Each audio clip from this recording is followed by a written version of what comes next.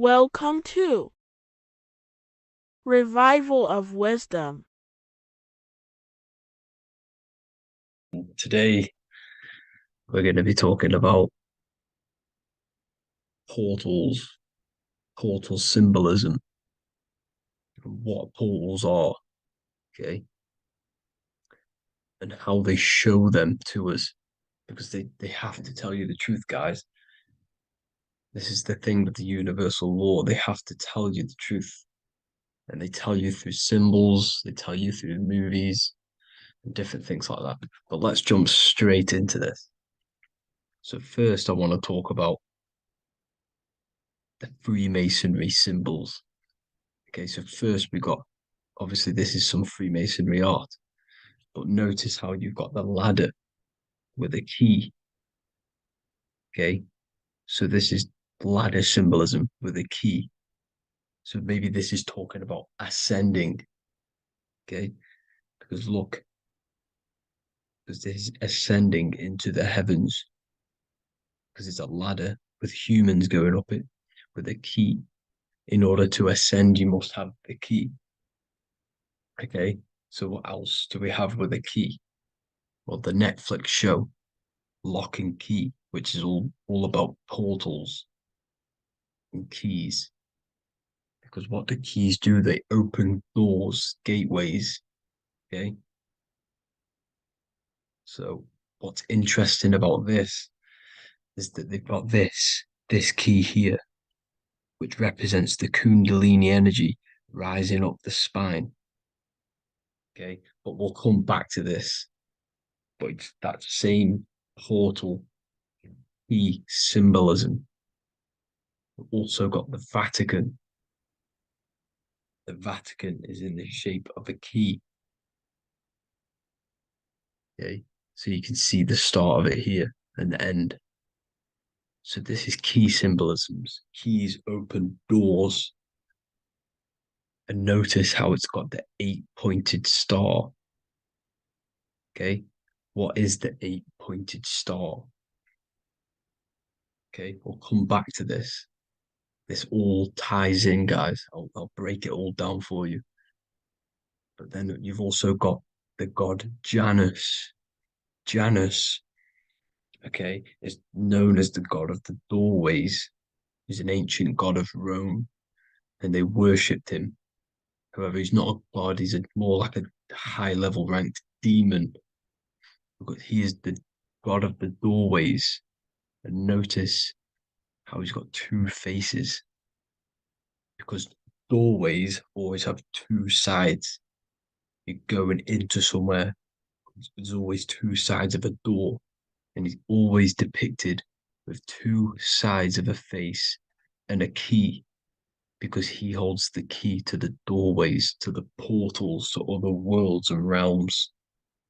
Okay, as you can see, he's always got two faces and a key. Okay, so how? So now we have the Sumerians, the Anunnaki, and they are always depicted with the two faces. Why do they have the two faces? Because they're symbolizing doorways, and the Anunnaki come to Earth through doorways and portals. So these are what these gods are symbolizing in their artwork. But they always have the eight-pointed star. Okay, what is the eight-pointed star? You see how they always have. Look, let me try to find another one. It's the eight-pointed star. This eight-pointed star is Polaris. Okay, Polaris, just like the Vatican has the eight-pointed star with a key. Polaris is the center star. Polaris is a fixed star, it doesn't move. Okay, so the Anunnaki symbol is also the eight-pointed star. So this is symbolizing the portals and doorways that they come through in in order to get to the earth. But Polaris is that center star which does not move. It's always symbolized with the eight-pointed star, just like a compass. Why is a compass the eight-pointed star? Because at the center of our realm is where the most electromagnetic energy is stored. As you can see, we have an aura field, an electromagnetic aura field. So does the Earth. And in the center, so like our heart, for example, is where the most energy is stored. And like the center of the Earth, this is why all compasses point to the center, because this is where the most electromagnetic energy is stored. It's at the center of our realm. Okay. So like I was saying with the lock and key series, see this here, the Kundalini energy rising up the spine, just like your Kundalini energy rising up the spine. Let me try. Oh, I can't zoom in, but you know what I'm trying to say here. Let's go back to Polaris, because at the center is where pole. Can you see the pole of electromagnetic energy? Polaris, the North Pole. It's symbolized. The truth is in the words. It's like a pole of electromagnetic energy. And this is where the aurora aurebelis comes from. Notice how it's got the word aura in it, because it's the Earth's aura, electromagnetic field, just like you have an aura, also known as the northern lights, because it's coming out of this center hole in the center of our realm, where the black sun is.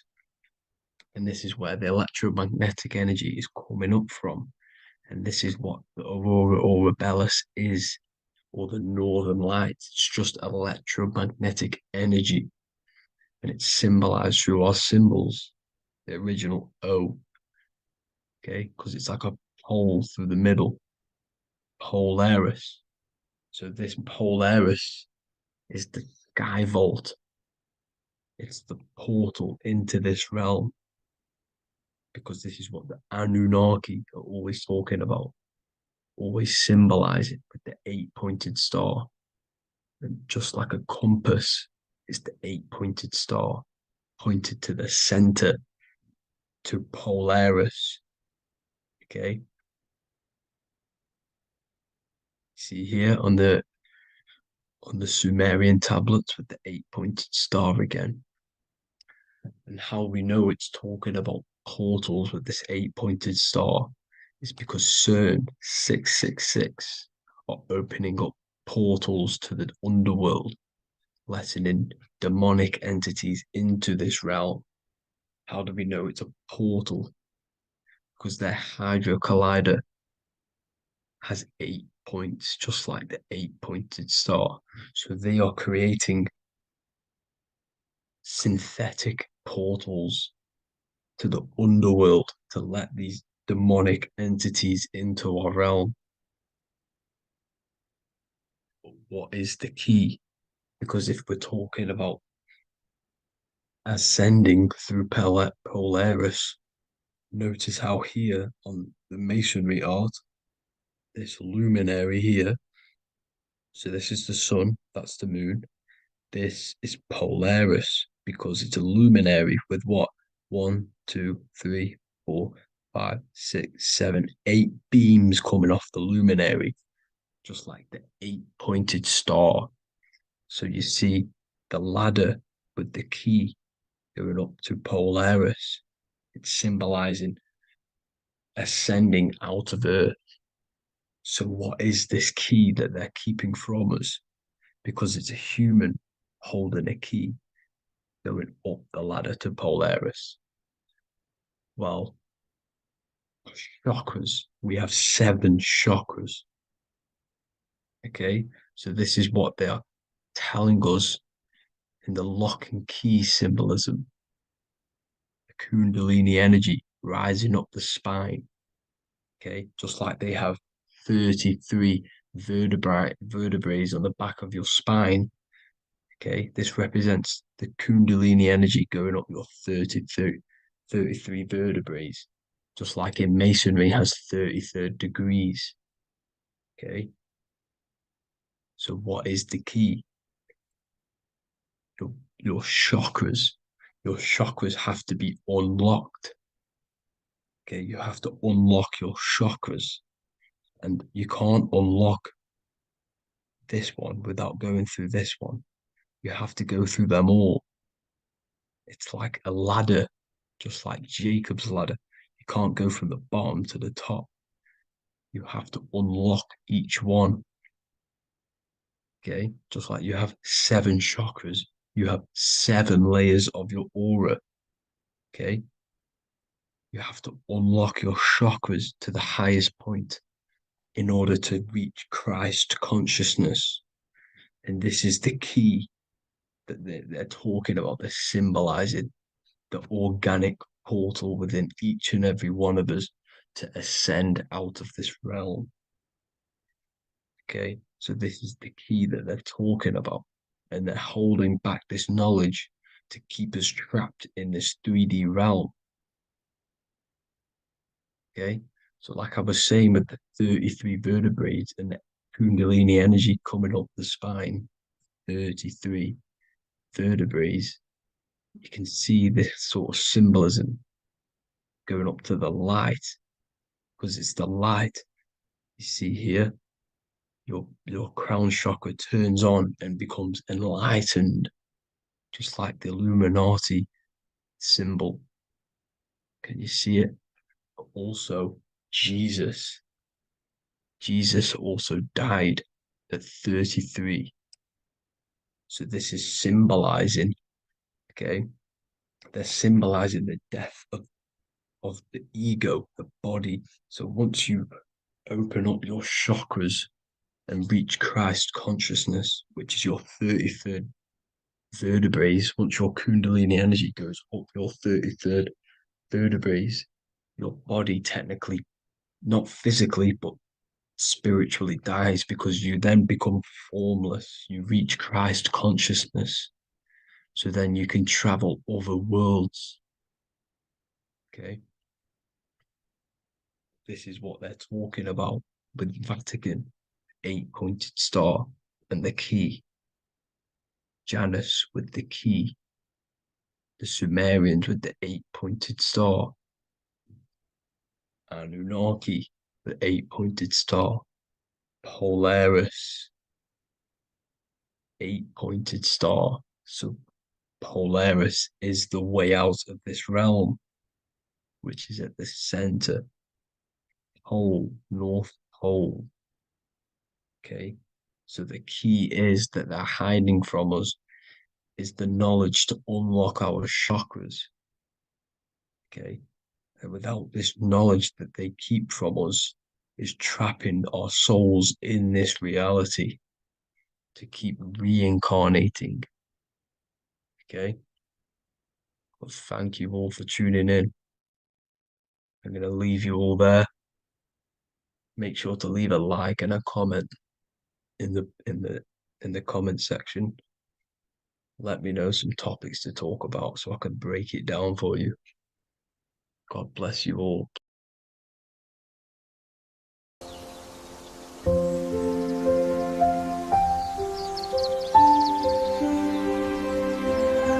bookofwisdom.com. Visit today.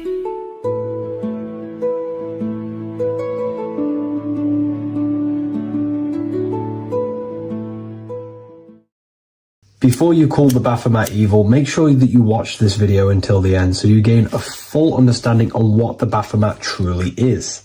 No, I am not a Satanist. I am simply an esoteric and occult researcher. I've been looking into symbolism for a very long time, and I can reassure you that this symbol does not represent the devil, does not represent any negative figure. It's a very deep, occult, esoteric symbol. What we first need to understand about the Baphomet, it is indeed a symbol. Every symbol we see around us is neutral. The pentagram, the Baphomet is neutral. It depends how you use it, whether it is used in a good or bad way. Everything is neutral. It's your mind's perception that gives it a positive or a negative charge. First of all, let's break down the Baphomet symbol. Let's look very closely at the Baphomet. We have clearly the 4 physical elements corresponding to the Baphomet. Here we clearly have the fire element. The wings represents the air, the flapping in the air. The fish scales, which is the water. And this dome figure representing the earth. The soul is incarnated into 4 bodies. We have a mental body of consciousness, intellect.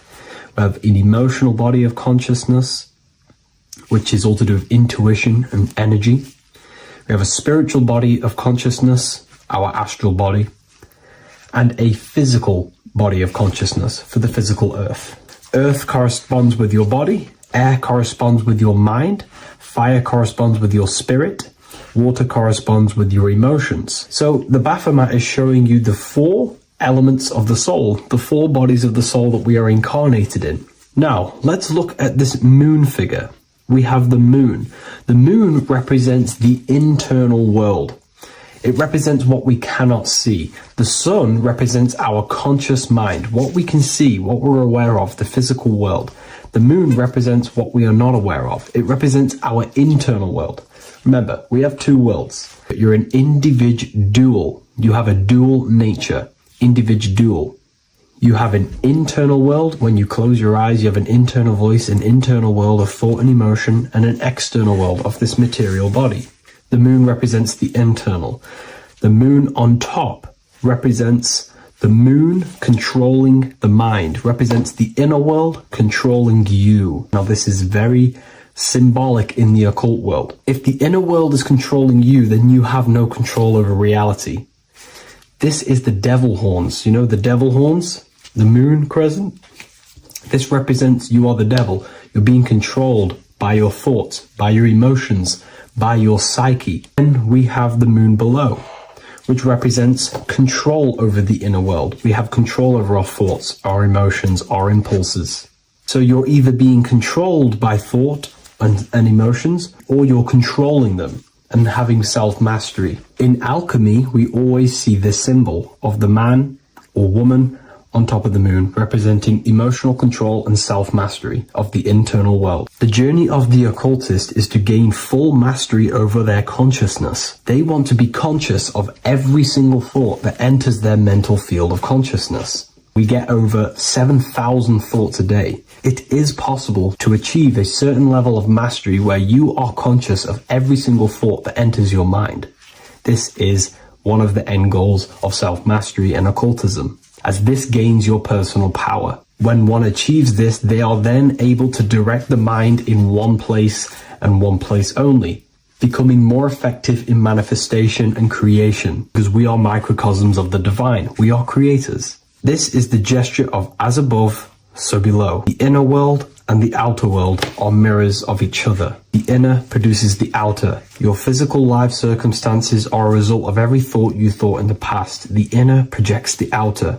If you want to produce a change in the outside world, you got to produce change in the inner world of consciousness first. As above, so below. As within, so without. This corresponds with absolutely everything in the universe. Now we have the goat head, which represents the animal self. This represents the lower carnal mind. Lower carnal mind, which is earthbound, because a goat is on the ground. It's not a bird, it's on the ground. It represents the lower self, the beastie nature, the one that tells us to hate, to steal, to eat all the time, to consume. It's the beast within us, the beastie side of our consciousness. It has a human body resembling this, the human in the beastie nature, or we have the spiritual nature, the higher self. In essence, this symbol of the Baphomet represents the higher and the lower self of human consciousness. It represents the higher and the lower. To conclude all of this, the Baphomet is a symbol that represents the 2 paths that one can take. We can take the beastie path and become an instinctual animal, our body, or we can take the divine path of reaching our higher self. It is a symbol that represents the higher and lower self and the 4 different bodies of consciousness. In essence, this does not represent Satan or the devil. The devil represents the lower aspect of our human psyche. The war between Jesus and Satan is symbolic and allegorical for the war that happens within our mental field of consciousness.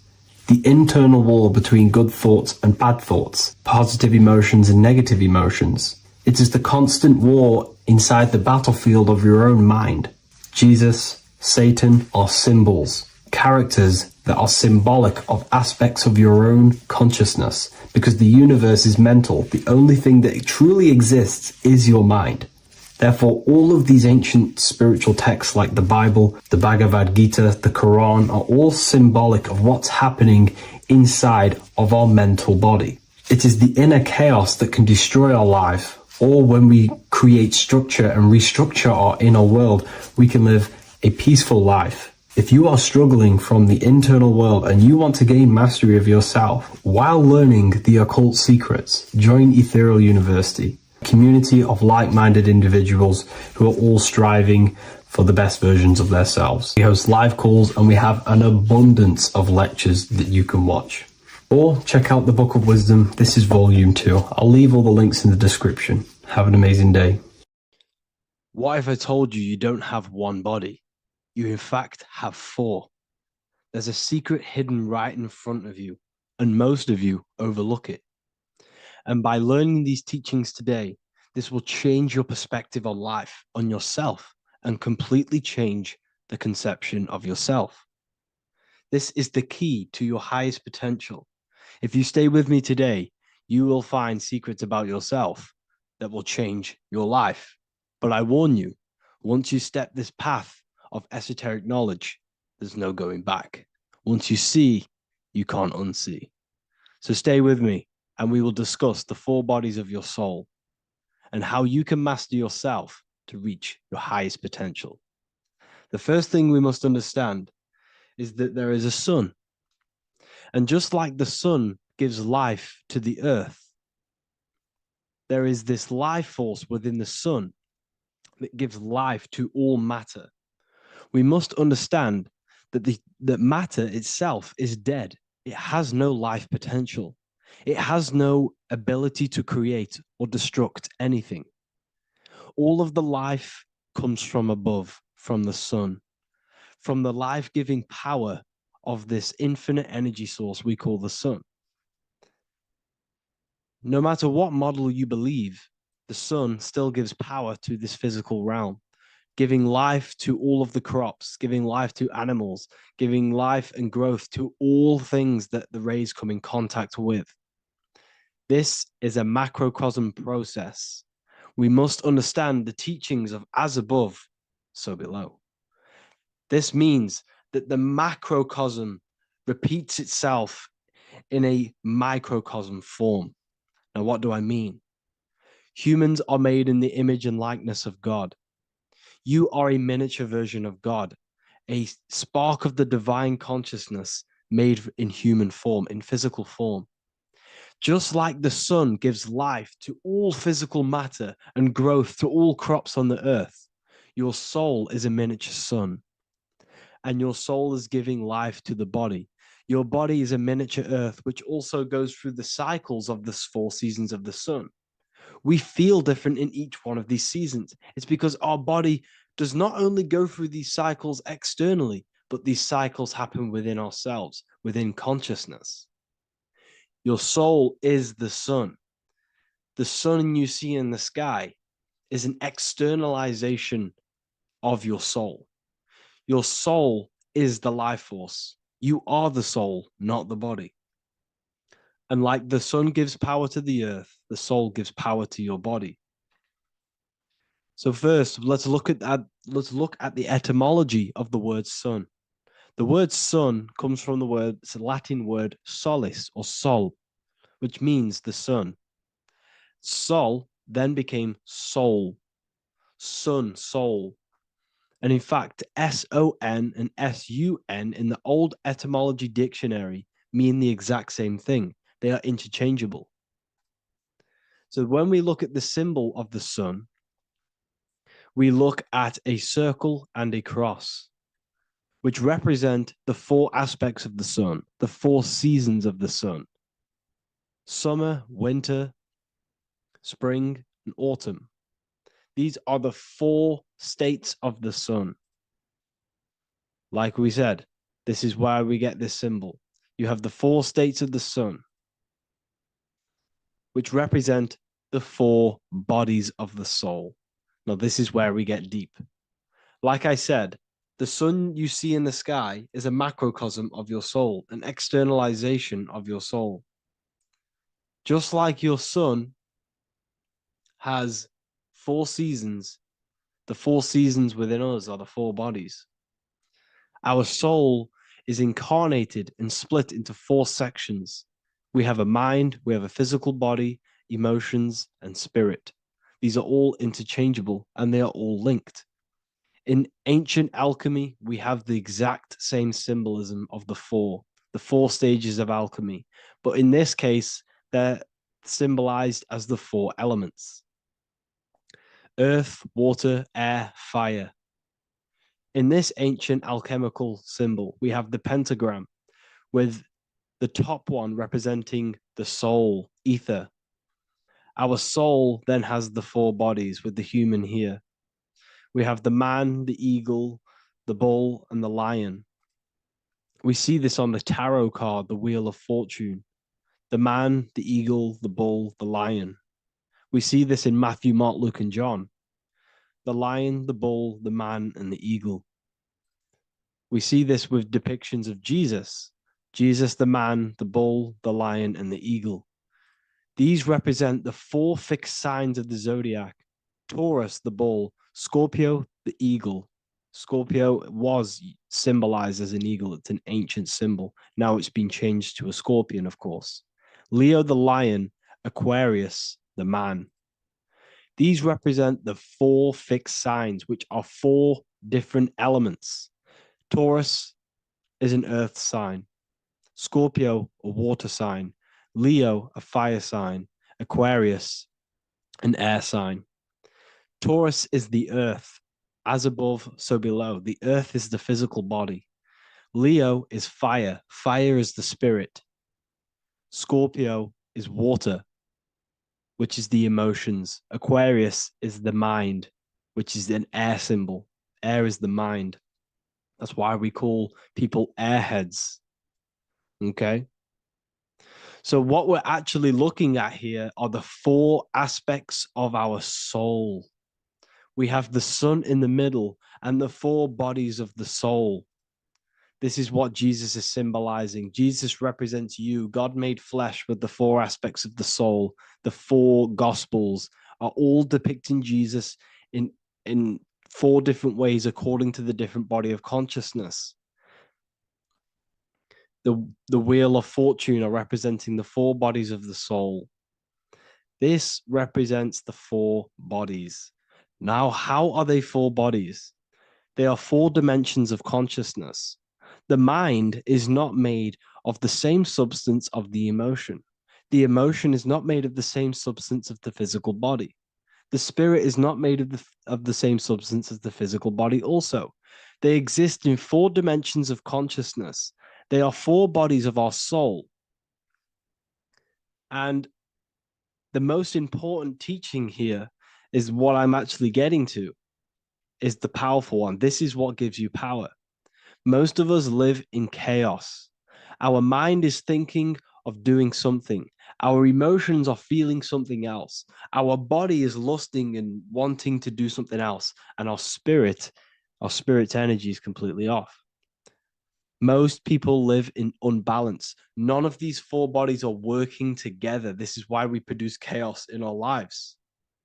When these bodies are in balance, are not working together. So in alchemy, they symbolize the 4 elements, which are the 4 bodies of consciousness. These are the furnaces with the fire. They represent transmutation of each body. We have to sync these bodies. We have to sync the mind with our emotions, and our emotions with our actions, the physical body, and with our spirit. These 4 key bodies need to be in line in order for us to create consciously in our life. because each one of us is a creator, a miniature version of God, creating our own earth, creating our own material reality. And in order for us to create consciously and with effect and power, we must have these bodies unified so that we can create consciously and not create chaos. So this is very, very important. And this is a secret teaching found in all ancient societies.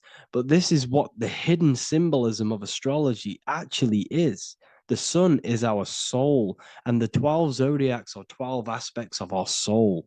And we have the 4 aspects of the 4 main bodies. This is what we're looking at. We're not looking at the sky. We're actually looking at aspects of ourselves, aspects of our soul that we must master and transmute in order to become our highest potential. So I hope this makes sense. And it may take a while for you to fully understand this, but the key knowledge in order for you to understand any of these teachings that I've gone through today is the major, major teaching of as above, so below. What is above is below. What is within is without. Your inner reality projects the outer reality. What is inside of you is outside of you in some form or way. Whatever trees, whatever roots that go down will always shoot up. When you throw a bouncing ball, you shoot it down, it will go up. As above, so below. As within, so without. God did not make a creation separate from himself. We are all extensions of the divine made in physical form. And we are incarnated into 4 sections. Our soul is separated into 4 sections. These are the 4 corners of reality. These are the 4 pillars of reality that we must control. So in order to access our soul in meditation, we must turn off these 4 things. Turn off the mind, the emotion, the spirit, and the body. And then we access the soul. So I hope this video helps today. And you can learn all about this in the Book of Wisdom, Volume 2. This book is a revolution in consciousness. I do not recommend everyone reads this book. This book is only for people who are serious and want to transform their lives. This book is a book that will change the scope you see reality. It will change your perspective on yourself because you will resonate with this. This book does not just give you information. It gives you a sense of well-being.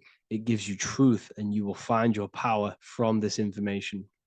This information is not just information, it's a key to your path of enlightenment and transformation. So you can find this book in the description of this video. And if you are part of the university, I will see you on the live calls. Thank you, everyone. Please leave a like, subscribe, and a comment, and let me know whatever videos you want me to make next. Anything that you fail to understand or have any confusion with, I can make a video on it. So let me know in the comment section any reviews or anything I should do. Thank you all, people. Have a great day.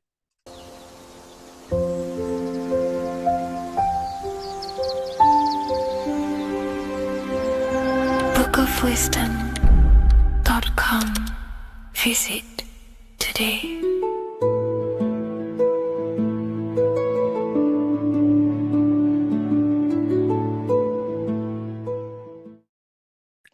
What if I told you that reincarnation is real and that there is a metaphysical, spiritual science behind this?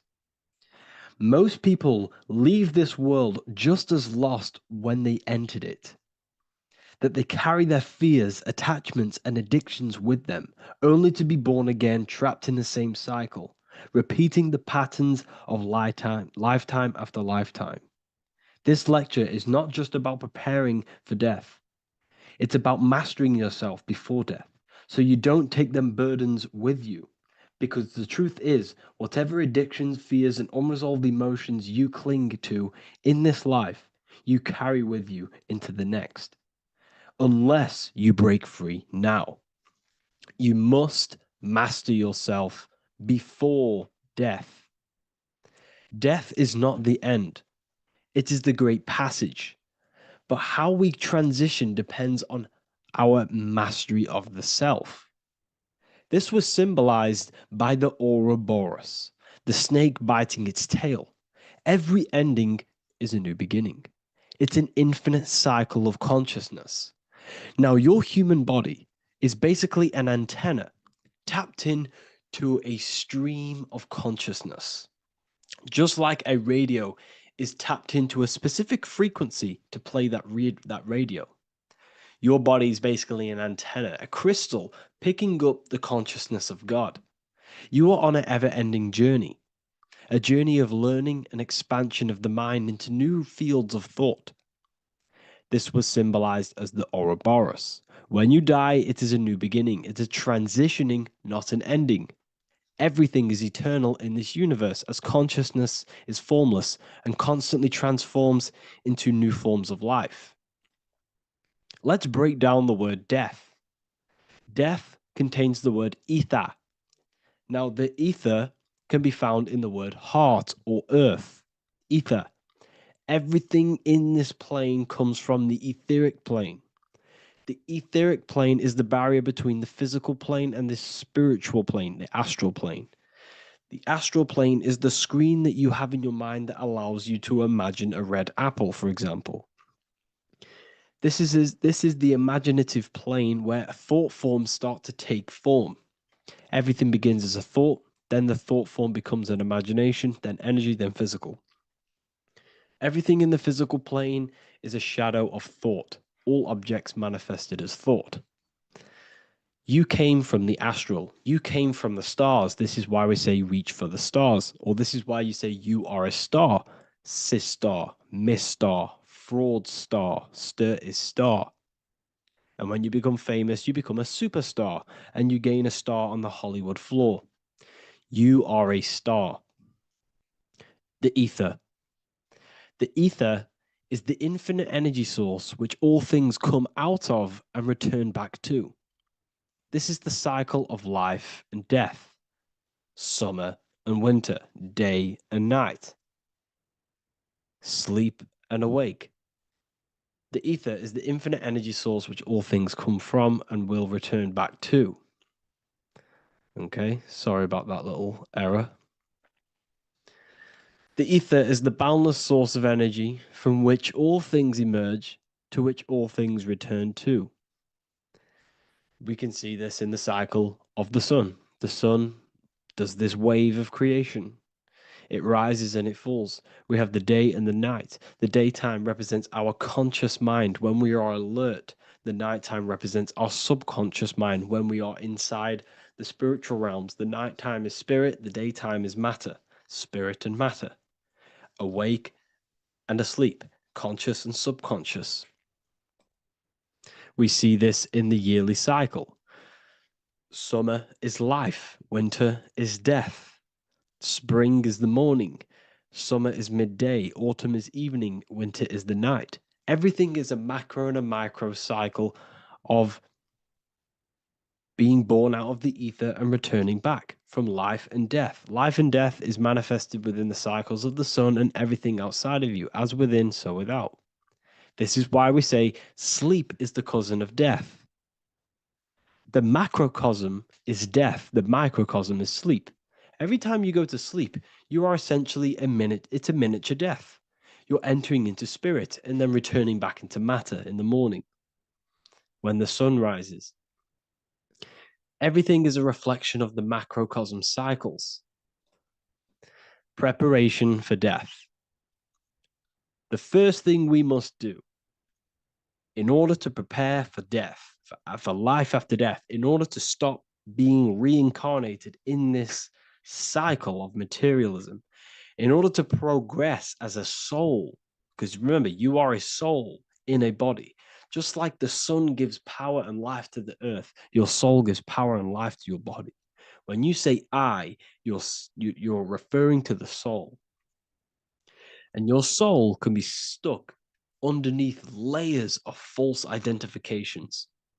Who you believe yourself to be is merely a collection of subconscious programs running within your mind.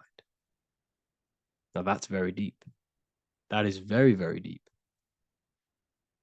Who you think you are is a part of your thinking mind. Your name, your job, your reputation, your family, your friends, these things are not you. They're all aspects of the thinking mind. What happens if you meditate and you turn off the mind? Then all these things do not exist. You're left with the pure soul, the pure awareness, the pure observation. If you turn off the thinking mind, you're no longer your body, you're no longer your reputation, you're no longer your friends, you're no longer your job and your labels. You are the soul. That's the true you, the observation of the mind, not the thinking mind. The ego is the echo. It's an echo of your true self.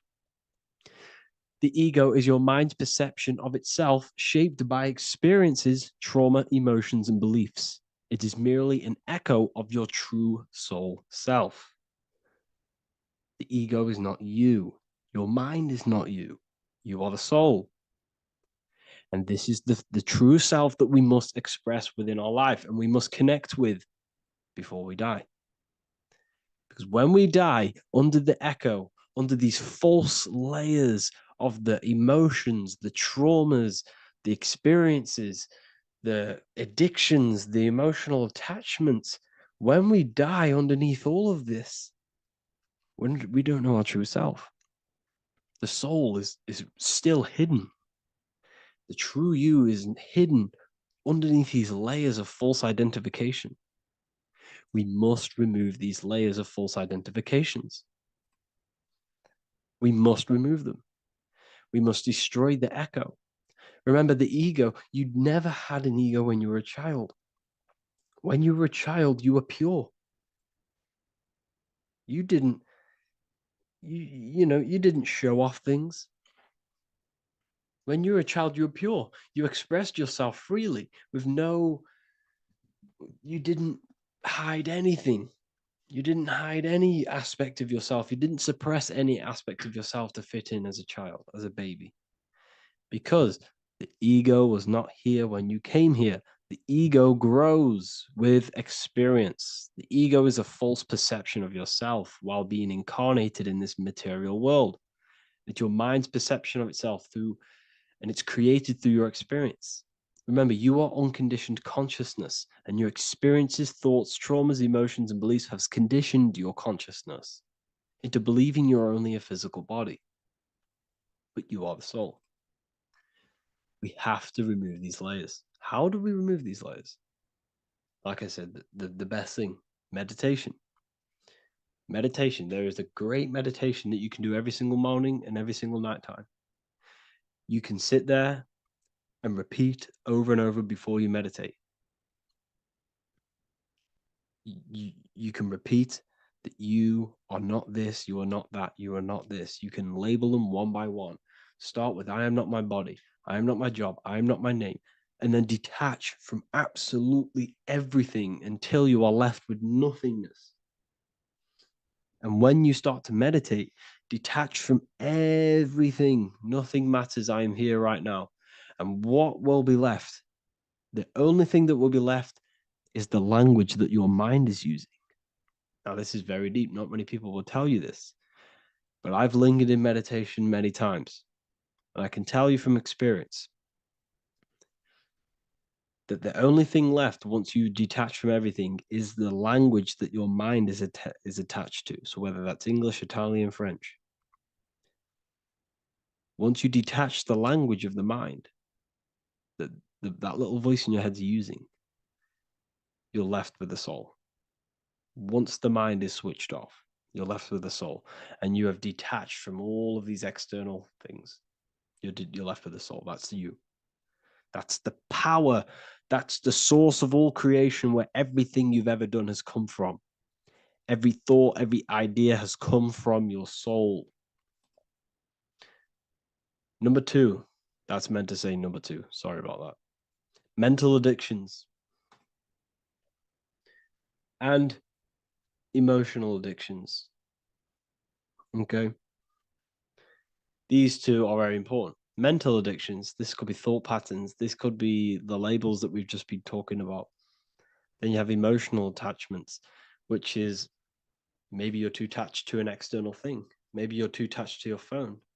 Maybe you're too attached to family. Maybe you're too attached to loved ones. Yes, I'm not saying don't love them, but what I'm saying is do not rely on anything in this world to make you happy, to fulfill your emotional needs. Everything is found within you. You must look within, and if you're looking without, if you're trying to find yourself in the outer world, you'll never find yourself. You'll constantly be looking around in loops. Because nothing, you cannot find yourself in the outer world. Nothing will long-term give you long-term validation. Seeking validation in the outer world will leave you soulless, leave you feeling empty inside and sad and depressed. You have to find yourself within. You have to detach from everything you are relying on to give you emotional stableness.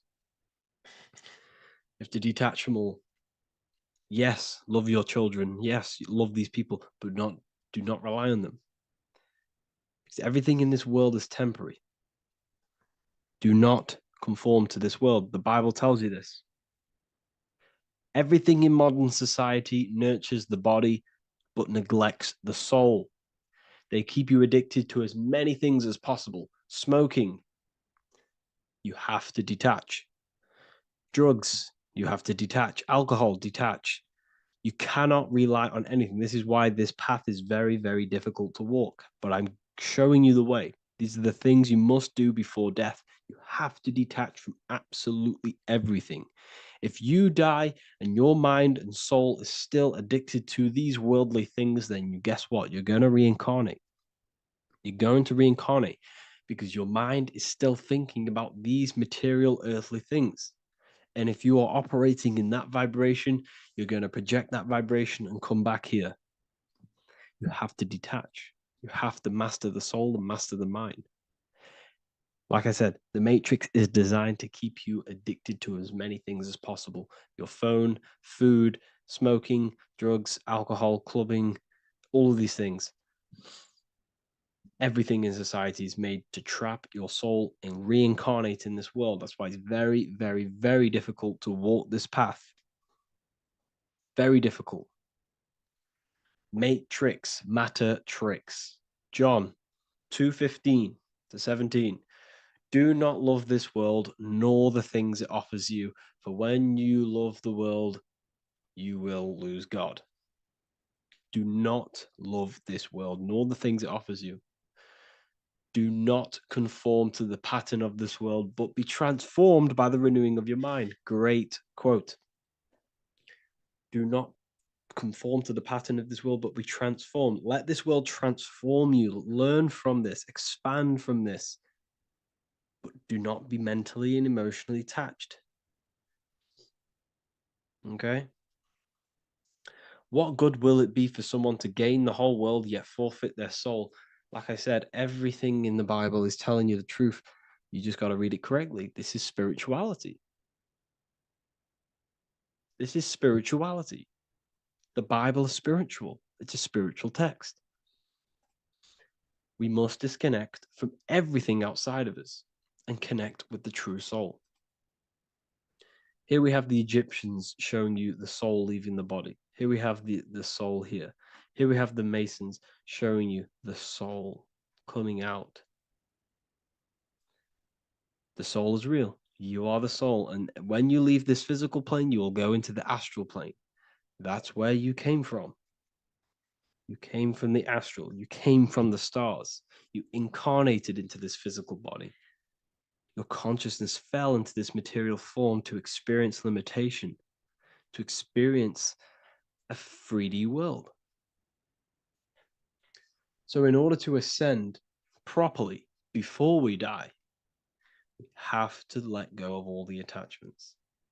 Every addiction you have, write them down. And one by one, tackle them.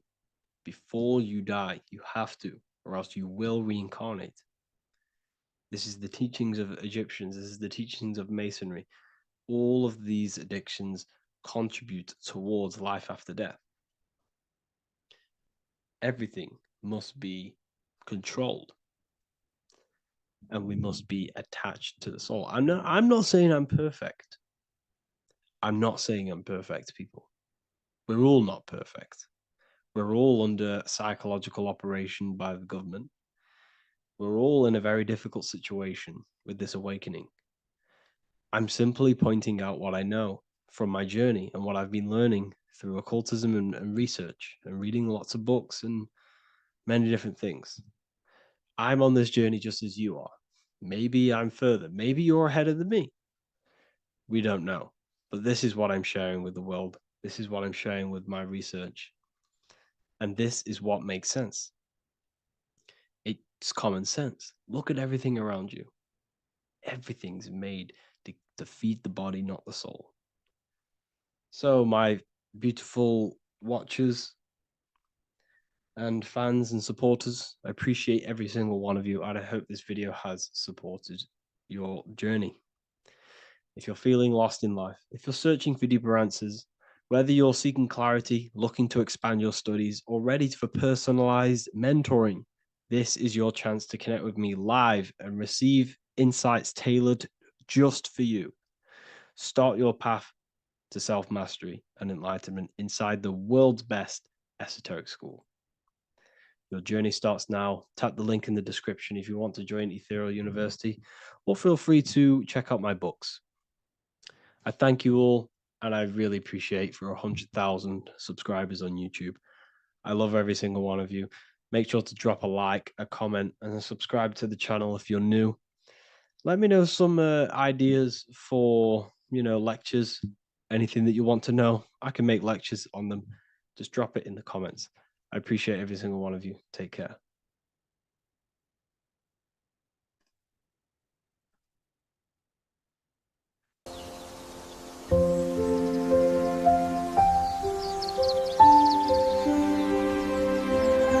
bookofwisdom.com. Visit today.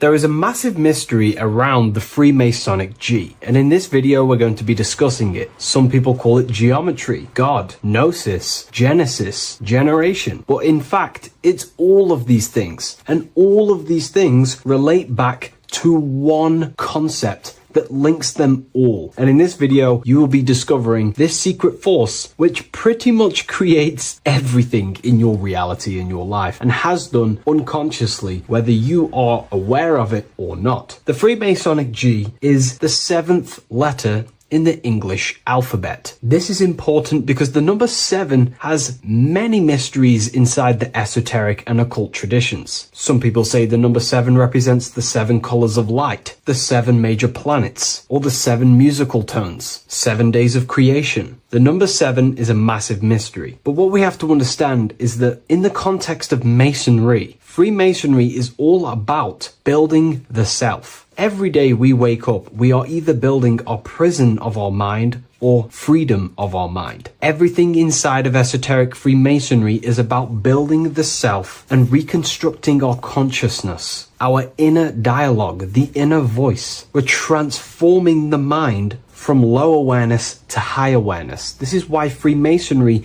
uses the allegory of stonemasonry, stones, chipping away at stones. The stone is in fact you, and we are perfecting the stone, which is your very own mind. Because the universe is a mental construct. Life is happening to us inside our minds. We are all the universal mind expressed and clothed in a different body. Therefore, now we understand that everything is about the internal inside of Masonry. This G relates to something inside of you. Hence why you see the G inside of the square and the compass. It's something internal in you. G is the 7th letter of the English alphabet, and the number 7 symbolizes the 7 cognitions of the mind. In esoteric and initiatory traditions, the 7 psychological cognitions of the mind refer to the 7 distinct modes through which human consciousness perceives, interprets, and transforms reality. Different schools use different names, but across Hermetic, occult, Gnostic, and mystical systems, the same underlying pattern emerges. The mind has 7 functional powers, each representing a layer of awareness and a stage of inner development. Number one would be perception. The first cognition is the raw reception of sensory and subtle impressions. It is the gateway where the outer world enters the inner world of our minds. Perception involves learning to see without distortion, to notice the symbolic dimension behind ordinary appearances in an occult interpretation of perception. The second one is interpretation. After perception comes the act of making meaning. The mind organizes impressions into patterns, beliefs, and judgments. Esoterically, this cognition determines whether a person interprets life through the ego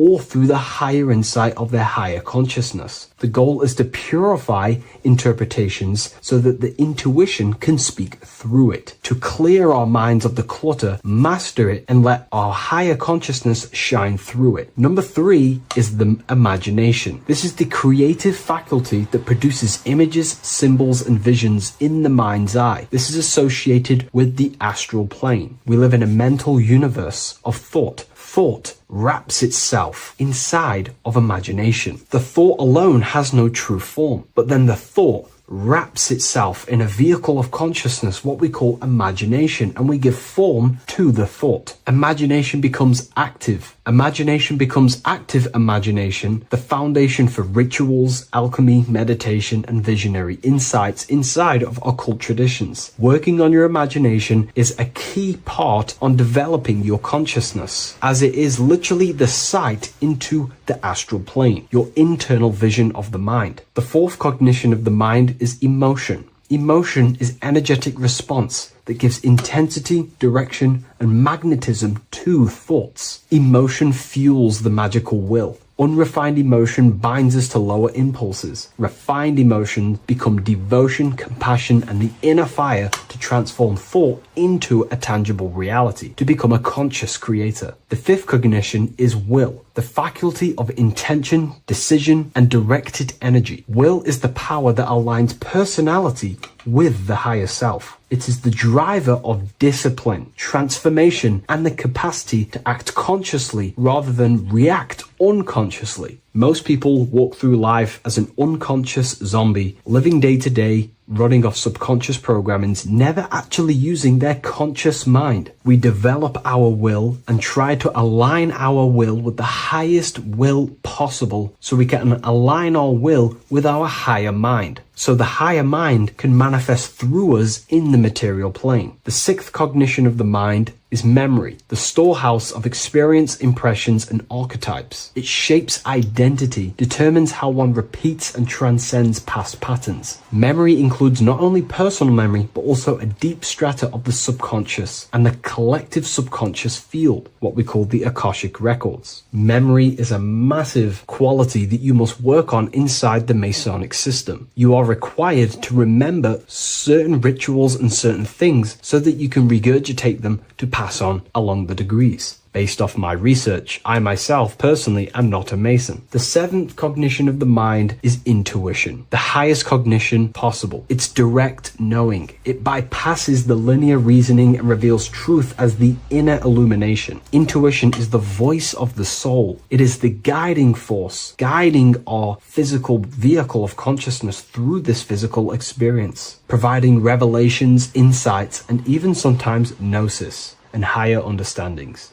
They are the 7 principles and cognitions of the mind that we should work on. Sometimes they're symbolized as 7 luminary planets, because lumen is light. The planets are light. Light is consciousness. Consciousness is light. Now moving on to the true understanding of the G, the higher understanding of the G, as I mentioned previously. This is what we call the generative principle, the care principle, the human heart principle, the female aspect of consciousness within yourself. All creation is built upon a care. All action is built upon a care. You only act on what you care about. You care about paying the bills and staying inside your house and looking after your family, for example. Therefore, you take the action to generate the reality and generate money to pay the bills. Them actions are driven by the force of care. If you care about a plant, you take the action to water the plant and it grows. If you care about your partner or relationship, you give them attention and care and love, and you grow the relationship. As soon as you stop providing care, watch the relationship crumble and the reality destroys itself. Care is the generative force of reality. This is the generative principle that generates your experience in this world. We are in a continual state of becoming. Each cause gives birth to an effect, and that effect gives birth to a new cause. The G is the generative principle that drives creation in the present moment. Reality is creating, unfolding in the present moment, and the G is the force inside of you that generates your experience. You're watching this YouTube video right now because you have a care in your heart for the information I have provided in the past, and you have a care about watching this video. As soon as you don't care, you take action to do something else with your time that you actually care about. The G is the generative force of the heart. It is the love energy. You only take action on what you love or care about. The whole world is built upon this principle. This is why we say money makes the world go round, because the whole world has a G or a care for money, and it's making everyone wake up in the morning, take actions, and make the world go round. It is the G, the care for that principle or money object to generate that reality. It is the force that drives you, hence why the G is sometimes surrounding with light rays, because it represents a force, emanation, something that is invisible but driving the physical body. The G is the internal force that focuses thought into an action. We can think many thoughts, but the thoughts you don't care about, you don't take action on. But the thought you care about, that you have a G for, intensifies that thought, focuses and directs it into an action to generate that experience and reality. The whole world is built upon this principle. The sun is a perfect example of the generative principle. The sun gives all of its life, light, never asking for anything back, making everything grow and generate on the earth. Everything in your life is built upon this principle, and gaining control over your care gives you control over your actions and your reality and what you generate. Once you see this, it is truly beautiful that the world is actually built upon love. This is why they say love is the force of God. It is. Truly. This is the reason why God begins with a G. It's about Genesis. Genesis means creation. G, generation. Anything that generates and creates is all to do with a care or a love energy. But don't get me wrong, people can love sick and twisted things, and they act upon them sick and twisted things. This is why purification of ourself is important by understanding this principle, as it is a very powerful principle to understand. This is the reason why the word gift begins with a G. You're giving something. I care, I'm going to give you something, a gift. Or guidance. This is what guides you into becoming something, what you love. This is why also gnosis begins with a G. Gnosis is not actually knowledge. Gnosis is knowledge obtained, attained by direct experience or through direct experience. For example, you're not believing you're watching this video right now. You know you're watching this. Know, gnosis, same phonetic sound. It's about knowing. Gnosis is about gaining knowledge of the self. Self-knowledge through direct experience.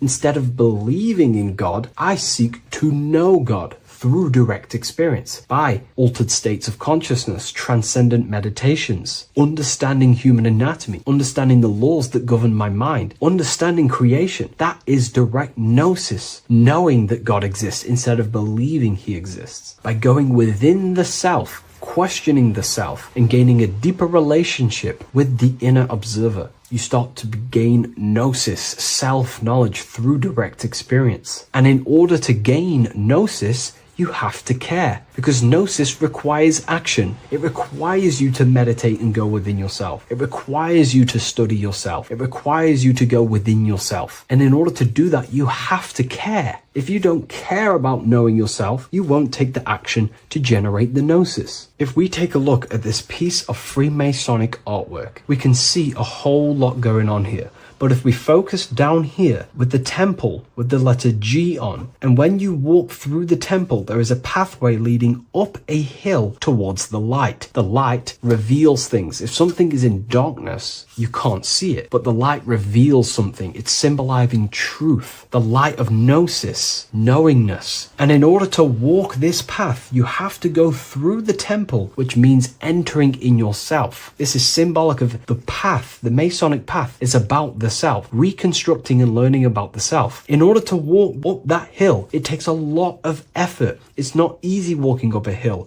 You're going to be tired. It's not easy. It's horrible. Who likes walking up a hill? I know I don't, but people like hiking and stuff. I understand that, but it's symbolizing this is hard work working on yourself, because the labor of working on your mind is the hardest labor you will ever do. It's called the great work, or the Masonic work. And in order to climb that mountain, you go through the G. You have to have the care. If you do not have the care, you will not walk up that mountain. You will not generate the gnosis. You will not get close to the light. You have to have the G to walk that path of self-mastery and working on your mind. This is very, very important. If you want to gain the light, you have to have the G inside of you. You have to have the care to generate a higher consciousness. If you want to earn more money, you have to have the care, or else you will not take the action necessary to generate that reality. This is why we have to master ourselves and write down everything you love. It could be even the bad things. It could be lust. It could be anything you're wasting your care energy on. Try and remove them one by one. Master them and become disciplined. And then you'll have more G energy, care energy to direct towards something else in your life to generate and grow that experience or reality. Again, the word grow, G. It is a growing force. What you place your love and care into grows and expands. What you have a G for is what you spend your time and attention on, your two spiritual currencies. So this is the Masonic G, and I hope you gain a deeper understanding of this. So that is pretty much everything about the Masonic G that you need to know, and hopefully this has helped you. If you wish to learn more and gain guidance through your life and understand yourself on a deeper level, the book I've used today is called The Book of Symbolism. I'll leave a link in the description.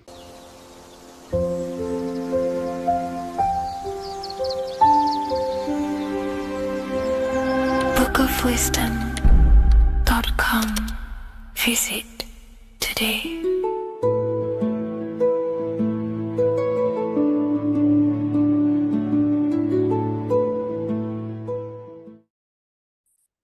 The Pope is supposedly opening 5 portals on Christmas Day.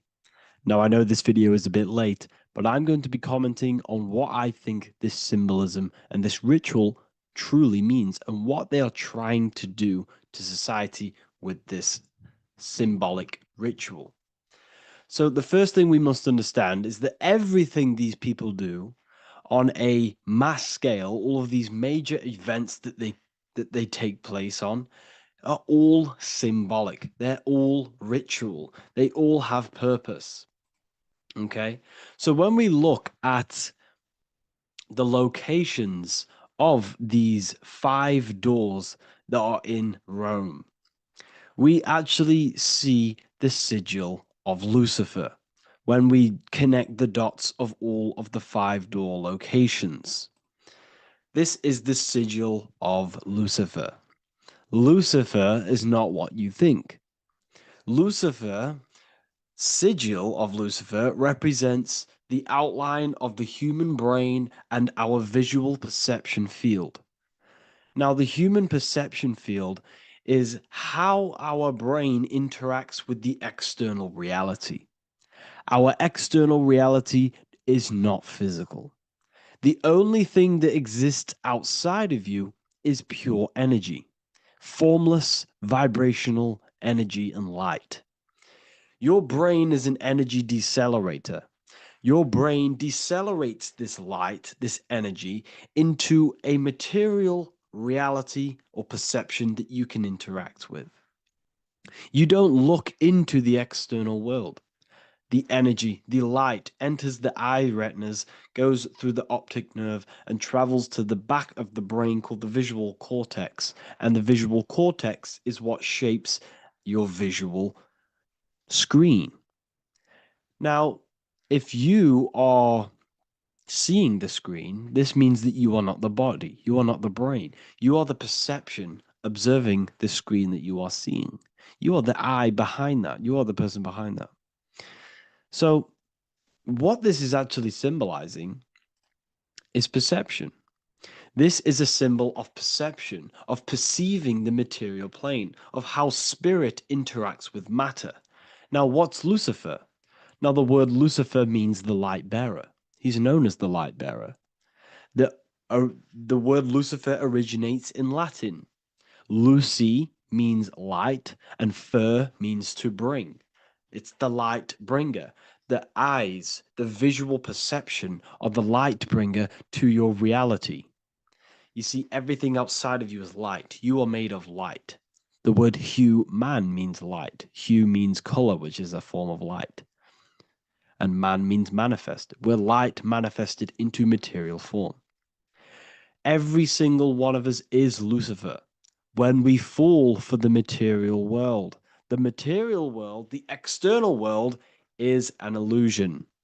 It is the false world. It can elude you. It can make you fall in love with the material things, material pleasures, lust, money, fame. These things make you fall. This is the fall of Lucifer. This is the mythological story. This is the symbolism behind Lucifer. It's you. Are you falling for material pleasure because you are a divine spiritual being from the higher planes, not from this plane? Now, if you let your divine being fall for this material plane and fall for the evil that can take place in this plane, then you are Lucifer. It represents the false light, the false reality. This symbol, the sigil of Lucifer, it symbolizes the interplay between light, consciousness, and the perceptual experience of the physical reality. The external world is truly internal. What we visually perceive is essentially light waves carrying information, which then gets processed by our brain, the central computer of our nervous system. Okay? So, how many doors are open? 5 doors. So 5 is the number of perception as well. 5 fingers on each hand, 5 points on the human body, 5 toes on each foot. We have 5 senses. 1, 2, 3, and 4, they're spiritual numbers.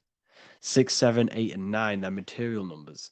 5's the gateway. 5 is the middle bridge of how our spiritual self interacts with the physical self, how spirit interacts with matter. So this ritual is symbolic of perception. This is maybe bringing in a new perception. A new event will happen after this, a new perception of the world. Or personally, I think this ritual was to obviously shape the collective consciousness, because your reality is an externalization of your inner consciousness. It's simply just a mirror. Your material life, your material world outside of you is simply a mirror reflecting with mathematical and geometric precision of your internal consciousness. Your consciousness is creating and causing the effect called reality, physical reality. Your life is a result of every thought you thought in the past. Therefore, with that being said, everyone who perceives this ritual of, the Pope's opening 5 spiritual portals, who's letting in demonic energy into the world, they're going to let demonic energies and demonic spirits all in the world.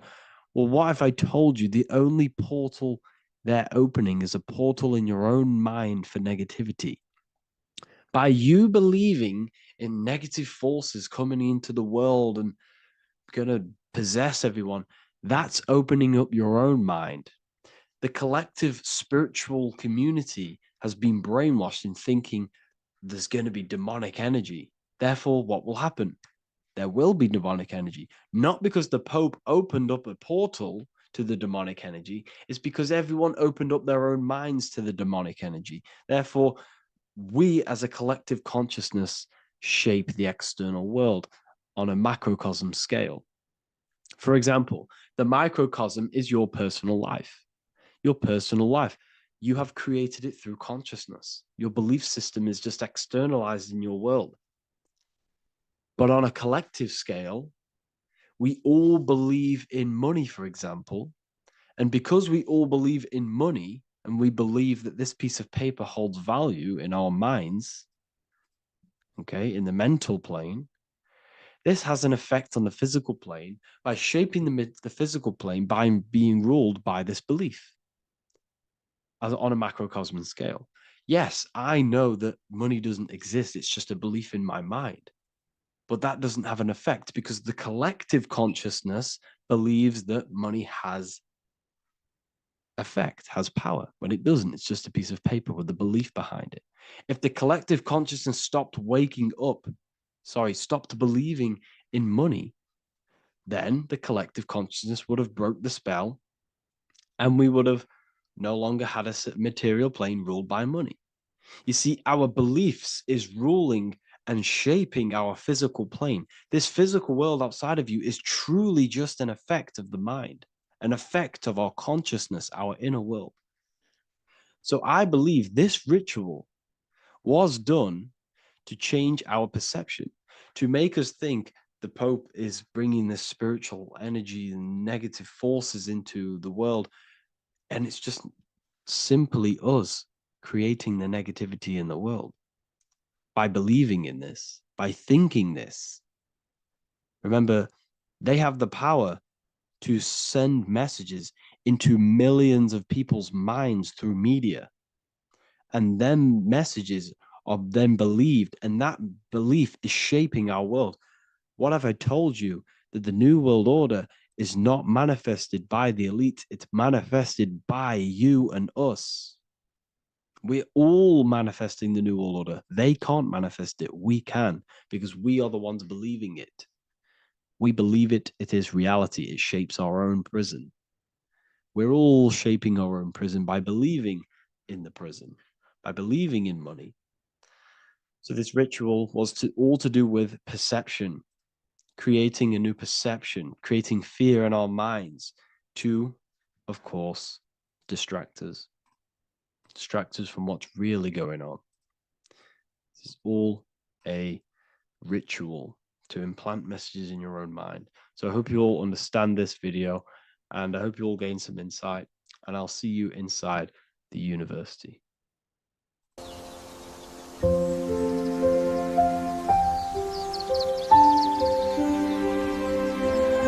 bookofwisdom.com.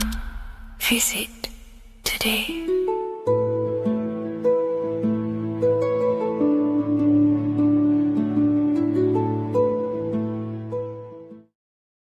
Welcome people, we're back with another video. I will now be keeping track of my YouTube and trying to upload every week.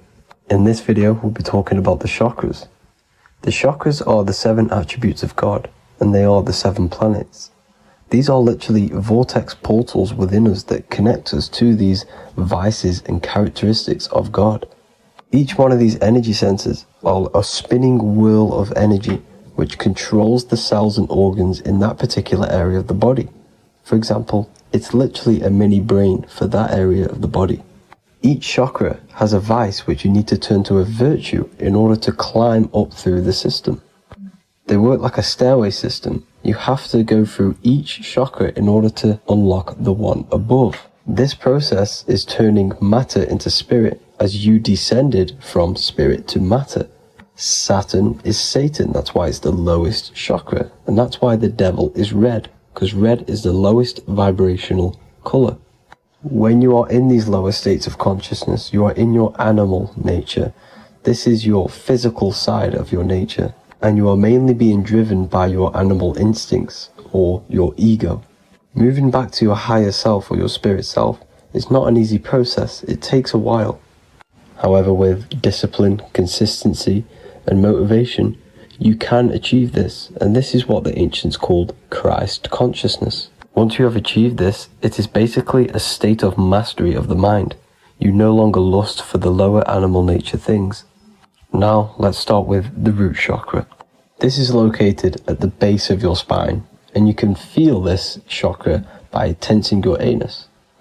This energy center is in control of your survival needs, your vitality, stability, and security.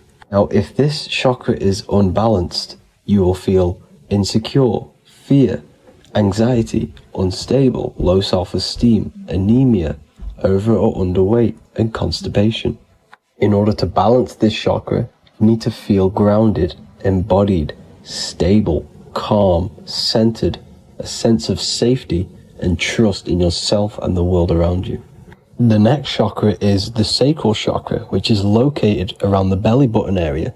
You can feel this chakra just by sucking in your belly. This chakra is to do with relationships, self-worth, creativity, empathy, and most importantly, sexuality. This is the most important one in order to start to raise your vibration overall, is giving up the over-sexualized nature. In order to balance this chakra, you need to come into harmony with all the toxic relationships that you have.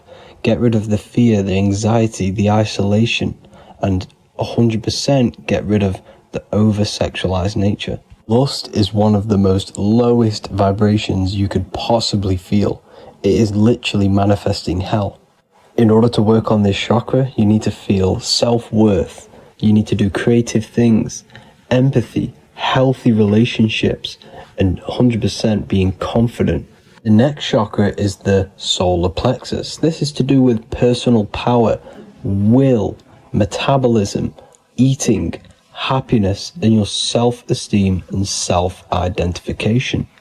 You can feel this chakra just above your belly, below your ribs, and you can suck in this area. If this chakra is blocked, you will feel lack of confidence, difficulty in manifesting your desires, low self-esteem, misuse of power, misuse of dominance, weak will, and shame in yourself. Biggest one for this chakra is overeating, as it's to do with metabolism. If you are overeating, you are literally unbalancing a lot of your lower chakras, not just the solar plexus. In order to work on this chakra and balance it, you want to have a positive self-identification. You want to feel happy, a happy self-esteem, effectiveness to people, not overeating, and a strong willpower. Now for the heart chakra, one of the most important chakras. Chakra is to do with love, understanding, trust, hope, openness, compassion, balance, and forgiveness. The most important because your heart is the tree of life in the body. It is the center of the toroidal field. It is the most powerful chakra. Your heart is 5,000 times stronger magnetically than your brain. Once you have hit the heart chakra and you start surpassing the heart chakra, you are now turning matter into spirit, as the lower three chakras are dense and physical, and the above the heart chakra are turning to spirit. As you can see already, this is a hard and long process of working on yourself physically and internally. The symptoms of a blocked heart chakra would be lack of love or too much love, difficulty to accepting or giving love, lack of compassion, loneliness, and lack of emotional fulfillment. Finally, a lack of connection with a divine or to nature. In order to balance this chakra, the most important thing and the most powerful thing you can do is loving people, accepting and giving lots of love. Second most important thing to balance the heart chakra is balance. You need a balanced life. You need balance in all aspects of your life. Now for the throat chakra. This is a very important chakra as it's to do with communication. A symptom of this being unbalanced is a lack of self-expression and putting on a front all the time, acting with the ego. In order to balance this chakra, you need to constantly self-express yourself. You can't be putting on a front. That voice inside your head, you have to let it come outward. Don't just block it off with a wall. Self-expression will lead to you gaining friends who actually like you for being you, and not these fake friends that you have to put on an ego for. In order to balance this chakra, you need to express yourself, express the word that's within you. Don't be lying to people, don't deceive or be deceptive. The next chakra is the third eye chakra. This is starting to get very advanced and you are coming very close to spirit. Just before we head on, I want to announce the PDF is now available, containing all the presentations I've ever made, all into a condensed 38-page PDF. The link will be below this video for you to access. And if you want to learn how to create reality using your mind, how to attract your desires, how to get out of the situation you are in, the link will also be there for the Manifestation Mastery course.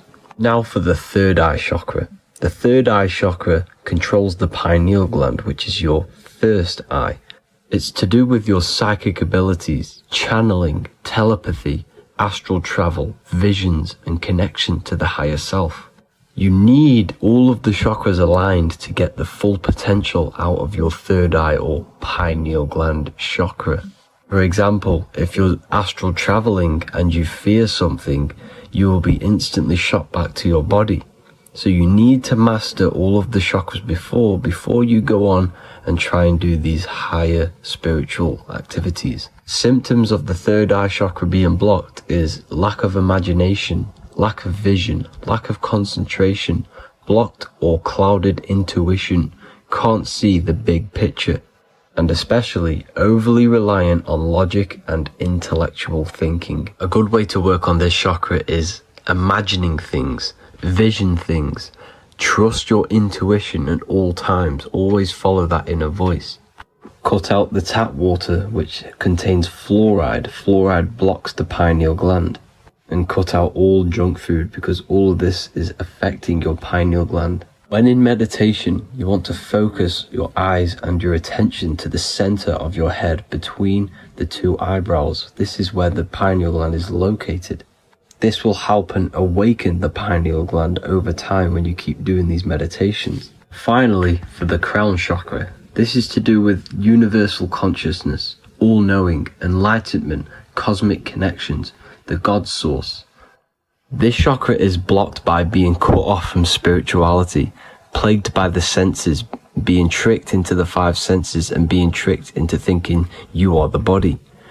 In order to work on this chakra, you need to feel grounded. You need to know yourself, your real self, the voice within you. Have common sense, have specific decisions that you're making, be very direct. Now we've got out of the way all of the chakras, I can now introduce methods and meditations which will help you unblock them spiritually. When meditating, you want to get into the present moment in a nice, comfortable position.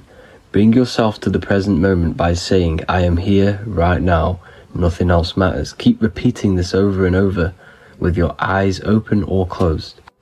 After a couple minutes of bringing your attention to the present moment, you can now start to breathe in through the nose deeply and breathe out through the mouth slower than you breathed in. Place your attention on the chakra that you want to balance. Think of a high vibrational emotion like love, and think of this while placing your attention on that chakra. You can do this exercise every day for 10 to 20 to 30 minutes. The longer the better. Another practice you can do is by chanting the Bee Gees for each chakra. They are here starting from the root chakra all the way to the crown chakra. Or you can chant the 7 vowels. There are not 5, there are actually 7. A, E, A, O, U, M. A,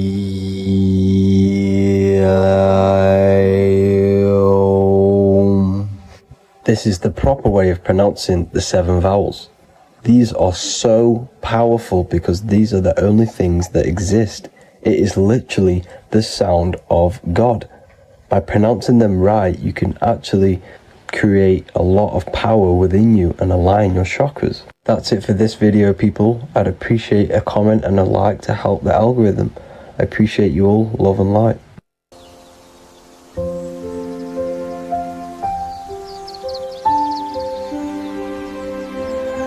bookofwisdom.com.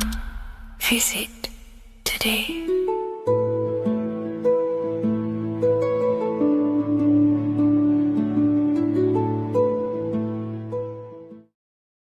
How are we all doing, people? It's Revival of Wisdom from the Wisdom Academy. Today we're going to be breaking down God, consciousness, and the higher and the lower self, and how to overcome the lower self. Now, the first thing you need to understand is that you are the invisible intelligence within the brain, within the body. This invisible intelligence is known as the mind. But you are not the mind. You are the observer of the mind, which is the soul, the invisible entity.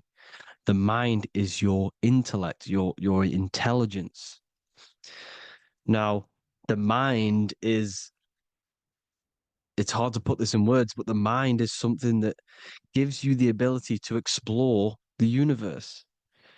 And this inner self is the I am. It's the quiet, the inner self, the voice you see in you hear in your head. This is why within spells high twin, inside, internal. The I is also the number one, which is one line. Because the one and only, is the inner self, which is the I am. This is why you say, my name is Harry. You are not Harry, you are the I, the inner self, the intelligence. Okay, this is why Jesus in French is I am. You look with the two eyes and you see with the inner eye. I and I, the same thing. Okay, because the I inside is what gives you the perception of what you're looking at. So when someone's trying to explain something and then you catch on saying, I see now, it's because you're seeing with your inner eye, the one that gives you perception, gives you intelligence, gives you the ability to understand things. This is the internal I, the invisible self, which the physical body is nowhere near as complicated as this inner self. Is in infinite potential, infinite potential. God, God, generator, operator, destroyer, soul, mind, and body. Brahma, Vishnu, Shiva, the Father, the Holy Spirit, and the Son. They're all, the reason why you see God is always a triad is because it represents yourself. Your invisible intelligence is God. Me and you are the same invisible intelligence. We are the invisible intelligence experiencing the program being ran by the central nervous system and the brain. I always say this in my videos, but I have to, in order for you to understand the things that I'm going to say later on in the video, you need to understand this concept, is that you are the consciousness experiencing the nervous system, the tree of knowledge of good and evil, which is you here. You would be in this invisible intelligence right here in the center of the brain. Now, this is why the ancient Christians show God is in the brain. This is the brain stem. This is the brain. This is also the brain stem and the brain. The brain stem and the brain. It's all depictions of the brain because the brain's the computer, the electromagnetic computer, which decodes the demands created by the invisible intelligence, the I, the inner self, you, your true self. The person moving, if you observe what someone moving, this is going to sound, but if you observe someone walking, it's not the body. The body is moving, but the thing telling it to move is the invisible intelligence. Before you kick a football, a decision is made within your invisible intelligence, your mind. And this consciousness, this invisible intelligence, is either stuck between the lower self and the higher self. Okay? When the invisible intelligence, meaning the true self, identifies itself with the physical body, it will trap its mind within physicality. This consciousness that we have is either operating in the lower self or the higher self. It's either feeding the material body or it's feeding the spirit. Okay? But because we are physical and spiritual, we need to be even.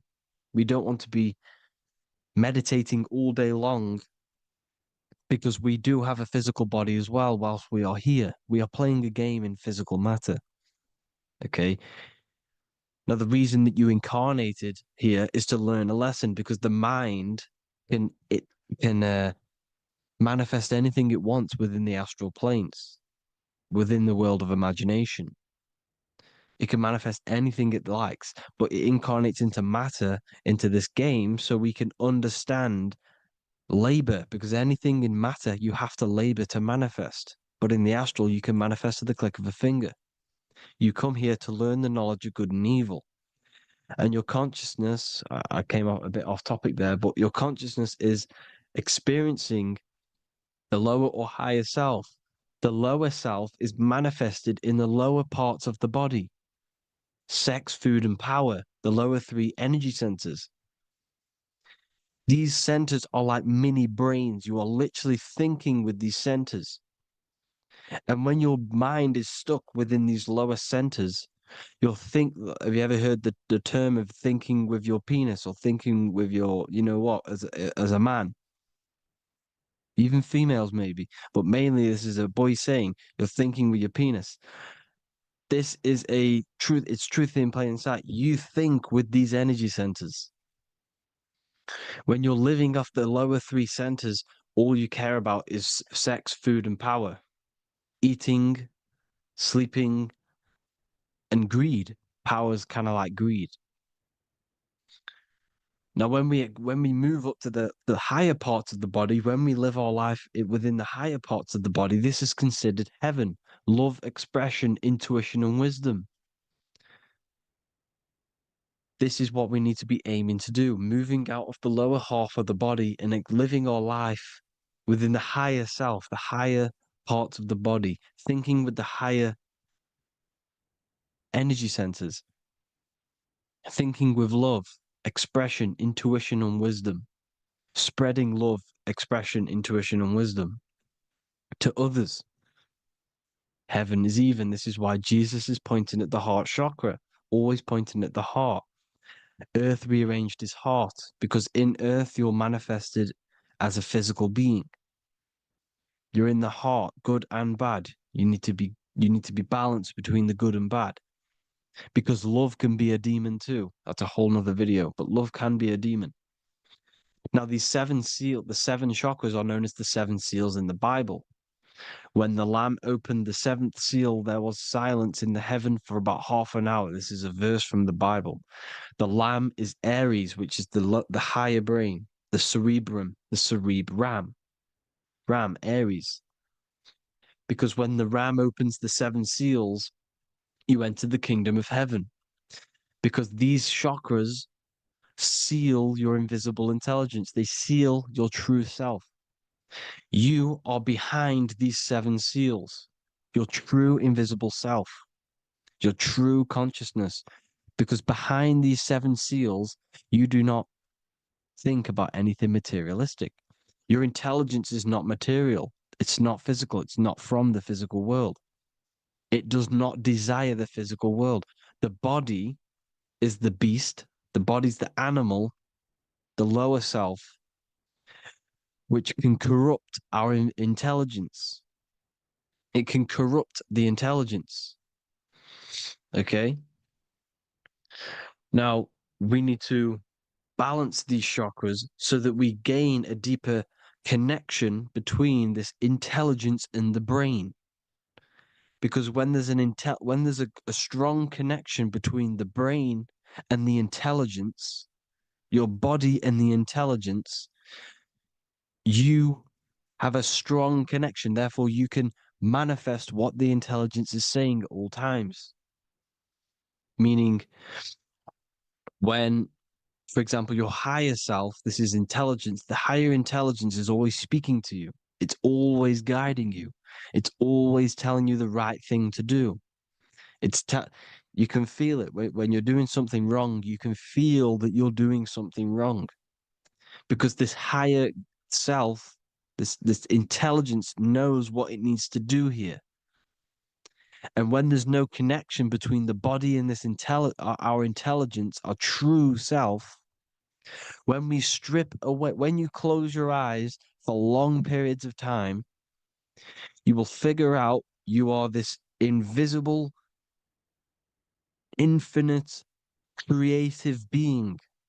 There's no words that I can't describe what it is, but it's the voice inside of your head that you can feel when you close your eyes. You are this being inside of the heaven, because this is heaven, this intelligence.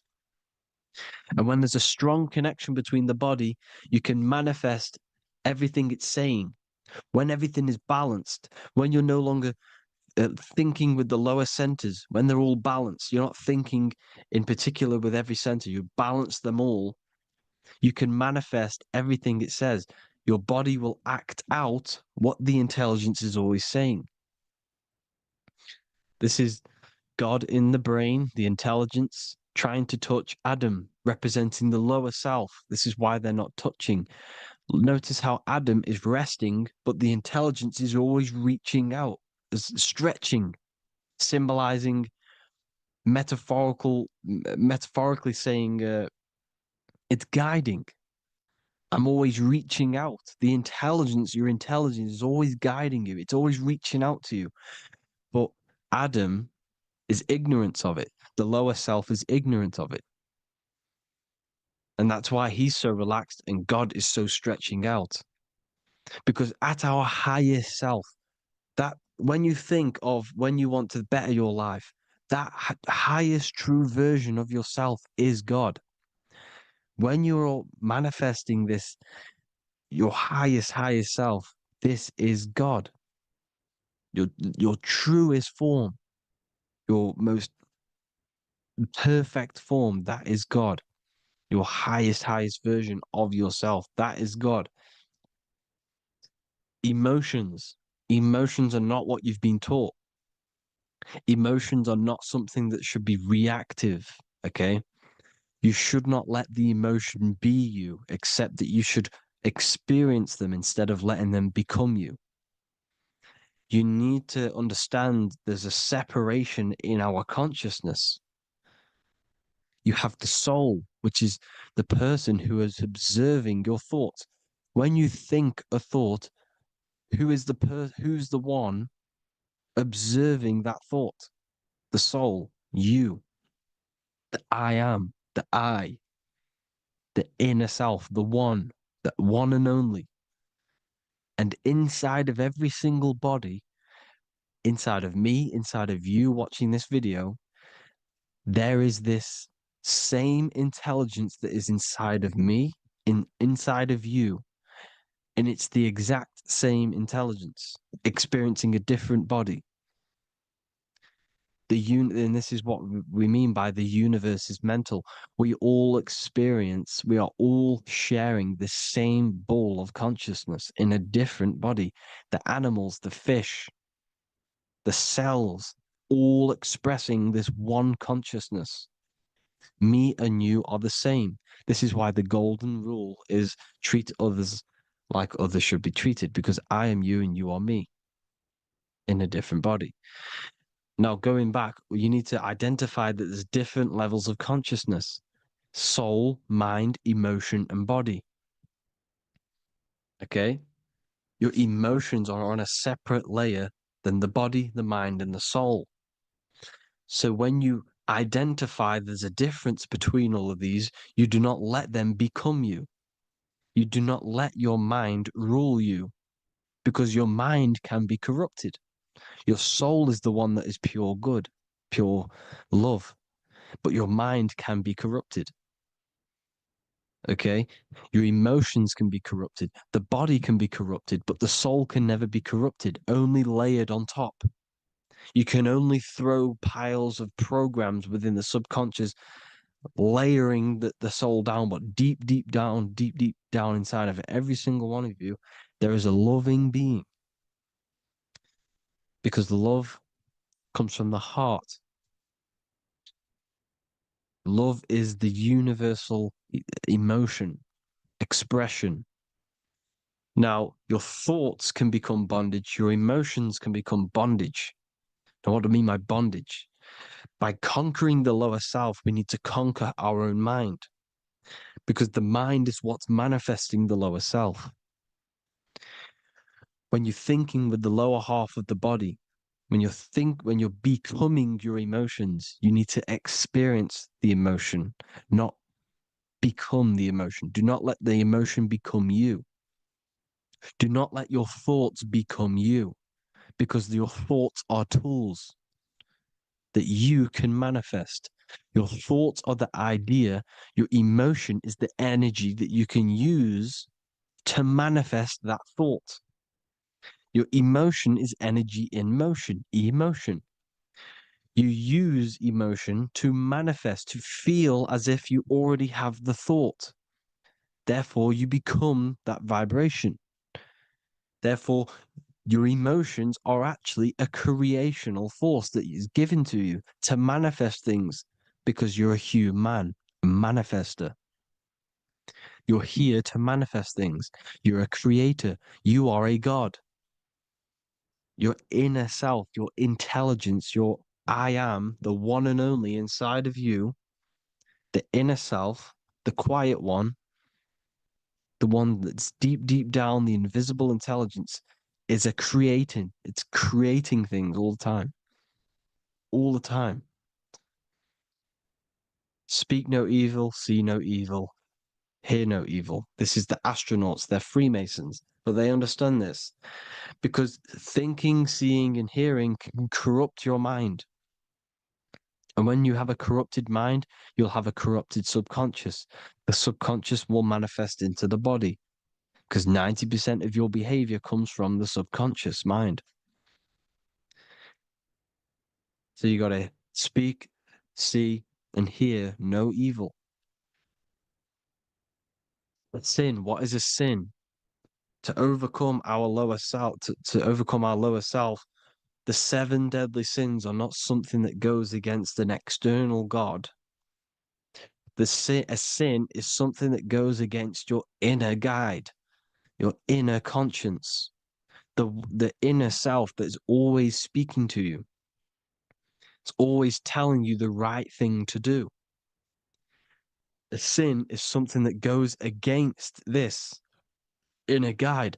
And this is why you can feel something where you can feel you're doing something wrong, because the inner guide is speaking constantly. And when you commit these 7 deadly sins, which are 7 internal states which keep your invisible intelligence bound to your physical body.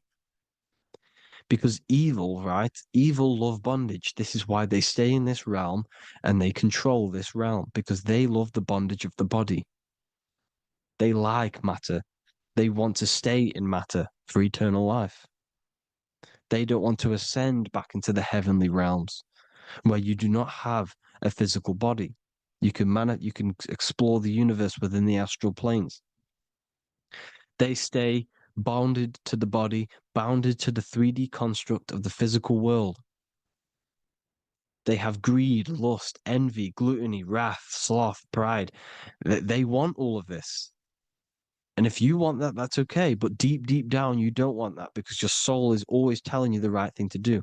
Your soul knows what to do to get out of here. It needs to detach from the external world.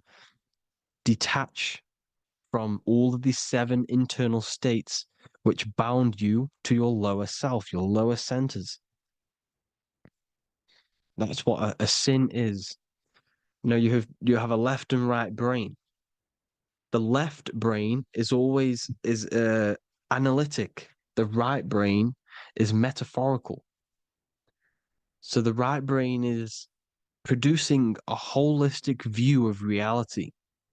Now, what do I mean? And not view, perception. When you see, because your eyes are parts of the brain, sorry, when you look at something and you look, that image is produced in the back of the brain in the visual cortex. And then the right brain produces a perception, a holistic, it breaks down what you're seeing into a holistic image, a holistic perception. So, for example, if you're in a woods, the right brain sees the whole woods as one big woods. The left brain is breaking that perception down into individual trees, branches, and leaves. So the left brain's to do with duality, the right brain's to do with wholeness, unified. The left brain's dualistic, analytic. This is necessary so that we can pick things up and manipulate them and break things down. We need the left brain, we need the right brain. I'm not saying any of them's bad, but the left brain, sinister in Latin, means left. Because when you're left-brained, you see everything in dualistic.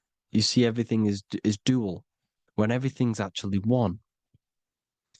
We need to be focusing and strengthening our right hemisphere. I'm not saying sit in the right hemisphere all the time, but we need to be strengthening our right hemisphere. And this is why left is sin and right is right. Because when you focus on the right hemisphere, you see the holistic perception of creation.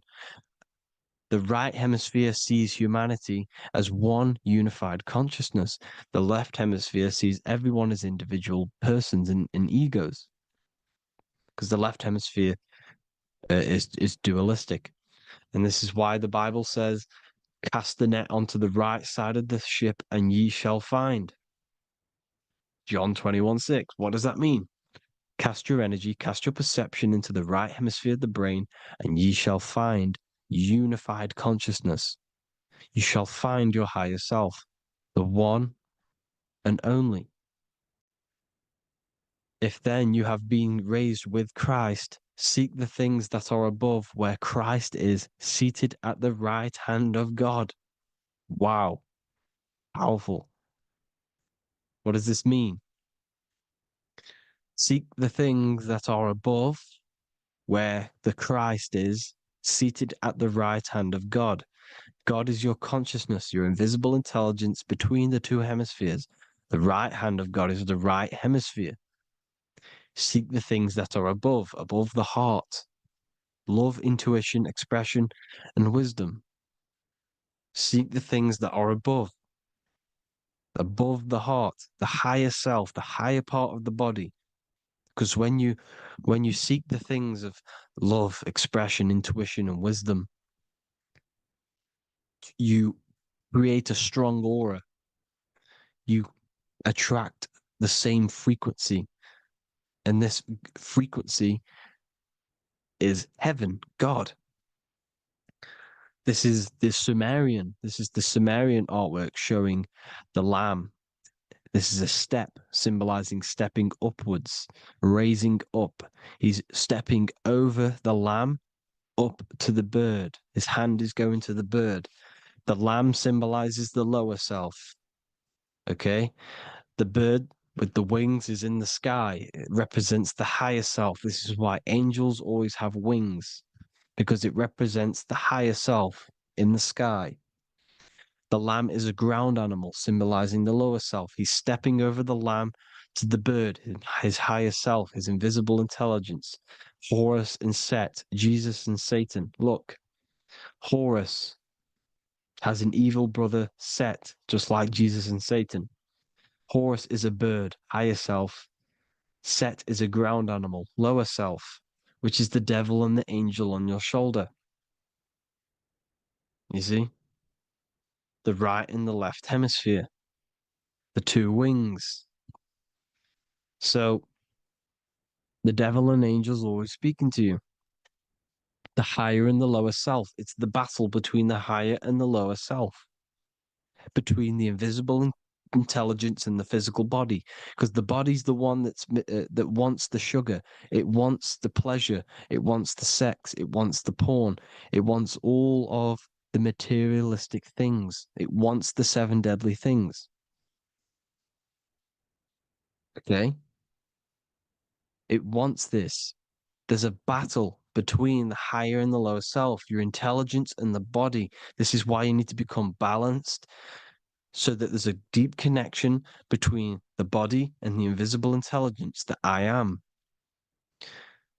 You need to master your mind with discipline, and you gain a connection between the brain, the body and the intelligence. Resurrection, transmuting sexual energy. Okay, this is important. Res is resh, which is Hebrew. The early Hebrew resh symbol is the head.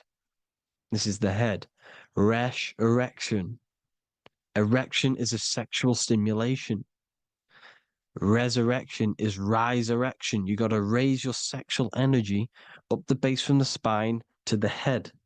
This is the Christ, the Christos. Because there's a psychophysical germ, psychophysical oil produced in the brain every month.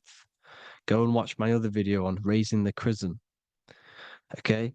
And every month there's this fluid produced in the brain, which takes 2 trips, because one's produced by the pituitary, one's produced by the pineal, magnetic female, magnetic and electric charge. And it takes 2 trips down the spine to the solar plexus, the bread of life in the Bible, or Bethlehem in the Bible, because the River Jordan's your spine. Goes down to Bethlehem. It gets born in Bethlehem, just like Jesus. Because when this oil travels to the solar plexus, it creates the seed, the seed of life, and it feeds the body, all the central nervous system, all the cells. It regulates the blood, does all sorts of good things for the body, this oil. Now, when you save your sexual energy and you raise your resurrection, you awake the Christ, you raise it from the solar plexus or the sacrum bone up to the brain, you activate 100% of the brain, and this is the true resurrection of Christ. Instead of wasting the energy and giving away your sexual fluids, because behind the fluids is the energy. So when you release that fluid, the energy is out there. You've released the energy. Your sexual energy is the most potent emotional force a human could possibly feel. Same with any animal or anything. The sexual urge, the sexual emotion is the most powerful, potent emotion that you can feel. It takes over the whole body. When you feel sexually aroused, it takes over everything because it's so potent. And when you fight the serpent, when you fight the sexual energy, which is shown here in the Egyptians, the cat cutting off the head of the serpent, or Hercules fighting the serpent, or in the Greek mythology fighting the 7-headed dragon, the 7 chakras. The serpent is your sexual energy because it symbolizes your kundalini. When you fight it and you transmute this energy, instead of releasing it, instead of acting sexually on it, you can transmute the energy, transfer it from the solar plexus up to the brain. You can also do this with other tasks. Instead of releasing it, instead of raising it from the solar plexus to the brain, you can use it for other things. So, for example, you want to think critically. You can use it for critical thinking. You can use it for going to do exercise. You can transmute sexual energy into anything. But you can do this. You can raise the sexual energy, and you can use this energy to push the cerebrospinal fluid from the solar plexus up through the spine, up the 33 vertebrae to the brain, and it'll activate 100% of the brain. And this is the resurrection of Christ. Jesus was never dead. Jesus was never rose from the dead. It symbolizes the Christ, Jesus Christ, Christ is Christos, which means oil in Greek. The resurrection of the Christ, the Christos, the oil. When it activates 100% of the brain when it's raised, and it can regulate all the systems, it can regulate all the blood, it can regenerate the body. And this is the true Antichrist. They don't want us doing this process. The Antichrist is not against Jesus, it's against the fluid in our body that makes us live hundreds and hundreds of years and makes us live as gods. This is the true resurrection. And when you fight the serpent, you fight your sexual urges, your sexual emotion, the most strong emotion that you could ever feel. You can do this process. And this is the true secret of transmuting sexual energy. Because when you transmute the sexual energy, you can become a god. And this is why Hercules is fighting the serpent. Notice how the serpent is low. He's reaching down to it. It represents the lower self. Because the lower self wants the lust. It desires sex. The body desires sex. There's a fight between the higher and the lower self. But when there's balance, there's even. Heaven is even. When there's evenness between these, this is the kingdom of heaven. This is when heaven is on earth. So at our highest levels of ourselves, the highest level of our intelligence, this is God. God is something that we manifest. We need to achieve Christ consciousness by battling the body. There is no battle outside of the physical body. It's an internal battle. Jesus and Satan have been externalized. Nothing exists outside of you, because I explained in the beginning how you are the consciousness experiencing the central nervous system. Therefore, there is nothing outside of you. It's all internal. Jesus and Satan have been externalized. Why? Because it's business. The church is a business. It's all a business. They've created these figures to be historical when they're not historical. The Bible's not historical. It's all externalized. It's called exoteric, when the truth is esoteric, internal teachings. So anyways, people, balance the chakras, balance the two hemispheres of the brain, balance the conscious and the subconscious. Balance is perfect, the yin and yang. You are spiritual and physical. You live in day and night. You need to be balanced. Oneness. Seek oneness. And this is the true kingdom of heaven. And when we all realize that we are all the same intelligence, the same consciousness expressed in different bodies, when we all realize this, we all realize we're all one. Doesn't matter what race you are. It doesn't matter what race you are, where you're from, your nationality, because none of you are actually from here. None of you are from the physical world. You're manipulating the physical world through the physical body. You are the I am. We all have a soul. Every single one of you has a soul. We all have souls. The reason why they say some people don't have souls is because they're trying to suppress your mind. They don't want you to know that you have a mind. That sounds crazy, I know. But a lot of people haven't realized that they have an infinite intelligence called a mind. And behind that mind, if you can observe your thoughts, the person who is observing the thoughts, you have a soul. Everyone has a soul. Don't listen to all these people saying some people don't have a soul, some people do. We all have a soul. Every single one of us. So anyway, you need to break the lower nature of yourself. At our highest levels, we are gods. Our intelligence, our universal intelligence, the I am, the intelligence that's inside of the brain, is God. Our minds are being corrupted within believing that you are the body, and the result of this is a society like today, because everyone thinks they're the body. And everyone's living in the lower nature of self, where everyone only cares about themselves. But when we realize we're all one big consciousness ball, we're all the same consciousness expressed in different bodies, there will be peace. So thank you all, people. If you do want to learn more, if you do want to read my book, it's called The Book of Wisdom. I'll put it in the description. It's an amazing book, people. It's going to give you the best understanding possible about creation, yourself, and the world. It's amazing. The Bible, everything. I have just launched a new cymatic library. A friend of mine has just added this to the website. He creates beats and he creates the purest beats. So they are actually the frequency that it tells you. Most of the stuff on YouTube and Spotify and Apple Music is all, it says it's a certain frequency, but we know these major platforms are all playing with the frequencies of the app. So if you want a real binaural beats, solfeggio scale frequencies to meditate on or listen to throughout the day, join the Occult Library. You can get a 2-day free trial. I'll put the link in the description. Thank you all, people. Hope you all enjoyed this video. God bless you all.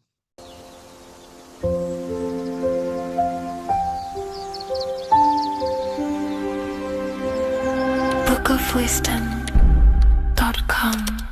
Visit today.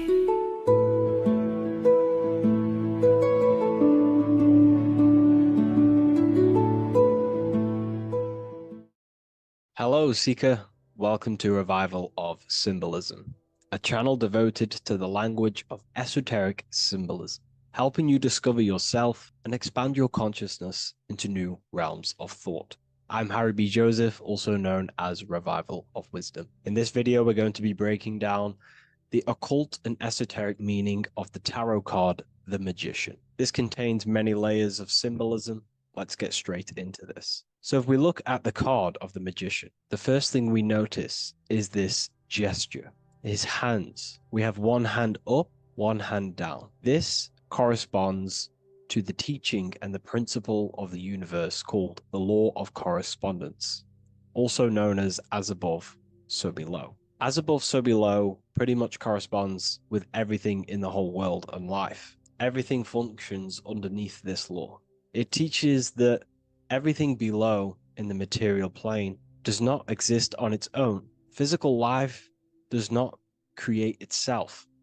It is not independent. It cannot sustain itself. Everything below in the material plane has its spiritual counterpart within the heavenly realms of higher consciousness dimensions. Everything above manifests that which is below. It's simply representing how reality is dual and you are dual. You have a self outside the mind, which is the physical body, and a self inside the mind, the spiritual self. While most people are fixated on the external self, the physical body, they never give attention to their internal self, the self inside the mind. The self inside the mind is limitless, has infinite potential, and is not bound to any true form or identity. The internal self is the immortal self, the higher self. It is the self that can turn anything, any thought, into a form within the realm of imagination. This is what we call the astral plane. The astral plane being a plane or a dimension that sits just above the physical plane, and it's the realm of imagination, emotion, and desire. Because in order for us to imagine something, we have some sort of emotion or desire to create it. Therefore, it is the astral energy, the desire and the imagination of something above in the higher realms and dimensions of consciousness that make it possible and physically created within the material realm. It is the astral forces of desire manifesting the actions of the physical body, because the physical body only moves to what we care about or we have a passion or desire. These forces, what we call passion and desire, are not just chemical reactions in your body. They are astral forces directly coming from your astral body. We think with thought. This is the beginning of all creation. We think, we imagine, we desire, then we act. It is the higher realms first, then the external realm, the material. Higher dimensions over the lower dimensions. This fits in perfect with the magician, because a magician is not someone, like Harry Potter shows you with wands casting spells. This is fantasy. The real magic is about changing consciousness at will, because consciousness above creates that which is below, the material. As within, so without. Reality is created from the inside out. So the magician understands that by changing consciousness, we change our external circumstances. You see this reflected in your life, and I've seen this reflected in my life. When you change your consciousness, for example, you start to spiritually awaken. You start to think differently, see the world differently. What happens to your external reality? Notice your friends start to say you've changed. You may not fit in with your current friendship circle. Your friends will change and you will outgrow them, and you will have to seek to find new friends that fit with your new internal state of consciousness. This is teaching that the internal world rearranges the external world. While most people stay in a cycle of trying to change the external world, not realizing that they must first change the internal. This is what magic is about. Magic is about changing consciousness at will. Because when a magician holds the ability to direct all forces of their consciousness to a specific reality within them, to create that form and reality within the internal self, they can actually start to produce change in the external reality. We have masculine forces of consciousness, feminine forces of consciousness. The feminine forces of consciousness are imagination, intuition, emotion. The active masculine forces of consciousness are willpower, actions, and intellect, thinking. When we combine the imagination, seeing the reality within our mind, forming the reality within our spiritual vision, the internal vision of the soul, because imagination is the expression of the soul. It is creating with astral light, astral vision. Freemasons, occultists call imagination spirit vision.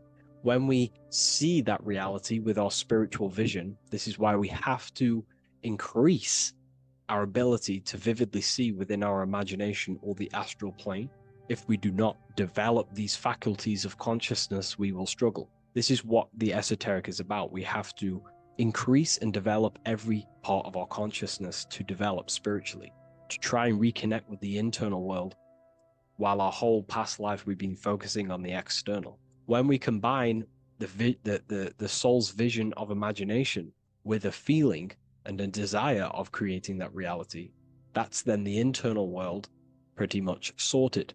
Then we have to combine that with willpower and actions. The masculine and feminine come together to give birth to a child. The masculine and feminine come together in your consciousness to give birth to a reality. It's about changing what's inside the self to produce change below. This is what true magic is.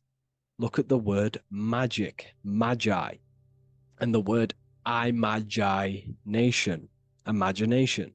Imagination is about working with the forces of the soul and the forces of consciousness, producing change in consciousness at will to produce change in the external. This is what this represents. Changing above so we can change below. No point trying to change the external world, because the external world is already formed. It is a form, it is an effect. So to produce true change in the external world that lasts long term, we must first gain control over ourselves. We produce change internally. This is why the magician is called to gain mastery in every element of their being. They have to gain control over every aspect of consciousness and develop every faculty of the soul. This includes developing strong imagination, developing a very strong willpower. We can do this through exercises such as imagination exercises, holding one specific vision for a long period of time, meditation, thinking on one specific thing for a very long period of time. This will increase the willpower. It's also about gaining control over the subconscious impulses, the subconscious thinking patterns that seek to control us. It's about gaining control over every aspect of our consciousness. This is what a true magician is. And this is what the true spiritual path is. Developing every faculty of consciousness. It's a never-ending journey of self-mastery. If we look at the magician, we see this infinity symbol rising just above his head, symbolizing the mind being filled with higher knowledge.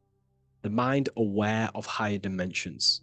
You see, the mind is the cause, physical reality is the effect. We need to raise our consciousness from effect consciousness to causal consciousness to truly become a magician and a master of our reality. What do I mean by effect consciousness? Most people live in the realm of effect and reaction. Their consciousness, their mind, emotions, and imaginations are constantly thinking, feeling, and imagining the things that have happened to them. Instead of doing this, we need to change this state. Instead of reacting, we need to become the cause. Instead of thinking and imagining and feeling the realities that's already gone past and things that have happened to us, we need to change this so we use the powers of the soul, the powers of consciousness as imagination, emotion, the intellect, as causes and not reactions. This is how we truly become a magician and apply this principle of as above, so below. We need to think, feel, act, imagine, and use all the faculties of consciousness and the creative powers of the soul to cause things, to create a better future, to imagine a better outcome, instead of dwelling in reactivity, because reactivity will create a constant cycle of negative manifestations. If we sit around and moan, complain, think, imagine, feel the things that have happened to us in the past, the mind is the cause. And if the mind is in that state of reactivity, it's just going to constantly create more negativity in your external reality. This is what it's all about, as above, so below. You can see the sword here. The sword cuts through the air. The air is one of the 4 physical elements. Fire represents the spiritual body of consciousness. Water represents the emotional body of consciousness. Earth represents the physical body of consciousness. Air corresponds to the mental body of consciousness. So this sword is a symbol of a sharp mind. The mind needs to become very sharp and very disciplined and very controlled, both consciously and subconsciously. What does this mean? We have to gain control over the mind. We have to become more conscious of the thoughts that are happening inside our mental field, because the mental field of consciousness is pretty much the birth of all creation. We think, imagine, feel, then act. So we must gain a sharp intellect, a sharp mind, a sharp, powerful mind. The sword is also a symbol of power. So this is a symbol of a powerful mind, a mastered mind. This is your sword. This is your tool to create, because you are a co-creator. As above, so below literally tells you that you are God itself. The same powers God used to think everything into existence, such as nature, the stars, the human body, the macrocosm, the world. God thought the world into existence. We live in a mental universe. All creation is first thought, then manifested physically. The same powers of thought God used to create the world is the same power that you use to create your world. You are cut of the same fabric of God. You are a microcosm, as above, so below. God is the macro, you are the micro. What is the wand? The wand is not real. This is not a real wand you cast spells with, but a symbol. The symbol of the wand represents direction of consciousness, willpower, and attention. We have 2 spiritual currencies which pretty much create our experience and reality: time and attention. That's why we say we spend time and I pay attention. These are your currencies. These are how you create and generate reality. Moving on to Jesus and Satan, we see there's an exact same symbolism within the ancient paintings. Jesus pointing up, Satan pointing down. Satan is the egoic force within one's consciousness. He is a symbol.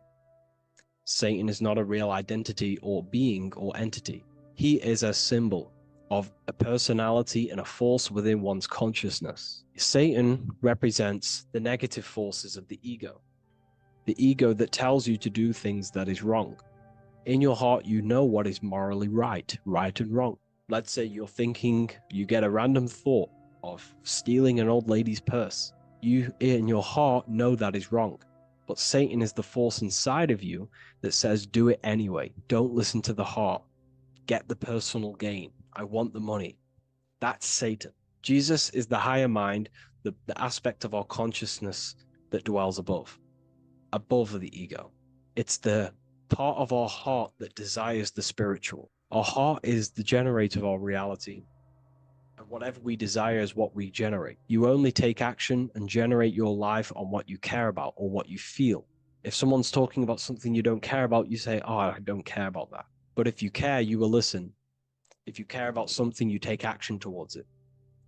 If your heart desires the material, you have been taken over by the egoic force of Satan. Not a real entity, a part of your consciousness, a part of your nature, the dark side of yourself. Jesus represents a heart that desires the spiritual wisdom, the things that cannot be seen. The heart must desire the things that can't be seen, because this is what gives true satisfaction to ourselves. We feel void when we chase material things because nothing material can satisfy our hearts. So this is as above, so below. Jesus is the higher mind. Satan is the lower mind. We must place our hearts on the higher things and give our hearts and desires to knowledge, the things that we cannot see, because this is what gives us true fulfillment. We also see this symbolism in the Baphomet, as above, so below. The material realm below and the fire up here. The fire symbolizes spirit, the spiritual made manifest in the physical. This is all the same symbolism. It corresponds to everything. You can use as above, so below to determine truth. If someone tells you something, tries to make you believe it, and it does not correspond with the law of correspondence, then you know it's a lie. You can use as above, so below to manifest things. You can use as above, so below to see the world as a reflection of God. We are in God's kingdom. This is God's world, and you are creating in the world through the same powers of God, thought.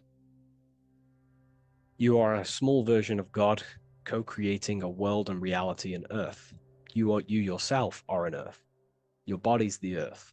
Your consciousness is God and heaven. So I hope this video helps. The occult goes deeper than you could possibly imagine. If you wish to go even deeper, join our community, Ethereal University. Please leave a like, share, comment on this video for more.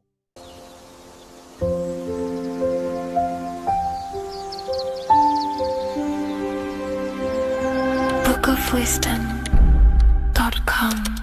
Visit today.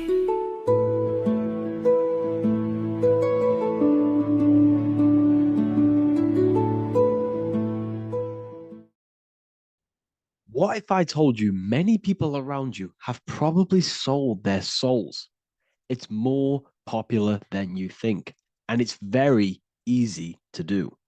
Selling your soul is not something that you can just go and meet the devil and do it. It doesn't work like that. But before I tell you exactly how you can sell your soul and how not to sell your soul, what is the soul? So looking at Jesus, we always see two lights surrounding his head, one surrounding the heart. And as of course, if you've been watching my channel, you know Jesus represents you. He represents the divine essence of the universe made in human form. Each one of us possess a fractal of God's infinite consciousness.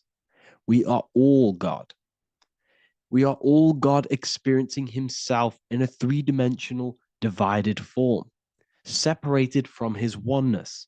God wanted to experience himself, so he made this world. So each one of us possess a soul, and the soul is the spark of God's infinite loving consciousness, filled with God's loving moral law. So the reason why Jesus is always have a light above his head and a light on his heart is because this represents the brain and the heart. The brain is not the mind. The heart is not the soul. The brain is the physical manifestation of the mind. It is the physical mechanical computer for the spiritual mind.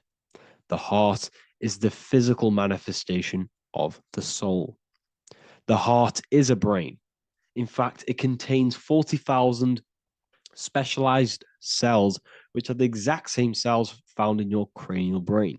Yes, your heart is an emotional brain. Your cranial brain is a thought brain. It's a computer. Okay? Everything that exists physically exists non-physically. This is what the ancients called spirit, just means invisible force. The mind, the thoughts are not made of atoms. You can't touch, you can't find tangible thoughts, imaginations. These things exist spiritually in metaphysical counterspace. It's the same with your emotions. The emotions are spiritual. They are not physical. You can't touch them. So thoughts are the language of the mind. Emotions are the language of the soul. Sometimes we can become eluded by thought and we can become eluded by emotion. If we are led purely by emotion, we can create illusions in our perception. The same if we rely only on thought. We must balance these two. Okay? So the mind is the creator. The soul is the operator. Every thought we think is being judged by our soul. The soul is the judge. The soul tells you what is right, what is wrong. And even the Freemasons depict this spirit and matter in their black and white checkered boards. White is spirit, black is matter. Matter is dead, spirit is life. This is what this represents. Physical reality is not just physical. For every physical object, for every physical manifestation, there is a spiritual force bringing it into existence. Consciousness brings everything into existence. Before you kick a football, there's a change in your inner consciousness before you take that action of kicking the football. Everything exists in spirit before matter. You existed in spirit before you were physical. We also see this in alchemical Freemasonic artwork. This represents the clouds. This is the mind. This is the heavens. And then coming down into the heart, which represents the earth. The light entering the mind into the heart, because every thought we think is being judged by the heart. The heart speaks to you through emotion. The soul speaks to you through emotion. Every thought you think, your heart is telling you that is right, or it's telling you that is wrong. Why? Why is this? Emotions can guide us, okay? Emotions are the language of our soul. Our soul guides us to our soul purpose. Each one of us contains a purpose in this physical life. There is a reason you are alive. There is a reason why you came from spirit into a material reality. Your jealousy reveals where you need to be in life. If you are jealous of someone, this is your soul saying you need to be there. That's where you need to be. Your fear reveals your greatest growth in order for you to reach your life's purpose. If you fear something, this is your soul telling you you need to overcome this in order to reach your life purpose. This is the next obstacle. The soul, your life purpose is not found in your passion. It's found on the other side of your greatest fear. The soul's always seeking, it's always seeking truth. It's always seeking to expand, to learn. The soul must go through pain in order to overcome, in order to grow. That's why we are here, to grow and expand and create. We also see this in alchemical artwork. Again, the mind in the clouds, the heart and the soul. They must work in unity. Each one of us contains the spark of the divine, which is the soul. Okay? Which is the soul. This is the operator. G-O-D, generator, operator, destroyer. The generator is the mind. The operator is the soul. The destroyer is the body. Everything will generate, everything will operate, and everything will die. That's the Trinity, the Father, the Son, the Holy Spirit. There's always a Trinity, Brahma, Vishnu, Shiva. Okay, so each one of us contains God's law, and it's encoded within our consciousness, within our soul, within our heart. That is what's judging everything you do. Every time you hurt someone, you can feel it. If you've ever punched someone, you can feel it. You know it's wrong. If you've ever stole something from someone, it doesn't matter what you've learned in the past. If you steal something, you know deep down within your soul it's wrong. This is because each one of us are encoded with God's law of love and integrity. I don't care how tough you think you are and how hard you think you are and what you've done in your life. I don't care. You know what is right, what is wrong, because you are encoded with love. Does not matter how far your mind can take you away, how corrupt your mind can become. There is always a spark of love and empathy in your heart, in your soul. You know this when a child. When you're a child, you're not racist. You don't want to hurt anyone. You don't want to steal. As a child, you're pure love, you're pure awareness, you're pure. You would never think about being racist. It's the corruption of the mind that leads us to corruption. Our soul always wants to do good. So the soul is encoded with God's law. And when we go against this law, this destroys our body. Yes, because your body is electromagnetic, and that's being casted from your heart. So every time you go against the heart's guidance in moral law, we weaken our electromagnetic field, which weakens our body. If you've ever looked at someone who's very negative, you can see them. You can see that they are aging quicker. You look at Scrooge, for example. If you ever watched Scrooge, look at how corrupt he looks. That's his heart. You can see the people's hearts on their face. People who do negative things and have negative thoughts, negative emotions, you can see it in their eyes and their face. It's because it corrupts you. It corrupts the body. It ages the body. Goodness is life. Okay? So can you sell your soul? You cannot sell your soul physically. But what you can sell is your conscience. What you can go against is that moral law. And you can exchange physical material things such as money, fame, cars, houses, business, in order for you can exchange that to go against your inner dialogue. For example, these rappers, celebrities, what are they doing? They're not selling their soul. You can't sell your soul to some entity on the astral plane. But what you can do, you can take money to say, I'm going to go against my heart. I'm going to go against my inner moral law. I'm going to take that money and I'm going to do something wrong. It's basically going against your soul. It's selling your soul's guidance of moral law. That's what selling your soul is. And that's what these rappers are doing. That's why they're so sad. You know, this is why all these rappers are on drugs, doing all sorts of things to escape, to short-term escape what they've done. They're going against their inner guidance for money. And yes, short-term pleasure may be happy for now, but in the long run, it will leave you feeling voidless because nothing material can ever satisfy your soul. Nothing.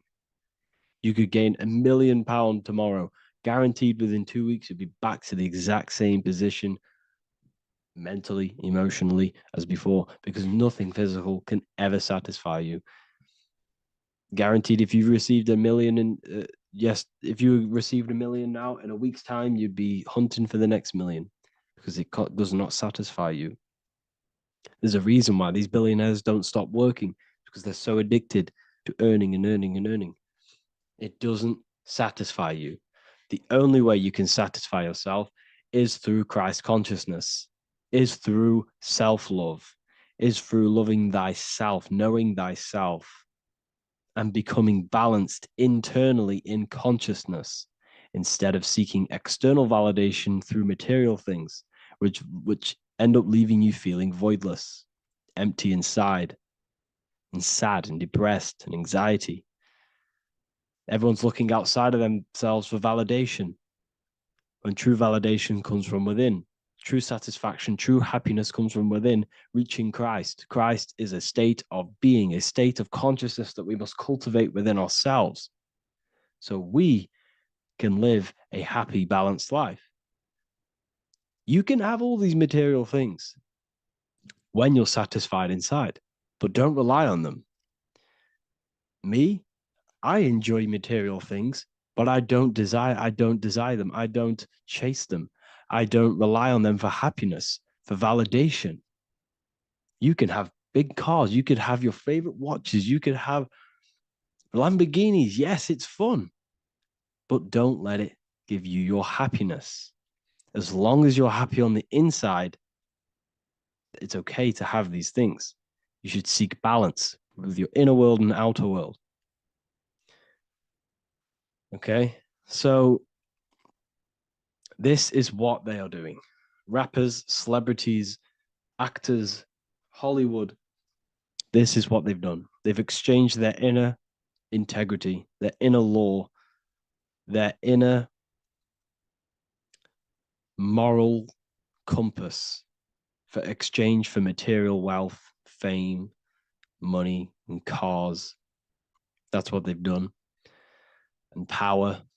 It corrupts you. They slowly corrupt you. So yes, you cannot sell your soul. And if you wish to learn more, I'll see you inside Ethereal University with my community, where we are learning every day to master ourselves, to expand our consciousness. If you want to lucid dream, astral project, master yourself, create the desired reality you want, learn about human consciousness and your full potential, then Ethereal University is for you, and I'll see you inside. The link will be in the description. Thank you for watching.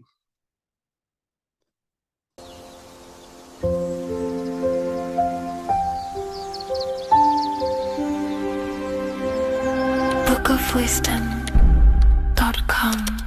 Visit today.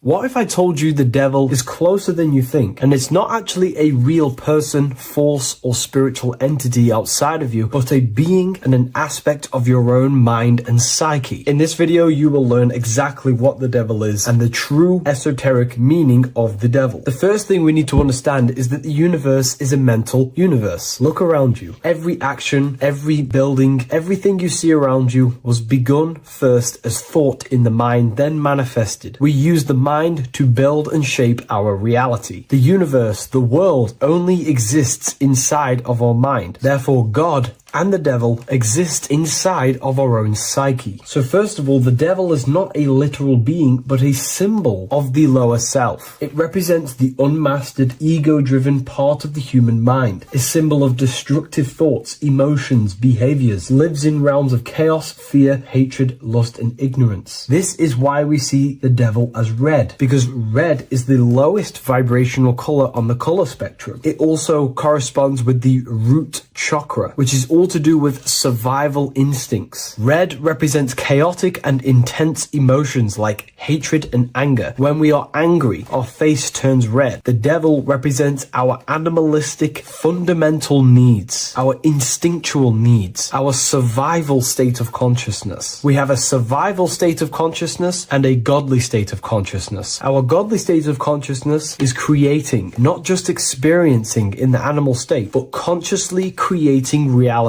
This is why we see the devil with a goat head, an animalistic head, and the head is where the brain is. The animal head represents living off instinct, the part of our mind that lives on urges, impulses, and instincts. Eating, sex, power, ego-driven actions, and ego-driven thoughts. Animals are only aware of themselves. Animals live on instinct. They have no ability to consciously create like humans. This is our lower desires for the material world. That's not to say say the material world is evil. However, when our consciousness is only seeking material things, this leads us down a path of self-destruction, because nothing material can ever satisfy our soul. Everything material is temporary. Therefore, the devil represents the part of us that seeks only material desires, only material fulfillment, the ways of thinking where we only think about ourselves and ego-driven thoughts. It also represents the unchecked, unconscious self, where we have no mastery over our thoughts, over our emotional impulses, and no mastery over our actions. We're living in instinct and impulsive states, which causes chaos, selflessness, destruction, and keeps us bound to our lower material 3D state of consciousness. It's important to recognize that the word devil was never present in the earliest Gospels. Instead, what was mentioned was a spirit of evil. This distinction is crucial because it underscores that the idea of the devil, as popularly conceived, does not actually exist as an independent entity. Rather, it is a personification of the lower aspects of the human mind, a facet of our own consciousness. The term spirit of evil was not meant to denote a specific deity or being, but rather any force of negativity, whether it manifests as a destructive thought, emotion, or action. A spirit is a force, an energy, and we have three forces that create our reality: thoughts, emotions, and actions. We have full control over these three aspects, which transform and mold reality. A destructive thought, a destructive emotion, a destructive action is a spirit of evil, and it originates from the darker aspects of the human psyche. So now, because we're on the topic of the devil, we have to look at the pentagram, which is obviously connected to the devil heavily. The upright pentagram represents spirit, air, water, earth, fire. Upright, which represents spirit, the most important element on top of the earthly elements, showing spiritual principles over material principles. As spiritual beings as we are, we have to put our spirit first, our higher self first, and material things second. Why? Because material things never satisfy us long term. Seeking material fulfillment will leave us feeling unfulfilled in the long run and very unhappy, and we can lose ourselves in illusions. We have to put our spiritual principles first. Seeking wisdom, knowledge, connection to the divine, and connection to our higher self is what gives us true fulfillment in our hearts and souls. But when we see this pentagram inverted, we now have spirit on the very bottom, which now represents earthly principles on top of the spiritual principles. We're putting our earthly elements on top of our spiritual element, which this inverted pentagram represents no longer caring about spirit, no longer caring about our invisible internal world, and only caring about this external body, food, sex, material things, cars, money, and all the things outside of us, the world outside of our mind. This is what true Satanism is. Satanism is not worshipping an external deity, but it is worshipping the self, only fulfilling the ego's desires. This is what true Satanism is, and we have all been conditioned to live in this state. Satanists want us to believe that there is an external deity called Satan or the devil, and the reason they do this is because they trick us, making us believe that we are not Satanists, while they are actually conditioning us to be self-seeking, ego-driven people, where we only care about sex, food, material things, and money, which is actually conditioning us to be Satanists. 80% of the population today are unknowingly involving themselves in Satanism, which is ego-driven thoughts, actions, and emotions, dwelling and living in this state where we only care about ourselves. When we are spiritual, we realize we are all one. We are all one consciousness family, and we need to do things that help and contribute towards our collective experience, helping others, instead of seeking to serve only the self. The angel is depicted with wings, which represents elevation, higher self. The devil is represented with an animal horns, which is on the ground. A goat is on the ground, which represents the lower self. This is the elevated mind and the lower material mind. Horus, the bird, higher self. Set, the ground animal, lower self. Jesus and Satan. These are two forces, two characters that exist within the human psyche, not real entities. They are forces of our minds, and there is a battle between our higher self and lower self all the time within within our own minds. There's always a part of us that's telling to do one thing and another thing, to do something bad and to do something good. There is this battle inside of our own consciousness. Here we have the human spinal column. The human spinal column is showing you the higher and the lower self. The higher self represents the head. The head is where the mind is. This is the creative essence of the universe. This is where all material things begin as a thought in the mind. We create with the skull, with the brain. This is our higher self, the heavens, connected to the heavens, the sky. And the lower end of the spinal column is where our reproductive organs are, where our gut is. Our reproductive organs and our gut is all to do with survival. The lower end of the spinal column, lower instinctual 3D based consciousness. The lower end of the spinal column is where our lower self dwells. Eating, consumption, power, and sex, lust. These are all emotional forces and instinctual based organs that are not inherently evil, but when we dwell and live off this lower end of the spinal cord, it keeps us in low states of consciousness. Our goal to raise to our higher mind is to balance this, not to overeat, not to abuse power, not to abuse sex and lust, but to master these organs and gain the ability to say no to these organs so that we can raise to our creative side of consciousness. Instead of dwelling in our instinctual nature, we can turn to our creative nature and consciously become a builder and constructor of reality. This is the true way of raising consciousness. This is the stairway to heaven, out of the animal consciousness to the higher consciousness. To wrap all of this up, it's all about gaining control over our instinctual lower nature and allowing our spirit to rule over our body and not our body ruling over our spirit or mind. The moment you let a thought become instantly an action is the moment you are an impulsive person. We are all trained to be this way. It is okay if you are in this state. The moment you let a thought turn straight into an action without questioning, that is the mind controlling you and you not controlling the mind. We need to gain control over the mind, and we do this through many different ways, through meditations,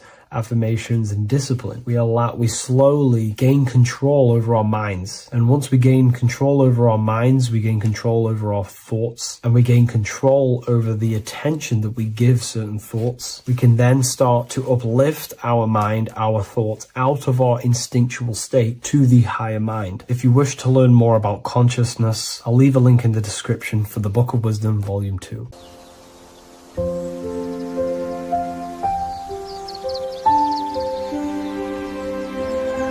bookofwisdom.com. Visit today.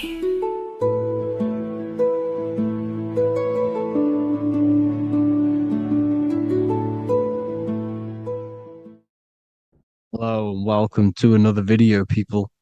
Before we start, please like, comment, and subscribe if you wish to see more content. Today we're going to be talking about the mental universe and how everything is mental. This is the number one law on the Kabbalion. If you've never read that book, it's called The Kabbalion.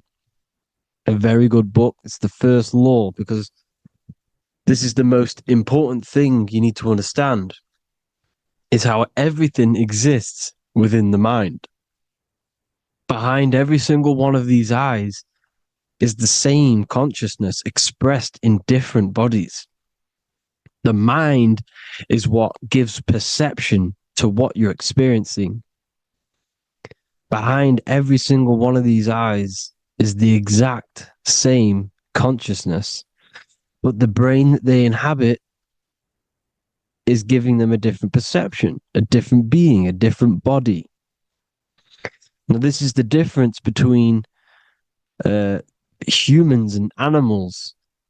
Humans possess a advanced consciousness, an advanced mind that gives us the ability to be aware of ourselves mentally, physically, and spiritually. We can reflect on ourselves. When a dog looks in the mirror or an animal looks in the mirror, it doesn't know what it's looking at. It doesn't realize it has a consciousness. It can't reflect on itself. It can't say, I want to improve in this area. It doesn't have that consciousness. We have a divine consciousness. Take away the N for divine, and you get with a D, put it with a D, you get divide, because we have a divided two-way consciousness. An animal only has one.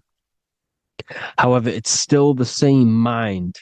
We're all mind. We're all mental.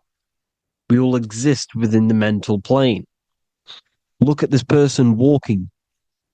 The body, the brain is sending electrical signals through the 12 cranial nerves, which the 12 disciples that spread the gospel of Jesus, right? You have 12 cranial nerves in your brain.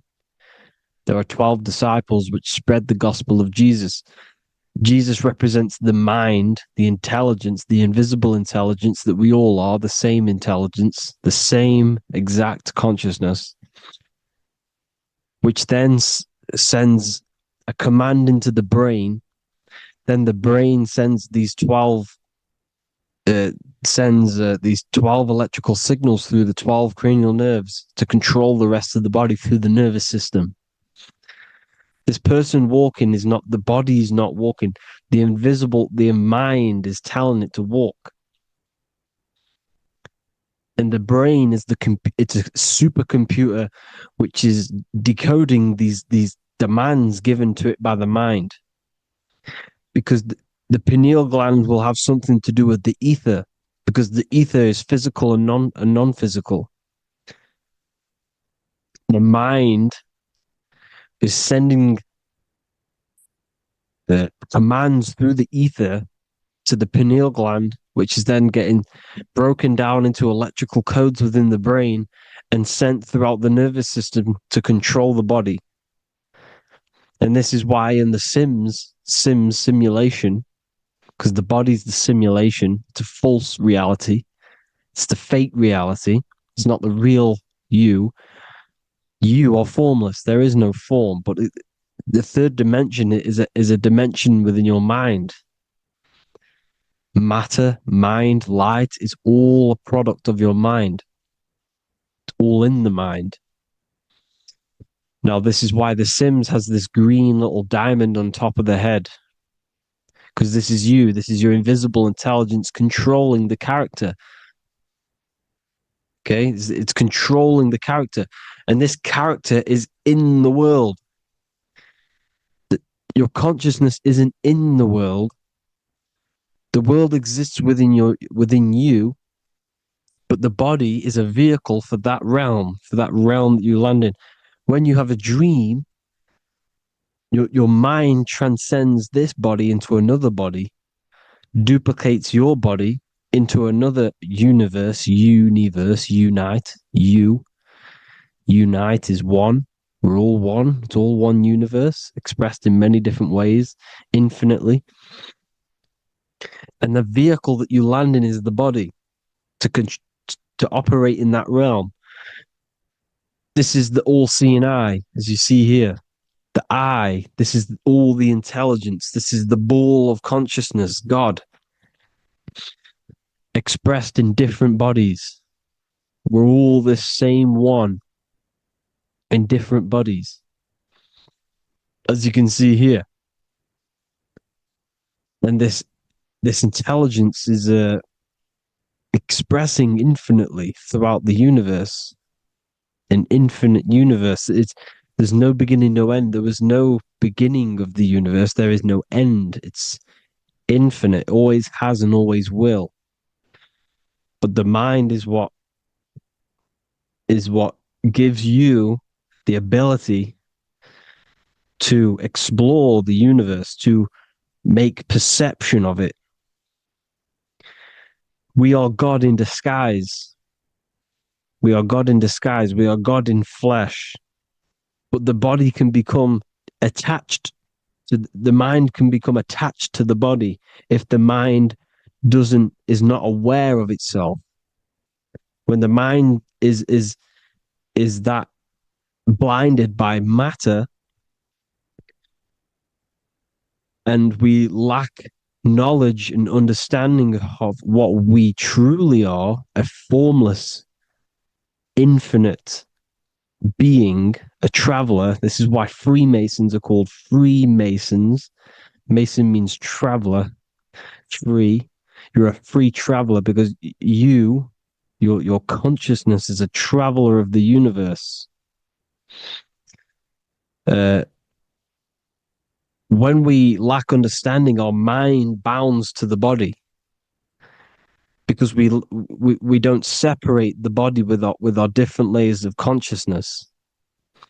When we separate them and identify that we are mind, body, emotion, you then can apply this knowledge to when you want to astral travel and explore the different realms of your mind, because the mind is the universe. People, this is what we need to understand. The mind is the universe. I am you and you are me. This is the Egyptians showing you this. The Ankh is the symbol of life. This is the one ball of consciousness, mind, giving it the Ankh life to all the different life forms. The cows, the birds, the snakes, and the big Ankh given to the humans, because the humans are the most intelligent. We have the most advanced consciousness. We have the most advanced consciousness. This is why the one is giving a big Ankh to the humans here. Here you see again, this is not the sun. This is also showing Ankh giving out its life to all things infinitely. And this is the Most High. We are the Most High in disguise. When we strip off the body, we strip off the desires for the physical world, we strip off all of these fake identities that the mind gets attached to. That is God. The universe. You are the universe experiencing itself. I and I. The letter I and the number one is just one line. The letter I is the number one. Because your I am, when you refer to yourself as I, every single one of you who's watching this video refers to yourself as I, which is the one. We are all the one. We are all intelligence. We are all invisible. We are all the one. One is the only number. 1, 2, 3. Everything goes up in ones because there is only one. Doesn't matter how far you go down the line with numbers, all of their numbers are created by one because there is only one. It's me and you are the exact same consciousness expressed in different bodies. Mind. Cause. There is only one cause. There is only one mind. There is only one being. But because we lack understanding of this, we think we are the bodies. And this causes division because the physical world is the most illusionary world. It's an illusion. It's all an illusion. Now you see with the two, you look with the two eyes, but you see with the inner eye, the mind. Okay, the mind is the mental plane is a shared plane, and it gives perception to what you're looking at. The mind. I'm affecting you when I speak because the mental plane is shared. We all share mind. We all express mind. When I'm speaking to you, I'm affecting you because we are mind. So the words that I'm saying, which are being manifested from my mind, are being manifested through my body into vibration, is affecting you. I'm affecting you with what I'm saying. And these words are having an effect on your mind because we're all mind. This is why you need to be careful what you're listening to, music and all sorts, because music can also create thought loops within your mind. Because the chorus, we shouldn't be listening to choruses. Choruses are loops. And what they're saying in the chorus is being looped. And this can create thought loops within your mind. Go and listen to an old song that you used to listen to about 5 years ago, 10 years ago, 20 years ago. Go and listen to an old song, and you guess what? You will get nostalgia. Why will you get nostalgia? Because that song will trigger the thoughts that you were thinking in that time of listening to that song. So songs with choruses create thought loops, and they reprogram your subconscious mind. It's important why music is very powerful. Mind and mind, same word. See, language is the truth, people. This is why I use language in all of my presentations, especially the English language. It's riddled with occult truth. I is my me, I, you, and me, or I, one. We are not the name, we are I. Every single one of you is I, because we are all the one, all mind. Now, the only thing that is truly mine is my mind. When you say something is mine, it's an illusion. It's not yours. The only thing that is mine is mind, my mind. Okay? It's my mind. It's the only thing. It's the same word, mind and mind. Like I said before, everything's one. Hot and cold is different degrees of the same thing, of the one substance, of degrees. The 7 colors are different frequencies of the one white light. Everything is one. There is only one. We are all one. Everything is one. Hot, cold, day, night. It's the same degree of one, which is mind. The mind's perception is what's giving it, labeling it hot or cold. The mind's perception of colors is what is giving it red or purple, hot or cold. There is only mind. The mind gives things perception. There is only one, that is mind. The conscious and the subconscious mind. The male and the female, these are married. The subconscious mind is your hidden part of the mind. Okay, it's hidden. You can access it through different meditations and Reiki teachings, and dreams or manifestations of your subconscious. This is how you know mind and matter are one, because your mind creates matter in dreams. Your subconscious manifests everything in a dream, in the astral realms. The conscious is what you're conscious of, what you're consciously thinking of. So me, I am conscious that I am speaking into this mic and creating this video. My subconscious mind is the hidden part of the mind, which is speaking to my heart, telling it to beat. It's telling my food to digest. It's regulating all my blood. It's doing everything in my body without me being conscious of it. Without me being conscious.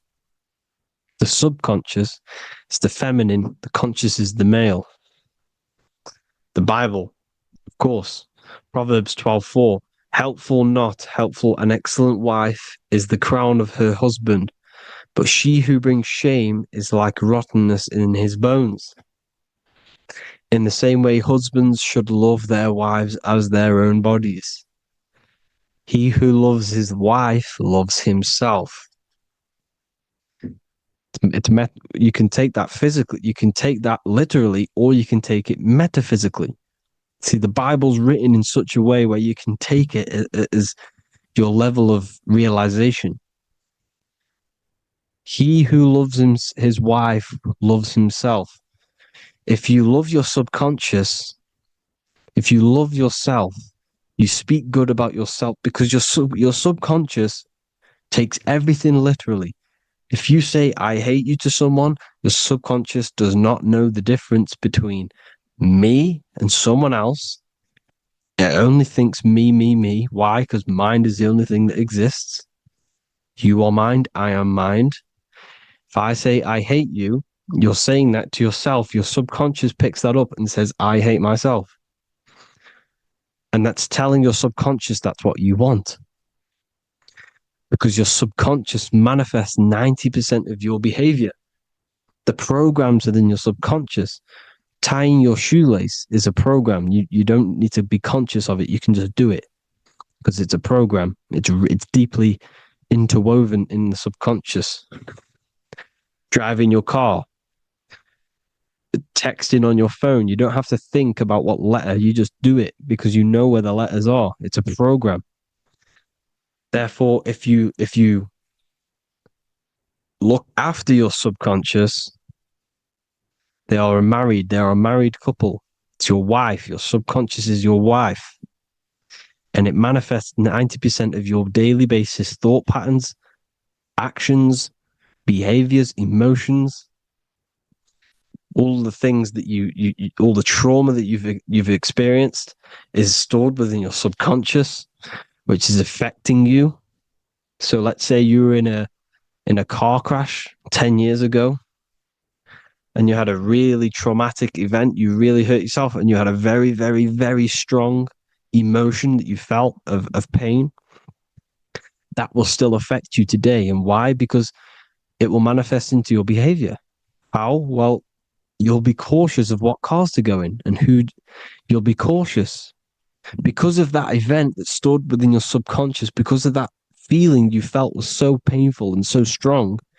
It's still manifesting into your behavior today. For example, you won't go in certain cars, you won't go with certain drivers. The subconscious stores everything, all your memories, the programs, and everything. So if you trick your subconscious, that's how you manifest your life. If you trick the subconscious, you already have something. And therefore it will manifest into your life and into your behavior, thoughts, and actions. This is why the golden rule is to treat others like you want to be treated. Because I am you and you are me. We are all subconscious. We all have subconscious. Whatever I do to you, I do to me. Because my subconscious picks that up and thinks I'm speaking to me. Mind is very powerful. Whatever I do to you, I do to me. Treat others like you want to be treated. The golden rule. That is the only rule we need in this realm, in the universe. If everyone understood this rule and how the subconscious works and how karma works, we'd live in heaven on earth, the Garden of Eden, the golden age. As a man thinketh in his heart, so is he. Proverbs 23:7. Where your heart is, there will be your treasure. Your heart's the emotions. The storehouse of emotions is where you feel emotions. You have to let your emotions move through you, not become you. You can't let your emotions become you. Or except be like the sky and let them pass through you. Be like the clouds and the stars passing over. Let them pass through you. Do not let them become you. And this is how emotions can take over your mind. We are driven by, when a man is driven by emotions, he has no self to control. You must control the mind because the mind can be corrupted. Because your thoughts are electrical in the brain. Your thoughts come from the mental plane. So how the mind works is that you place your attentions on something in the mind and infinite information just flows in. Think about it. When you think of a certain topic, As soon as you think of that topic, information comes flying into your mind. Different ideas, ping, ping, ping. It's all connected. It's why we call it a mindset, because your mind sets itself to frequencies. And when we think of something, we tap into that frequency, and just the universe, the mind, the mental plane just flows in information based on that frequency and that thought. The universe is just information. All of the information out there, nothing is new. It's all there. You just have to tap into it. You can tap into these different thoughts, and it's all there. Everything already exists within the mental plane. You don't think anything. You receive thoughts. We all share the mental plane. We affect each other. I'm affecting you. Speaking, listening to me is affecting your mental plane, your mind. The physical plane is the lowest plane. It's the world of effect. Everything you see in the physical plane is the effect of mind. Like I said, the person walking is the effect of their mind telling the body to walk. The physical plane is the lowest dimension of your mind. Mother Earth, we are in a mother. We're in the womb still. The Earth is feminine. It looks after you. It provides you with food for free. It grows on trees with water. It's Mother Earth. It's the womb. The dome above your head is your mother's belly.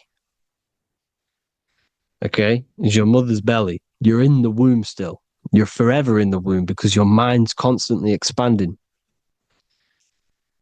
Because when the baby's mind figures out that there is a reality outside of its mother, it starts to hear the people on outside of its mother, what does it do? It figures a way out of the mother, and it becomes born again in the water,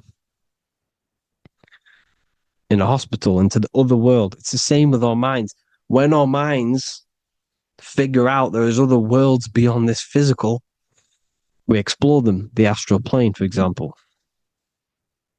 You figure a way out of the body. Because when you're the firmament, look at the word firmament, meant at the end. Firm is firm, something strong, something like a rock is firm. If your mind is firm like a rock, you will be stuck under the firmament. So, for example, people who are very programmed and can't think outside the box, they have a firm mind and they'll be stuck under the firmament because your mind is the only thing that's keeping you under the firmament. It's the only thing. When you're doomed, doom is dome. This is the dome, which is your head. Your head is the dome. Above your head, above the earth is the dome, the ethereal barrier. But that's just an external manifestation of your head. You don't leave the earth, you leave your body to leave the earth, because your body is the earth. It's a dimension within your mind. So when you're doomed, you're domed. Your reality is your level of realization. You realize something, or when you have an idea, the mind, in the EYE or I. Same thing, mind. It's all mind. Reality is your level of realization. You realize there's other worlds. That's your reality. Your perception's your reality. Mind in Latin is mens. Jesus was known as the fisher of men, which is the fisher of minds. He was fishing minds worthy of knowing the higher truth, the deeper occult knowledge. Jesus figured out that we are all God. And he got killed for it because in that age, they were trying to suppress this information. Jesus figured out he was God because we are all God, every single one of you, and they killed him because we're all mind. We are not the body. We're the invisible intelligence, which is God. But you are not God if your mind is attached to this physical world, to the worldly pleasures. If you master your mind and travel the depths of your mind, that is God. Mental and men. Look at the word mental. It has men in it. Men in the Bible means mind. Here you see Masonic, the Masonic symbol with the eye, the mind. Looking over everything is the one. Everything comes from the one. All the lines coming off it, giving its life to all of the life forms. Down here on the bottom, you have duality, black and white. Up here, you have singularity. One and the two. Unification and division. The lower self is divided into the left and the right. So the Bible even says, I forgot what verse it is, but it says, it's better to go through life with one eye than to have two and be cast into the fiery abyss of hell. I'm not sure what verse it is, but you can research it yourself. It's better to go through life with one eye, to be unified. Unified consciousness. Dimension. No-brainer. No-brainer. The language tells you the truth, people. Dimension. The dimensions are in your mind. Entertainment. Entertain the mind. Disappointment. It's all in the mind. Environment. The environment that you are in is a product of your mind. Within, rearrange spells high twin. Within is your mind, and your external world is mirrored from the decisions you make in your mind. Advertisement, commitment, it's all meant, it's all mind. Everything is mind. Everything. So, this is important. The collective thoughts and collective beliefs. The collective, because we all share the mental plane. And because of this is why we are in a weakened state of consciousness at the moment. Because the collective thoughts and the collective minds overall are asleep. And they don't believe in anything. You see, everything is true within the mind. You think of something, it is there instantly. You think of a chair, it's there in your mind. You think of anything, it's there instantly. So everything's true within the mind. Anything can happen in the mind. Anything can happen on the physical plane if the collective consciousness, the collective minds, believe it to be true. This is why back in the days, in the ancient days, you look at all the old world stuff, you see all this crazy technology, and it's because as a collective, as humanity back then, they believed that they had much more open minds. Therefore, the things manifested in the physical world were a lot more out of the box, so to say, compared to today. For example, magic is not as powerful today because the masses don't believe in it. It's still powerful, don't get me wrong, but if the masses believed, or if everyone knew magic could be real, because it is, anything's real in the mind, it would be a lot more powerful. You see? So and what they're trying to do is create a hive mind worldwide. They're trying to make one religion, an external God, What happens when you worship something external? You give energy to it, because where attention goes, energy flows. Where your mind gives attention to, energy goes there. And when we all believe in external gods and give our worship and our power to these external things, we all give energy to it, which will manifest as a demon in the astral planes. It's a hive mind. They're trying to make a hive mind to summon our energy. Trying to summon our energy. And it through mind, through collective thoughts. The hive mind. They want one religion, one government, one currency, one belief system. And that will create a hive mind, which will limit our consciousness, which will limit what we can do in the physical world. Because if everyone doesn't believe in certain things, it cannot happen, because it's all in mind. Mind is so powerful. I am you and you are me. I hope you all enjoyed this video, people. If you haven't already, join the Wisdom Academy. The Wisdom Academy, we have many occult lectures just like this one. Also, we have just launched Mindwave Hub. If you want genuine frequencies, genuine binaural beats, because the ones on YouTube, the ones on Spotify, Apple Music, they're all tuned to A440 hertz, which shuts down the right hemisphere of the brain.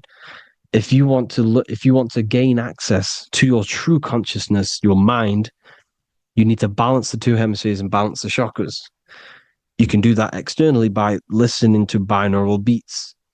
If you want true frequencies, true binaural beats to hemisync the chakras, hemisync the brain, to gain access to the different dimensions of your mind, well, you can gain access anyway, but it's going to help you if you're trying to learn this. Join Mindwave Hub. The link will be in the description. Listen to the binaural beats, meditate to them, listen to when you go to sleep. They'll massively benefit you. Thank you all, people. Hope you had an amazing, lesson. Hope you learned a lot. And please subscribe. God bless you all.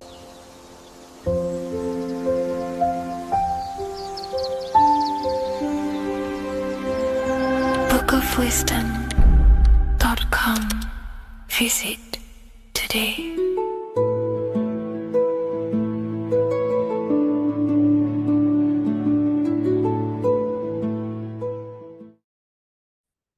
You are not breathing correctly. 98% of people only use a third of their lungs capacity, which is shallow breathing, which ages you, lowers your brain capacity, and also lowers your state of consciousness. So it's essential that you breathe consciously on a day-to-day basis, because this is what truly elevates your consciousness.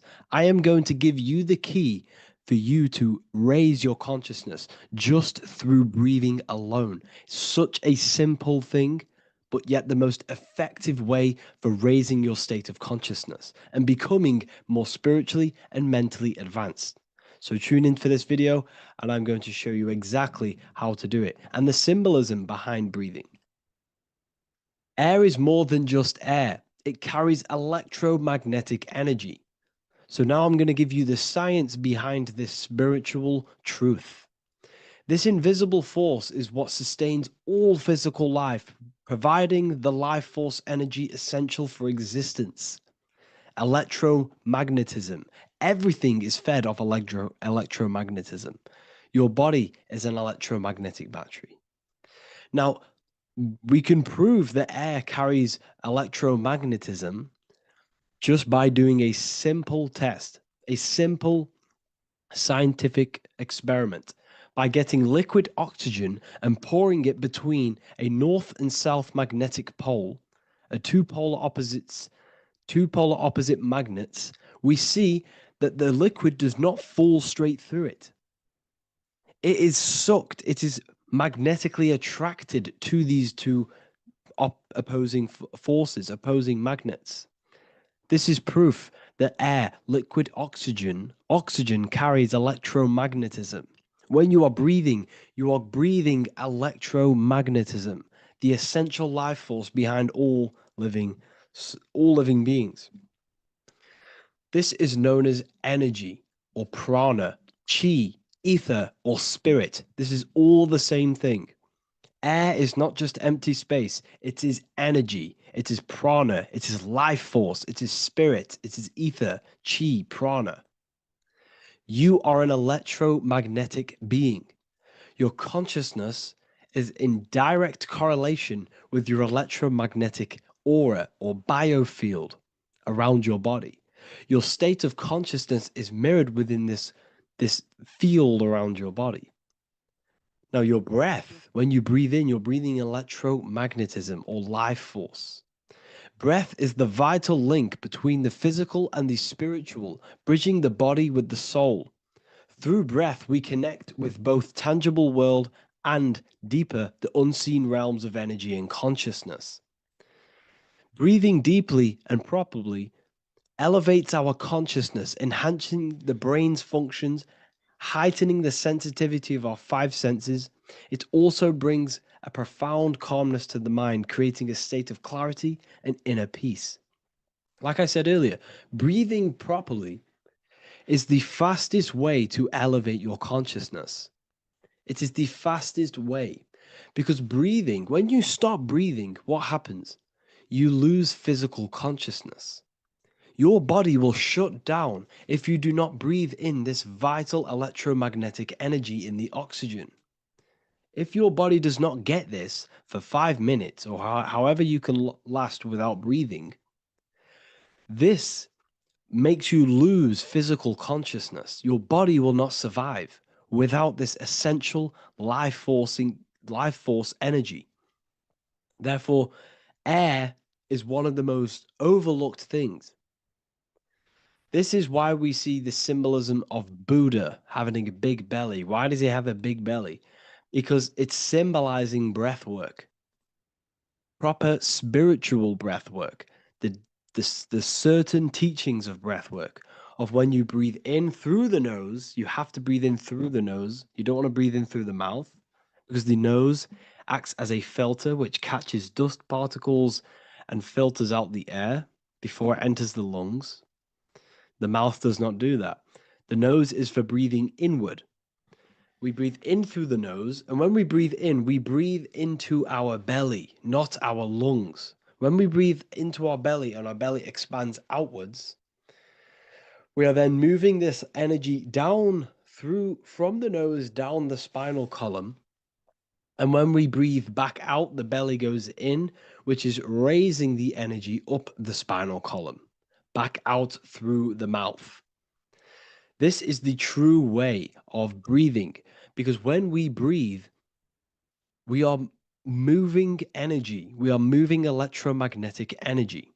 When we breathe in through the nose, the energy travels down the spinal column. And when we breathe out, we are raising this energy back up the spine, some of it going out the mouth, and some of it reaching the brain, activating dormant brain cells in the brain.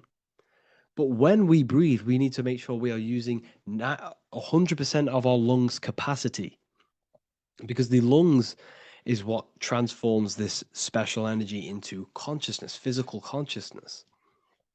So this is why Buddha has a big belly. It's not because he was fat. It's not because he was overweight. It's symbolism. It's symbolism of breath work. So try this. Do this for 2 minutes while you watch this video.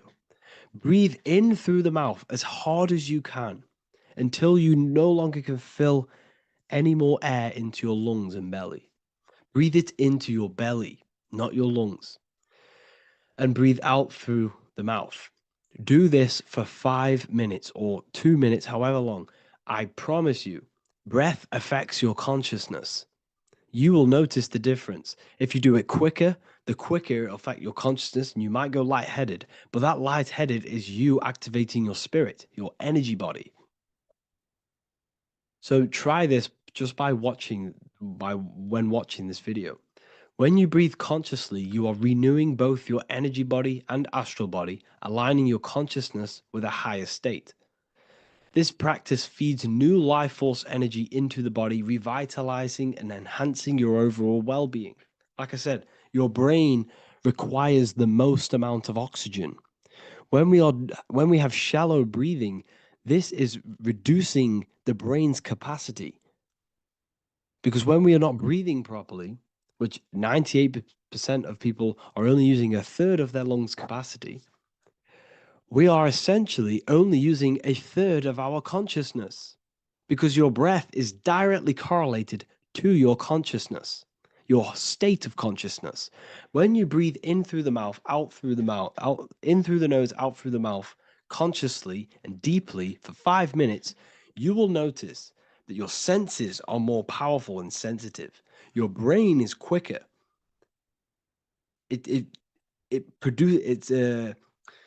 What's the word? It processes information quicker. You become quicker. You become a superhuman, and you feel more spiritual because it activates your spirit, your astral and energy body. So when we meditate, it's definitely important to breathe in through the nose and out through the mouth as deeply as possible to align with a higher state of consciousness. And this is the easiest way to separate your consciousness from the body. When you breathe in deeply for long periods of time, while meditating, while taking no thought, when no thought is present and you gain a rhythm of deep breathing, this is the gateway. This is the gateway to opening your consciousness. Because when you stop thinking, other aspects of your consciousness can open up. All of our lives we've been thinking, which is blocked off the higher states of consciousness. So breathing is very, very important. It affects our overall well-being. And this is Yahweh, the in and the out of breathing. When we breathe in, this is Yah. You can hear it. It sounds like Yah. And when we breathe out, that is Way. This is the name of God, apparently. But God is within you. You can connect with God. You can connect with source consciousness within you by breathing, by raising your state of consciousness through breathing and meditation. This is why the Bible tells you the Spirit of God has made me, and the breath of the Almighty gives me life. You are consciousness. You are God. You're an extension of God's consciousness. Job 27:3. As long as my breath is in me and the Spirit of God is in my nostrils. The Spirit of God is through breath. John 20:22. And when he said this, he breathed on them and said to them, receive the Holy Spirit. The word spirit means breath. In Greek, Hebrew, Latin, it all means breath or wind or air. The Holy Spirit is a certain way of breathing, a breathing technique that elevates your consciousness, that syncs you up to a holy consciousness, an elevated state. That is the Holy Spirit. That's why it tells you in the Bible, when he said this, he breathed onto them. He breathed onto them and said, receive the Holy Spirit. You must breathe to receive the Holy Spirit. When you breathe, you are renewing the body's energy. You're taking in new life force, which is regenerating your cells, regenerating your brain, nervous system, and also connecting with consciousness, pure consciousness. This is not something that we should be doing during meditation. Yes, it is. We should be doing it during meditation, but this is something that we need to apply all of the time. This is the fastest way you can raise your consciousness. I just want to say, all of this knowledge is inside of the Book of Wisdom, Volume 2. Make sure to give a like and a comment on this video to help the algorithm.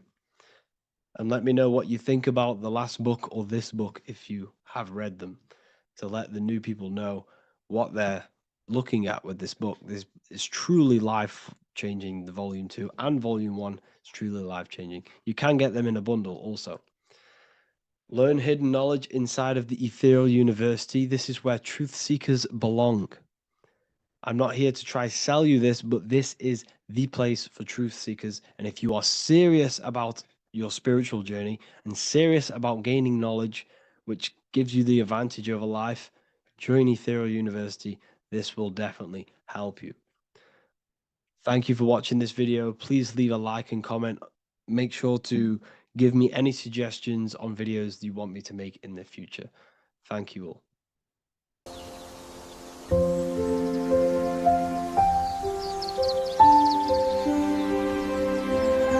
bookofwisdom.com. Visit today.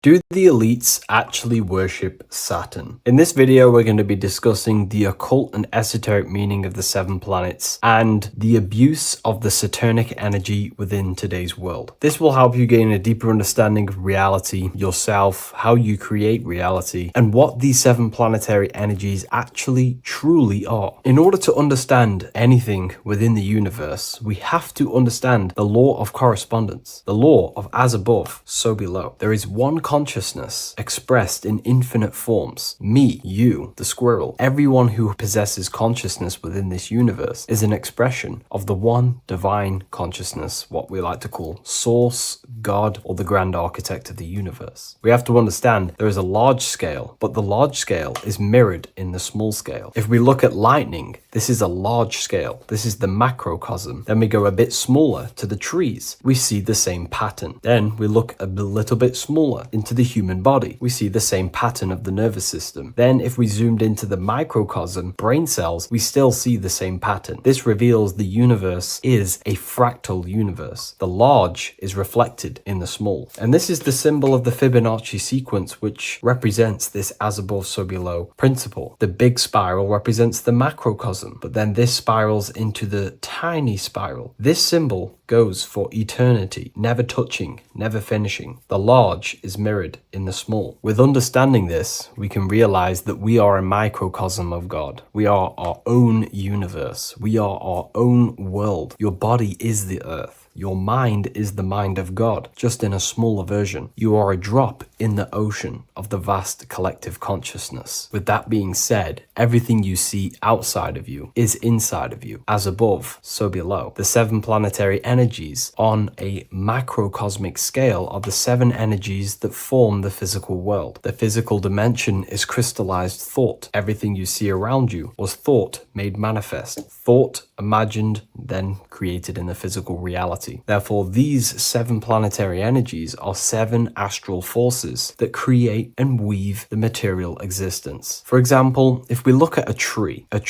has 7 categories of consciousness, 7 creational forces that create the tree. This is the reason why we have 7 days of creation in the Bible. This is the reason why we have 7 days of the week for the 7 planetary energies. Monday is for the moon, Mars is for Tuesday, Mercury for Wednesday, Jupiter for Thursday, which is Thor. Thor is Jupiter. Venus for Friday, Saturn day for Saturn, Sunday for the sun. This is also the reason why we have 7 major energy centers within the body. The 7 life forces that flow through the body to give physical existence to the physical form. Man is a microcosm of the universe. With that being said, if we look at a tree is nature, and nature is the macrocosm, the creation of God's mind. And if we look at the tree, we can see 7 creational categories that go into create the tree. For example, the stem of the tree, the trunk, represents the sun. The root system, the base of the tree, where the tree grows out of, is Saturn. If we look at the fruit of the tree, that represents Jupiter. The smell, the look, the colors of the tree, that's Venus. How the tree communicates with other trees through the root system is Mercury, the intellect, the intelligence, the communication. The leaves of the tree is the moon. The defense mechanism of the tree, how it defends itself from infections and other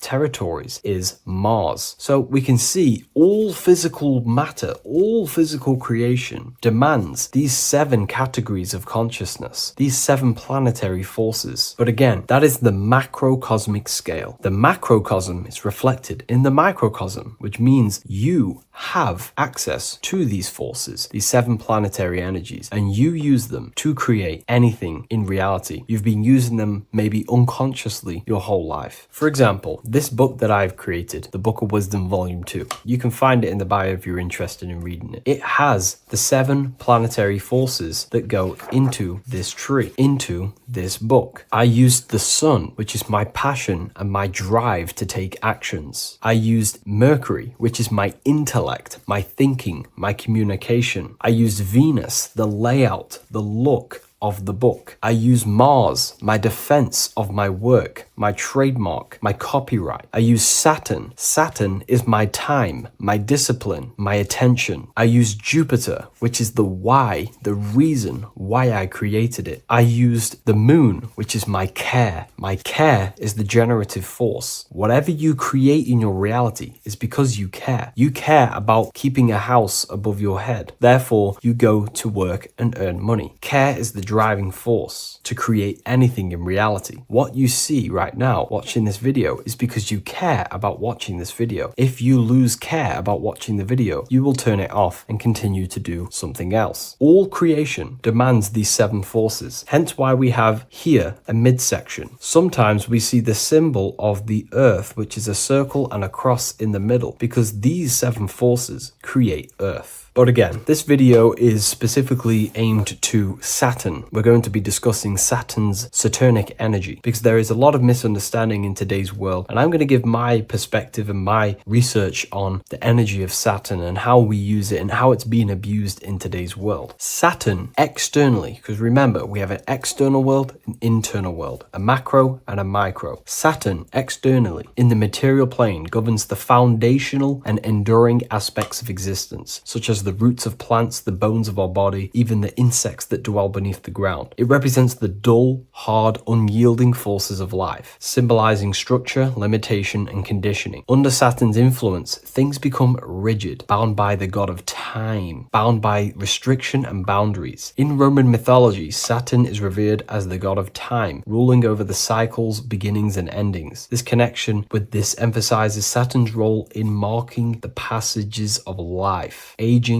and inevitable constraints we all face. Internally, inside yourself, the microcosm. Internally, Saturn embodies the conditioning within our own consciousness. When Saturnian aspects of consciousness dominates, we become overly rigid, fixated, restricted in our thinking and actions. For example, Saturn's influence is strongly felt in today's world, where many people's minds are confined to societal norms and conditioned responses. The pervasive control Saturnian energy can lead to the sense of limitation, as people become trapped within structure imposed by society and power structures. However, we have to remember that limitation, there is dark and light. Limitation is not bad. This is why Saturn is connected to the god Satan. They are the same being. It's something that restricts, holds back, and keeps you limited, conditions and limits consciousness to its lower power. Saturn is a great teacher, guiding us through difficult life lessons that ultimately lead to growth and expansion and power. Although Saturn's energy is harsh and often challenging, it helps us to develop resilience, discipline, and wisdom. Yet in modern age, this energy has overpowered the minds of the masses, fostering excessive rigidity and limitation. Instead of being ruled by Saturn's constraints, we should seek to embrace more freedom, love, joy, balancing Saturn's lessons with openness and fluidity in our life. So like I said, Saturn rules law. Anything that is limiting or holding back, something that is a restriction or a wall. This is why we see judges wear black robes. The color black is associated with Saturn because Saturn rules over the nighttime and the winter time. Capricorn, they wear black robes. A graduate also wears a black robe with a black square cap on its head because black is associated with Saturn, restriction, limitation. University graduates wear this. Personally, not to offend anyone, these educational systems that we have in today's world are not here to give you power, to find you the power of consciousness or yourself. They are simply to restrict you, to keep the mind limited in a certain belief system. That's not to say the things in university are completely useless, but what I'm saying is it is a conditioning by the educational system. And if we actually look at the top of the hat, it's a square over a circle. And in Freemasonry, we see the compass on top of the square. In Freemasonry, we see the square underneath the compass on top of the square. The square creates squares and the compass creates circles. symbols. So this is symbolizing the square, which is matter, the circle, which is spirit, matter over spirit when it needs to be spirit over matter. This is a symbol of conditioning, limiting the mind into being locked in the five senses and base consciousness. Saturn's energy is keeping people restricted. This is why there is so much Saturn symbolism in today's world, because Saturn is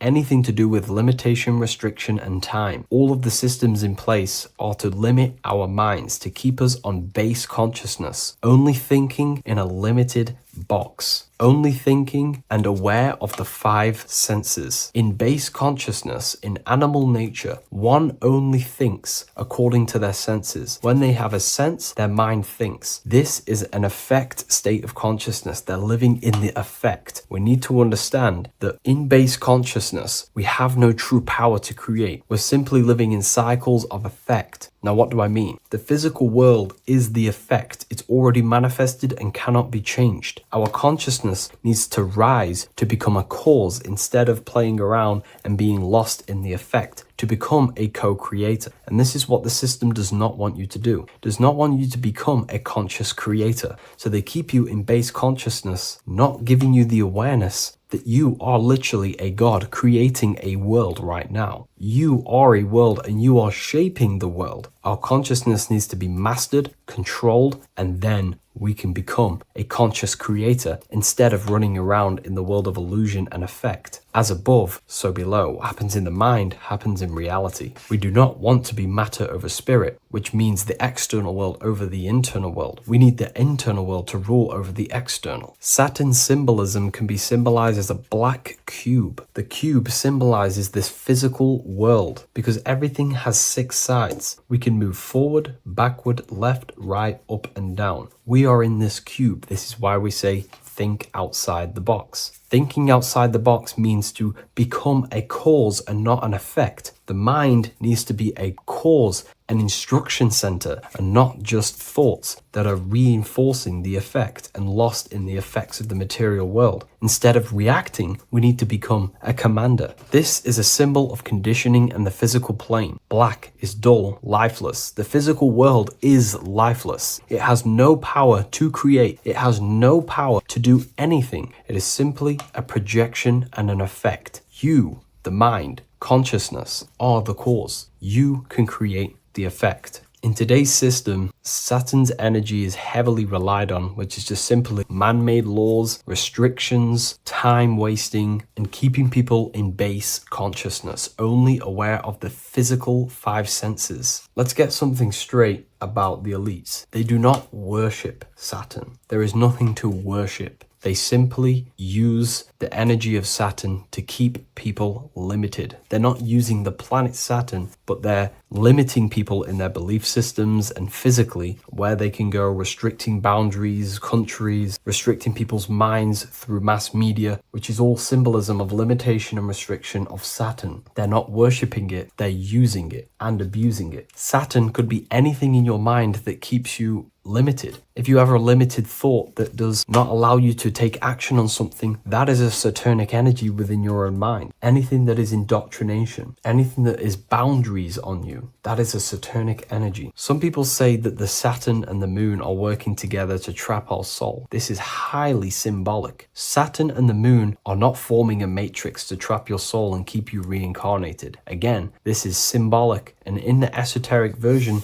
and understanding of this, we can see that they do have a relationship. The moon is our subconscious mind, and Saturn is restriction. If we have restrictions and belief systems in our subconscious mind that keep the soul locked and trapped only in these 5 bases, these 5 senses, then we will think and condition ourselves that we are only the physical body and never actually free ourselves from the material world and ascend. Saturn and the moon are not working together, but these are highly linked. By limiting the subconscious, we keep people stuck in base awareness, keeping them locked in the world of effect, never becoming a conscious creator. We have 2 spiritual currencies, time and attention. These are the 2 currencies that we spend. We spend time or pay attention. These are the 2 spiritual currencies that pretty much create our reality. And the system aims to hijack these 2 currencies from you, to limit you, to dominate you, so you do not become a conscious creator. So again, no one worships Saturn. It's simply just a symbol of limitation and restriction. Limitation has good and bad. Limitation can make us learn, overcome, become strong, disciplined, but when it's abused, it can keep people locked in base consciousness and stuck in their lower nature, never figuring out how powerful they are. You hold the power to shape a world. That's how powerful you are, to turn thoughts into physical existence. I'll see you in the next video. Please leave a like, comment,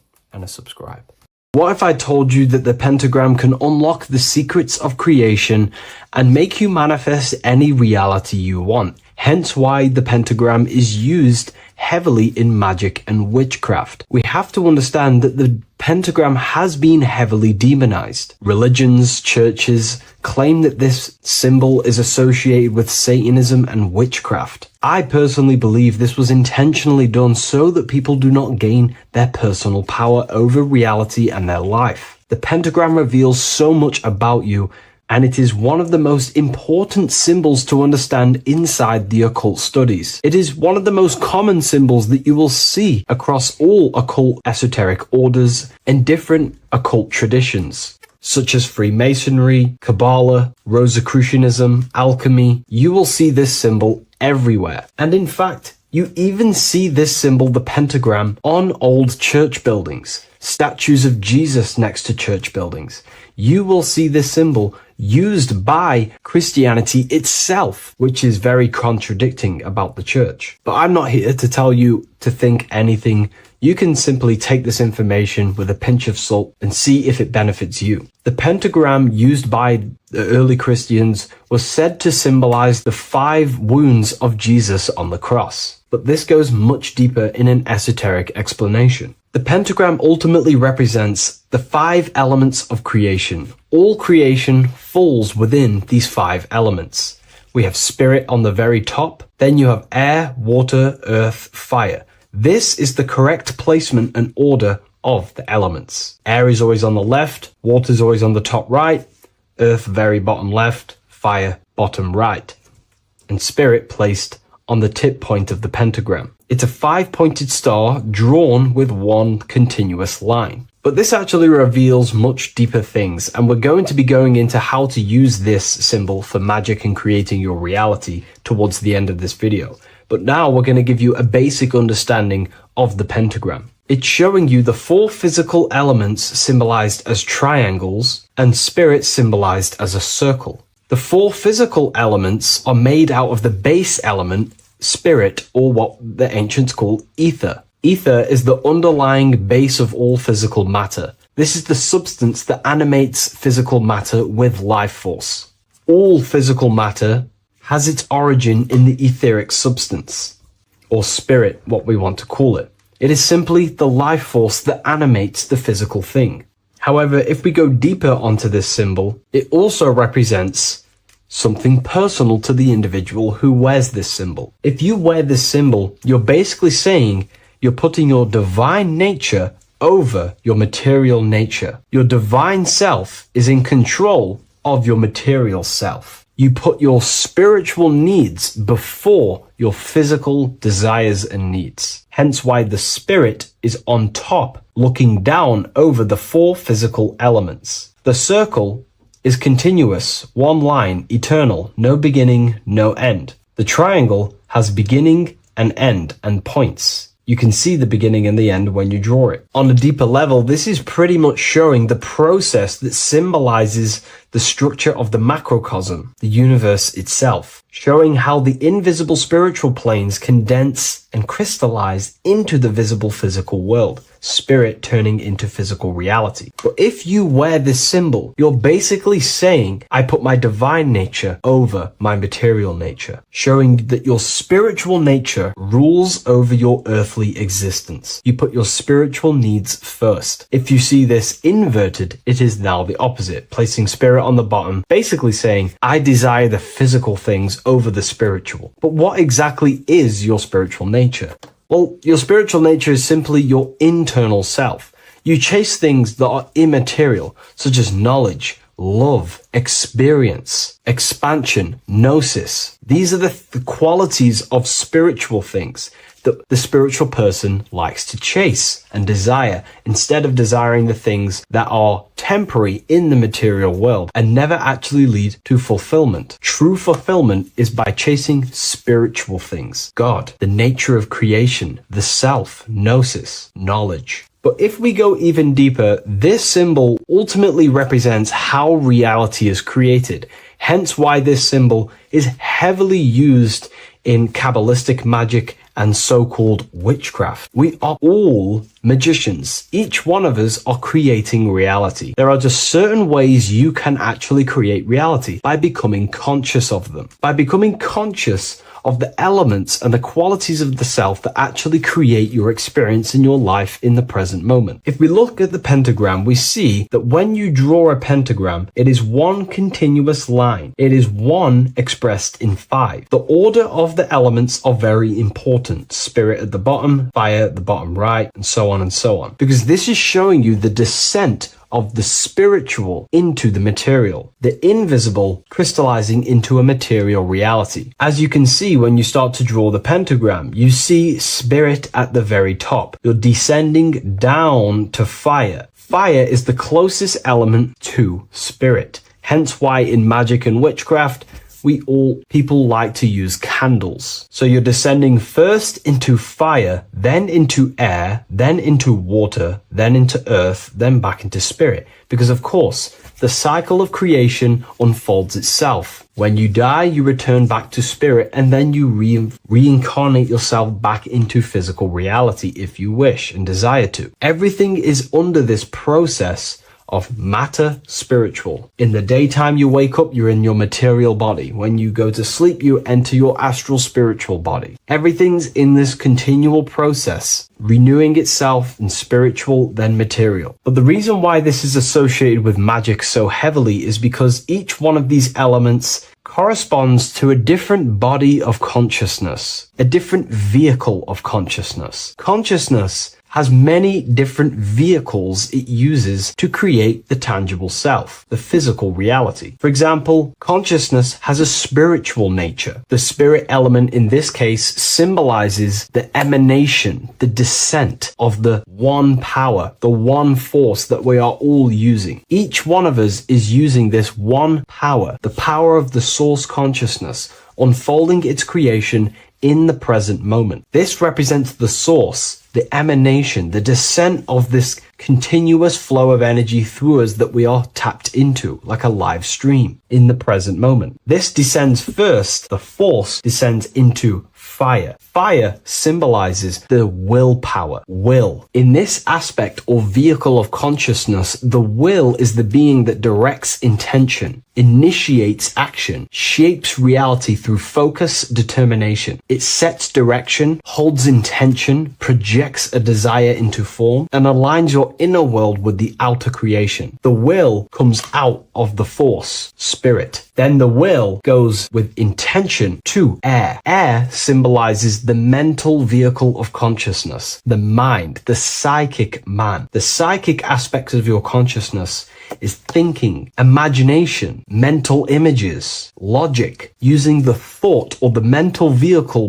body of consciousness. Then that thought has an emotion, which is then water. So it goes from the force to the will to the intellect to the water, the emotional body of consciousness. The emotional vehicle of consciousness amplifies the thought into an emotional desire that you want to take action on. No one takes random actions, and if we do, we say we're very bored and we don't care. The water is the energy, the emotion you have to fulfill something. And that emotion then descends into earth, which is the physical body to take the physical action in the present moment, to fulfill that desire, to fulfill that will, that thought, that desire. And that is how reality is created all the time. Now, there is much more that you can go into with the pentagram, because true magic is about changing consciousness at will, not casting random spells. It's the ability to change the direction direction of consciousness, using the power of the will to direct these forces to create change in the internal world so it can project outwardly in the external world. Because consciousness creates the external reality. What happens within us, we see change outside of us. So true magic is about manipulating the forces and the vehicles of consciousness that exist within our own mind to produce a change in the material world. There are other ways you can use magic, by purifying each body of consciousness or banishing each body of consciousness. Other forms of magic, you can dissect each body of consciousness and work with that specific body. If you think you're using your mind too much, you can start using banishing rituals to banish the power of the mind, to stop overthinking, for example. Or if you have lack of emotional connection with your emotional vehicle of consciousness, we can dissect this body, tap into this body, and invoke this body and strengthen it. We're dissecting each body and vehicle of consciousness so we can work with it to create a specific change inside ourselves, then to be mirrored outside of us. So pretty much this pentagram represents the descent of the spiritual turning into a material reality. Hence why sometimes we see a human figure standing in the point of a pentagram, because it ultimately represents the microcosm. You are the microcosm. You represent the entire process of spirit into matter, the invisible into the visible, the formless into form. The pentagram, drawn in one unbroken motion, captures this divine act of creation, showing how consciousness flows downward through the elements or the vehicles of consciousness to bring forth the material reality. The Book of Symbolism will teach you all about this. It was released November 17th. A lot of people have taken advantage of this. You also gain a free ebook with this copy. Every order comes with a free ebook. And if you wish to get your copy of the brand new Book of Symbolism, you can find it in the description or revivalofwisdom.com. Thank you, everyone. I'll see you in the next video.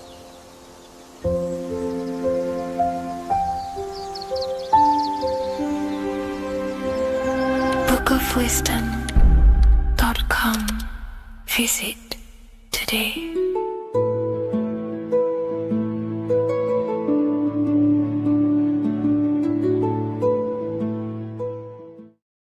What is good, people? We're back with another video, and this is going to be talking about the connection between the micro and the macro. You know, you are the universe, everything is inside of you. So the first thing you need to understand is that the law of mentalism, we are a thought in the creator's mind. Everything's being thought into existence. We have a spark of this mind, this same mind of the creator. And everything is a state of mind. Particles or atoms, whatever you want to call them, are a mental thing. They're a product of the mind. Everything's thought into existence. Thoughts influence everything. Thoughts are energetic effects which send out waves into the quantum field around you. And your consciousness is actually the universe experiencing itself, expressing itself, and viewing itself. So we are the creator, but viewing itself in separate bodies. And this is why they call the material world the world of illusions, because everything's separate here, but we all forget that we are all one. We've all been brainwashed to think we're all separate, but we're all one. We're all the same mind, the same consciousness, everything. So everything's created out of toroidal fields. God created the toroidal field. That's the only thing that exists because part of the atoms are toroidal fields. And it's the basis behind all creation. As you can see it in the owl's eyes, it creates the infinity symbol. And this was the apple. That apple is a toroidal field. And the toroidal field is made out of dielectricity, which is ether. Ether is black light, and this is counter space. This is another realm. This is what creates God to be omnipresent, to be everywhere at one place at all times. He is everywhere because ether is everywhere. And ether is infinite potential. It connects everything together, and that's what energy moves through. It moves through the ether, and that's black light. Everything is light, as it says in John 4:2. God is light. Everything's a vibrational state of light. So the torus field is made out of dielectricity, ether, black light, magnetism, which is white light, which is the center of the toroidal field. And magnetism radiates, it has no vibration. And then when white light splits, it turns into electricity, which is physical material, and that has a vibration. This is the Holy Trinity, the sun, the moon, and Saturn. Saturn, the god of materialism. If you've watched my videos on Saturn, you know that Saturn is crystallizing everything into physical matter. And that's why his old name was El. The ancients called him El. And this is why we get L electricity. This is where L electricity comes from. Because L electricity is only a product of the physical world, which is redshift, blueshift, Adam and Eve. And this is what creates the redshift, blueshift is what is a product of magnetism. When magnetism, white light splits. And this gives us vibration. And this what creates the toroidal field, which is the basis of all physical creation. The sine wave is created out of the magnetic wave and the electric wave. The electric wave is the blue wave, and the magnetic wave is the straight wave, which is radiation. This is vibration frequency. So the magnetic wave is straight, and then you have longitude and amplitude, which is depth, which is dimension. You see how the electric wave has depth and a dimension. This is why you get the cross. This is the cross of Earth. This is the symbol of Earth, of bondage, of physical matter, because it consists of magnetic wave and depth, which is electric wave. And this is where you get the sun cross or the earth cross, whatever you want to call it. It's the cross of physical matter, and the ancients knew this. This is why they used that symbol. Redshift, blueshift, which is the toroidal field, is the basis of all creation, physical creation. And this is why you have the police siren is red and blue. The Matrix movie, red pill, blue pill. You have red blood and blue blood in your body. The Democrat and Republic, the two parties, red and blue. Like your taps on your taps, you have a red and blue tap. One's generative and one's destruction.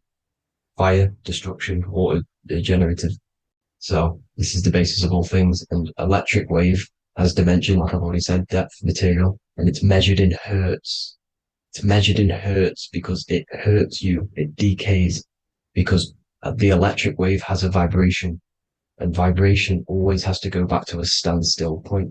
This wave cannot go forever, but the magnetic wave will go forever. It's radiation. Magnetic is radiation. It radiates forever. It pulses, but the electric wave will at some point come back to a standstill point, and that's why it hurts. It decays. That's why our physical body decays, because we contain of electricity. This body is an electric body, and it will return back to stillness like a guitar string. If you vibrate a guitar string, you pull it, it will vibrate, make a sound, and then go back to a standstill point. It's the exact same with every single toroidal field within the body. It will decay, and this is why our bodies decay, and everything in creation decays. So we're born into sin. The sin of Eve. The sin of Eve is us biting into the tree of knowledge of good and evil, which is the systems in the body. And the sin of Eve is biting into the sine wave. We bit into the sine wave. The sun moves in a sine wave. Our DNA is a sine wave. Time is a sine wave. Everything in this creation is a sine wave. This is why the dollar bill is a sine wave. Magnetism and electric waves in one. And this is the sun doing its sine wave, which creates, when you go bowling, it kind of creates that pin that you hit over. That's the pin of the sun. The zodiac sign is a sine wave because the zodiac sign is an expression of the toroidal field, because magnetism unfolds into 12ness. And that's why you have 12 zodiac signs, 12 systems in your body, 12 cranial nerves in your head, in your brain. So if you can imagine this, see where my pointer is, always starts with Aries. Aries is the head. It's the first thing that's created in the womb. And this is Aries, the ram. And this is why it's called a cerebrum in your brain, which is the first thing that creates when you're in the womb. And what's the element of Aries is fire. Fire is the first element. F-I-R, first, because it's the first thing on the wheel, the first expression of energy. As you can see here, my pointer, this is the center of the toroidal field. It would go Aries, Virgo, Capricorn, Pisces, Scorpio, Cancer. Then we go back to Libra. Libra would be center.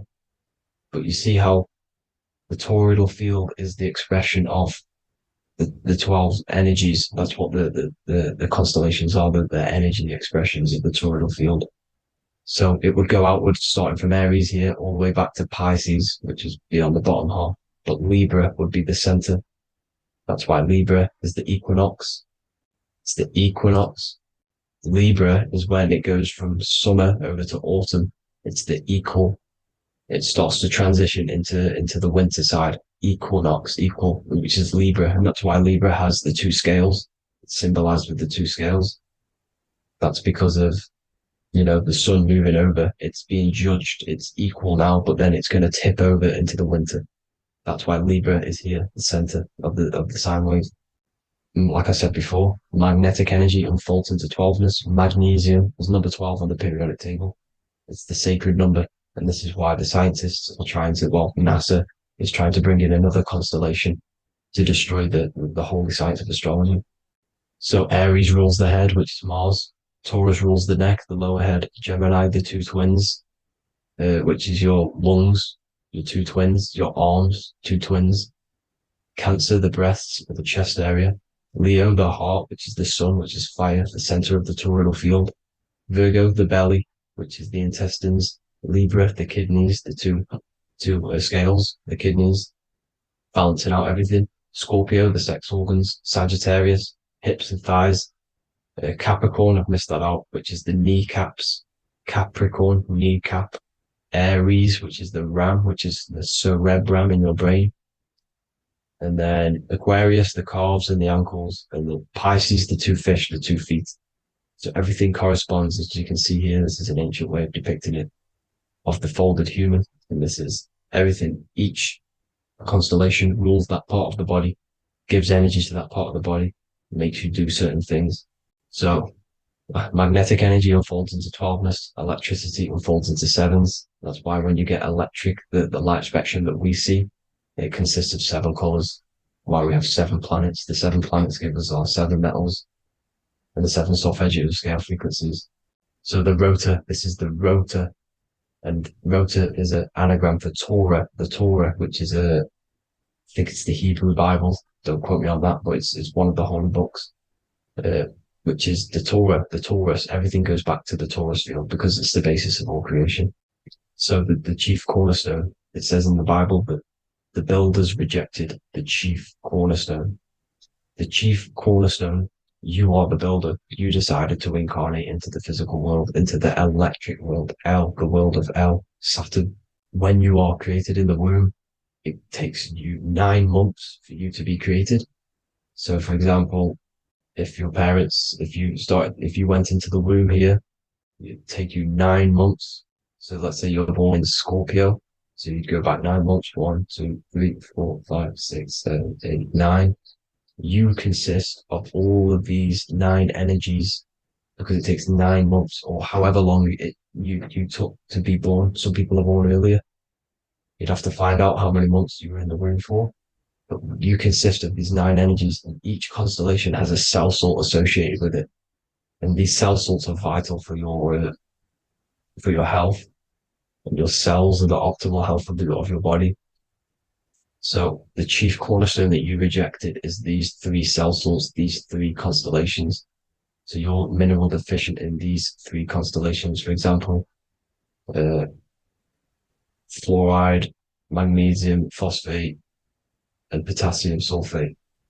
So that's the chief cornerstone. And a cornerstone, people always get it rejected with the cornerstone. The cornerstone is not, it doesn't say the cornerstone in the Bible, it says the chief cornerstone. The cornerstone is a cornerstone of a building, but a chief cornerstone is the top of the pyramid. This is where we get the pyramid of the wheel. So you're mineral deficient in whatever 3 zodiac signs you're not. You were not in the womb for. This is the chief cornerstone you rejected. So the human body is the micro. It is the universe in a physical form. It consists of everything in the universe.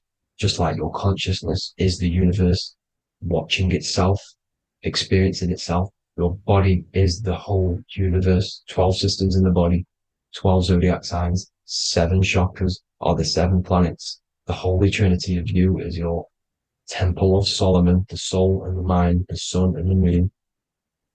Everything is in you. You consist of everything, all the energies, everything. Heaven and hell.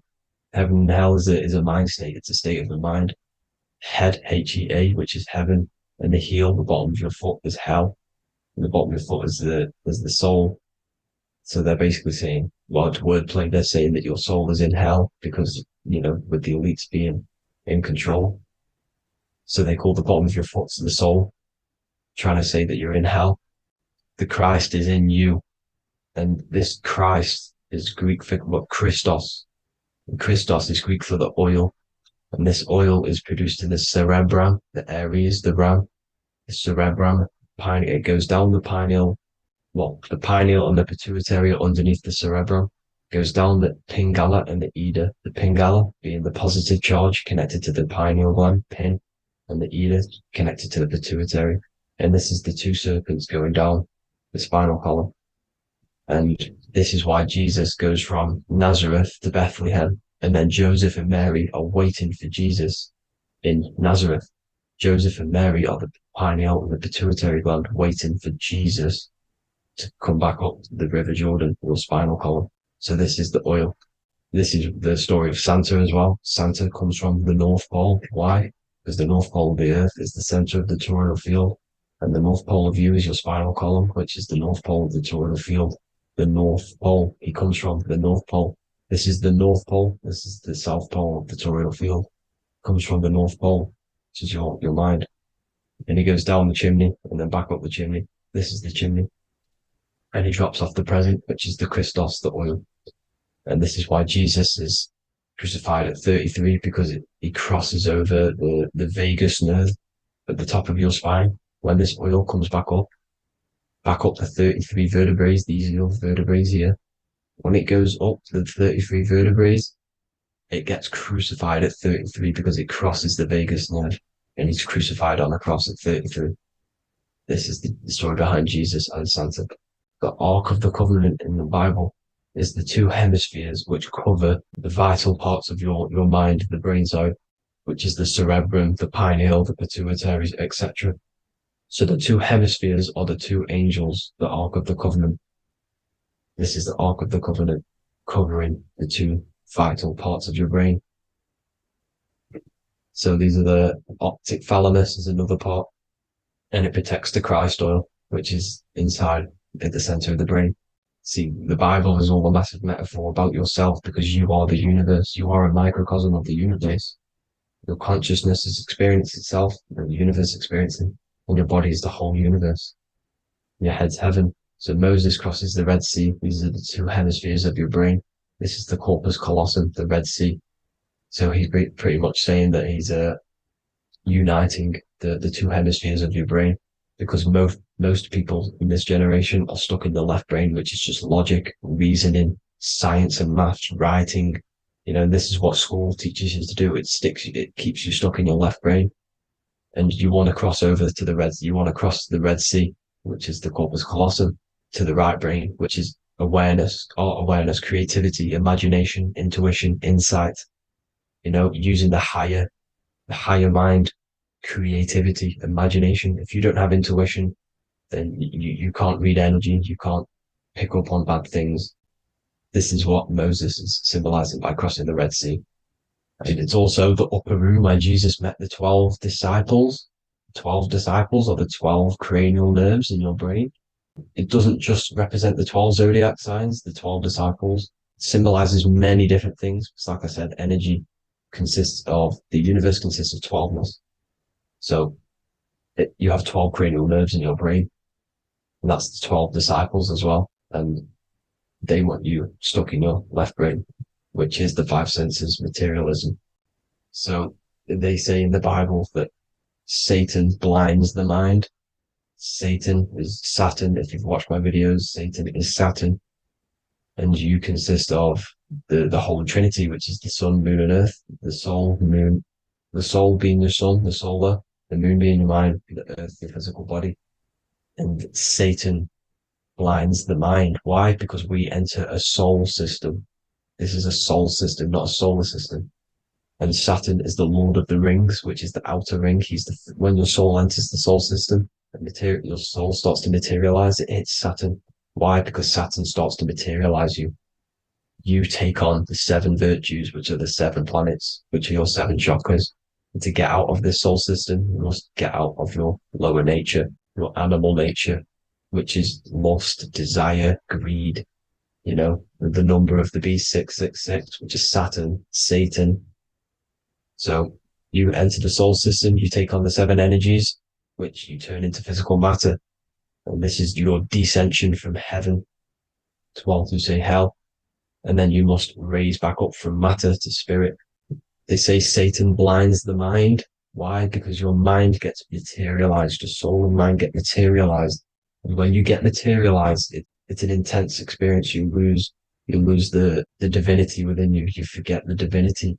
So Satan, which is the first planet, the first energy you take on, the material body, he blinds the mind. He makes you forget everything, your divinity. Then you must remember, ascend up Jacob's ladder, the 33 vertebrae, to heaven. And this is a microcosm of the macro, because you will ascend back up to heaven if you do this, when you leave your physical body, when your body decays. So when it talks about in the Bible, completely destroy them, the Hittites, the Amorites, the Canaanites, all the ites, this is what God says to the Israelites. It says completely destroy them. It's basically symbolizing saying destroy your lower nature. The Canaanites, cannibals. We're under a Canaanite system now, which is cannibalism.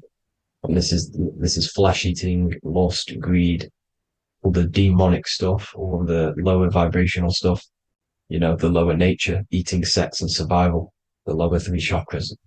You must get out of these lower 3 chakras and return back to spirit, which is heaven, which is spirit, love, being holy, being truthful, being passionate.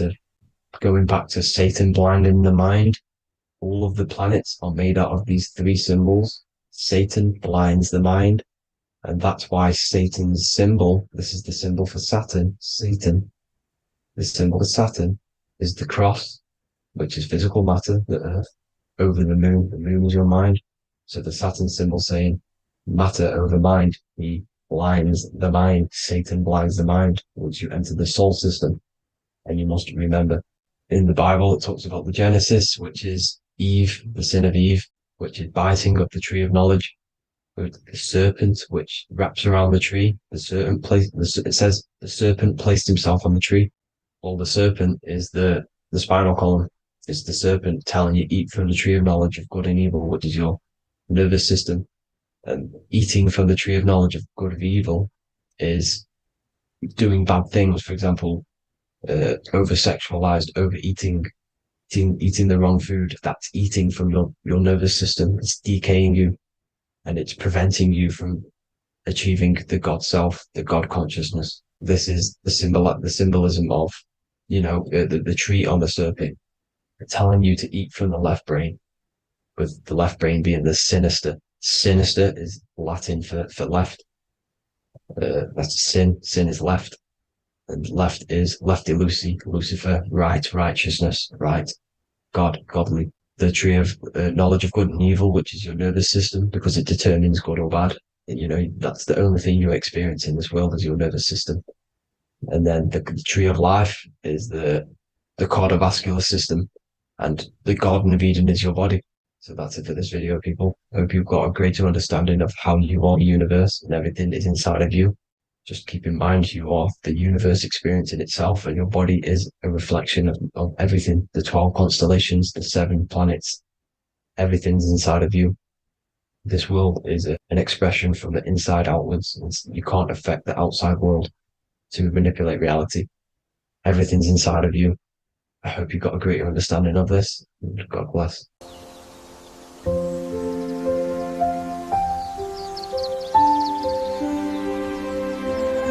bookofwisdom.com.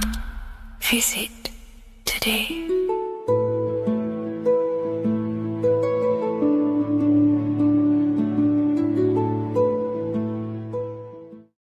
Neo is plugged into the matrix on the back of his neck. And if we look at the human brain, the back of the neck is the reptilian brain stem. And when one operates their life out of the reptilian brain stem, they are unaware, unconscious. They are consciously dead, because the reptilian brain does not really critically think. It acts on instinct, fight or flight mode. This is considered in the occult spiritually dead. when one is taking actions without intention, simply very reactive to life. They're not living, they're simply experiencing. When you're walking down the street and you see someone, and in your mind you think me versus them versus me, that is an animalistic way of thinking. I used to be trapped in this way of thinking, always thinking of fight or flight, always judging people, always reacting to the world, never consciously creating and commanding with intention in the world.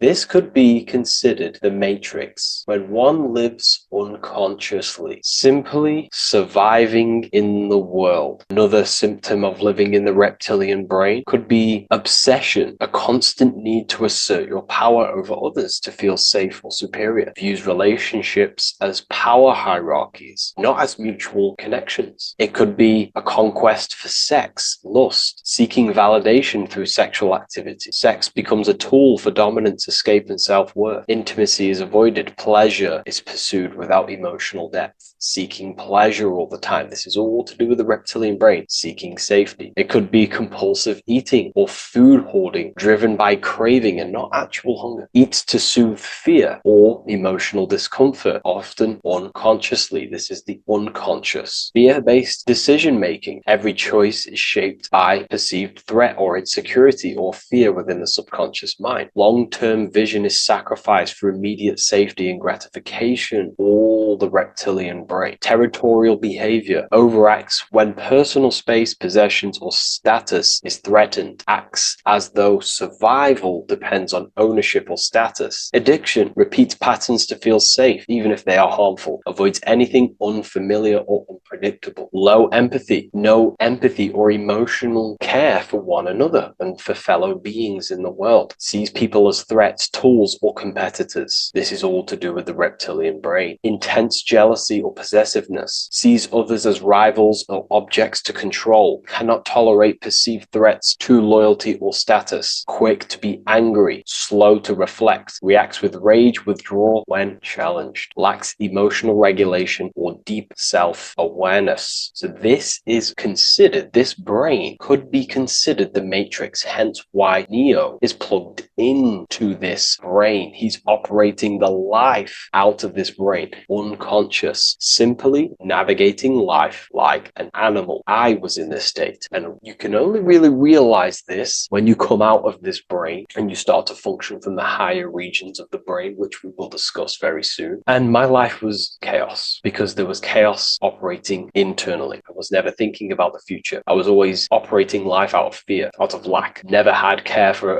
another person. When you operate life out of this brain, the matrix, things outside you, can easily control you. This is why they keep us in a constant state of fear. So we operate life out of this. So we never gain full control over our reality, over our actions, over our thoughts. So Neo is called Neo, and he works at a place called meta cortex, very symbolic of the neocortex, the higher region of the brain. Now, this brain makes you human. It ultimately allows you to hold control over the animal urges, okay? The neocortex is the brain that allows you to have self-mastery, that allows you to control your urges, your instinctual survival urges. So humans can overcome their reptilian animalistic state and start to operate their life in a conscious mastery state. And Neo is plugged out of the reptilian brain, and he starts to use his neocortex, the human brain. This allows one to learn to have self-control, allows one to create, allows one to think about others. It allows one to critically think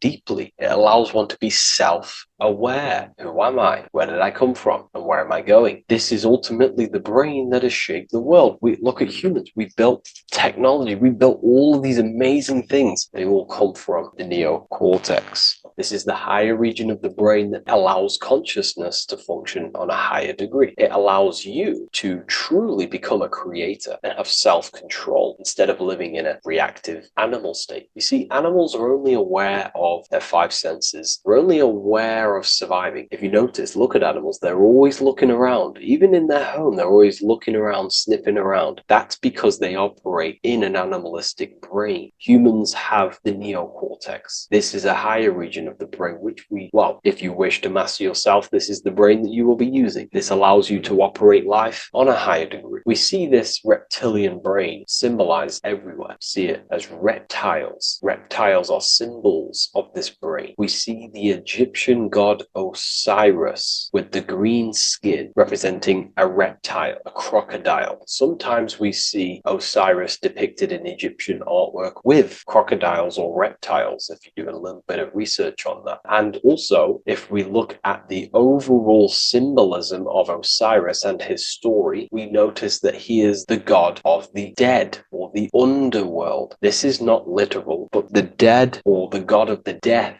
the god of the death of self, the dead of consciousness, because you are a divine being with limitless potential to create. And ultimately, to create, we have to master our reptilian brain. But when we function from this reptilian brain, we are dead to our higher powers of creation, of imagination, of actually gaining control and operating life from the higher mind, operating life as the divine being as you are. But if you operate life in Osiris, he is the god of dead. You are spiritually and consciously dead. You act unconsciously. You are dead, not physically, but mentally and spiritually. So what we're looking at here in the Egyptian artwork is the reptilian brainstem. We have the left hemisphere and the right hemisphere of the brain. Notice a curve. The feminine body is very curvy. This represents feminine. The masculine body is very liney. So if we study geometry, we know that lines are masculine, hence why the word masculine, line, and the feminine body is,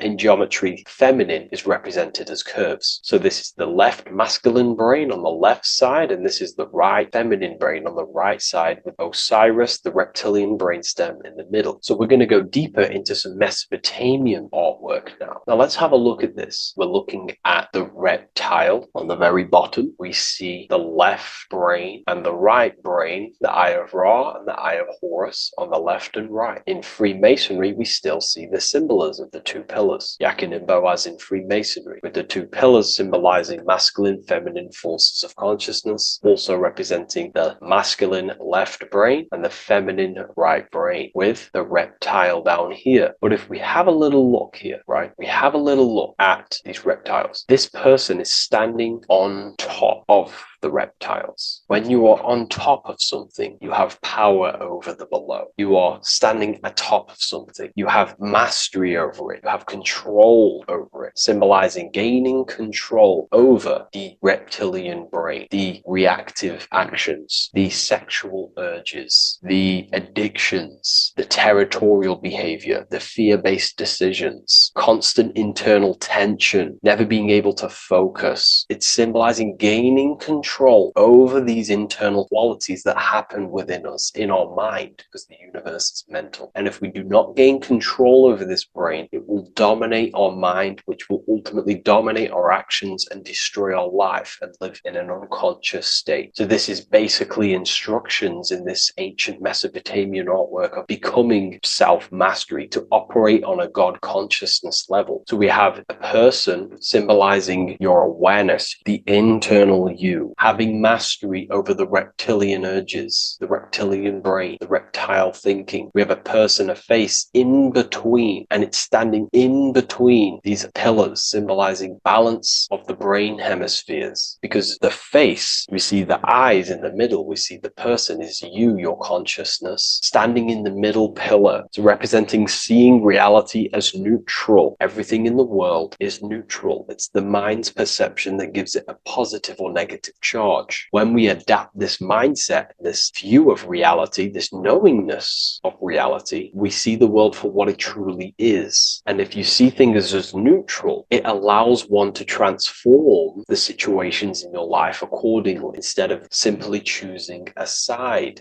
This is a major problem in society, and this was a problem within myself also. We like to choose sides, and choosing sides can keep your consciousness locked in a certain mindset, in a certain belief. And belief is what is ultimately destroying humanity. It's about knowingness, and knowingness is in the middle. We want to seek to know things. Knowing things allows you to go out there, directly experience it, and know it for yourself. For example, I know I'm not on a spinning global ball flying through space. Why? Because my senses tell me I'm not doing that. My senses tell me I'm not going 1,000 miles per hour and 360,000 miles per hour through space while spinning around the sun. I know that because I know myself. I know I'm not my body because I've had direct mystical experiences beyond the physical body. So we should seek to know things, and that's what we call gnosis, direct knowledge obtained through direct experience, knowingness. And that is a middle pillar quality. So in Freemasonry, we see the middle pillar. The matrix is designed to give you two wings all the time. Democrats, Republicans, feminism,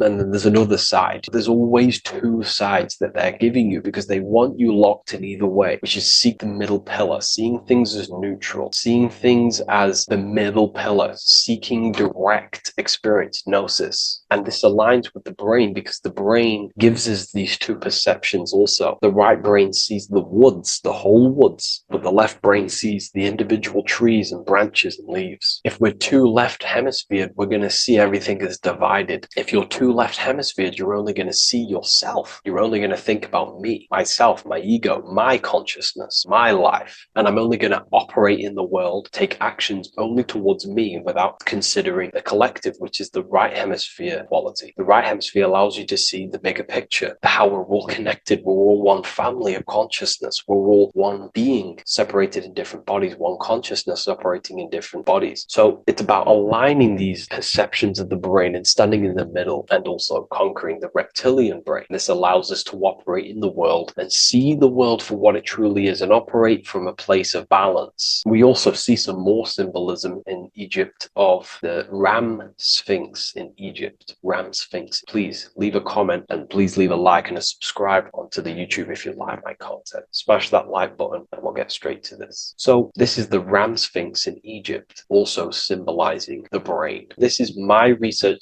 These are my conclusions. You can take this with a pinch of salt and go out and do your own research. This is what makes sense to me based off my information I've gained, my symbolism that I can read. So take what you can from it. I'm not here to obstruct anything. I'm not here to place anything in your mind. I'm simply here expressing my research. Never take anything off anyone as solid truth. I've never have said everything I say is solid truth. This is my research. If the research aligns with you, that's great. Maybe it doesn't with some people, that's fine. Simply take things with a pinch of salt, go out and collect as much research and information from many different sources and place together your own understanding of symbolism and your own perspective on reality. But like I say, seek to know and not believe. So this is the Ram Sphinx in Egypt. This is a more powerful symbolism of the brain. We have Osiris here, the god of the dead, which is the reptilian brain, and an Aries symbol here symbolizing the hippocampus in the brain. So this is the reptilian brain stem, heavily aligned with the reptilian brain stem here. We can see the connections if we look closely. So this represents the dead of consciousness. This is the dead of self, living in impulsive animalistic state, the symptoms that I listed earlier. I'm not going to go over the symptoms again. And Aries symbolizes the hippocampus in the middle of the brain. This is the hippocampus. And Aries is a symbol of a state of being. Why? You see, ancients and the ancient Egyptians, according to my research, Freemasons still use this symbolism today. So what they do is they use the path of the sun to symbolize a state of consciousness or a journey in consciousness. So what do I mean? So Aries here is the transition from the winter arc. So this is the winter arc from Libra, Scorpio, Sagittarius, Capricorn, Aquarius, Pisces. This is when the sun is dead. This is when the electromagnetic symbolic waves of the sun are not very present. This is the winter. This is when there's more darkness in the world. However, from Aries, Taurus, Gemini, Cancer, Leo, Virgo, and to Libra, this is when the sun is giving more electromagnetic rays. Everything grows. Everything is reborn again. Everything's growing. There's more light. There's more warmth. You can grow crops. So this is very symbolic as a state of consciousness. Aries is used heavily to represent the rebirth of the sun, but internally as an esoteric interpretation of Aries, it symbolizes the resurrection of awakening of the self. It is the rebirth of the sun, of the soul, the rebirth of becoming aware out of the darkness into the light, living in the reptilian unconscious state, the unconscious, not being aware that I possess consciousness, not being aware of my thought, emotion, actions. And Aries is that symbol, is of the rebirth of the spirit, the rebirth of the self, becoming self-aware. So that's what we're looking at here with the Ram Sphinx. We're looking at Osiris, dead, the reptilian brain, operating life in an unconscious state, not really thinking, not self-aware of thought, emotion, actions, not aware of the soul, not aware of good and evil, not aware of the laws that are in the heart of love, not aware that there's always an intelligence in the heart telling us what's the right thing to do at all times, not aware of anything, just simply reacting to the world. But then we have a symbol of Aries above, which is the resurrection of self. So again, this is symbolizing by the Egyptians, to me and my research, going from darkness to light. This is the resurrection of consciousness when we start to deepen our self-awareness, which is ultimately what I'm doing to you in these videos. Hopefully I can awaken some people's minds and make people think deeper. And that process of internally what's happening within you, that's what Aries represents when you're starting to say, wow, my mind's going deeper and deeper into the self, and I'm realizing more. That is what Aries symbolizes. When the sun returns, it's also a symbol of a sacrifice, because obviously when the sun returns back to Aries, we're sacrificing the winter, when we're transitioning, and all transitions require sacrifice. So in Aries, the Jews celebrate the Passover. It's the Passover of the sun, and what do? They eat lambs in the Passover Aries, because it's all symbolic of this internal process. In Aries, Christians celebrate with the Easter, which is the resurrection of Jesus, the resurrection of the sun. Remember, it goes deeper. There's deeper layers to this. It's the resurrection of the self and the mind deepening into a deeper awakening. So again, we're going from the lower regions of the brain, and when we start to critically think and become self-aware, we're starting to use the mid part of the brain, and the mid part of the brain then expands into the neocortex, which is the resurrection of the self. The mind is no longer functioning in just the reptilian brain, but then it's going into the light of the higher brain, the neocortex, and this is the reptilian brain. This is the midbrain, what we're looking at here with the Ram Sphinx. Yeah. So this is the resurrection. It's the transition point of going from the reptilian brain into the midbrain, into the neocortex. We're now resurrecting ourselves. Now, this is not putting anything negative on the reptilian brain. Without the reptilian brain, we wouldn't be able to live. We need the reptilian brain, but it's an abuse of the reptilian brain that can keep us in a very low state. It keeps us stuck in an unconscious state. But the reptilian brain is what's allowing you to breathe, to eat, to scan the environment for any threats. If there are threats, we do need the reptilian brain. That's not to say it's evil, but what I'm saying is an abuse of this brain, which is what most people are stuck in. They're operating their life out of this brain. And this is what the Egyptians, I think, are symbolizing, trying to tell us, to resurrect ourselves, to become self-mastered, to become the highest version of yourself, to actively create in the world. Because when we are only operating from this brain, we're unconscious, well, then other people can use you as a vessel to create their reality. This is how the world is at the moment. The ones who know how to use the mind are controlling the other ones who do not know how to control the mind. So I hope this makes sense to you. Let me know if you have any video recommendations, and I'll see you inside Ethereum University. If you wish to take your research to the next level, I have things inside of there that are very powerful. We happily invite you. I'll see you inside of Join. If not, I'll see you in the next YouTube video.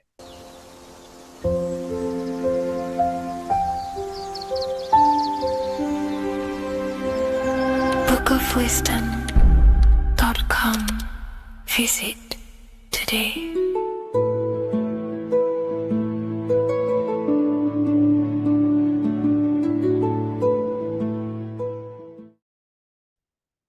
As above, so below. This is one of the most crucial teachings within esotericism, occultism, or what we like to call it today, spirituality.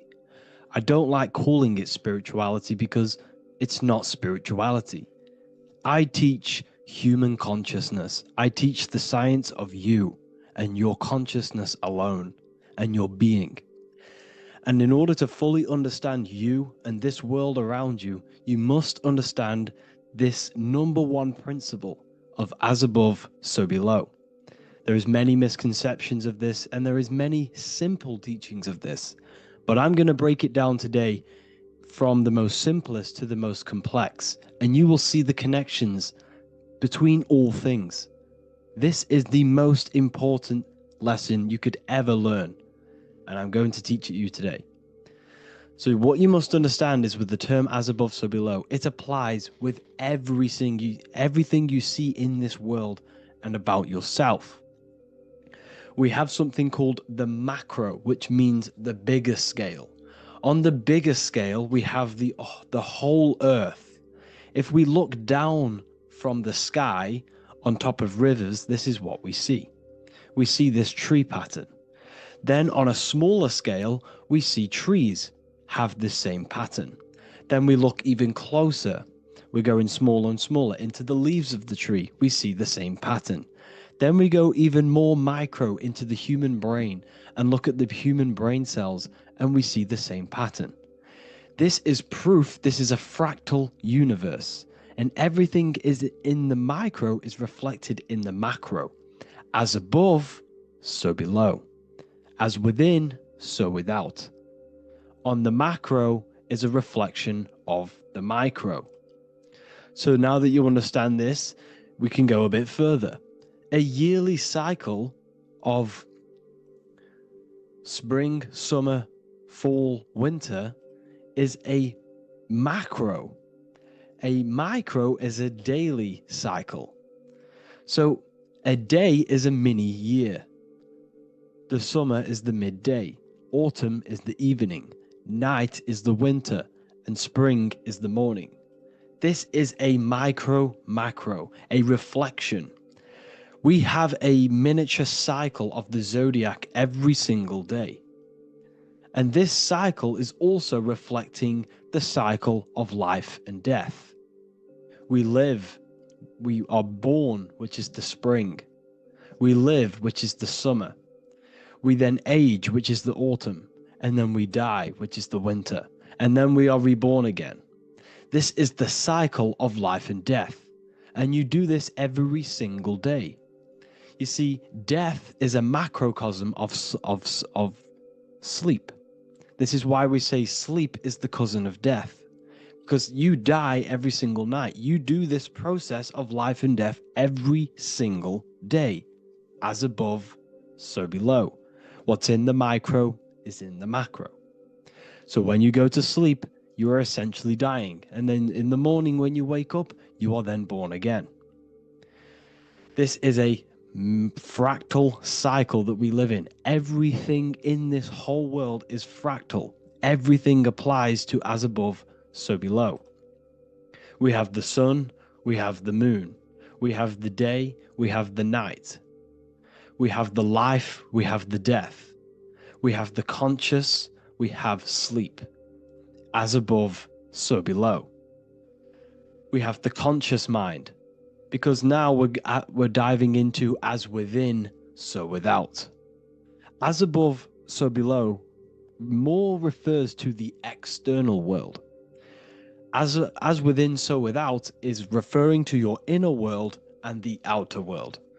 What you must understand is about yourself. You exist in two realms. You're an individual. The dual nature of you. You exist in two realms at once. You have an inner world of your thought, emotion.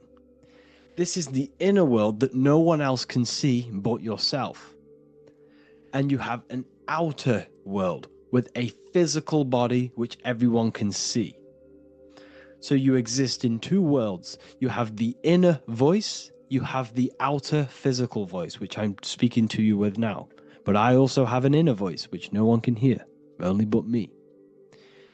So you exist in the light and you exist in the darkness. The sun represents your external self, your physical conscious mind. The moon represents your shadow self, the inner self, the psyche self, the spirit self. There is an as above, so below. The sun is within you. The moon is within you. Everything is within you. Now that you understand as above, so below, what is your body? Your body is a miniature earth. Let me repeat, your body is an earth. Your body is the earth. Okay? Because like I say many times in all of my videos, you are not in the world. The world is you. You are the universe. Your brain is a computer creating this reality. What you see with your eyes is produced in the back of the brain called the visual cortex. You don't look into the world, the brain produces the world. The body produces the world. When you touch something, you're not actually touching something. This is the electrical nervous system. When you touch something, what you feel is actually electrical signals on your nervous system reporting back to your brain. Therefore, when this body dies, you leave the earth because this body is the earth. Okay? As above, so below. You have the mental plane, the astral plane, the etheric plane, and the physical plane. This is essential for understanding reality and the teaching of as above, so below. Everything in this material plane began in the thinking mind. For example, the microphone I'm speaking into, the phone you're watching this video off, or the laptop or iPad. Where did this begin? It didn't begin in the factory. The first ever place this item begun was in the mind of an individual. The invisible realms of mind is where all physical things and physical items begun. Essentially, this physical plane is the effect of the thinking mind. This world is the world of effect. It's the world of outcomes. When you see something, it is already manifest. It is already being manifested. It is an effect. And in the effect of the cause, which is the thinking mind. Therefore, the mind creates thoughts, which is the mental plane. Then after thoughts creates imagination, which is the astral plane. These two are spiritual. They are non-physical. So spirit kind of means non-physical. Then you have the physical planes, the etheric and the physical plane. As above, so below. What happens in the mind is manifest on the physical plane. Like I said, the phone that you are holding, it was a thought, and then it brought down into a physical reality. As above, so below. You change the mind, you change your reality. Your environment, the word environment has ment in it because your environment is mental. So now that you understand this, so what is the world around you? The world around you was created by the mind of God. It was manifested through God's thought. So you are living in the mind of God. You are a thought in the mind of God. God thought you into existence. But like I said, we are all fractals. Everything is fractal. If God exists, this means that you are God, as above, so below. God created you through the thinking mind, and he gave you a thinking mind. So God created the macrocosm. God created the macro, the whole world. He designed the whole world, the sun, the stars, the moving. He designed this. But then he gave you the thinking mind to design your own life and create your own life in his world. You are a microcosm of God's macrocosm. Just like God thought you into existence and the whole world into existence, you are a microcosm thinking your world, your reality into existence. You see this now? Everything is a reflection. Everything is a mirror. Everything is fractal. So in order for you to change your reality, you must change these higher planes. Your thought and imagination are the two key aspects of creating physical reality. Every object you see around you was begun in these higher planes of the non-physical, and they were brought out of spirit into physical matter through the thinking mind and physical action. So now we're going to get a bit deeper. The brain is not the mind. Now that you understand, we have spirit and matter. As above, so below. You have a non-physical side of reality and a physical side of reality. The mind is the spiritual brain. The brain is a physical manifestation, a physical effect of the mind. The mind uses the brain to operate in the physical world, and it's the same with the heart. The soul manifests itself physically through the heart. The heart is a physical manifestation of the soul, of the emotion, thought and emotion, the mind and the soul, the brain and the heart, heaven and earth. So you have the inner world and the outer world, the spiritual, non-physical, and the physical. So we are all on this process of awakening, an expansion of our minds into new fields of thought, into new fields of awakening ourselves. Because essentially we are born into this world. But you are born many, many times. You can be born physically and you can be born spiritually. Like I said, everything is fractal. So just like when the baby finds out that there is a world outside of its mother, what does the baby do? The baby seeks a way out of its mother, and then the baby is now born into a new world, a world outside of its mother's womb. It's the same with you and your spiritual process. As your mind becomes aware that there are other realities beyond your physical body, it then seeks a way out. And this is why you are probably watching my YouTube, because you are now on the path. Something within you has guided you to this path of knowledge, truth, enlightenment, and expanding your consciousness. And it is your soul who brought you here.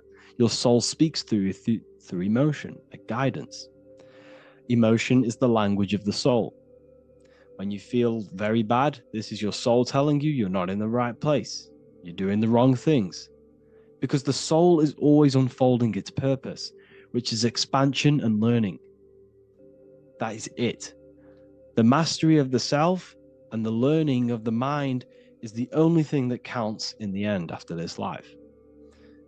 So you are on a journey of expansion, of learning, creating, and spiritual rebirth. As above, so below. What does this body tell you? When I see someone overweight, I don't see the overweight. I don't see the body. I see the mind. I see an undisciplined mind. I see a mind that lacks self-control.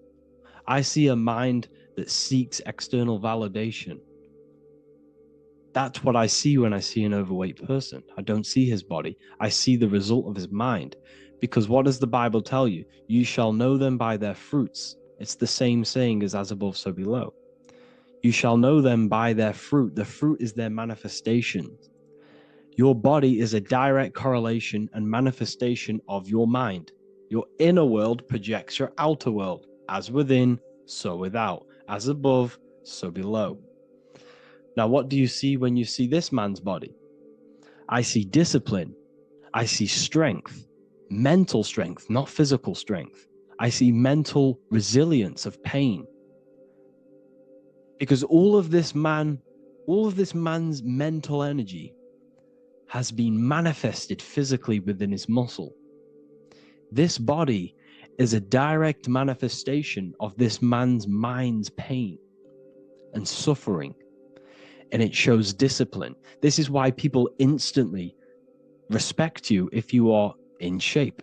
You walk into a room and you are in shape, people will instantly give you respect because they know that you are mentally disciplined.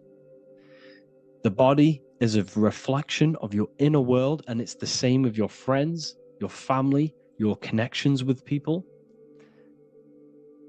If you think about yourself very negatively all the time, and you don't have a good connection with yourself, you don't have a connection with your true self, this will manifest into every single relationship you have in your life.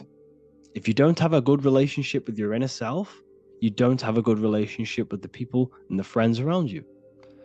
Because as within, so without. If you think negative about yourself, you will only pick up the negative in other people. If I think very highly of myself and I think very happy and good things about myself, I will then see the good things in other people. Because it's as above, so below. As the inner world is, so is the outer world. It's the same with your life circumstances.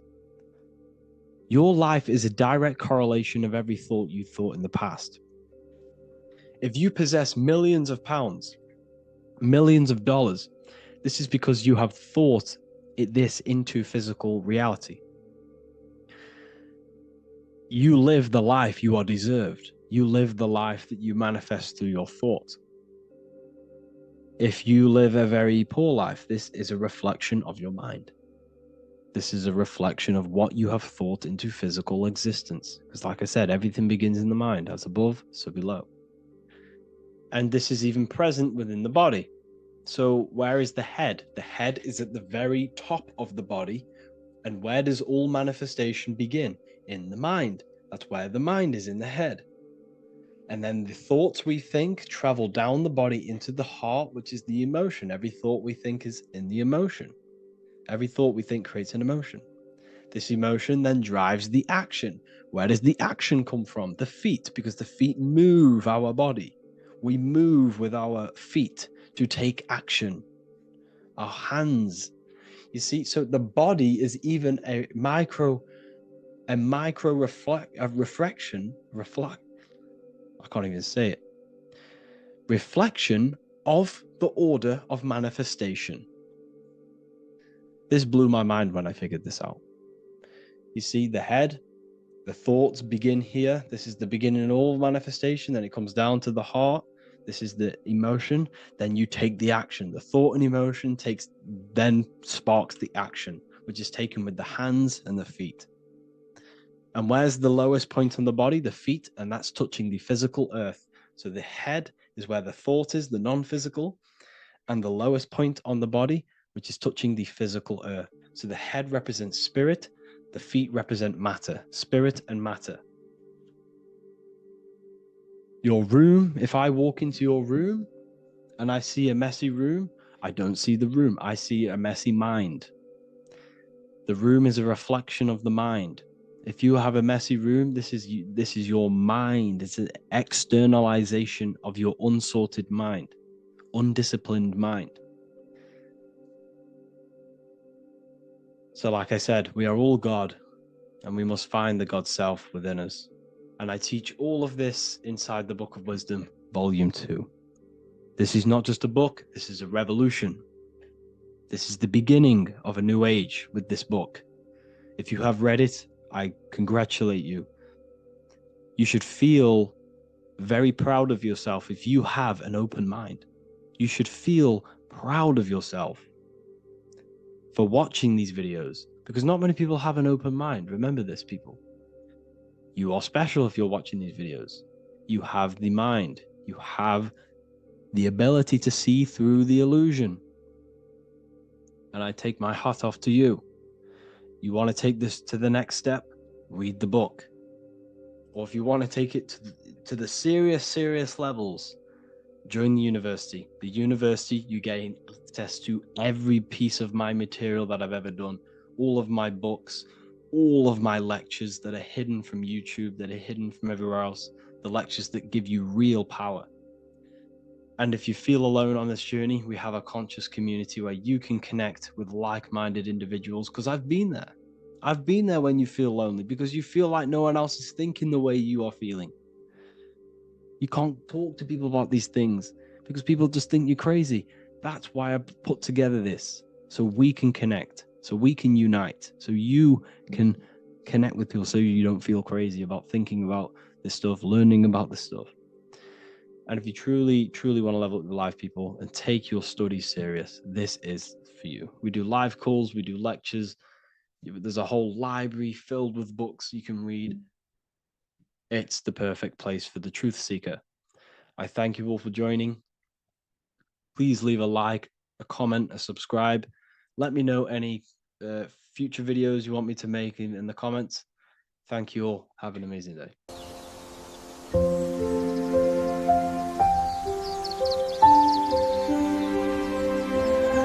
bookofwisdom.com.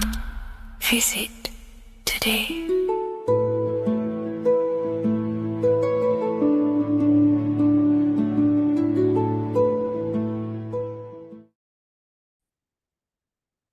Hello, Seeker. Welcome to Revival of Symbolism, a channel devoted to the language of esoteric symbolism, guiding you to discover yourself and expand your consciousness into deeper realms of thought.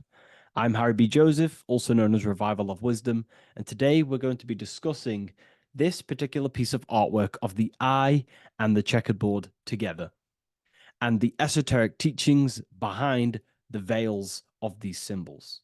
So the first thing we must look at is, of course, the eye. The eye being a symbol of consciousness. The eye is the inner witness inside of ourself. This eye is referring to the internal eye of perception inside of our mind. The mind that gives us the ability to perceive and to understand things internally. This is also the eye we use to vision things through our internal vision, what we like to call imagination. The screen in our mind that allows thoughts to be projected into a particular form. So this eye is talking about the internal eye of perception inside every single individual and form of life. Dogs, cats, squirrels, humans. Every single form of life has this internal dialogue, the inner being that no one else can listen to but themselves. This is a symbol of consciousness. And together, these two symbols reveal a grand teaching and understanding of the world and the universe, of how the universe is one consciousness, one observer. This is symbolizing the observer, witness consciousness. Consciousness holds many vehicles and many dimensions that it exists in. As I've talked about previously in my previous lectures, we have a physical vehicle of consciousness, which expresses physical actions through the physical body. We have an emotional vehicle of consciousness, which is our emotional body or the astral plane. We have a mental vehicle of consciousness to express thoughts inside of, the thought body of consciousness. We also have a witness side of our consciousness. This internal witness, like who is the one seeing the screen of your reality right now? Who is the one seeing it? Not looking, who's perceiving the screen of reality through your eyes? Well, that would be the inner witness. And that inner witness is also perceiving your thoughts.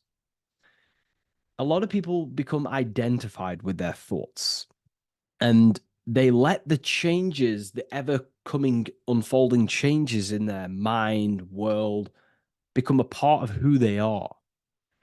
And they get caught up in the world and the changes that happens to them. And a great teaching that I've come across this last year is to never identify with the ever-changing circumstances that happen in life.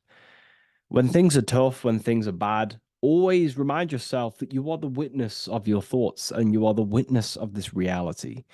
You are the one witnessing your thoughts, emotions, and actions. You are the one behind them. So when things get tough, try not to get too indulged in these negative things. The I is the witness. Connect with the witness. And this is the same I that sees the screen of your reality, and it also sees the screen of your dreams. So this witness consciousness is transcending your physical day life and reality, and it's also witnessing your dreams. It's the same observer who's observing your reality now, but also observing your dreams. So this witness consciousness transcends all forms of bodies of consciousness. It is essentially the highest aspect of ourselves, and it is literally the thought voice, the inner thinker, because you are not the external body. You are not the being outside your mind. You are the being inside your mind who is actively thinking. I like to call what you are, what we are as consciousness is consciousness in action. We are the thinking inner thinker, the inner being. And it's about becoming into contact with that inner being again to unveil who we truly are. If we sit back and truly have a thinking session of, closing your eyes and going inside yourself, and you ask yourself, who am I truly? Who am I beyond all of my beliefs, memories, my body? Who am I beyond that? And it will lead you to the inner voice, the inner dialogue. But again, you are not the voice. You are the one hearing the voice. You are the silent, invisible one, the one behind the veil. So this is ultimately what the eye is representing. It is representing the inner self shining, looking down upon the earth, upon duality, right? But this also reveals a great teaching as well, is that consciousness is universal. It is not something solely given to you. It is universal. It is a part of a greater whole. Consciousness is personal and also impersonal. We have our personal sense of self. We have this inner voice. We have this sense of who we are in this world. And that is our personal sense of self. But you can also transcend the personal sense of self by turning off the mind and fading into the collective impersonal consciousness, which is ultimately what you call transcended states of consciousness, altered states of consciousness, or astral projection. When you astral project, you are simply accessing this impersonal aspect of consciousness. And this is ultimately what the symbol is representing with the checkered board floor, because the checkered board floor is duality, division. There is many, many different forms, but the I is singular. This is representing how the universe is one witness being, one consciousness expressing itself in infinite life forms and into division. But ultimately, division is an illusion. Consciousness fades into an impersonal consciousness.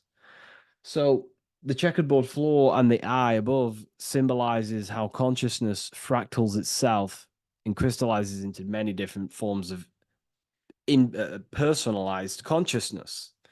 The self, the sense of self, right? And this is why we always say, I am. I.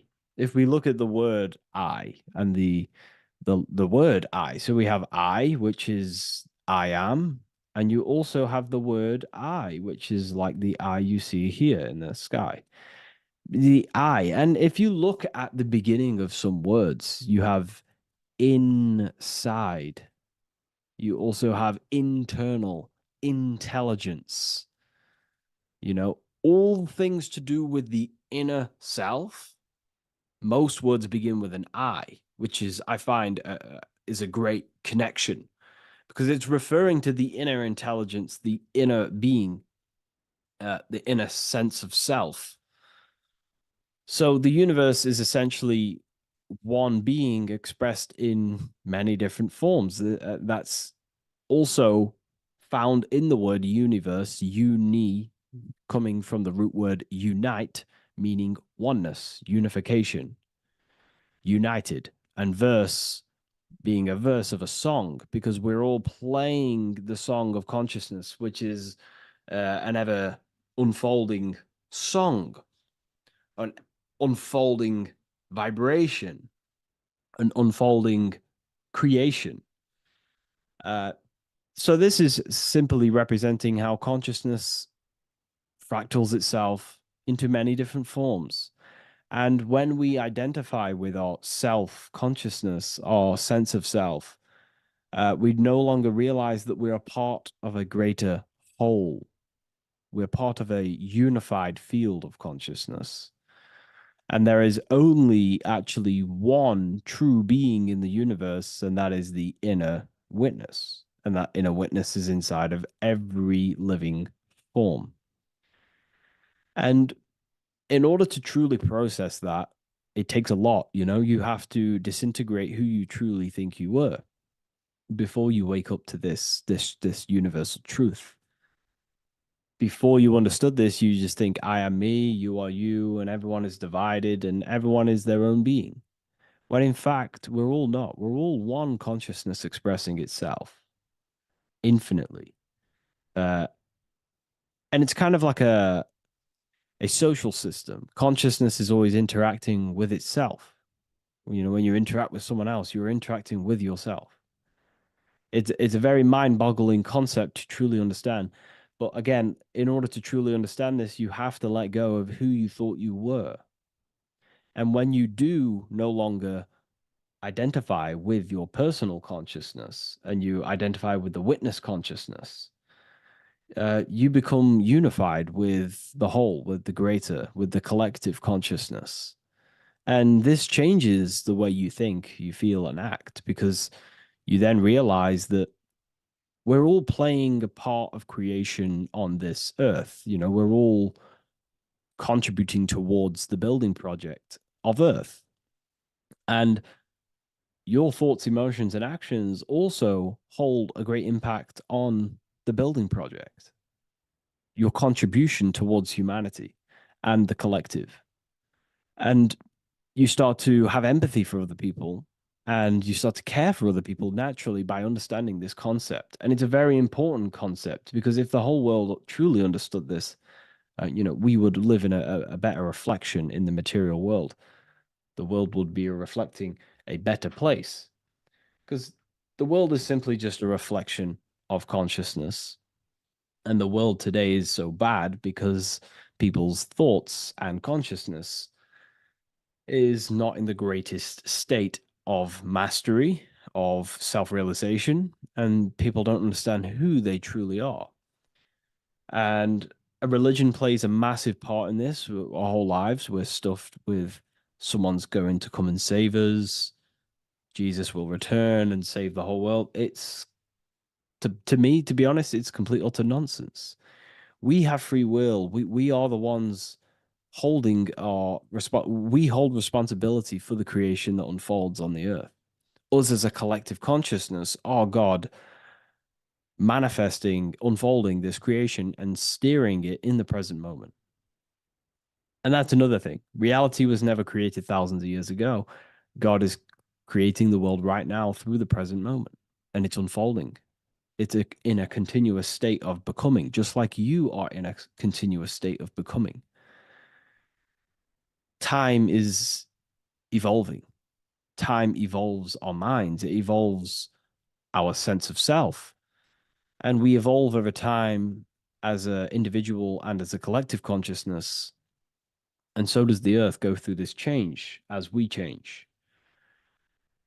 So it's important that we are becoming more self-aware in the world, so we can actually start to reflect a better world. But the checkerboard floor, again, is just reminding us of the duality and the illusion, because it looks like an illusion, a checkerboard floor. It's an illusion. The physical world, if you only look at the world through the eyes, you will live in the veils of illusion and never see the light, the higher understanding of the world. You will see everything as divided. You will see everything as I am me, you are you, and live in division. But in truth, we are all one. We all come from the same source, and we're all the same infinite witness expressed in different forms. And this brings me back to the concept of love. Love is the force that unifies consciousness. It unifies yourself. It unifies your relationships with people. If you love your partner, you love your brother, your sister, your whoever it is in your life, it unifies. If you have a care for someone, it brings you two together and you grow the relationship by expressing care into the other person, and it grows. So love is a very expanding, it allows things to grow, and it unifies things. And when you start to love yourself, you start to unify with yourself. And when you start to when you start to love nature, you start to unify with nature. So if we understood this, the world would be a better place. And love is the force that unifies the collective consciousness. If we truly hold love for ourselves, for others, other individuals, nature, then the world will become more unified. It unifies consciousness. This is the force of love. It's a very, very powerful, powerful force. And I do truly believe and come to understand now that love is the reason of all creation, which is the generative principle. All action is coming from a place of love or care. We only take action on what we care about. So even the sun is a symbol of love. It just expresses life, gives away all of its light, life, and energy to the earth and asks for nothing back. It is love. It is the expression of care. And that is what unifies consciousness. So again, this is just talking about the inner witness and how consciousness expresses itself in many forms. And the checkerboard floor also transcends that idea that I've just described of how it's consciousness divided in many forms. It also represents a state of an individual's mind. The checkerboard floor is symbolic of being divided, you versus me thinking, walking down the street and thinking everyone's a threat. It also represents their thoughts, emotions, and actions not being aligned, not being unified. Their thought, emotion, action are scattered, and they're not creating things consciously. It also represents many, many different personalities in our minds, the divided personas and personalities in our mind that we have. And the eye represents the unification of that. It's about unifying our mind pretty much to not have all of these different characters and sides to ourselves, and actually being a whole mind, becoming conscious of the unconscious aspects of ourselves and transmuting them. And when we become conscious of something, we then hold the power to change it. If we have an unconscious part of ourselves, we never truly realize it, we don't change it, and that unconscious thing can actually seek to control our thoughts, emotions, and actions from that place of the unconscious mind. So ultimately, that's what darkness to light represents. Darkness symbolizing things we are unaware of, because when something is in dark, you cannot see it. Most people are in darkness of their imagination. They don't realize the power of their imagination. They're unconscious of it. They don't use it. And to become conscious of that is to put it into light. Shedding light on something reveals something. If I shine a torch on an object, it's going to reveal it. It's the truth. So it's about becoming conscious of the aspects of ourselves that we may be unconscious of, and actually using them and transforming them as tools. And again, we have the eye with light, with white and black. This is duality. You are also the witness consciousness, as previously mentioned, and the witness consciousness thinks in duality. We think we are the hater and the lover. We are the deceiver and the truther. The truth is that consciousness thinks within duality, and within the mind, beyond the witness, there is duality in thought. But in truth, you are not either. You are neither the positive or negative thought. You are the witness of it. There's a great saying in the Gospel of John, and I can't remember exactly the words, but it goes something along the lines of, lift the wood, I am there. Lift the stone, I am there. It's basically saying that everything is the I am, everything is the same consciousness. No matter where you go in the universe, you're talking to self. You're talking to the same thing. You're seeing the same thing. It is the same consciousness that is everywhere. So consciousness thinks within duality, and it is the light and the dark, and we have the ability to transform between them. And some people think that, darkness is all evil. Darkness is not inherently evil. Darkness is not inherently evil. There are dark aspects of the world that help you actually progress into the light. Without the darkness, consciousness can't move into the light, into knowingness. Without bad, there is no evil. They are needed. Both of them are needed. So in order to understand the light, you have to understand darkness. And there are some forces of some forces of darkness in the universe that are purposely there to cause certain things to then push you and activate the good or the light. Some Gnostic texts talk about how there are beings that, very powerful beings, that purposely descend themselves into darkness on purpose to make things happen in certain people's lives, so it actually pushes them towards the light, towards the good. So, this is ultimately the whole allegory of Satan is. Satan was created by God, and Satan is necessary, which is symbolic of darkness. It's symbolic of evil, the evil forces of the universe, because the universe is simply just one force of consciousness, and that one force can express itself in good and evil. The power of the mind can be used to kill, or the power of the mind can be used to create amazing things.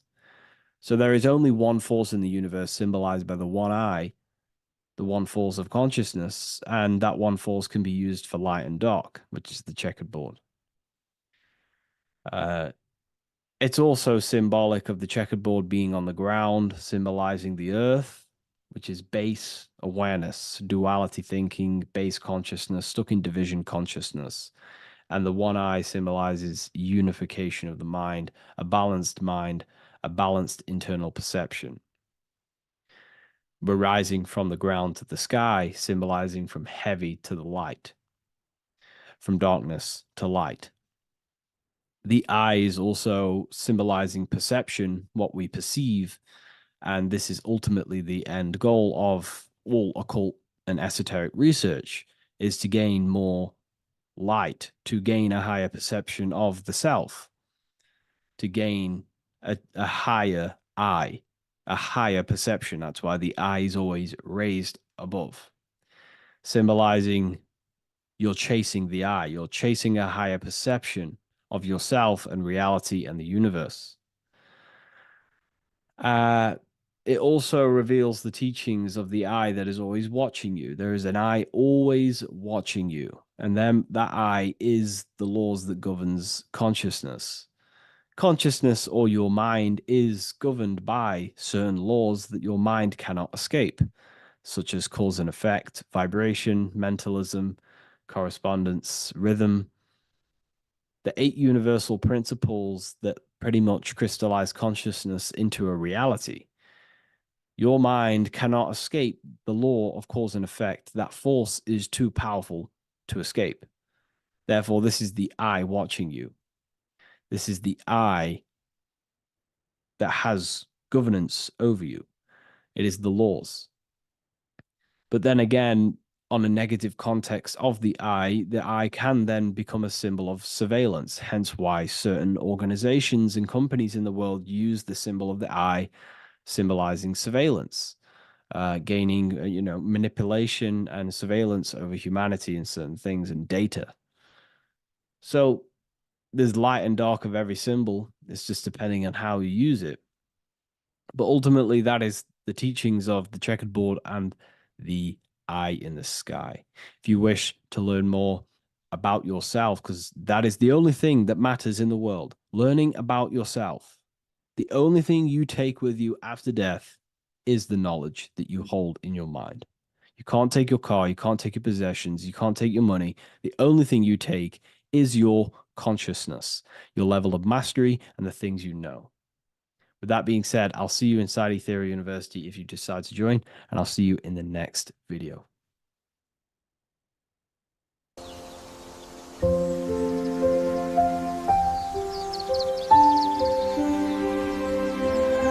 bookofwisdom.com. Visit today.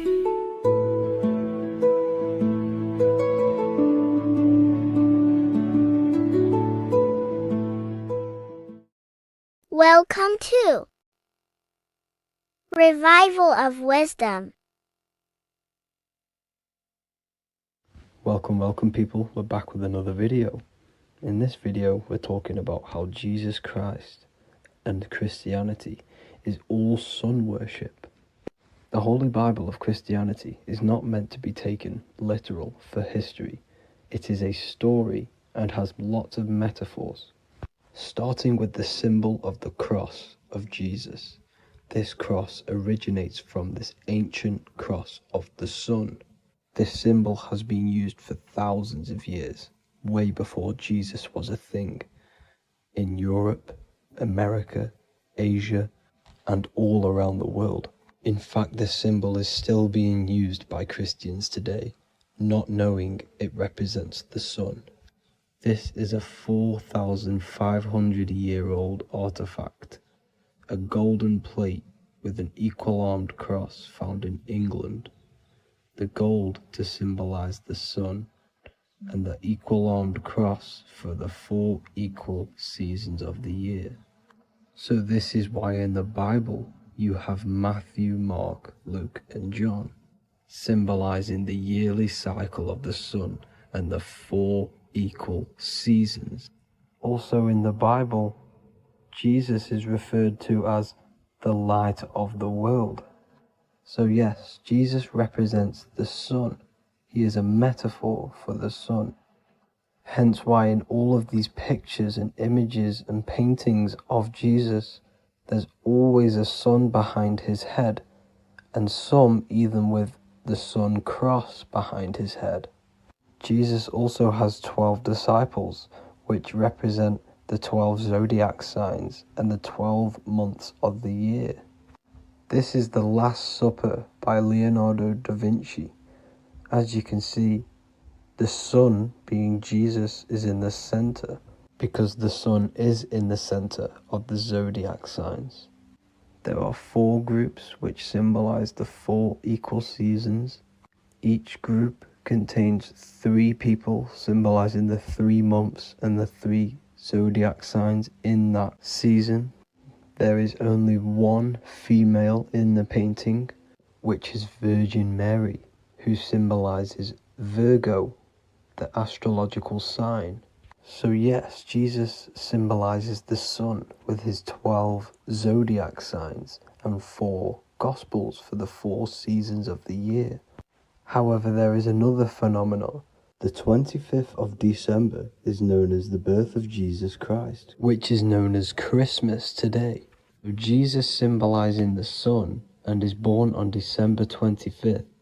This is the day the sun moves 1 degree northward, bringing back the warmth, the growth of crops, the life and light back to the northern hemisphere.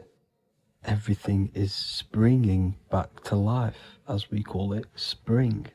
So it is said that the sun is born again on the 25th of December, and Jesus is known as the risen Saviour, because the sun is our risen Saviour, because it gives life to the whole of this realm, the warmth, the crops, and without the sun rising in the morning, we'd all die in about 2 weeks. And we all know how Jesus died on a cross. The sun also dies on a cross in the southern hemisphere. It dies on the Southern Crux constellation. And on December the 22nd, 23rd, and 24th, the sun remains in the same position. So the sun dies for 3 days and it is born again on December 25th. When it moves 1 degree northward. And this is when the sun is born again, or resurrected, just like Jesus. Constellation Virgo is prominent in the spring sky in the northern hemisphere. So therefore, the sun is born a virgin, Virgo. And as you see in this image, you see Virgin Mary holding the sun. Us as humans do not own the sun, so therefore God owns the sun. So yes, the sun is the Son of God, and this is what Jesus is symbolizing. And just how Jesus sacrifices himself for humanity, that's what the sun does. The sun gives out all of its energy so we can live. There are many other Bible verses which represent Jesus as the sun. Now in Matthew 8:23-27, his disciples are in a boat and there is a massive storm. Jesus is asleep, meaning the sun has not arose. And the disciples say, "Save us, Lord, we are perishing." Quote, "Then he rose and rebuked the winds and the sea, and there was a great calm." End quote. Now this is a metaphor for the sun rising and calming the storm, because in the ocean, when the sun is down, that's when there are great storms. The worship of celestial bodies go back thousands of years, and it's called astrotheology, and it can pretty much be traced back to all ancient civilizations. Now going back to the ancient Egyptians, the god Horus, the god of war, and he symbolized the sun in the morning. Ancients used to say that he walked over the sky in 12 steps. Yes, this could symbolize the 12 zodiac signs. It also symbolizes the 12 hours of daylight. So we have 12 hours of Horus, but now they've rearranged the word to hours. Horus and hours. And when the sun rises, Horus rises, we say horizon, which is Horus is rising. That's the etymology of horizon. Another Egyptian god called Amun-Ra was known as the god of all creation. He was the first god of them all. Amun was also a sun god. Therefore, after every Christian's prayer, they say Amen, sending their prayer through the sun to God. So this all goes back to the worshipping of the sun. Sun worship was around way before the Romans. However, in the Roman times, their sun god was called Mithra. Mithraism was the main religion before Christianity came into play.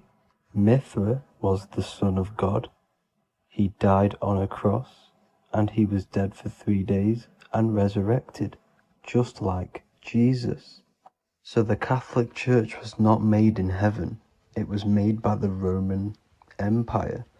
They mixed all the sun religions of Judaism, Mithraism, and other Arabic religions, and combined it into one, so Caesar, the Roman emperor, could gain his own religion. So yes, Christianity was a political move to gain more control over the masses, because it was a worldwide government at this point in time. So here is a Sumerian helmet with the rising sun symbol. And then the Romans also used this rising sun symbol on their armor. So sun worship has been going on for thousands of years, and it still goes on today. However, with all the programming and the low IQs, today we do not get the full interpretation of the Bible and these stories from the past.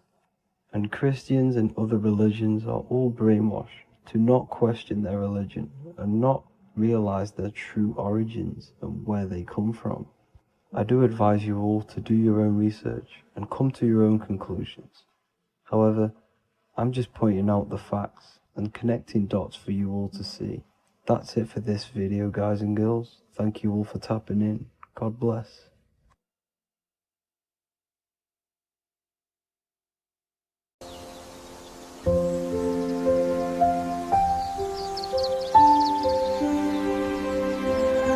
bookofwisdom.com. Visit today.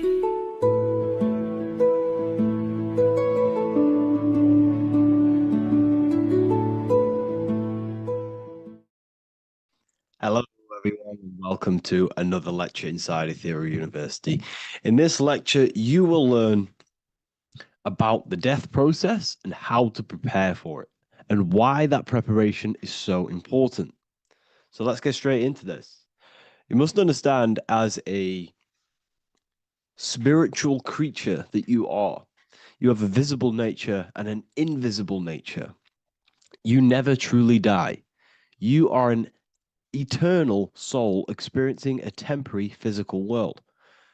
The inner world of thought and emotion is eternal, while the outer world of matter is mortal. Everything that is seen is mortal. Everything that is unseen by the eyes is immortal.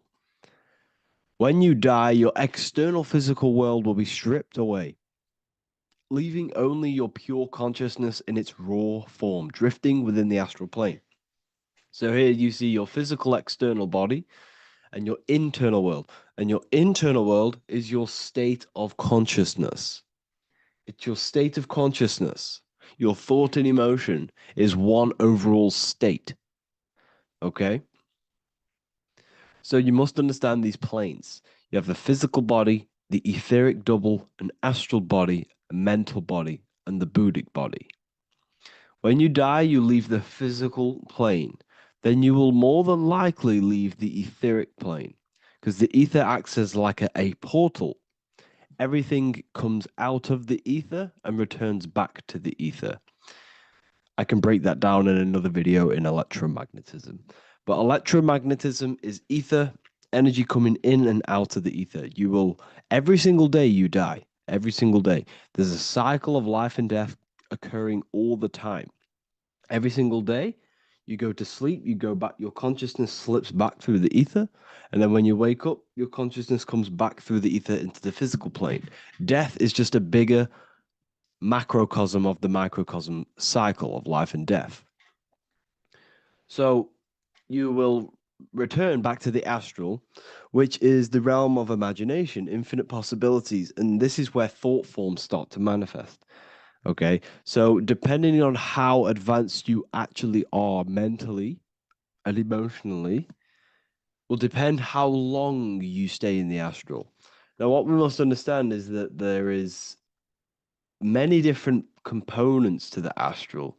We have the higher astral, the middle astral, and the lower astral.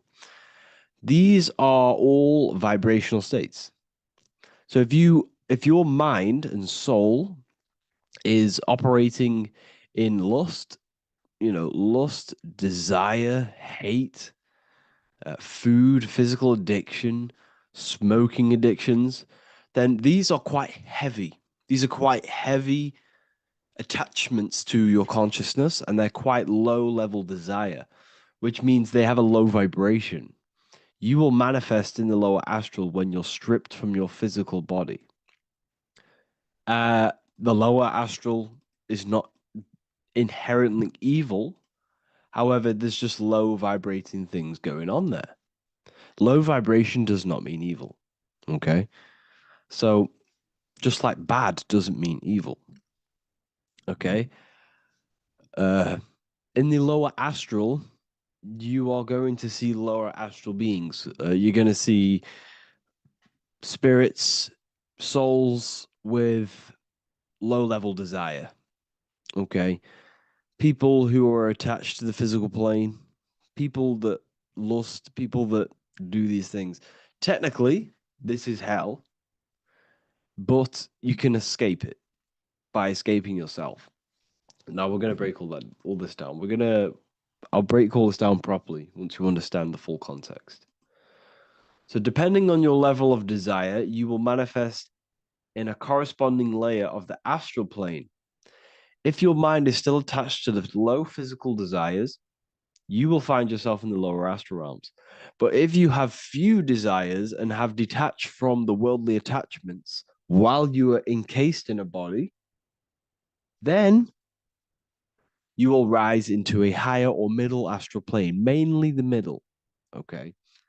The higher astral plane is very formless. So as I broke down here, this is, well, the physical plane is the lowest dimension. This is the most form, the most matter. It's quite heavy. The higher you go, the lighter it becomes, the more fluid, the more formless it becomes. So you see here it says denser down and lucidic up. So this is more lucidic in these higher realms. This is more dense in the lower realms. So this is why the ancient Egyptians were always talking about, I'll show you this. This is showing you death. So first of all, we have Anubis, which represents death. Here you have the heart, which represents the soul. And here you have a feather. And this is a scale. You see how this is a balanced scale? So what this is symbolizing, this represents death. This represents your heart, and this is a feather. So when you die, your heart must be as light as a feather, which means your emotions, your soul, should have no attachments to the world. It should be light. It should be detached. This is why the word light and light are the same. Light is in heavy and light is in very bright. Because when you're less attached to the things, your soul shines. You're authentic. You're light. You're very bright soul. And you have no attachments. Your light is in not heavy. So you must detach from the worldly desires. We have to detach from the smoking, the food. This is why we should fast. Smoking, this is why we should detox. We should also meditate. We should also be able to sit with ourselves for long periods of times. Okay? I'm going to break all this down properly.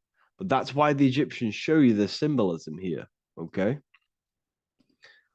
So you're stripped of your material body. So that state of consciousness you're in right now, your inside world, if you shut your eyes, that state you're in, that is what you're going to experience when you die.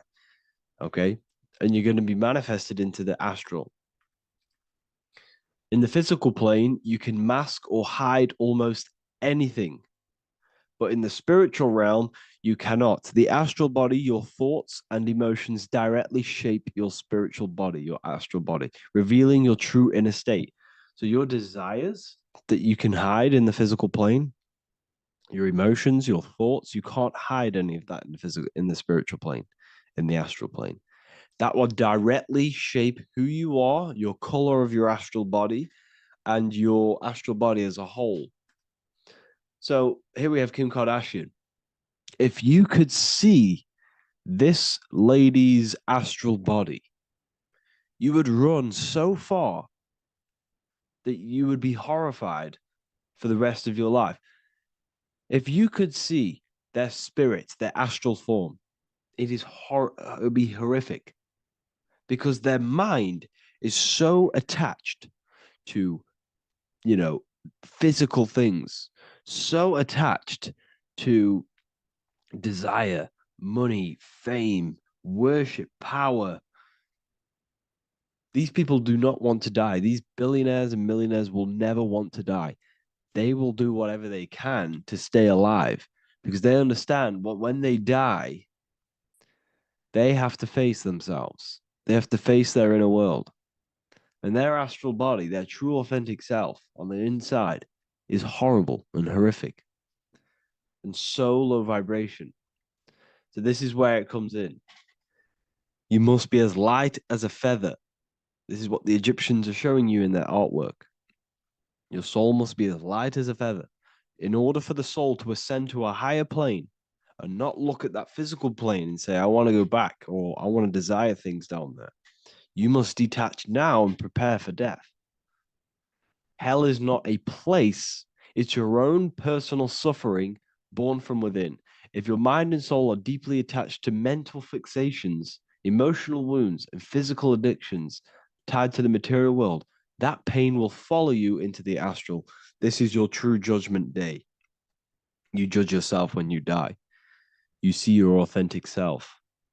There's no hiding. Right. Imagine right now that you that everything you cling to was stripped away. No matrix, no electricity, no food, no TikTok, no phone, no possessions, no distractions, no one else. Could you sit alone with yourself for just 1 hour? Could you sit alone with your thought and emotion? That moment of truth is what you must begin to prepare for. Could you sit alone with yourself? Can you sit alone for long periods of time and just think? And if you cannot, then you're running from your internal world. You're running from your thoughts. You're distracting yourself from your thoughts. This is what we must address. Now, don't feel bad if this is you. We've all have problems. We all have internal problems. But this is what we have to face directly in order to prepare for life after death. We must meditate for long periods of time. Not even meditation. We should be able to sit with ourselves with no distractions and just think. This is what the people of the past used to do when we had no technology. People would sit and think for hours. This is what we need. Because if you cannot sit with yourself, imagine sitting with yourself with no physical body. That's the level that's going to happen. And we need to prepare for that. The soul and mind must become as light, as weightless, as radiant as a feather to ascend to a higher plane and move beyond the physical life. To rise, they must release heaviness, attachments, burdens, fears, and desires. The lighter and brighter your inner being becomes, the more freely it can rise into a higher state of existence. Ascension is not about going somewhere, it's about becoming something pure, clear, and luminous. Okay, this is very important. Very, very important. We must detach from the worldly things. So enough of that. How do we do it? How do we attach? How do we prepare?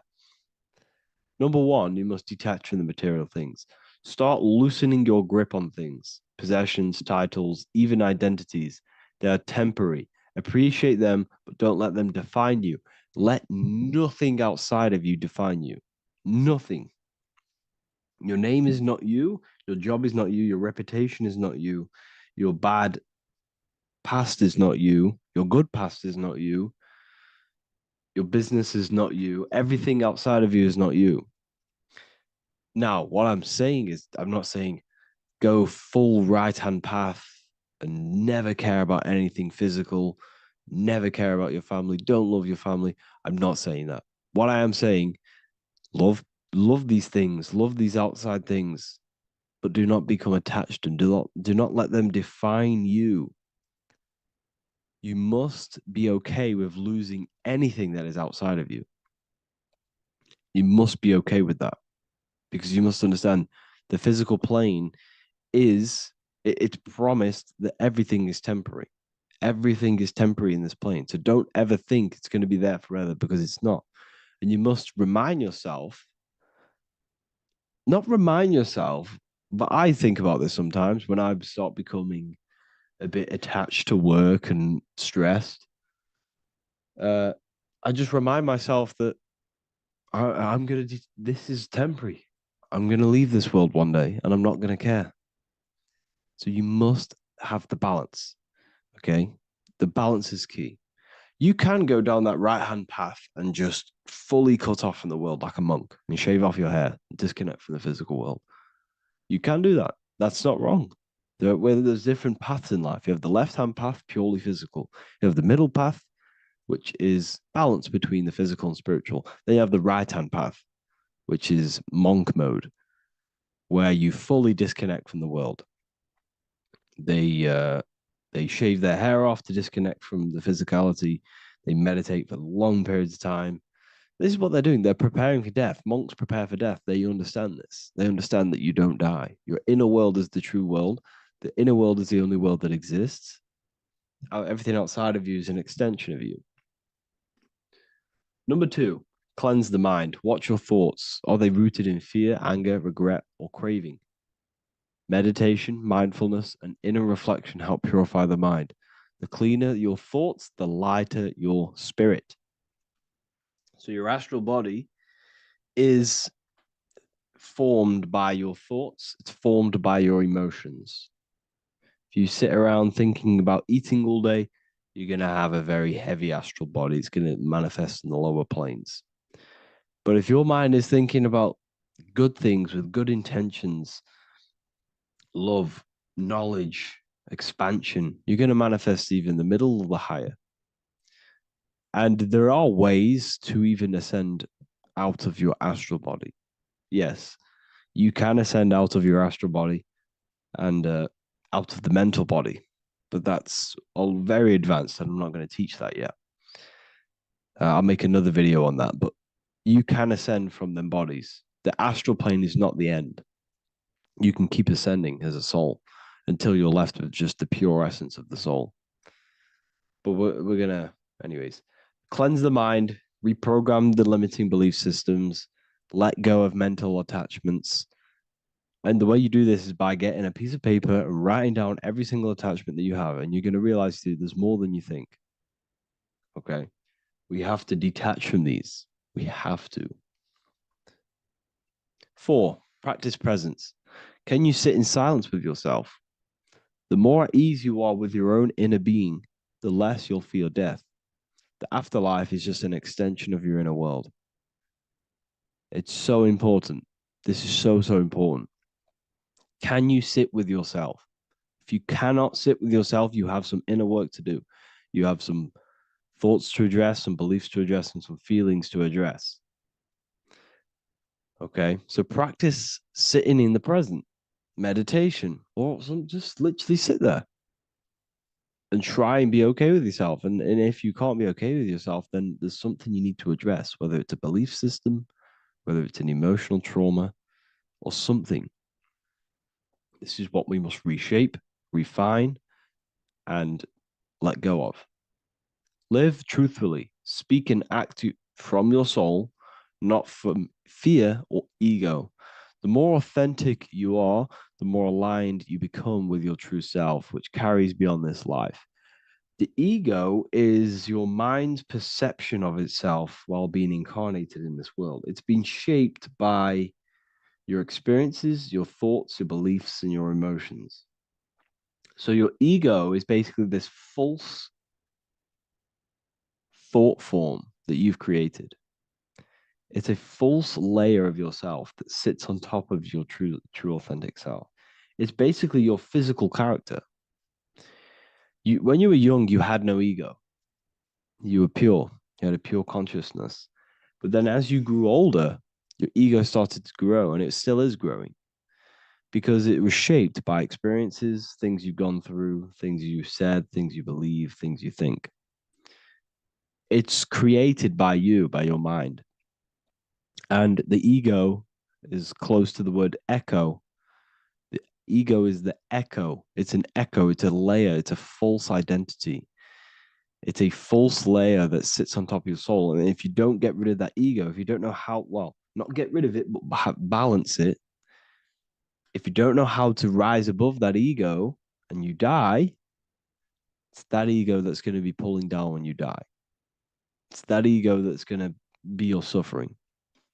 Okay. 7, connect with the divine, whether through prayer, meditation, tune into something greater than yourself. The connection is the soul's compass beyond this world. If you can meditate and rise above them clouds of thought, that's the soul, that's the observer. We must connect with that. Okay, this will definitely help with just allowing yourself to connect with your true self. Meditation's great because you can just fully detach from the world. And the more you meditate, the more you can prepare for death. A powerful way to cultivate detachment is through daily detachment meditation, done either at night or in the morning or the first breath upon waking. Or do this as many times as possible per day. Start by physically grounding yourself in the present moment. Say out loud, I am here right now, nothing else matters. Let that phrase draw your awareness into the now. Just keep saying it until you're present. Then begin to slowly list everything you identify yourself with, one by one. I am not your body. I am not my body. I am not my name. I am not my possessions. I'm not my house. I'm not my children. I'm not my everything. I am not my thoughts. Release each layer gently. Imagine, if you want to, if you have a good imagination, imagine placing these things into a big box. Placing your body, placing your name, placing your possessions, placing your house, your car, your thoughts, your beliefs into a box, and then shut that box. If you have a good imagination, do that. That can help. And you'll be left with yourself. And you're not even that. It goes even deeper. Eventually, you'll reach the mind itself. Detach from the language that the mind is even using. Now, that's very difficult. And not many people have ever thought about that, and they've ever even been there. Detach from the language that the mind is using. Think about that for a second. Your mind is not what you actually think. It goes very deeper. Your mind is not that little voice. It's that voice that the language is using. So even the language is a spell on your mind. Okay, it's an attachment. Eventually, you'll reach the mind itself, detached from the language it uses, the voice in your head, the need to define. What remains is something beyond thought and beyond words. I can't even describe what's left, because words, once the language is gone, it's purely metaphysical. All I can say is pure awareness, and it's symbolized. This is why symbols are so amazing, because they can symbolize things that are beyond words. A flame, it's just a flame. And you won't be able to understand that until you've been there. It's just a flame. It's pure cause. Words can't describe it. You'd have to experience it. Connect with this essence daily. This is truly who you are. So this is a great way to detach. We can do these detachments every single day during meditation. This will definitely help over long periods of time. Of course, you're not going to be ready tomorrow for death, but just try and prepare for these things. This is the whole reason people used to meditate. It's the whole reason why people do these spiritual practices, because they understood that this plane is temporary and your soul moves on from this plane. And you'll never truly believe in the soul until you experience it. So I can show you these things, but you must go out and experience it. The soul is real, but you won't understand unless you cast off everything else. Okay. So I hope this video helps. It's a very deep video. I'm going to be making more of these stuff, of more self-mastery. And of course, we've made the self-mastery section now, so I'm going to start filling up this place with lectures. And I think it's a great time to start this because a lot of people have been asking on how to master yourself, prepare to death. So, hope this video helps. See you in the next one.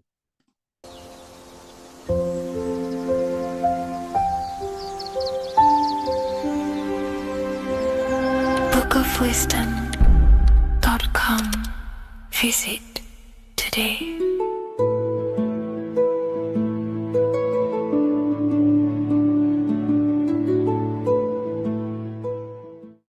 Your ultimate goal is to be famous, then you're gonna do a lot to get there, like sign your name in blood in a contract with the devil. That's how I got introduced to the music industry. I swear I wanted to be like the Amy Grant of music. Yeah. But it didn't work out, and so I sold my soul to the devil. Well, needless to say, sold my soul. Alright, y'all. I'm finna sell my soul. I'ma hit y'all when I'm through. I'm gonna be rich as hell, alright?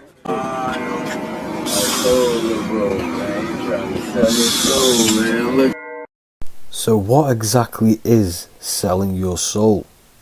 In order to understand this to its full potential, you have to understand the spirit world and the occult world which our eyes cannot visibly see.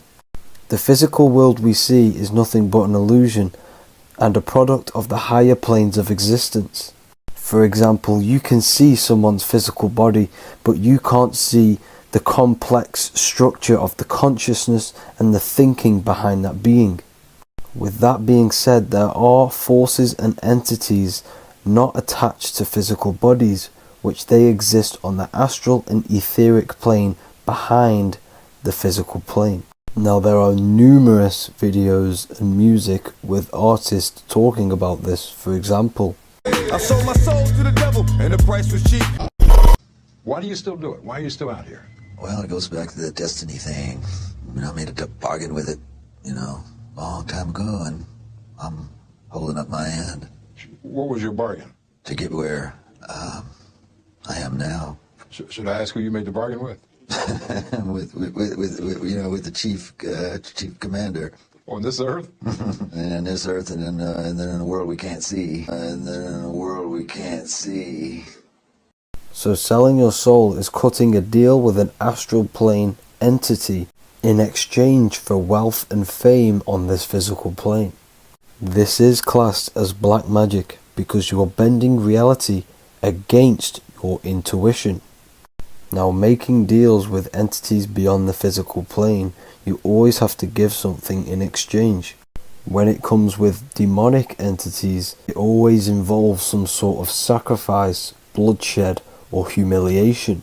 Now, there are countless of rappers who someone close to them have died just before their career takes off to the next level.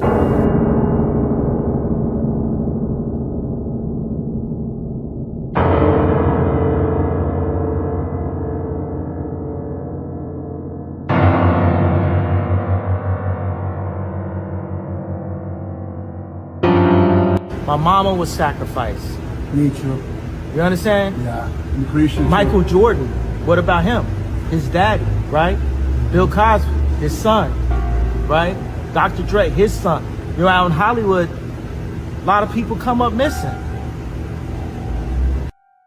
So these rappers and celebrities do have to do sacrifice rituals in order to take their career to the next level. Top flight, I've been growing up, it's a ritual. So the occult side of this reality is heavily connected with the music industry and the elites. This is why they are all connected to Freemasonry.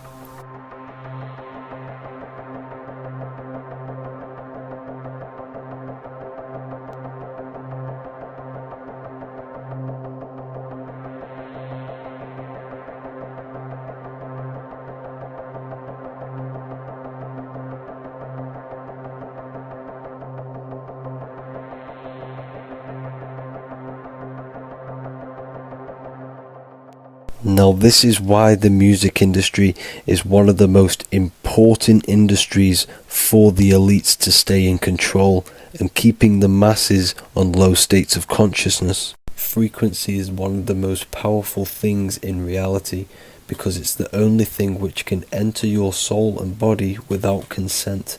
The frequency on Spotify and all major platforms are all tuned to 440 Hz, which was set by the Rockefellers. 440 Hz turns off the whole right side of your brain, and the right side of your brain is to do with critical thinking, imagination, and your intuition. Music has the ability to influence your intent, your emotions, your thoughts, and your actions just by frequency itself. By controlling the music the celebrities put out and the things they talk about, they're actually molding society because of the celebrities' huge amount of influence over the younger generation and cultures within society. This is why the music industry is mainly talking about sex, guns, violence, and hating other people. These are all very low vibrational acts and things to do which destroys humanity and societies, keeping us all conquered and divided in order for them to stay in power. Music can actually reprogram your subconscious mind, and it is a form of MK Ultra, which is mind control. It's in my brain. Do you know that? It's living rent free. I can't get it out. You did that. Yeah, it's hypnosis. Yeah, it's hypnosis. You're so awesome and dope. You do need to be very careful with what you're listening to and what frequency it's playing at, because all of this has an effect on your electromagnetic field and your state of consciousness. Now let's go back to selling your soul. When these rappers and celebrities sell their soul, they now gain eternal life on this physical plane. When you do sell your soul, you are allowed to live forever. And these people that are called youngins, rookies, new booties, like I was, had no idea that these people still live. They will prey, haunt, kidnap, anything to stay on top.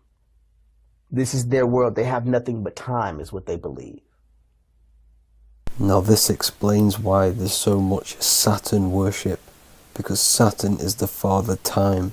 He's the god of time and crystallization in the physical realm. If you want more information on that, go to my previous video. Now here is ASAP Rocky standing inside of a pentagram, but notice the way he's standing, it's an inverted pentagram. The pentagram is associated with magic, however the upright pentagram is the 5 elements with spirit on the top. It's either called spirit or ether. It's at the top because it rules the other 4 elements, because it's the baseline of reality, which is spirit and matter. Spirit is behind the physical reality.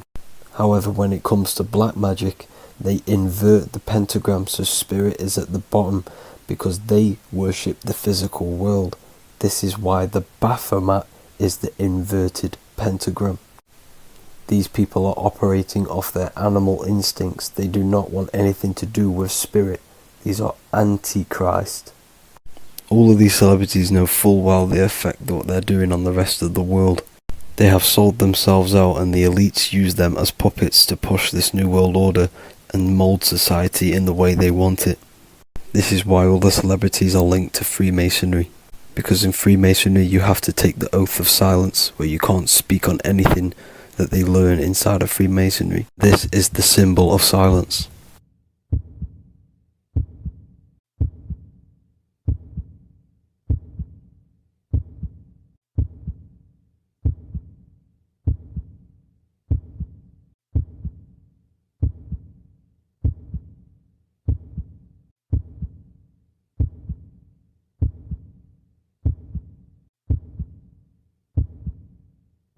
The elites need them under this oath, so they do not talk about certain topics and certain things to the public because of the amount of influence they have on society.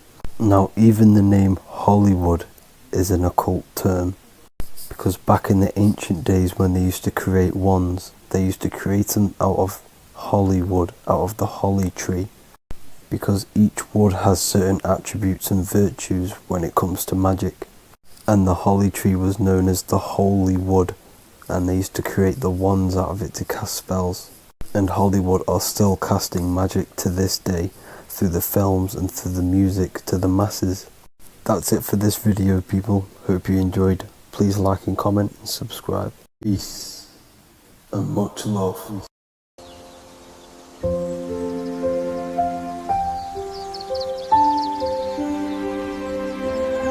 bookofwisdom.com.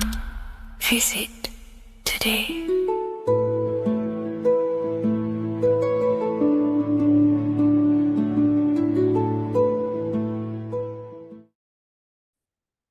What if I told you that you are under a spell, and this spell is controlling you in every aspect of your life, and you don't even realize it? Spells are not what you've been taught. They're not fantasy magic wands that are casted over you. No, no, no. Spells are much, much deeper. A spell is a belief system that is installed into your subconscious mind, which holds power over you. Okay? If I install a belief into your mind and that belief holds power over you and controls you, that is you under my spell. A spell is a belief that someone has installed into you. Okay? You have a subconscious mind. The subconscious holds power over 90% of your daily basis behavior, thought patterns, and overall emotional state.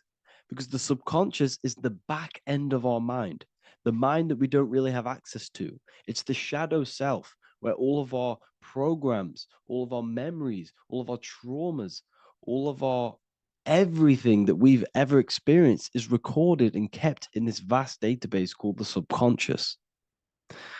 Now, the subconscious is the 90% of our mind. We are only aware of 10% of our mind, which is the conscious mind, which is what you're using now, what you're consciously aware of. But there is a subconscious mind that holds power over your conscious decisions, and you don't even realize it. For example, as a child, you had a very, very traumatic event happen. Let's say as a child, you were not loved enough by your parents. And this feeling of you not being enough for your parents and feeling alone as a child implanted this seed. And this seed was planted by your emotions, a strong emotion. And over time, as you grew older into an adult, this seed grew and grew and grew. And what this seed grew into is you being very needy, you always seeking validation from others. Okay. But you taking this conscious decision 10 years down the line actually stems from this hidden cause within your subconscious mind, within this little feeling, this seed inside your subconscious where you don't feel like you are worthy. So this results in a conscious decision of you seeking validation from others, being very needy from others. Okay. This is what the subconscious is. The subconscious holds power over us. For example, posting on social media. Why are you actually posting on social media? If you take a selfie with your new watch, new car, and you go and post that onto your social media, why are you actually doing that? On the deepest root cause, it's not because you just want to post a picture. No, it's much deeper. It comes from a subconscious belief or a subconscious emotion of you seeking external validation, whether you believe that or not. But that's what it is. If you're posting on social media, you're seeking attention, you're seeking validation from others on a deep level, on a subconscious level. You may not even realize this because it's subconscious. Now, this is what a spell is. Money is a type of spell. Remember, money doesn't actually exist. Money does not exist. Money is a physical object inside of the material plane. But the physical object has a belief in the mental plane. See, the mind is the highest plane. This is the root cause of reality, the mental plane. Okay? So our belief in our mind has given this piece of paper value and a meaning. But in reality, it's just a piece of paper with a belief behind it.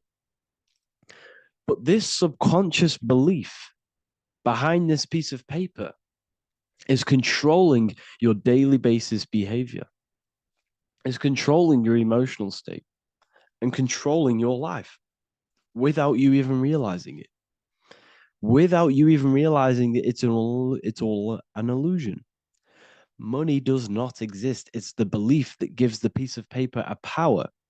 And the way we break the spell is by realizing that the money doesn't actually exist. The whole world is under the spell of money, and it's controlling all of us. But the spell is the belief. Once we all wake up and realize money has no value, it doesn't actually exist, it's only a belief. There is no actual money. That's how we break the spell. The spell is broken when we figure out that we are under the spell, under the belief, under the illusion of this piece of paper having value, and it's controlling our lives. That's why the word money has mon within it. Mon is moon, and the moon represents our hidden aspect of our mind, our subconscious, and the sun represents our conscious mind. So you have two versions of yourself. You have the self that you show to everyone, the conscious mind, and you have a shadow self called the subconscious, which is the hidden aspect of you. For example, do you really love your partner who you're with, or are you just with them is there a subconscious fear of being alone? Do you really want to be with this person, or is it stemming from, are you staying with them because it's stemming from this fear of being alone, of being lonely? Or are you just with them because you have a subconscious sexual addiction?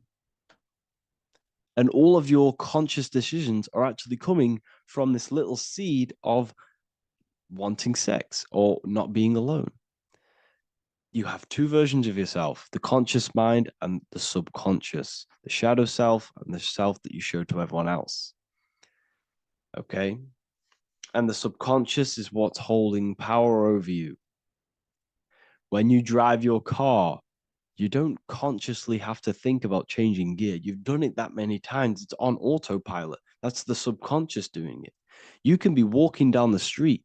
Your conscious mind can be thinking about what you're going to cook for tea later, but your subconscious mind is controlling your body and walking your body. You don't have to think about moving the body. You just do it because you've done it that many times. It's a program. It's a belief in the subconscious that's giving this movement power. You see, the subconscious holds a lot of power over you. Our beliefs hold power over our daily basis behaviors and actions.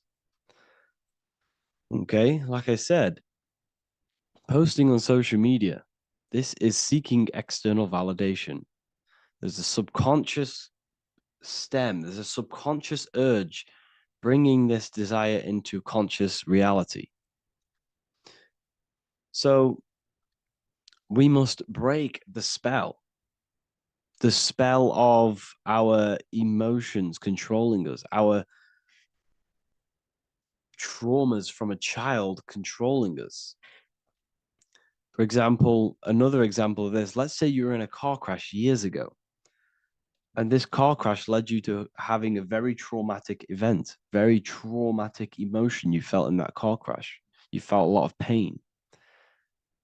That was impressed into your subconscious. And even to this day, you're probably scared of going into trains, going onto cars, going inside of vehicles. And you might not even be aware that it's actually stemming from this event that happened 10 years ago. That's the spell. That's the spell that's holding power over you. And you don't even realize it. You realize the spell when you realize you're being controlled by this old belief, this old trauma. That's what a spell is. A spell is not something I cast over you with a wand like in Harry Potter. Spell's much deeper. It's the hidden aspects of our mind that hold power over us, that control us. Okay? So how do we get rid of the spell? How do we break the spell? By installing new belief systems, by installing new programs into our subconscious. The subconscious is impressed by repetition and emotion. Everything you do on repeat, for example, tying your shoelaces, you can be looking up into the sky, closing your eyes, thinking about what you're going to create for tea while doing your shoelaces. You've done it that many times, you don't have to think about it. That's the subconscious taking over. Okay. That's the repetition aspect of the subconscious. For example, you could probably run down your stairs. You know exactly how to run down the stairs. If I tried to run down your stairs, every staircase is different. I'd probably fall over. But you've done it that many times, you know exactly how to do it. It's what we call ritual. When you have an evening ritual, when you tidy the house, you do your skincare routine, you wash your teeth, that's a ritual. This is what the ancients called ritual. When we do rituals, we're trying to implant something into our subconscious to either remove an old program, an old seed that is controlling us, for a new one that's going to grow into new light, into a new reality. So you can implant messages, implant new programs into our subconscious, which will then grow into a new reality. Okay? Because if I tell you something over and over and over again every single day, for example, if I say, you do what I say every single day I repeat this statement into your ears, about a month or 2 months in, you're going to start to believe in that statement and you're going to start to be under my spell. You're going to start to do everything that I say. So this is what spells are. Spells are subconscious beliefs that hold power over you, and you don't even realize it. So we need to remove these old programs we have that are controlling us for new programs. And we do that through ritual, affirmation, and imagination. Repetition and emotion is key to impressing the subconscious. They are the two ways that spells are created, that programs are created. The subconscious only knows the now, and it only knows you. So every word you say is a spell. So when you call someone else a name, you're calling yourself a name, because your subconscious takes everything you say as truth, because it only knows you. It doesn't know anyone else. So every night we can do affirmation. We affirm the reality we want. This is what we call a ritual. We sit down or we stand up, whatever it is, you affirm the reality you are, I am statements. And then you imagine that reality. And you do this over and over again, every day, twice a day, 3 times a day, however many times. And this will cause repetition. This will install a new belief system into your subconscious, which will then start to show in your external reality. It will start to put you under a spell of the new program. For example, if I install into my subconscious that I believe that I am rich, every single night I affirmate that I am rich, I am wealthy, I am free. And then I do a ritual. I start to imagine this reality. Every single night I do these two things on repetition, and I start to feel the reality and imagine the reality. Over time, I'm going to start to believe that I am rich, that I am free, and I am wealthy without having the physical reality. And what this will do is that it'll implant a message deep within your subconscious mind. It will plant the seed of this belief. And this belief over time will grow into 90% of my thoughts, 90% of my actions, 90% of my words. My words, my thinking will change due to this new belief. I may not even realize it, but I'm looking for more opportunities to make money. I'm speaking to more people because of this belief that I've installed. This belief has triggered new ways of thinking. My mind, my conscious mind, is now only operating to fulfill this belief. And my conscious mind might not even be aware of it. You won't even realize that you're manifesting this belief of being rich. And that's how it happens. You implant the belief within your subconscious. You implant the spell into your subconscious, which will then gain control over you. So we need to make sure we're removing the negative spells, the negative programs that are controlling us, for new regenerated ones, for new ones that are going to create new realities, a better life. Okay? You don't want negative traumas, negative seeds controlling you and growing into your life. If you don't cut them off, they will continue to grow and grow and grow. Your anxiety will get bigger and bigger and bigger. Your depression will get bigger and bigger and bigger. But it's all actually stemming from one belief system or one trauma. Okay? So this is important. Everything in this physical plane is an effect of the higher planes. It's a shadow of the mind. Everything we think, all physical objects, began as a thought, then an imagination, then energy, then a physical reality. So we must change the mental plane. We must plant seeds into our mind to change down into our physical material life. It's about manipulating this higher plane so we can create change and effect in the physical external material plane. That's what magic is. This is what spellcasting is. This is all what it is. It's not fantasy. This is the manipulation of the higher planes of consciousness, which your mind has access to. You have access to these higher planes. Okay? This is exactly what I teach in my university. I teach different rituals. I teach specific rituals to get rid of certain things, certain belief systems. I teach all different rituals, all different ways for you to create your own reality and live the best reality you want. We also have all of these different courses. We have Activating the Inner Eye. This will teach you exactly how to lucid dream and activate your inner vision of imagination. We have the Sexual Alchemy course. This will give you the power of transmuting your sexual energy into creativity. We have electromagnetism studies. We have esoteric exchange, an exclusive live call that we do every single week, and I connect with all of the students. They can ask me questions, can speak with me one-on-one inside of these live calls. We have the real numerology section. We have the health section. We have a lecture section. Look at all of these lectures we have on occultism, symbolism. All of these lectures are designed to gain you power, to give your personal power back to you, to make you realize things about you. We have a meditation section. We have a library section where you can download all of our library, all of our books, different books on occultism, symbolism, Freemasonry, astral projection. And of course, we have the Manifestation Mastery course, which teaches you exactly how to create reality so you can live that desired reality that you want. This is the last chance to lock in the price of $55 a month. This is less than $2 a day. You can really level up your life because the price is going to increase as the value of the university increases, because there's a new symbolism course coming out. And if you join now, you'll get this course for free, because obviously when this course releases, the price will go up. The symbolism course will teach you the language of esoteric and occult symbolism.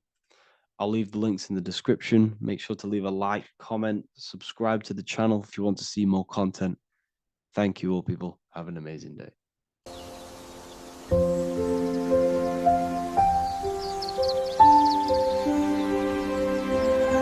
bookofwisdom.com. Visit today.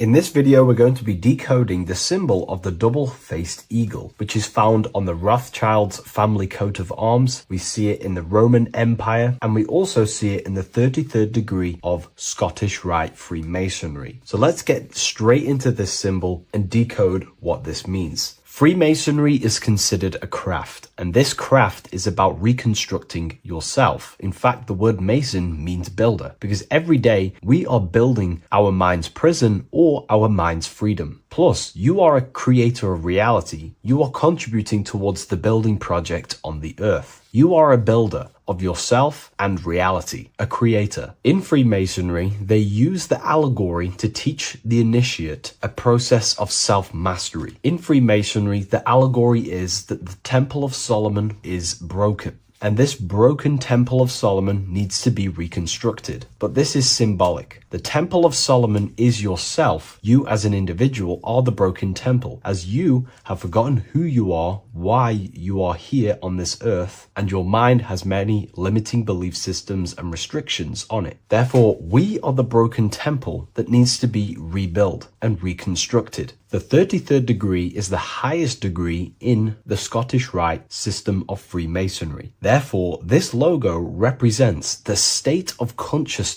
the 33rd degree Mason is operating at. It is symbolic of their level of mind, their level of self-mastery, their level of awareness. This symbol is a very powerful symbol that you can use to also find your personal power. Now, of course, this is my interpretation based off my years of studying symbolism and connecting the dots. If you feel like I miss anything, please leave a comment in the comment section to maybe add to my points. The first of all thing that I see in this symbol that reveals a great power of mind is the eagle. The eagle itself is a bird, and a bird can go on the ground and in the sky. In a symbolic sense, this represents the body and the spirit, the ability to transform from this earth body and then also access astral projection and the spirit. The bird sees things from a higher perspective while it's flying in the sky. If you're only in the physical body, your perception of reality is limited to the ground. We do not see much from the ground. This is all symbolic to a level of mind. The bird can see things from above. It sees the earth from a top-down view and sees the whole, sees things from a higher perspective, symbolic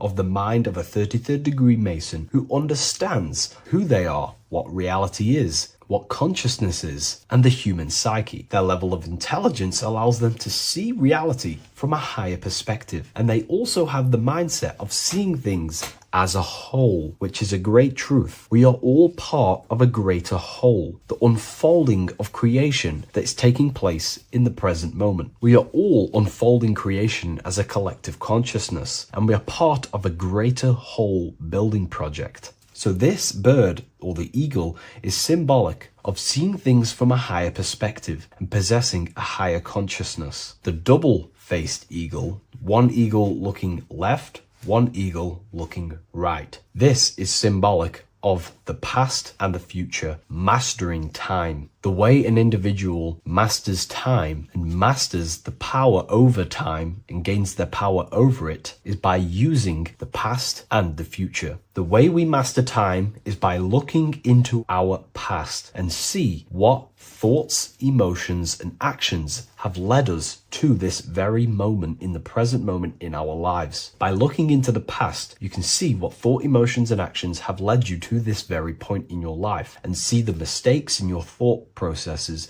the mistakes in your emotions, and the mistakes in your actions. You can extract wisdom from the past of your past and apply that wisdom in the present moment to then change your future to a better future for yourself and the collective consciousness and your contribution towards the creation taking place on the earth. That is how an individual masters time. You can do this through memory work. Every time you go to sleep, go through your day backwards. Follow the events backwards. What this does is literally create new neural pathways in your brain and allows you to strengthen your memory so you can remember more. Memory work is massive in Freemasonry based off my research. They make you do rituals, memorize rituals, because they're trying to develop these different aspects and cognitions of the human mind. We see that the double-headed eagle is looking left and right, but then joins. This is symbolic of unity of duality, unifying duality. And the only way you can do that is by connecting with pure awareness without distortion of the mind and body. If you turn off your body, it goes to sleep. If you turn off your mind, you go to sleep. But if you can turn off your mind and body, then who are you truly? When you turn off your mind, you're no longer your belief systems, your name, your job, your reputation, your status. You are this pure awareness who's observing the mind. So in meditation, you realize you are not the mind. You are the awareness, and the awareness is singular, and the mind thinks in dualism. So this is symbolic of unifying and seeing things through the lens of the awareness and not the mind, because the mind can produce illusions. So this is symbolic of a state of consciousness of the 33rd degree who sees everything as oneness. We are all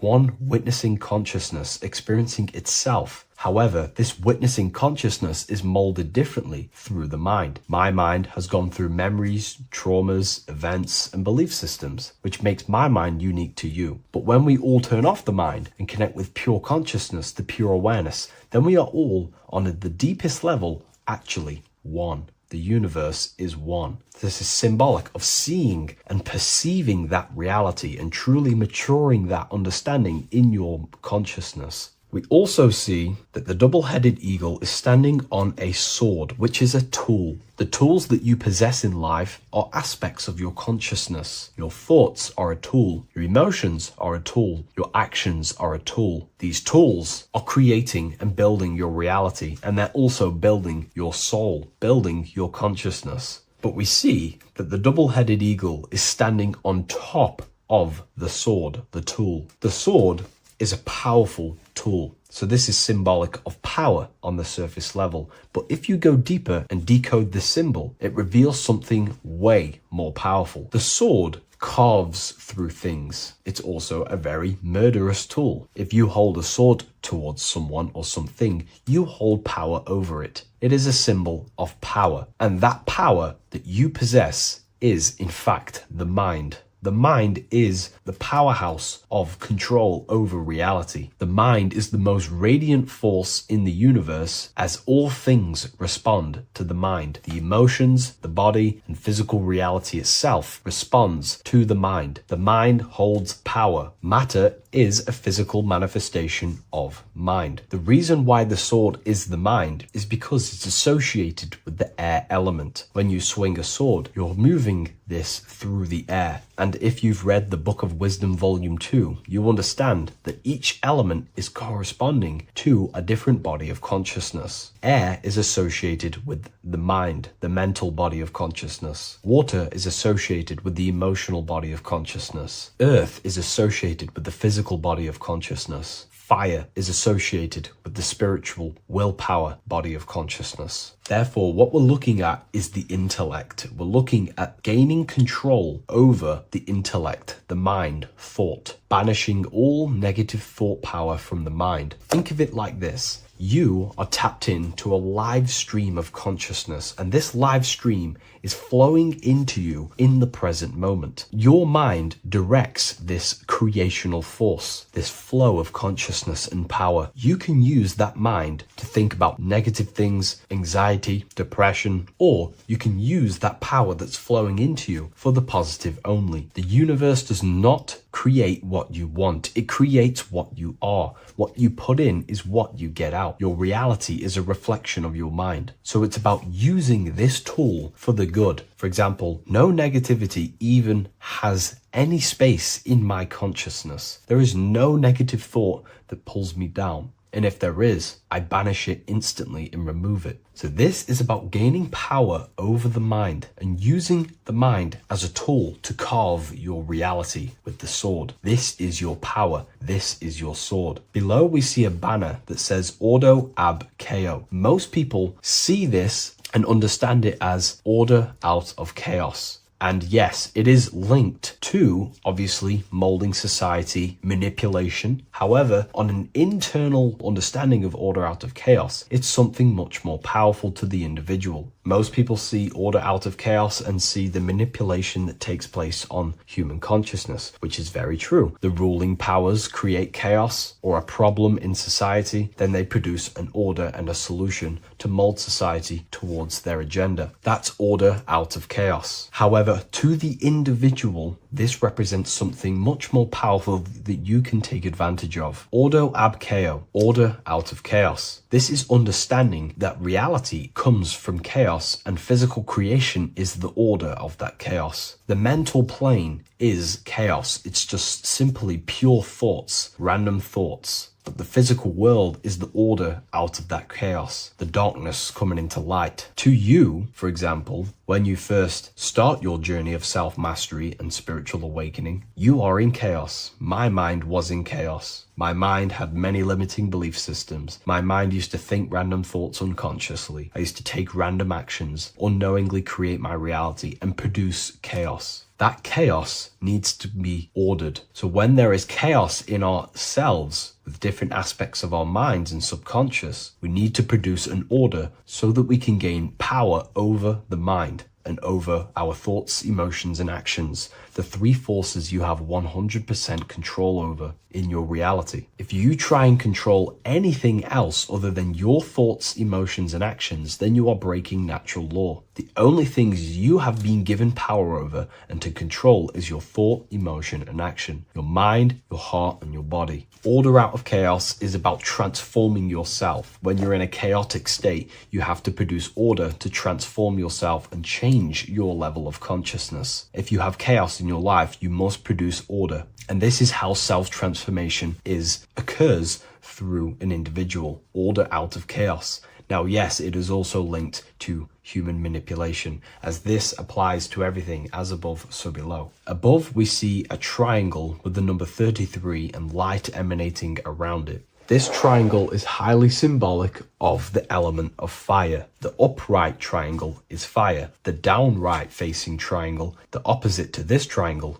is associated with the element of water. The reason why this is an upright facing triangle with the number 33 in it is because fire is associated with dissolving. If I place this pencil in fire, it will burn this material into its raw form. Fire is about removing the illusions in our mind to gain power over it. It's about dissolving all the illusions in ourself, the false belief systems, the negative subconscious programs and thought patterns. This is about destroying them and producing order out of them. It's about removing the veils of consciousness so you can figure out who you truly are. If I burn this down, it will reveal its raw essence. It's the same with consciousness. If you want to figure out who you truly are beyond your mind, emotions, body, then you have to remove the veils of consciousness. You have to dissolve the mind by meditation and stillness. You have to dissolve the nervous system by keeping very, very still. And you will connect with pure awareness and can connect with lucid dreams and out-of-body experiences. It's like finding a needle in a haystack. If you want to find a needle in a haystack, you don't go looking through the haystack to find the needle. You burn the haystack and the needle reveals itself. That's how you truly connect with who you truly are. And this is why it's associated with the number 33 also, because the number 33 is the symbol of rebirth. Jesus dies at 33 and ascends to heaven. The human mind is fully developed at the age 33. Ice melts into water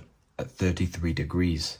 It's symbolic of transforming states from death to rebirth, rebirthing the self. And this is how you rebirth yourself, by figuring out who you truly are. Because when you actually figure out and have an out-of-body experience, or you figure out who you truly are, you go through a mental rebirth. Everything you thought once was true has been completely burnt away, and now you are reborn into a new mind and a new perception of self and reality. So it's about being reborn again. At the 33rd degree, you are reborn again by the understandings and experiences that you've had with yourself. And the crown is a symbol of mastery. People in position of power wear crowns. It is a symbol of power over something. This whole symbol reveals your own personal power, the level of power that the 33rd degree Mason has over themselves, not over other people, but themselves. But of course, once you gain your personal power, you understand how the mind works. You can use that against people. It's how you use the knowledge that determines whether you are bad or good. Again, if you think I've missed anything, leave a comment in the comment section. Please like, comment, and share if you love this content. I'll see you in the next one, and if you wish to get your hands on this book, I'll leave an Amazon link in the description. Neo is plugged in on the back of the neck, which is the reptilian brain stem. The reptilian brain is all to do with survival mode, survival state. It's always scanning the environment for safety, whether that's physically, emotionally, or mentally. It does not think. It is instant. For example, do I smack the guy or run off? If something happens to you, like a car's coming really quick to you, you do not think about this. The reptilian brain is the animal instinct that will instantly move your body on the instant reactions. Hence why it's the closest brain to the rest of the body. It has instant access to the electrical nervous system to control the body at instant reactions. Now, Neo is plugged in on the back of the neck, which is the reptilian brain. Therefore, the matrix is the body itself. It is the lowest state of consciousness. This is what it represents. The word matrix means womb. It translates to womb because your body is a womb. Your body is a vessel for universal consciousness, for God consciousness. And the body is also a womb where you can be born again outside of this body by raising your consciousness, by awakening the neocortex.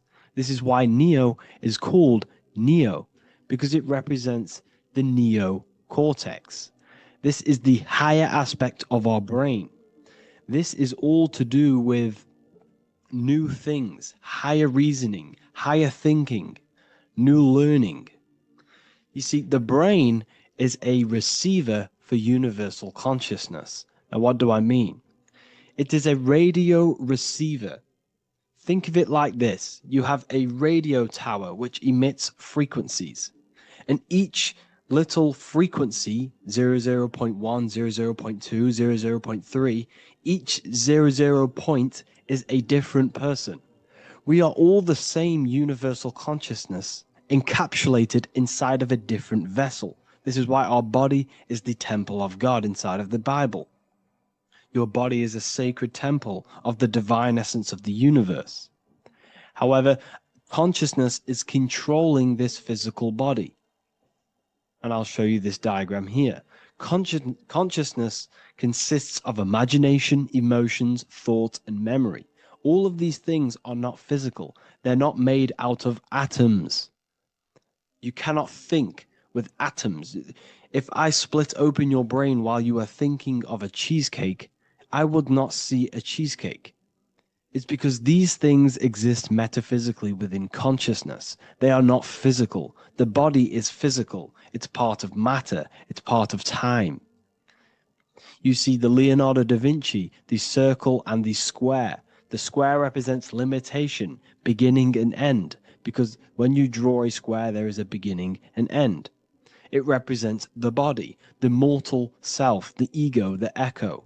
Then you have the spirit raised above, which represents spirit over matter, mind over matter. Invisible forces create physical forces. Everything physical exists in non-physical. This is also the Freemasonic square and compass, why the square is below the compass, because the compass creates the circle, which is spirit or mind. Then you have the square, which is matter. Mind and matter are the same substance. Mind creates matter through thought. Everything in this physical universe manifested through thought. Everything began as thought. So you are spirit and matter. You have a material body and a spiritual body. And you are right in the middle. This is why humans are very, very important. because we have an animal nature, the reptilian brain, and a higher consciousness, the neocortex. And we must awaken out of the matrix, which means womb, which is the body. And neo is waken up from the lower self, the reptilian brain, and moves into the neocortex. Because the brain is a radio receiver for consciousness. Now, what do I mean? I went over this before. Your consciousness is controlling the brain. The brain is a computer. And when our consciousness, our imagination, our emotion, our thoughts, and our memories are all contributing towards just survival things, food, safety, fear, all of these things, and our consciousness is locked into a survival state, we are using the reptilian brain. We're no longer thinking. You don't think with the brain, but the consciousness is thinking, which activates the different parts of the brain. When we think for higher reasoning, we use the neocortex. It stimulates the neocortex. When we think about survival, we're using the reptilian brain. So therefore, when Neo wakes up, he wakes up to the higher aspects of consciousness, which is only utilized by the neocortex, by learning new things, and expansion of the mind and expansions of consciousness. Okay? So the whole matrix is to keep you designed, well, the whole matrix is designed to keep you in a survival state, in the three-dimensional awareness. They want you constantly scanning for safety, scanning for food, scanning for emotional safety in relationships in other people. You see, they do not want you to think. They want you stuck in that reptile, that animal state, that beastly state that most people are in. Most people, all they do is eat, listen to music, consume, have sex, lust, desire. This is all the reptilian brain. So when we say the world's being ran by reptilians, it's symbolic. There is no physical reptilian humanoid beings controlling, manipulating human consciousness. We are all the same consciousness. However, there is a corrupted state of consciousness running this world. And this consciousness worships the physical plane. And they control the physical plane. So by doing that, they keep you stuck in a reptilian way of thinking, the animal state, to keep you stuck in the lowest state of consciousness. Now, this is the god Osiris, which represents the reptilian brain. None of the Egyptian gods ever existed. They are all symbolic for the brain and anatomy of the human body. Osiris represents the reptilian brain. As you can see, this anatomy compare to the brain stem and Osiris statue found in Egypt.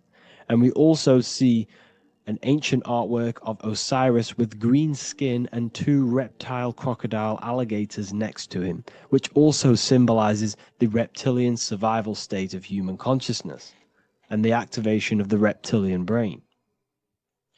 This is what it symbolizes. Now, this is what the Matrix is all talking about. It's talking about the awakening, the expansion of consciousness. The word divine is dive in because you connect with the divine by diving inward. There is no man in the sky going to save you.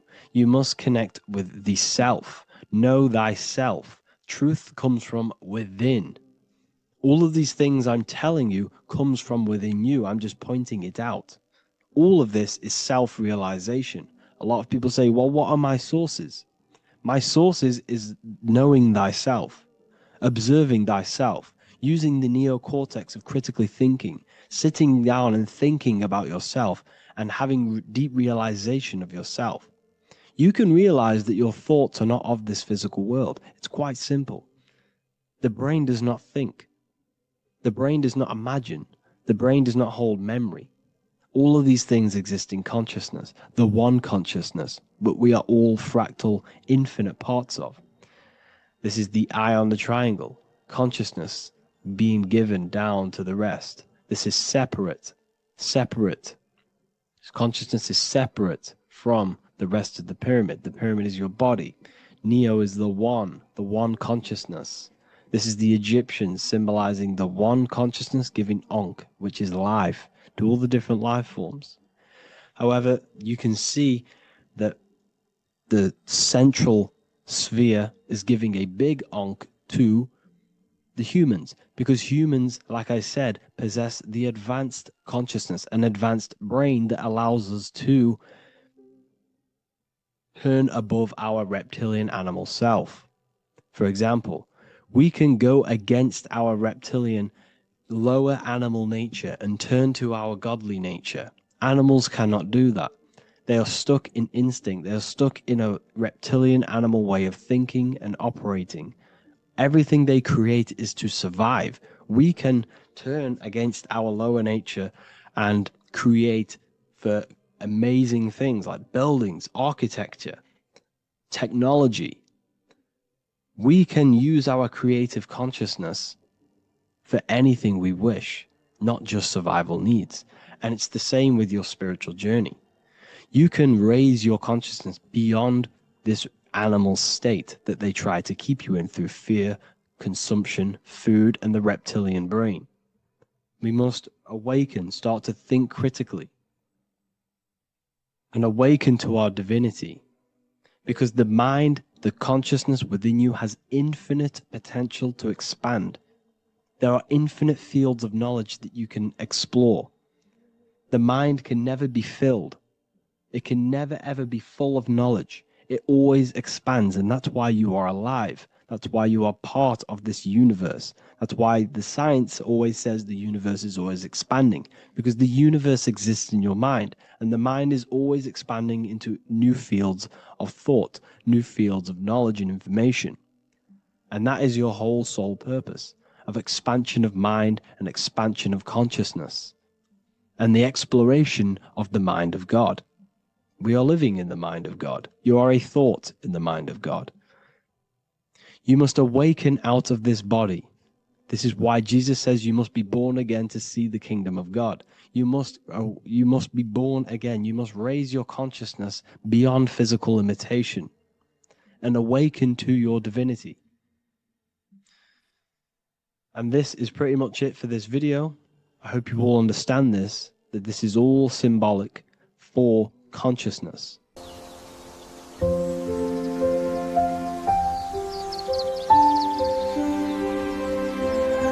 bookofwisdom.com.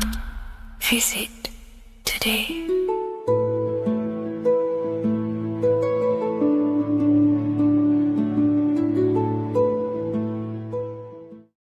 The Freemasonic square and compass is not just a symbol that represents Freemasonry, a lodge, or a secret society. It is a symbol of gaining your own personal power.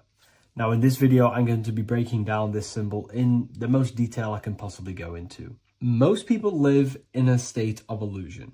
They live their life impulsively, acting based on their five senses, tasting. They want to feel a certain thing like an orgasm, or they're basically just slaves to external things and their five senses, which leads to a very dark path where you'll never actually become a conscious creator and you'll never actually be internally happy.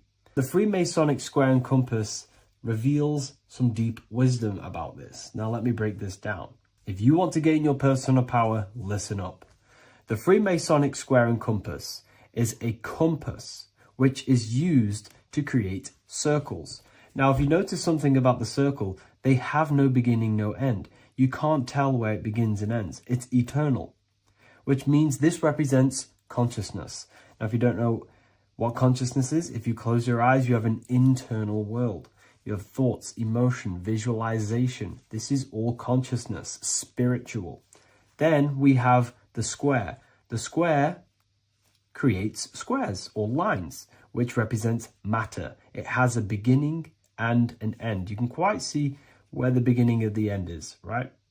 So we can even link this to Leonardo da Vinci, the Vitruvian Man. We see the man in the square with the circle. The circle is the eternal consciousness, and the man is the square, limited to the physical world. But consciousness is not limited. That's why it's outside the square. This is eternal, the body is mortal. The body will die, consciousness will never die. If we look even closer at the symbol, we notice in this particular symbol, we have the compass overlapping the square. This is very, very symbolic. This represents spirit over matter, also known as mind over matter, consciousness over matter, the circle over the square. Like I mentioned earlier, most people are slaves to their senses. They go through their day and all they do is chase validation and feelings. They eat all day to feel good, which means they're a slave to their taste. They're slaves to their feeling. They masturbate, which means they're a slave to orgasms and external things. They're literally being governed by the external world controlling their internal world. They're literally living life on autopilot. And don't get me wrong, I was guilty of this too. We're all guilty of this when we join this world because we're not taught this sacred knowledge. Until you actually stop and recognize this, you'll be living life on autopilot, literally not even living. You'll be running off subconscious programs, seeking external validation and being ruled by these 5 senses. The square underneath the compass represents consciousness on top of matter, which means the internal world is controlling the external world. It is the mind controlling matter and not matter manipulating the mind. In the occult and esoteric world, it's very important that you are conscious of every action that you are taking in your day-to-day life.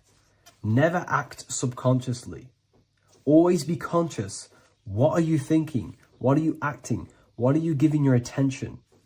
All of this is contributing towards creating because you are a creator. Consciousness is a creative force. You need to make sure that the compass is on top of the square, that your inner world is controlling the outer world and not the outer world controlling the inner. As I've mentioned in many videos before, the internal world of consciousness is what's producing the external world. Your life is just a result of every thought and emotion that you felt in the past. Everything you own, everything you possess, your friends are all reflections of your consciousness. They're all reflections of what you are thinking about. When you change your thinking, your external world starts to rearrange itself. On a basic level, this symbol represents the combination of spirit and matter. You are a spiritual being and a material being. You are heaven, the sky, and earth, the ground. You are heaven and earth, spirit and matter infused into one. You are a bridge between the divine and the earthly worlds. And you can bring down these higher realms of consciousness, thought, imagination, and emotions into a physical, tangible reality. To do this consciously, we need to make sure the external world is not manipulating the inner world. Because if your internal world is being controlled by external circumstances, for example, you have a circumstance happen in your reality, an emotion triggers inside of you, and that emotion is a command to create more of that. And the thoughts that you think are creating more of that negativity. So it's a constant cycle of negative manifestation if you let the external world control your internal world of consciousness. So we need to make sure the compass is on top of the square, that the internal world are commands and not reactions to create your external reality. And not only just to create, but to actually enjoy life. If we let the external world bother our internal world, this means that we have some sort of mental or emotional attachment to the external world. We need to detach from the external world. Why do I say that? Because it's temporary. It's an illusion. We are going to die one day, and none of this will matter. You need to understand that everything in this world is temporary. You have to be okay with losing things, losing family, losing things in this world, because it's guaranteed to be temporary. We need to make sure the internal world is order and not chaos, commands and not reactions. Now, at the back of the Book of Wisdom, Volume 2, the book that I've wrote here, I go over the different meanings of the different arrangements of the square and compass. Sometimes we see the square overlapping the compass, which is the opposite of what we've just broken down. Or sometimes we see one leg of the compass on top of the square and one leg of the square on top of the compass. These are all highly symbolic. When we see the square overlapping the compass, this pretty much represents the beginning of the Freemasons' journey, when their internal world is being controlled by the external. They have a lot of spiritual growth. and a lot of learning and inner work to do. Now, when we see half and half, one leg of the square on top and one leg of this compass on top, this represents the Mason's gradual emergence from the material realm into the spiritual. This interplay of symbols reflects the process of gaining greater light and knowledge as the Masons ascend from material concerns towards spiritual enlightenment. And of course, we've just broken down what this means. This represents spirit over matter. They're not chasing external physical things anymore. They're actually chasing and gaining validation and happiness from spiritual growth, more knowledge, and deeper understanding of consciousness and themselves. Most people chase external material things, which actually don't make you happy in the long run. You could be given £1 million today. In a week's time, you would be back to the same original state of consciousness and actually chasing more and more millions of pounds. It's because nothing physical in this tangible world will ever satisfy your internal world of consciousness. So through spiritual growth, we can actually become happy and seek higher understanding, higher consciousness, which actually satisfies us eternally. So when we see the compass on top of the square, it symbolizes the triumph of spirit over matter. This arrangement not only signifies the mastery of spirit over the material realm, but also represents the resurrection, ascent, and dominion of spiritual principles over all earthly conditions. It's all about gaining personal power and spiritual growth. It's all about spiritual evolution, going from matter to spirit.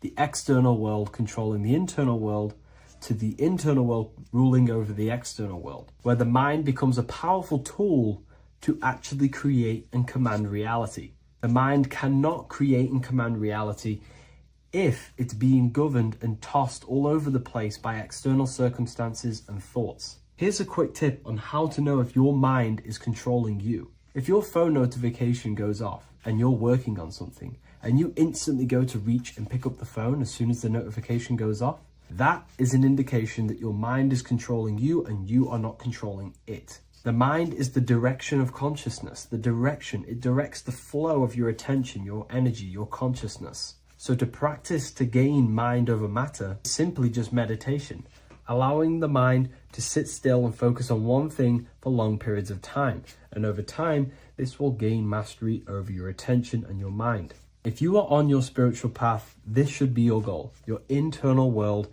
becoming the master.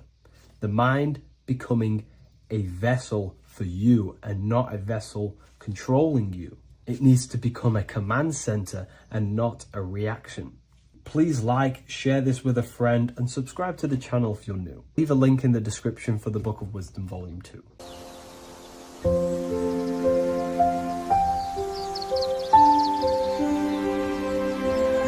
bookofwisdom.com.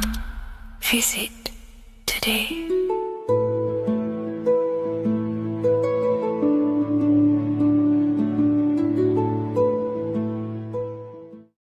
What if dreams aren't random at all, but messages from a deeper part of yourself, trying to show you things? In this video, you're going to learn exactly what dreams are from an esoteric view, how to control dreams, and how to dream more frequently. Dreams are not nonsense. They are expressions of the subconscious mind. In the daytime, we're using our conscious mind, what we are aware of. This represents the daytime, the sun, the external world. We're operating in the external, outside the body in the day. But when we go to sleep, we return inward. Everything does this breath. We breathe in through the nose and out through the nose. Everything does this in and out process in the universe. We live, we die every single day. We wake up, we express things in the external. Then at nighttime, we return back to darkness, back to the internal. This is the breath of the universe. We have summer, we have winter. This is the breath of the sun and the seasons with the earth. You have an internal world and an external world. External is physical, the internal is spiritual. Like I said, when we go to sleep, we are returning back to the internal world of your own consciousness and subconscious mind. Your subconscious mind holds everything about you, your memories, your traumas, everything you've ever learnt, your language, your name, your job, everything you identify with is stored within this vast network of the subconscious mind. It is your own personal consciousness. Therefore, when we dream, we return back to the subconscious mind, and we are in fact thinking, but in a subconscious way. The subconscious does not speak the same language as the conscious mind. The conscious mind uses language, thoughts, and all things that are very logical and very easy to understand. The subconscious is the complete opposite. It is very indirect, metaphorical, and symbolic. The subconscious communicates and works in symbols. Ultimately, symbolism is the language of consciousness. This is why in occultism and esotericism, it is filled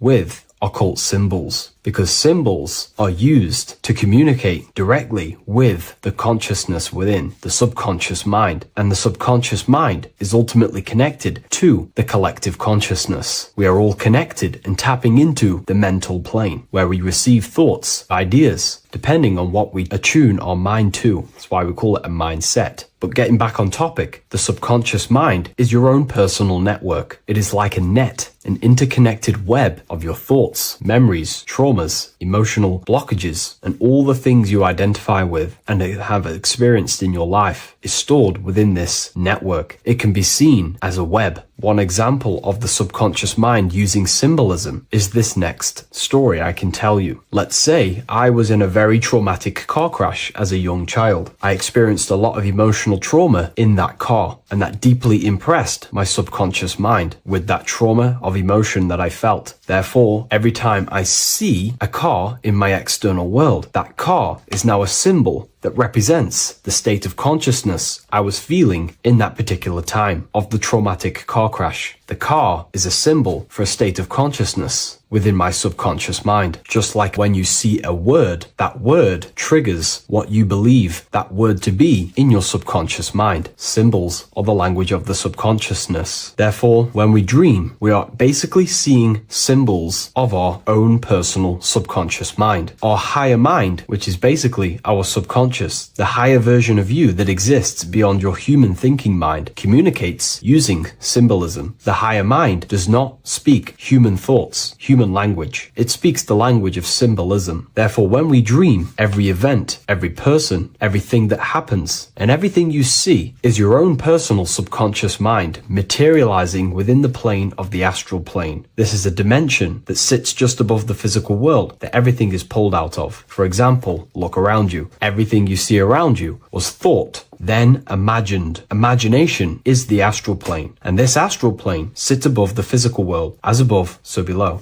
These objects were thought, imagined within someone's mind, and then pulled into a physical reality. Therefore, the imagination is what you're experiencing within a dream. It is your subconscious mind thinking and materializing within the imaginative plane. For example, let's say you are a Christian, you believe in Jesus your whole life, you have lots of emotion towards Jesus. This deeply impresses your subconscious mind. You believe in him so much, you go to sleep, you have a dream that you meet Jesus. You did not meet directly with Jesus, you met with your own belief. It was your own belief materializing within the imaginative plane and revealing itself to you. Dreams are materializations of your memories, your subconscious beliefs, traumas, and anything that could be inside the subconscious mind. It is your subconsciousness revealing itself to you in a material form. Let's say you have a nightmare. There is a big dark figure chasing you and you are running away in fear, away from this dark figure chasing you. That dark figure is not an external entity. It is not a spirit or a jinn or a demon. It is in fact an aspect of your own mind. It is a symbol that represents maybe a fear, a trauma, or something you are running away from internally, inside your subconscious mind. Something that you are not addressing, but something that is fearful, something that can be controlling you on a subconscious level. Let's say you have a fear to address something in your personal life. You want to address someone who is getting on your nerves at work. You continuously put this off and you fear doing that situation. Over a long period of time, this can slowly control you subconsciously. You start to avoid the person, avoid any contact. It is subconsciously controlling you. This is not the best example, but you can see what I mean. Hidden fears and traumas in the subconscious mind can subconsciously control your actions and ultimately lead you to low states of consciousness, keep you from reaching your higher potential, and ultimately create blockages within your own consciousness. That figure in the dream is a materialization of something that you are fearing and running away from and not addressing. This is why people always have dreams of traumas that they have experienced as a child or when they were younger, or maybe from a year ago or two. It's because that emotion is deeply impressed in the subconscious, and the subconscious is always trying to reveal things to you, communicate to you that you need to change, purify, and maybe heal within your own consciousness. This is how the higher self communicates to you, through the language of symbolism. Once you understand this, dreams can become a very powerful tool, not just entertainment at night time. Your consciousness never rests. Your consciousness is eternal. It is the very spark of the divine. Your body needs rest. Your consciousness is not physical. It does not need rest. So this is a way you can identify what your dreams are trying to show you, is by writing them down. A dream journal. Every single dream that you have a book placed near your bed. Every time you wake up, first thing you should do is pick up the book and write every single detail that you can remember about the dream. The people that you met are all symbols or aspects of yourself. Maybe it is a friend you saw in your dream. That friend represents a state of consciousness that is within you and is trying to reveal something to you. It's about making the subconscious into the conscious, to become conscious of the unknown. Write down every detail, everything you saw, every event that played out, even the details of the clothes that they were wearing. Everything is symbolic within dreams. Write everything down and then analyze the dream. Don't analyze it from a logical mind. Analyze it with the right hemisphere of the brain, which allows you to see metaphors, read between the line. Try and gain the message that it's trying to show you. What does this overall mean to you? And what could this reveal about aspects of yourself that you need to heal or maybe take action in your life and world? Because your higher self is always guiding you towards awakening and fulfilling your mission in the manifested physical world. Dreams speak in symbols, not logic. Ask about your dreams. What is this trying to tell me? Don't take things literally. Look for an emotional tone and symbolic resonance. With practice, you'll begin to understand the personal language of your subconscious mind. Now that you understand that, again, please leave a like or a comment on this video. This is now a technique for lucid dreaming and dreaming more often. This is not going to happen overnight. This is not an easy method. It simply takes practice and dedication. Every morning, choose 3 time slots. For me, I choose 4:30, 5 a.m. and 6 a.m. 3 alarms that are going to go off at these 3 times, half an hour apart from each other. Each time you wake up, stay awake for 5 to 10 minutes. Turn off the alarm. Try and keep your conscious mind awake, but drift back into sleep. There's no other better way for me to explain that. It's very difficult, but try and keep the mind awake, but the body falling back asleep. More than likely, you will drift off back to sleep. Then the next alarm will go off half an hour after. This will wake you up again, guaranteed. You will probably drift back to sleep by repeating this process. After the 3 alarms go off, each one of them times, you're either going to have a dream or a lucid dream, but definitely you will have a dream. And if it doesn't work one time, keep trying it. I've been using this method for a very long time, and I can tell you 70-80% of the time it triggers a dream, and a very vivid dream. And it's ideal for lucid dreaming because keeping the conscious mind awake while letting the body fall asleep, you can become conscious within these subconscious realms of your mind. But when you are conscious inside the dream world, you can do what you want, but you also want to let the dream naturally unfold. If you try and take too much control, then you will wake back up. If you feel any fear in your dream, you will wake back up into the material world. Another tip to dream more often is to meditate before bed. Simply close your eyes and think about nothing for 5 to 30 minutes. Detach from everything outside you, your name, your job, work, thoughts. Mentally detach from the world and the physical pleasures and become pure awareness before you try and go to sleep. This will help you become conscious while being within the self. If you wish to learn more about consciousness, yourself, the Book of Wisdom Volume 2 can definitely help you. I'll leave a link in the description. Thank you for watching this video, and I'll see you in the next one.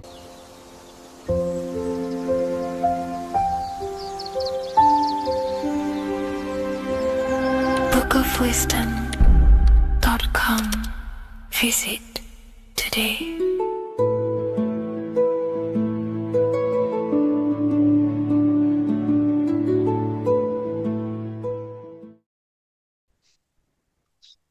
Matthew 21:1, Jesus went into the temple of God.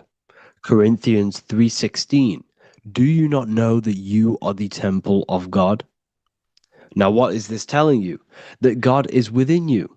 Hence why in Luke 21:12 it tells you the kingdom of God is within you. And the side of your head region is called a temple for a reason. Because the brain encapsulates the mind. The brain is a physical manifestation of the mind. The heart is a physical manifestation of emotion. So we have these different layers of our consciousness. We have an intellectual, communicative aspect of our consciousness, which we would call the mind. We have an emotional aspect of our consciousness, which is the heart. And to communicate with the divine, it's all to do with the mind. Hence why the ancients always symbolize the mind being God. This is why Michelangelo always placed God inside of the brain on top of Sistine Chapel in the middle of the Vatican. He understood that God is in the brain. God is within you, not outside of you. The church tells you that God is in the sky because they are creating a externalization of the truth to create a business and a distraction so that you don't find the divinity within you, so that you don't find your power. Now you have Adam, the physical man, the physical body, the ego, the lower self. And he is resting. He's not trying to reach to God, but God is reaching because the higher consciousness within you is always trying to communicate with you. It's always trying to wake you up to your divinity. But the lower mind, the lower self, Adam, the physical self, is always in ignorance of truth, always in ignorance, and stays in a materialistic way of thinking, which is the lower animal self. And this is what we call a sleep or an NPC. This is the lower mind of man. But all you have to do is to move your finger to touch God. You have to look within yourself, within the brain, meditate, and you can find God. This is why in the Bible we see many references to the human body and anatomy to truly connect with God. Kings 6:8, the door to the middle chamber was in the right side of the house, which is the right hemisphere of the brain. The middle chamber is the pineal gland, where the seat of your consciousness is, but the seat of your higher consciousness is, the mind. And they went up the winding stairs, which is your spinal column, into the middle chamber, and out of the middle chamber into the third. So they went up the winding stairs. This represents raising your consciousness up the winding stairs. Your spinal column acts as a stairway of consciousness. Depending on what sort of consciousness you are operating in, depends on what part of the spinal column you are using. Because the spinal column ascends and descends consciousness. What do I mean? If you are in a reproductive way of thinking and you're always thinking about sex, you're jerking off all the time and you're always eating, all of your brain's power and your mind's power is being descended into the lower aspects of the spinal column, which represents hell, the physical state of man, Adam, the ignorant state. We're basically living off low-level pleasures like an animal. And the stairway to heaven is your spinal column. They went up the winding stairs into the middle chamber, which is your mind, your pineal gland, and out of the middle into the third stage of consciousness, physical, etheric, astral. When you meditate and you start to raise your consciousness during meditation, you enter the astral plane when you turn off thought. But this is the middle chamber inside of the brain. Here we see another painting inside of Sistine's Chapel of God inside of the brain. This is the brainstem. This is the brain. This is the frontal lobe. This is the back lobe. This is the back lobe. This is the cerebellum. Here's the reptilian brainstem. Here's the claustrum. This is what we are seeing here. Anatomy. Here is another one in Sistine's Chapel in the middle of the Vatican. This is depicting the brainstem. God's neck looks exactly like the brainstem. Here we see a real brain compared to God's neck, because the neck is just below the brainstem. And this is what they are symbolizing, because they knew that God is within you. God is a part of the human body. God is inside of the body, because the body is a vessel for consciousness, for universal consciousness. Inside of you, inside of me, is the same spark of consciousness. And this same consciousness is spread out into every living essence, because everything comes from the one source, the one God, the one consciousness. Matthew 6:22-23. The light of the body is the eye. If therefore thine eye be single, thy whole body shall be full of light. Practicing the single eye. What is this? This is meditation. This is entering within yourself. So the Bible's telling you to practice the single eye. But if thine eye be evil, thy whole body shall be full of darkness. What does this mean? If your consciousness is in an evil way of thinking, if your mind is filled with an evil, negative mind space, then your body shall be filled with darkness, with evil, with negativity. Because negative thoughts destruct the body. Positive thoughts heal and regenerate the body. So he tells you to be, the light of the body is the eye, your consciousness, the inner eye of consciousness, the eye that lets you see. And what do I mean? You look with your two physical eyes, but you see with the inner eye. What you see is perception. You look with the two eyes, and what you see is perception. You are seeing, you are understanding, and that's what consciousness, the mind, gives you. Consciousness, or the mind, is the force that allows you to be a human being, that allows you to understand things and interact with things and make decisions. It's an infinite intelligence. See, the mind is not the brain. This is a big confusion with people.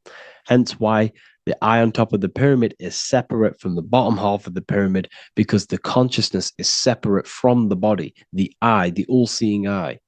It represents the observer, the eye that sees into this body, into this world, into this. You are the perceiver. You are the invisible spirit within the body. Theologians 4:17. After that, we are still alive, and our left will be caught up together with them in the clouds to meet the Lord in the air. You don't meet the Lord in the physical air. Okay? This symbolism of the ancient Christian artwork is showing you this is symbolic. These things never happened. There's no man in the sky. Moses didn't go on a mountain to meet with God. The air represents the mind. This is why you say you're an airhead when someone's very stupid. Earth is your body. Water is your emotions. Fire is your spirit. Air is your mind, the invisible mind. So Anton Mengs, an ancient Christian art worker, is showing you anatomy of God in the clouds. But this is the anatomy of the human body, raising yourself to the mind and turning the mind inwards on itself during meditation. And that's how you meet the Lord in the air. You meet the Lord in an elevated state of consciousness. The air represents an elevated state of consciousness because the air is up. You have to raise your consciousness to meet the Lord in the air. This is why Moses went on a mountain to meet with God. The mountain represents elevation of consciousness, raising the mind up the spinal column, taking all of the mind's attention away from the reproduction and the physical aspects of self and raising it to the brain and turning off the brain and going inward into the air. It's talking about raising consciousness. It's allegorical. It's a spiritual, metaphorical text. The side of your head's called a temple because inside that where that temple is, right in the middle of where you call the temple, is the inner chamber, the open room, the holies of holies in the Bible, or the land flowing with milk and honey, or Mount Zion. There's so many different names for the brain, or the upper room where Jesus meets his 12 disciples, the 12 cranial nerves in your brain. This is the temple of God. Your body is a temple of consciousness. It encapsulates consciousness. It encapsulates the mind and soul. John 10:30, Jesus states, I and the Father are one. Psalms 46:10, be still and know that I am God. He's talking about the I am within you, not within Jesus. Everyone refers to ourselves as I. I am God.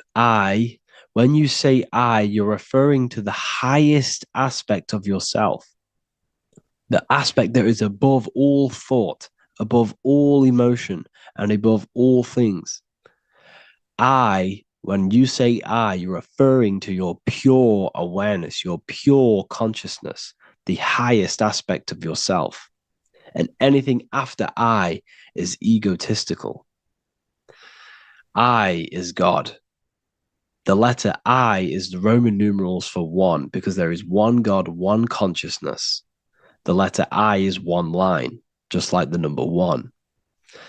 Matthew 6:3-4, take no thought. Therefore, take no thought.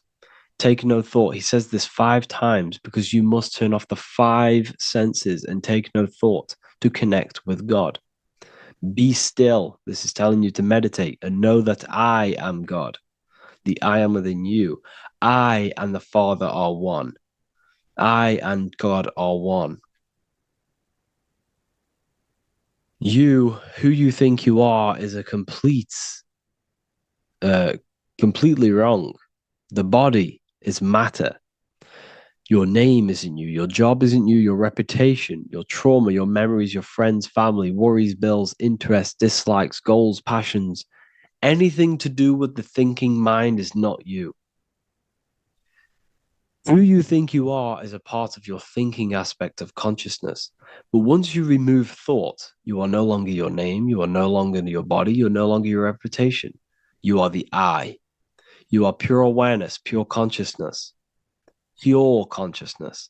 And this pure consciousness has latched on to this name, this job, the body, and your traumas. Your pure consciousness has attached itself to this character who you're playing in the physical world. And this is essentially who you think you are, but you are not. You are the I, you are the self, you are pure awareness. So in order for you to detach from these things, you must learn how to detach from your name, your job, your reputation. And you do this through meditation by turning off the thinking mind. Turning off the thinking mind allows other aspects of your consciousness to open up. What do I mean? Your whole life you've been thinking, and all of these thoughts has attached you to this physical body. You haven't allowed your consciousness to open up. And you can only do this by taking no thought. That's why Jesus tells you, take no thought. When you turn off the thinking mind, other aspects of your consciousness starts to open up. Other aspects of your being can open up. And this is how you astral project. This is how you do all these mystical things and things to do with consciousness. It's taking no thought.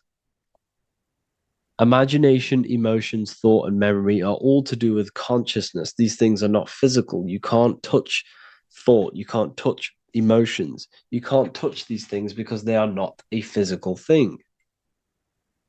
So you must turn off these things for other aspects of your consciousness to open up.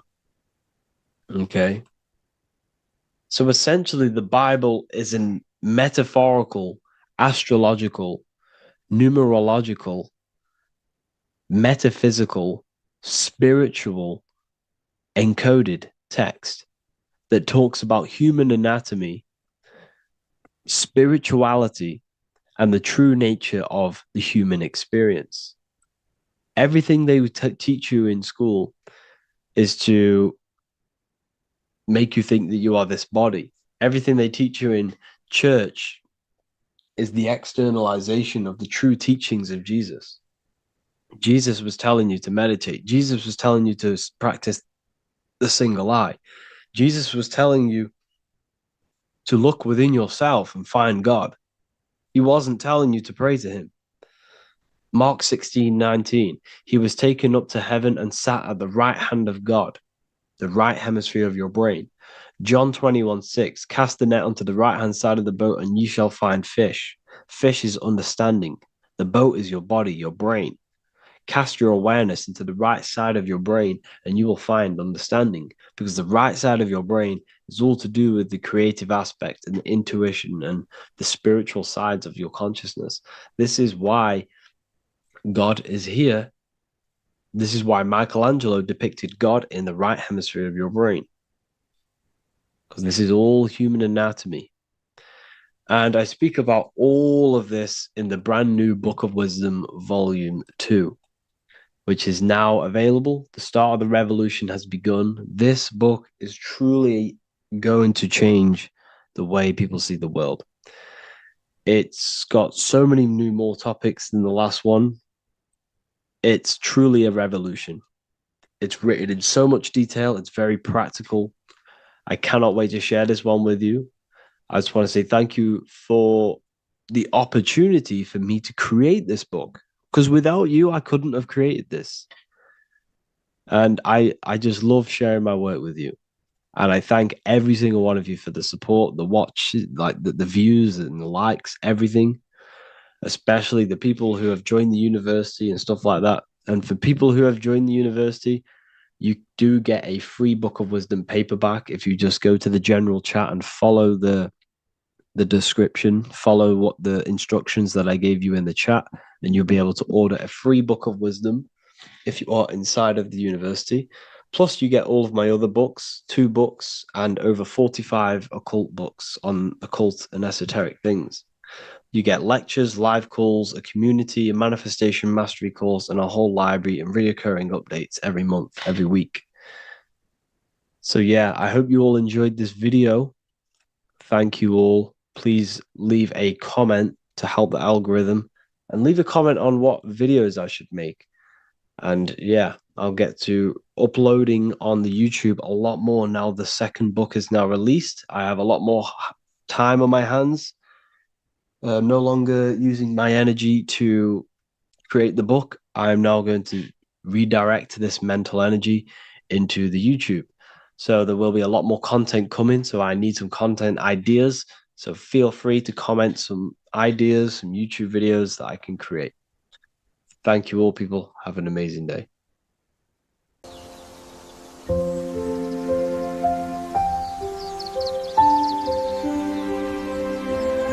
bookofwisdom.com.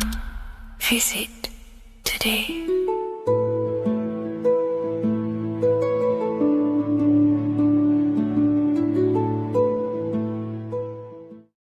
Welcome to Revival of Wisdom. Welcome people, we're back with another video.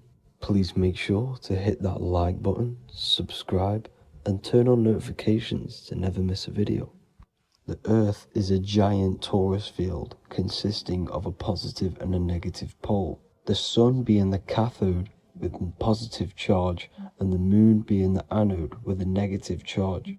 This is why the Sun rules over the day, giving you lots of energy, and the Moon taking your energy from you, making you go to sleep. Now, the plane that we live on is called the plane of inertia, and at the center of this plane of inertia is the North Pole.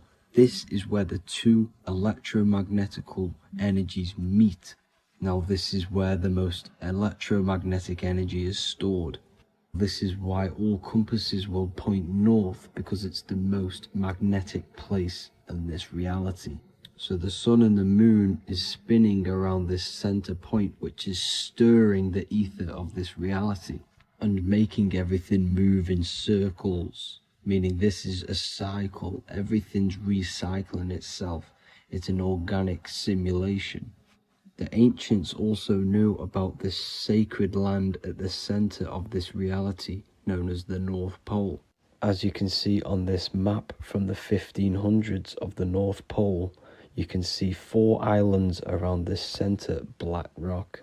Ancient civilizations like the Mayans, the Buddhists, and ancient Chinese also depict these 4 islands. The endless symbology of these sacred lands at the center has been going on for thousands of years. These sort of secrets are now kept by the elites, but as always they have to show the truth in plain sight, and this is what they are doing with the Windows symbol and also the Wizard of Oz. Now in the Wizard of Oz, as you can see, there's something called Munchkin Land. Munchkins are these unusually short people. Then on the ancient 1500s map it says Pygmy, and then the Pygmy people in mythology are also these unusually short people. Just like Santa and his elves, they come from the North Pole, and elves are these unusually short people. These stories that we are told about Santa and Munchkins are putting truth in plain sight about this sacred land. This sacred land at the center of the earth is where the aurora borealis comes from and is being emitted from this black hole in the center, also known as the black sun. The aurora borealis is the Earth's aura, hence why it has the word aura inside of it. It is the life-giving essence to all life within this realm. As this dualistic reality we live in consists of both physical and spiritual, the black sun is like our sun for the spirit. It's our spiritual umbilical cord, connecting us to the spirit realm. And the rising sun is the opposite. It's our sun for our physical 666 carbon suits, known as our human body, our physical aspect. As it states in the 40,000-year-old emerald tablets, deep in Earth's heart lies the flower, the source of the spirit. The flower of life is as thine own place of spirit, and streams through the earth as thine flows through thy form, giving off life to the earth and its children. So the North Pole is the core of this spiritual reality, and the closer you get to it, the more spiritual and lucid it becomes. So the elites have covered this up in order for us to forget the true nature of this reality. And they did this cover up by introducing the globe model. Nicholas Copernicus was around in the 1400s, and he introduced the globe model. As you can see, he is a Freemason. He depicts himself with a globe and a Masonic compass in all of his paintings and portraits. Galileo was also a Freemason, as you could see in all of his portraits with a globe and a Masonic compass. He was also a massive part of introducing the globe model after Nicholas Copernicus. So yes, the globe model was a spiritual and political move to gain more control over the masses.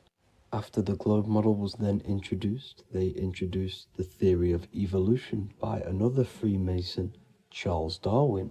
See how these two theories go hand in hand? They both degrade humanity, and they make you confused of where we actually came from. By hiding the true form of this divine creation and hiding the true power of each and every one of us, they maintain control over the masses. Now this is order out of chaos, known to be the 33rd degree slogan of Freemasonry. Now this is the Masonic cosmology, and as you can see, you have the checkered board for the duality, the 5-pointed star for the 5 elements, the 4 corners for the 4 pillars, the all-seeing eye, which is Polaris, the sun, the moon, and the 7 stars. So even Freemasons are taught the flat earth cosmology and the true form of this reality. Now the true nature of the sun, the moon, and the earth is shown and reflected through the Masonic compass. The Masonic compass is the sun, the moon, Polaris at the top, and the black sun at the bottom. It makes sense why all the scientists who introduced the globe model all used the compass and the globe together, because it's truth in plain sight. As I explained in my other video, all Freemasons have to take the oath, so it goes to show, why are we all learning these theories from Freemasons who can't talk about certain topics that they learn about? Why should we believe their theories when they're holding back the real truth about this reality? Now going on to NASA. NASA means to deceive in Hebrew, and they are also funded by the government. They are not a private company. The old owner of NASA, Werner von Braun, on his grave has the Bible verse Psalms 91. The heavens declare the glory of God, and the firmament showeth his handiwork. Now why would the owner of NASA put this on his grave? Seems a bit suspicious to me, alongside with the NASA astronauts are all Freemasons. And not to mention the countless mistakes they've made on their live videos in space stations, the moon landing, and the CGI footage of the Earth, which is obviously photoshopped. Just by tricking the masses that they live on a spinning ball, the elites gain the perception of the masses. Not only does it hide the divine creation we're inside of, it hides the divine spark within you. It hides the creator, the source. And by believing in space and we live on a spinning ball, it makes people come to the interpretation of that we are a coincidence and we do not have any purpose. And of course this is false. When you come to realization that we are all a divine creation and we can create our own divine life in this reality, life becomes more sacred and you start to enjoy little things. The elites want you to believe everything exists only in the five senses. They want you constantly looking outside of yourself because they know that will keep you on lower states of consciousness. Now this brings me to our next point. By tricking the masses into the heliocentric model, the elites started to advertise aliens in the movies, in cartoons and magazines in the late 1940s. Now this is subconsciously programming us about aliens and extraterrestrial threats, which then they can use to their advantage. And this is something called Project Bluebeam. They are more than likely going to fake an alien invasion to push this 2040 agenda, which is for one government and one ruling currency. That's it for this video, guys and girls. Hope you all enjoyed. Please make sure to leave a like and a comment. God bless you all.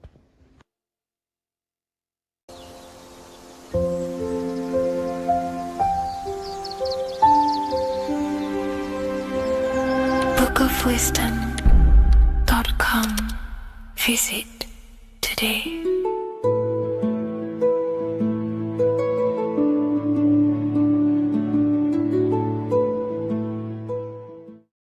What if I told you that the pentagram can unlock the secrets of creation and make you manifest any reality you want? Hence why the pentagram is used heavily in magic and witchcraft. We have to understand that the pentagram has been heavily demonized. Religions, churches claim that this symbol is associated with Satanism and witchcraft. I personally believe this was intentionally done so that people do not gain their personal power over reality and their life. The pentagram reveals so much about you, and it is one of the most important symbols to understand inside the occult studies. It is one of the most common symbols that you will see across all occult esoteric orders and different occult traditions, such as Freemasonry, Kabbalah, Rosicrucianism, alchemy. You will see this symbol everywhere. And in fact, you even see this symbol, the pentagram, on old church buildings, statues of Jesus next to church buildings.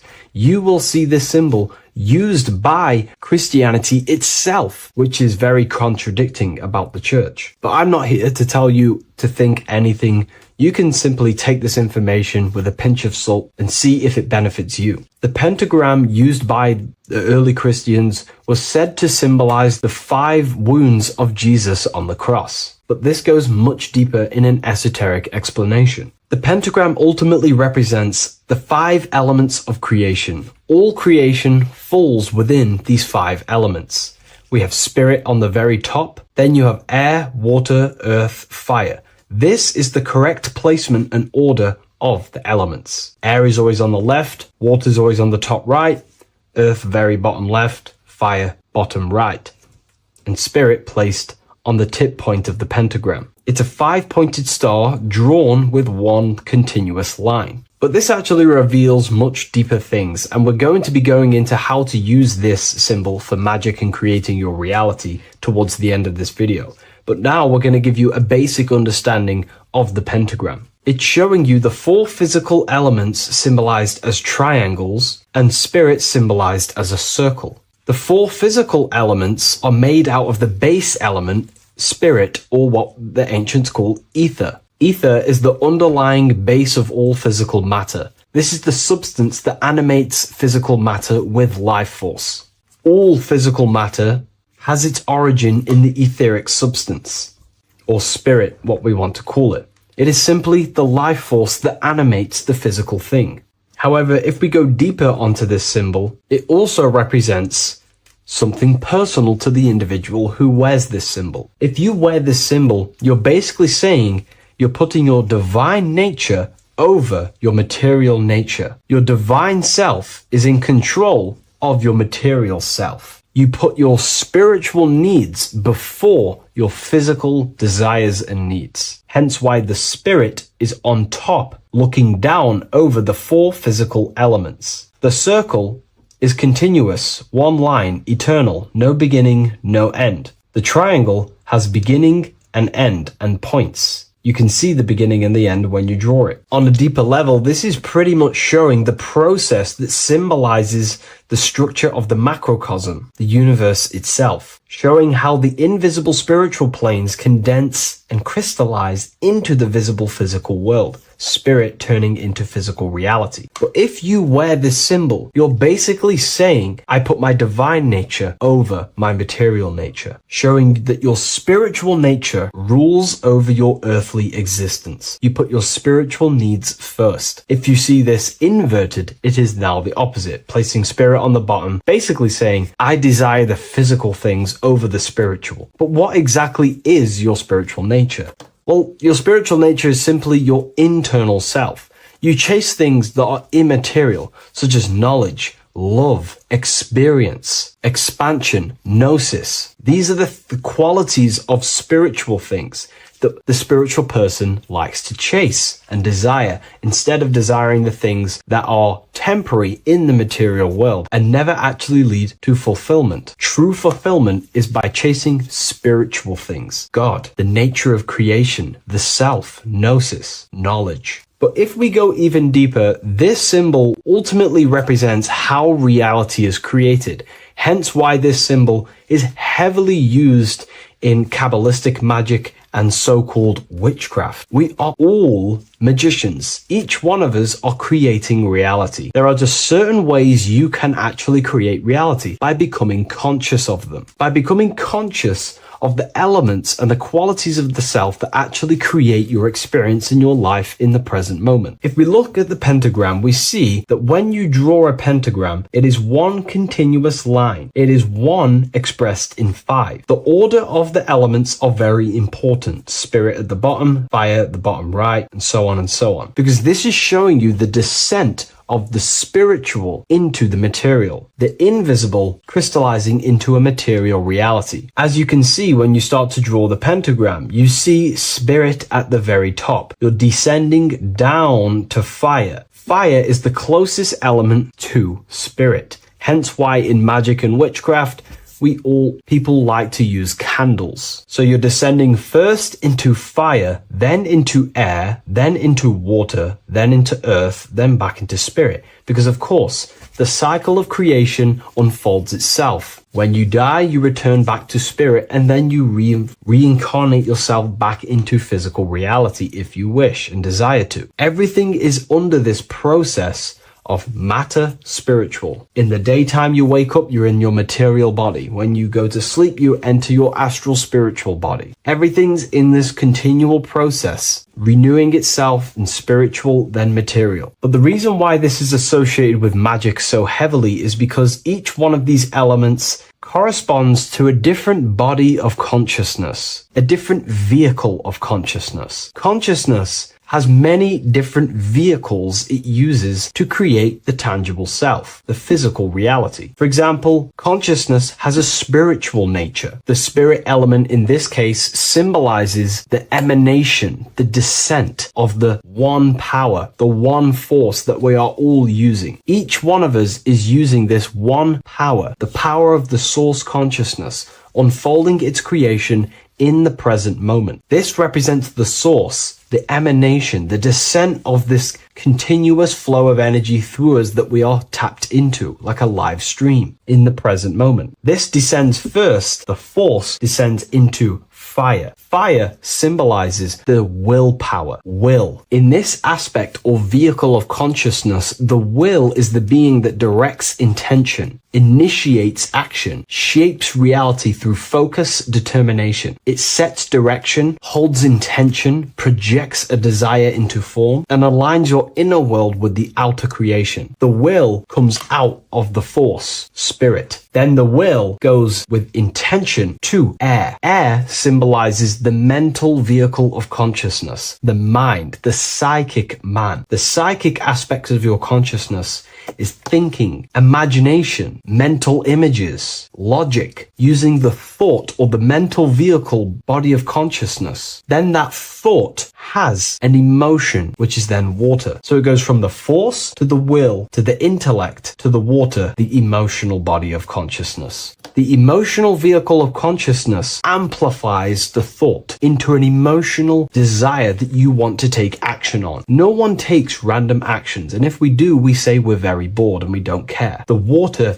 is the energy, the emotion you have to fulfill something. And that emotion then descends into earth, which is the physical body to take the physical action in the present moment, to fulfill that desire, to fulfill that will, that thought, that desire. And that is how reality is created all the time. Now, there is much more that you can go into with the pentagram, because true magic is about changing consciousness at will, not casting random spells. It's the ability to change the direction of consciousness using the power of the will to direct these forces to create change in the internal world so it can project outwardly in the external world. Because consciousness creates the external reality. What happens within us, we see change outside of us. So true magic is about manipulating the forces and the vehicles of consciousness that exist within our own mind to produce a change in the material world. There are other ways you can use magic, by purifying each body of consciousness or banishing each body of consciousness. Other forms of magic, you can dissect each body of consciousness and work with that specific body. If you think you're using your mind too much,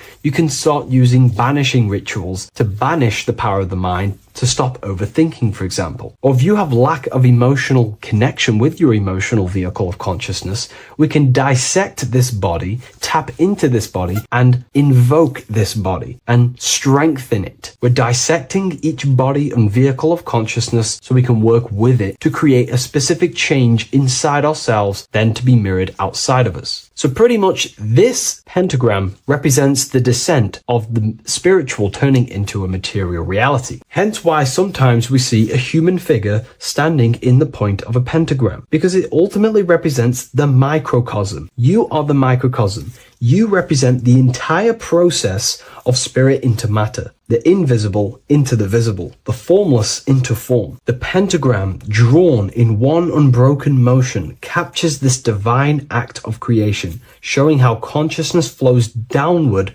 through the elements or the vehicles of consciousness to bring forth the material reality. The Book of Symbolism will teach you all about this. It was released November 17th. A lot of people have taken advantage of this. You also gain a free ebook with this copy. Every order comes with a free ebook. And if you wish to get your copy of the brand new Book of Symbolism, you can find it in the description or revivalofwisdom.com. Thank you, everyone. I'll see you in the next video. Hello and welcome to another video and another lecture from Ethereal University. Today we're going to be breaking down in detail the Freemasonic 33rd degree symbol. Now, of course, this is a complex symbol and it's composed of many symbols put together to create a greater meaning.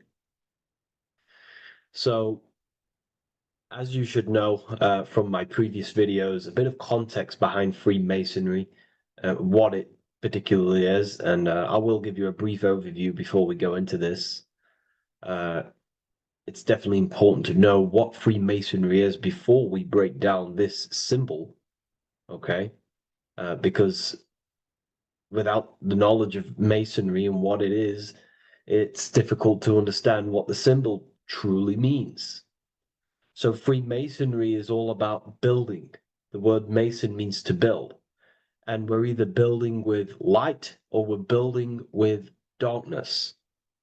So that we have good Freemasonry, we have good Masons, people who want to spread the truth, people who want to help people awaken their mind and liberate them and bring them up to higher consciousness.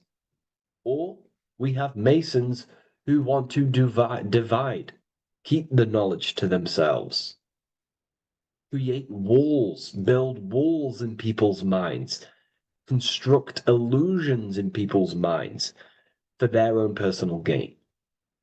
Okay, so we're either building with light or you're building with darkness. You're either building with light or bricks, spirit or matter. God and the devil, same thing. You're either uplifting people or dividing people. Each and every single one of you is a Freemason. Well, a Mason. Not a Freemason, but a Mason. You are a builder. And you're either constructing division in you and other people, or you're either creating oneness. Everyone is doing this. Everyone is building. Everyone is contributing towards the world and building our reality. So Masonry is a craft, and that craft is to craft a better mind and heart, a higher consciousness, a higher understanding of the self, building a higher perception of yourself, getting to know who you actually are, why you are here. Every action, behind every single action, behind every single cause is choice. You chose to be here. Whether you know why you are here or whether you do not know. You chose to be here in this time, in this period of life on the earth, on this physical dimension. You chose, the mind of yours chose to be here in this body at this specific time. You are playing a role, you are building in this world at this specific time. So Masonry is all about getting to know the self, to know what you actually are through gnosis. Gnosis is direct knowledge obtained and extracted from direct experience. Knowledge extracted from direct experience. Knowingness. You know you have hands. You don't believe you have hands. You know you have hands. That's what knowing thyself truly means. To go within the self. To dwell in meditation for long periods of time. Not even meditation. To dwell, closing your eyes and thinking internally. Not thinking externally about anything outside you, but thinking and questioning internally, and you shall find answers. Seek and you shall find. If your heart is truly set on knowing, on getting to know true knowledge and knowing yourself, then you will find it. Okay, so because that's what the heart is. The heart is where we find our treasure. That's why it's inside of our chest. Our chest holds the treasure. What is your treasure? Your treasure is your physical manifestation. And whatever you whatever your heart cares about, your body follows. Your body takes action towards what you care about in life. This is why we say follow your heart, because your body follows the heart, what you care about. If you do not care about something, you do not take actions towards it. Whatever your heart loves and has that love energy for, the body follows. If you truly want to become enlightened and truly want to reach higher consciousness, then you will. You truly care for that, then you will find it. You have to go within. Okay, so this is what Masonry is about. It's about going within and finding out your true nature and constructing a higher consciousness by dissolving walls and blockages inside your mind and heart, purifying the self. Because you can care about sick and twisted things. Okay? We can see that in society. People like killing people. It's psychotic, but I know. So we can be corrupted. Okay, so going into this symbol, what does this symbol mean? What is it trying to portray? Okay. Before we go into this symbol, particularly, we're looking at the Scottish Rite Freemasonry. So we have the first degree all the way up to the third degree is Blue Lodge Masonry. Then from the fourth degree of Freemasonry to the 32nd degree is what we call Red Lodge Freemasonry, the Red Lodge degrees. So again, that is that symbolism of that red and blue, the left and right, masculine, feminine, water, fire. It's that symbolism again of the two polar opposites of reality, of masculine and feminine qualities, solar and lunar, the left and right hemispheres of the brain, the inner and out world, inner and outer world, the brain and the heart. These are all polarities, okay? Spirit and matter. We have to unify these. But we're looking at the 33rd degree. This is the end of the Scottish Rite of Freemasonry, and it's considered the illuminated degrees.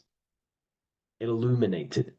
This is when one gets to know the true self, the true knowledge, when one has gone within, mastered the self, got rid of mental blockages, blockages in the heart, purified the self, and they know who they are.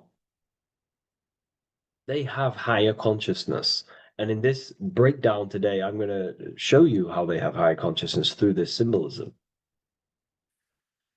Okay, so I was going to say something, but I totally forgot what it was. But anyways, we'll move forward with this symbol. Oh, that's what it was. Water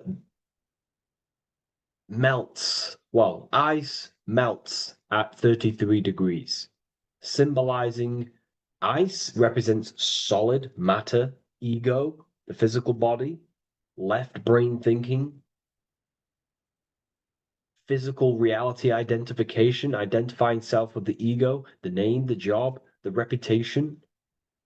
That's the ice, that's solid, that's ego thinking, left brain thinking. When we identify ourselves with the body, our ego, our name, our job, our reputation, our family, that is ego. That is pure earthly survival base level consciousness.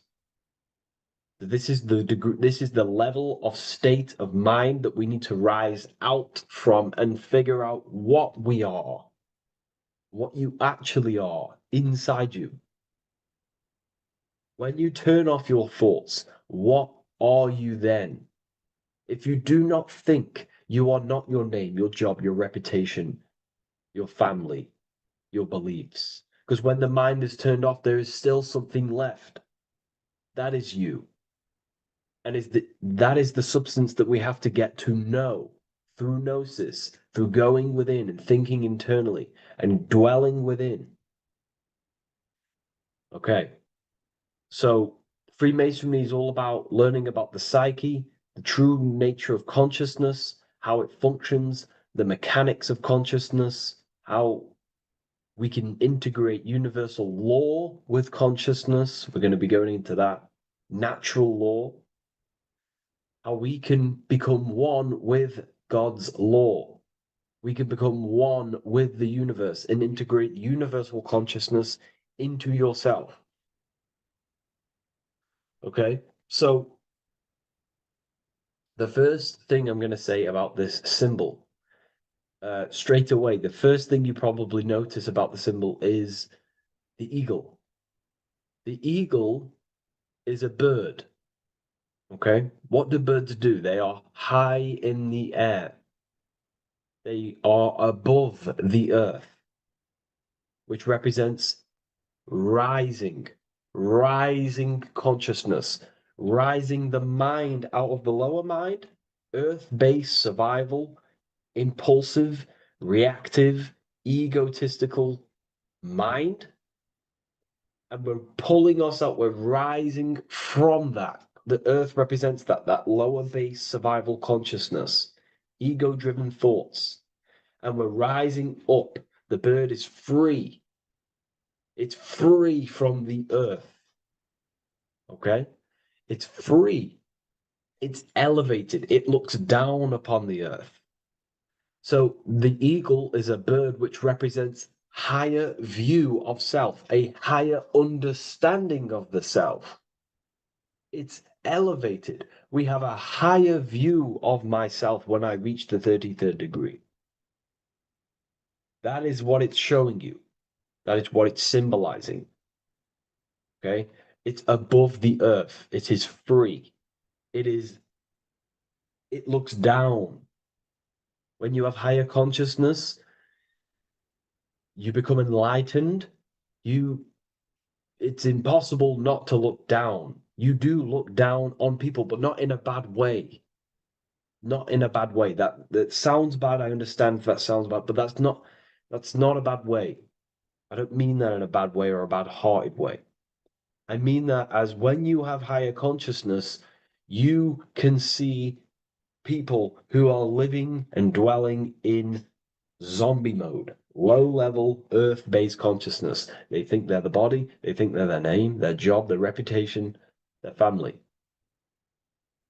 So it represents looking down because I have higher awareness of myself. I know what I truly am. The water is flowing at the 33rd degree. The water melts at the 33rd degree, representing the flowing of consciousness, the flowing of the mind, flowing of light energy entering the body. Because when we reach higher consciousness, when you raise your consciousness, which is just an easier way of saying mastering thoughts, mastering yourself, we no longer give attention to negative thoughts because we understand what thoughts are. And why would you let your own mind take away your own power? So again, Freemasonry is about gaining personal power, not in a bad way. Well, it can be used for bad. Gaining mental power, a strong mind. Most people have very, very, very weak minds in this world. Very weak minds. This world is a mental world. We have to gain strength in the mind. It's a mental universe. The stronger the mind, the better your reality. The less affected you are by external things. Nothing external should ever bother you. Okay?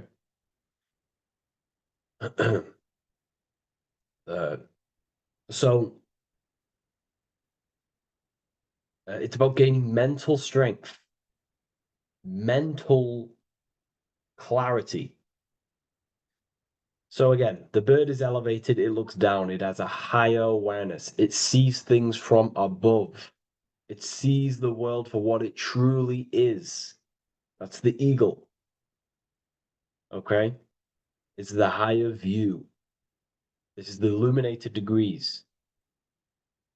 So we're looking at now the sword. The bird, the eagle, the double-headed eagle is standing on the sword. Very symbolic. The sword is not above the eagle. The sword is below the eagle. The sword moves through the air. On a basic breakdown of the sword, it represents power. Power. Because if I have a sword, I hold the power over you. That's what it symbolizes. In war, you have a weapon bigger than someone else and more destructive than someone else, you hold the power. So it's a power symbol. To go even deeper on this, on its true meaning, the sword, I've already broke this down plenty of times. It moves through the air. It cuts the air. It's the mind. Air represents the mind. Water is emotion. Fire is the spirit. Earth is the body. So we're looking at the mind, the power of the mind.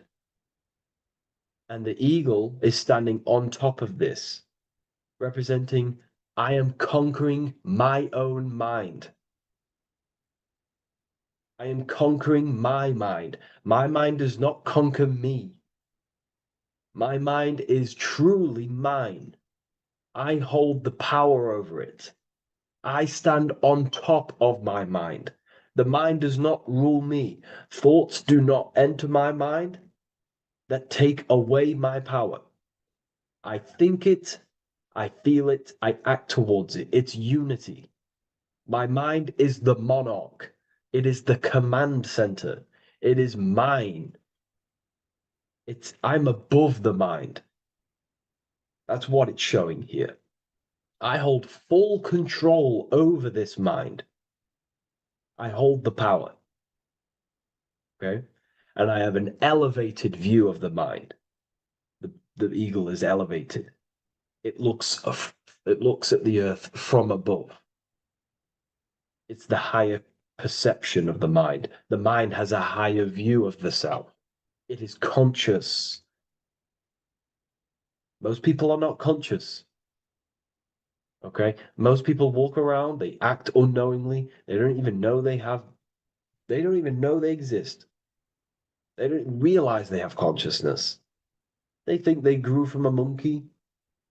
They're born on a spinning ball in the middle of space, and they think they're the body. That is the level of earth-based consciousness. And it's saying, I hold the power. I hold my mind to what I want to direct the mind's forces to. I create with my mind. I carve reality. I shape my reality with my mind and thoughts and my intellect, my communication. Okay? That is what we're looking at here with the sword. It's on top, meaning I control it. When you stand on top of something, you are the top. You are on top of it. You hold the power. You rule over it. When you are the boss of your business, you rule the business. That's what we're looking at here. The sword needs sharpening. It always needs sharpening. You can't use a sword forever. You need to sharpen it. The mind will not stay powerful and strong and aligned with what you actually want unless you continuously refine the sword. The mind needs to be refined or reminded. If you stop doing affirmations, the mind will fall back to old ways of thinking. If you constantly meditate, you constantly implant the messages into your subconscious mind, you constantly visualize, you are keeping the mind sharpened with what you want in life, what you are trying to create. And the mind will continue to think with that power, with them words, with them visualizations. If you fall off, if you stop meditating, you will lose control of your own mind. Okay? This is symbolizing you have to keep on top of the mind. You have to keep control. This is what the world is. The world is like Minecraft. You ever played Minecraft? You're a builder. Okay? What do? You control the man in the world. That's what you are. You need to control this body in the world. It's all about control. You are in a game. It's like Grand Theft Auto. You don't know how to use the buttons. You're going to create chaos, and you're not going to have that much fun in the world in GTA if you don't know how to work the buttons. Same with this world. You are in a world, and you need to learn the buttons of the body, the mind, the soul, the heart, how will these things function so you can actually live a better life and create what you want in the world, aligned with natural law, of course, unless you want to walk down the path of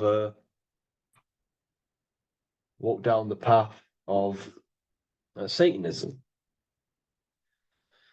So this is what we're looking at with the sword. Now, moving on, we're looking at this little banner here. This says "God and my right" in Latin. God and my right. What is your right? Natural law is your right. What is natural law? You already know the natural laws. We all intuitively know the natural law. What is natural law? Do good. We all subconsciously, on a soul level, we know to do good. We know to do right. It is wrong to hurt people. It is wrong to control people. What is your natural law? What are the forces that you hold power over, that you have full control over? You have full control over what you think, what you feel, what you act. Thought, emotion, action. If you start to try and control things outside of them three forces, that is now you breaking natural law. If I try to control and manipulate someone else, that is now breaking natural law. I'm going against my inner law. My soul tells me what is right and wrong through emotion. So it's about aligning the self, my actions, my thoughts, with my emotion, my intuition, my natural law. These are your rights. Your rights is to think, feel, and act with the law, with good, with God, with love, with care for one another. Am I building with light to bring good things to the collective? You see, most people are stuck in their left brain, and the left brain only sees me, ego-driven thinking. That's why they trap us in our left brain. They train us to be left brain. They tell us to write with our right hand to strengthen the left brain. They call it writing. Everything in this matrix is to activate your your left brain. Why? They need you in ego consciousness so you can be controlled and manipulated. So you do not recognize patterns. That's the right brain. The right brain recognizes patterns, symbolism, metaphors. They don't want you reading between the lines. They want you logical. They want you divided, because the right brain sees the whole. The right brain sees the woods. The left brain sees the trees. And that tree is your ego. And the woods is the collective consciousness. They want you only thinking about you, because that way you are divided from the collective consciousness. And we're all one consciousness family. We're all God. We're all God experiencing himself. And we are all building this world. So it's about aligning the self with my right, with God, with natural law. It's what Freemasonry is about. True Freemasonry, light Freemasonry, not dark Masonry, or evil Freemasonry, whatever you want to call it. The crown, royalty. Royalty wear crowns. And what do the royalty have? Again, this is another power symbol. They hold control. Yes, royalty hold control. And that's why this crown is at the top of the image, not at the bottom of the image. It's at the top, representing I control the left, I control the right. I control my left brain and my right brain, the two eagle heads, the two views. The eagle has one eye on each side. It's looking, it's seeing. And that's symbolic of the left and right brain. We see, not physically see, but I mean perceive. We perceive reality with the left brain and we perceive reality with the right brain. And it's about unifying these two brains so we can see and perceive reality from a true lens. Because if we see reality only from the left brain, and a left brain dominated brain, we see everything as divided. But if we see everything from a right brain perspective, we see everything as whole. When everything is in the middle, you need to see reality from the middle. Yes, I have my own personal consciousness, and yes, there is a collective consciousness. So I need to balance between that. I need to see reality between the line, between the left and right brain, and align this worldview, and align my thoughts, align my actions with this. Because if you're left-brained dominated, you're only going to take action on ego. You're only going to take action on me. You're only going to think about me, me, me. But if you're right hemisphere brained, you're only going to take action for the collective, which is, yes, that's good, but you also need to think about yourself. Why did you come here? Your life has a meaning as well. It's not just about the collective, it's about you as well. But we need to balance this. You see? This is what we're looking at. The crown is in the middle, representing the balance, the power over the two. Okay? It's the balance, it's mastery, it's control. Royalty hold control over society, royal families. So it's about controlling the self. It's control over the ego, control over the sword, over the mind. It's about personal power we're looking at here. Self-control. Now we're looking at a upright triangle, which represents the element of fire, which is masculine. Masculine is all to do with action. Action, the physical body. We're looking at fire, which represents spirit or transformation. Fire is a very transformative element. It transforms things.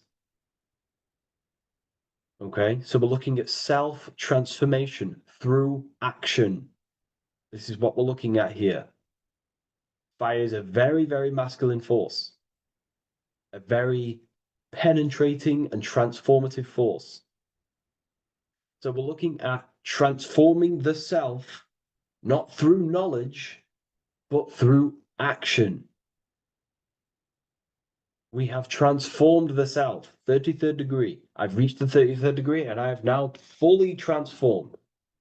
Now there are higher degrees than 33rd degree, but we're just breaking down the symbol. That's a whole of a lecture. But this represents full transformation. 3, another, if you watch my video on numerology, you know 3 is all about what? Transformation.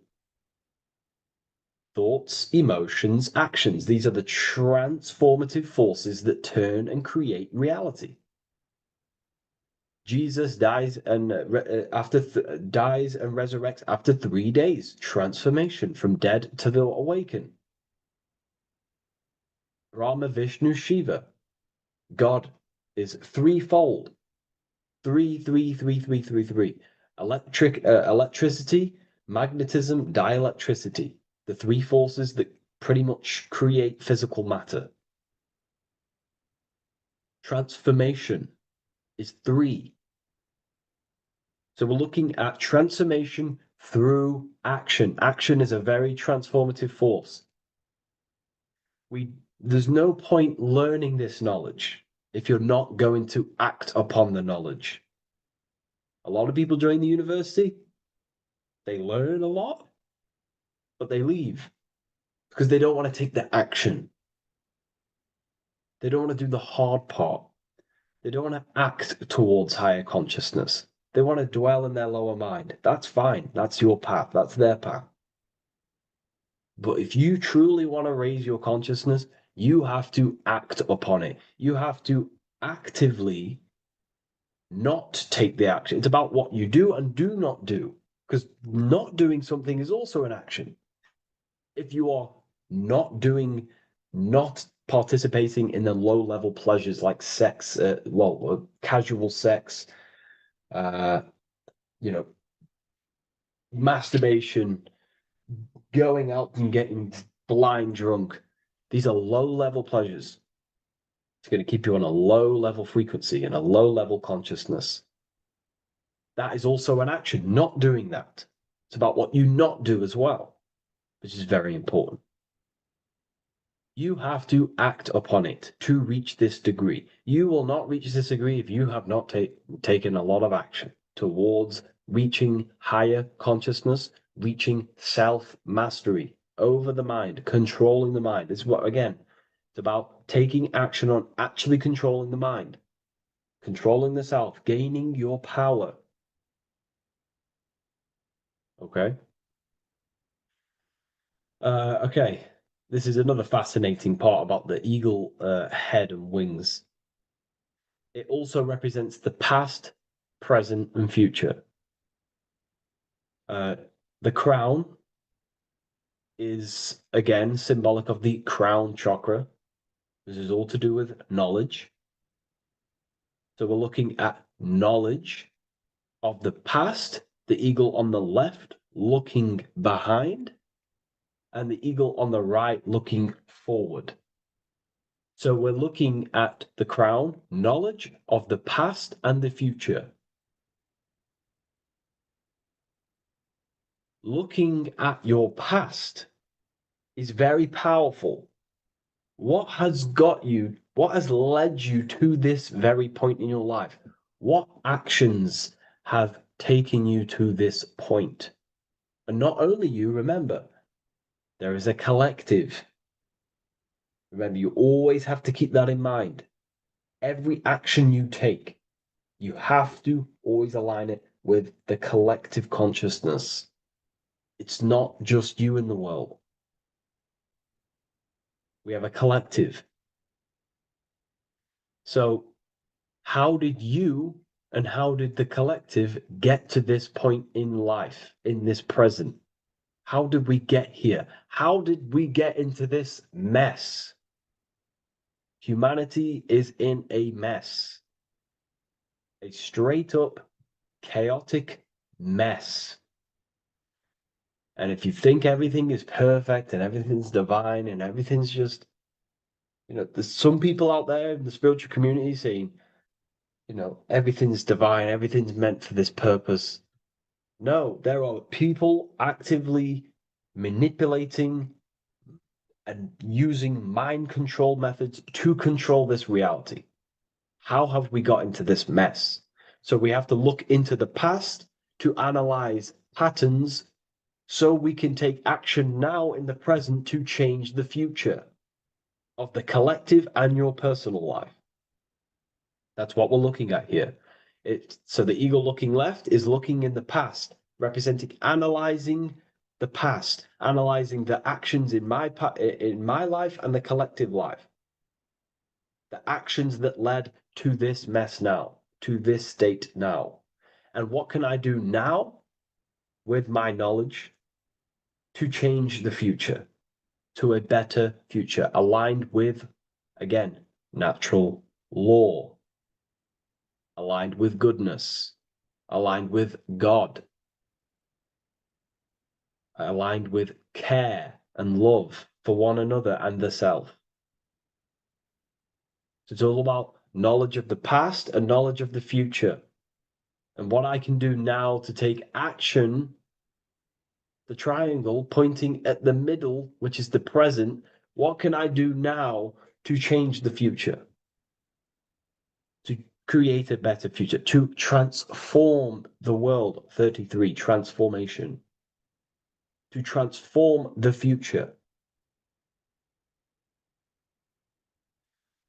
Okay, this is what we're looking at here with the two double-headed eagles as well.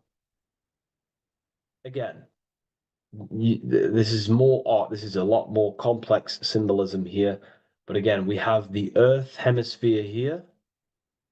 And what? The eagle above. It is raised.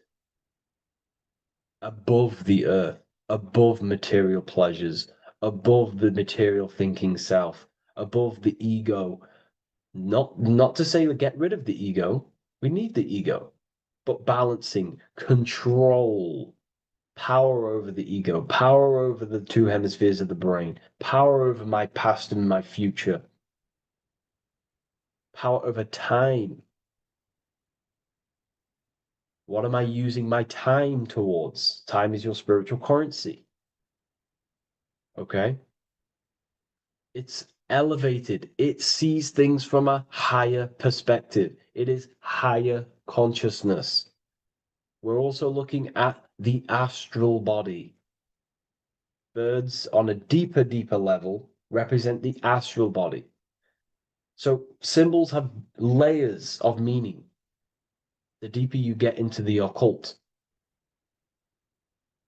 so when you join the first degree, you get, a good interpretation, and the higher degree you go, the more deeper the symbol reveals, as the more deeper you know yourself. So we're looking also at the astral body, the light. What is the light? Light is a massive symbol in Freemasonry. It's knowledge, gnosis. When you're very intelligent, you call someone, they're a bright child. They have enlightenment, light in the mind. Looking at light, a lot of knowledge, a lot of self-knowledge of the self, of the psyche, how I function, what I am, knowledge of the astral body, rising above the earth, astral projection, exploring your true nature, exploring consciousness. This is what we're looking at here. And in order to explore your astral body and explore the astral realm, you have to control the sword, the mind.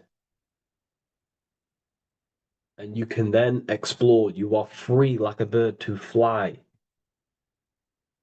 This is all symbolic of rising consciousness. All symbolic. So I hope this video has gained a bit more clarity on this symbol and given you some insights. And I will see you in the next one. Thank you for tuning in today.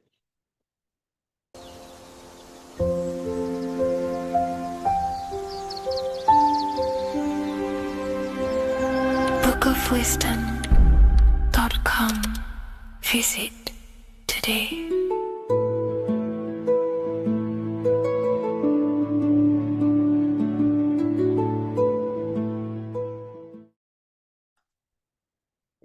In this video, you're going to learn exactly what Christ consciousness truly is and how to cultivate this into your life so you can live a better life, create the things that benefit yourself and humanity, and ultimately to bring heaven on earth.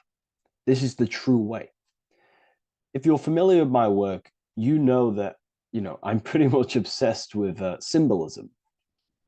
Symbolism is such a massive topic, and it unlocks profound ancient wisdom that is hidden behind these layers of symbolism of the ancient paintings, symbols, and texts.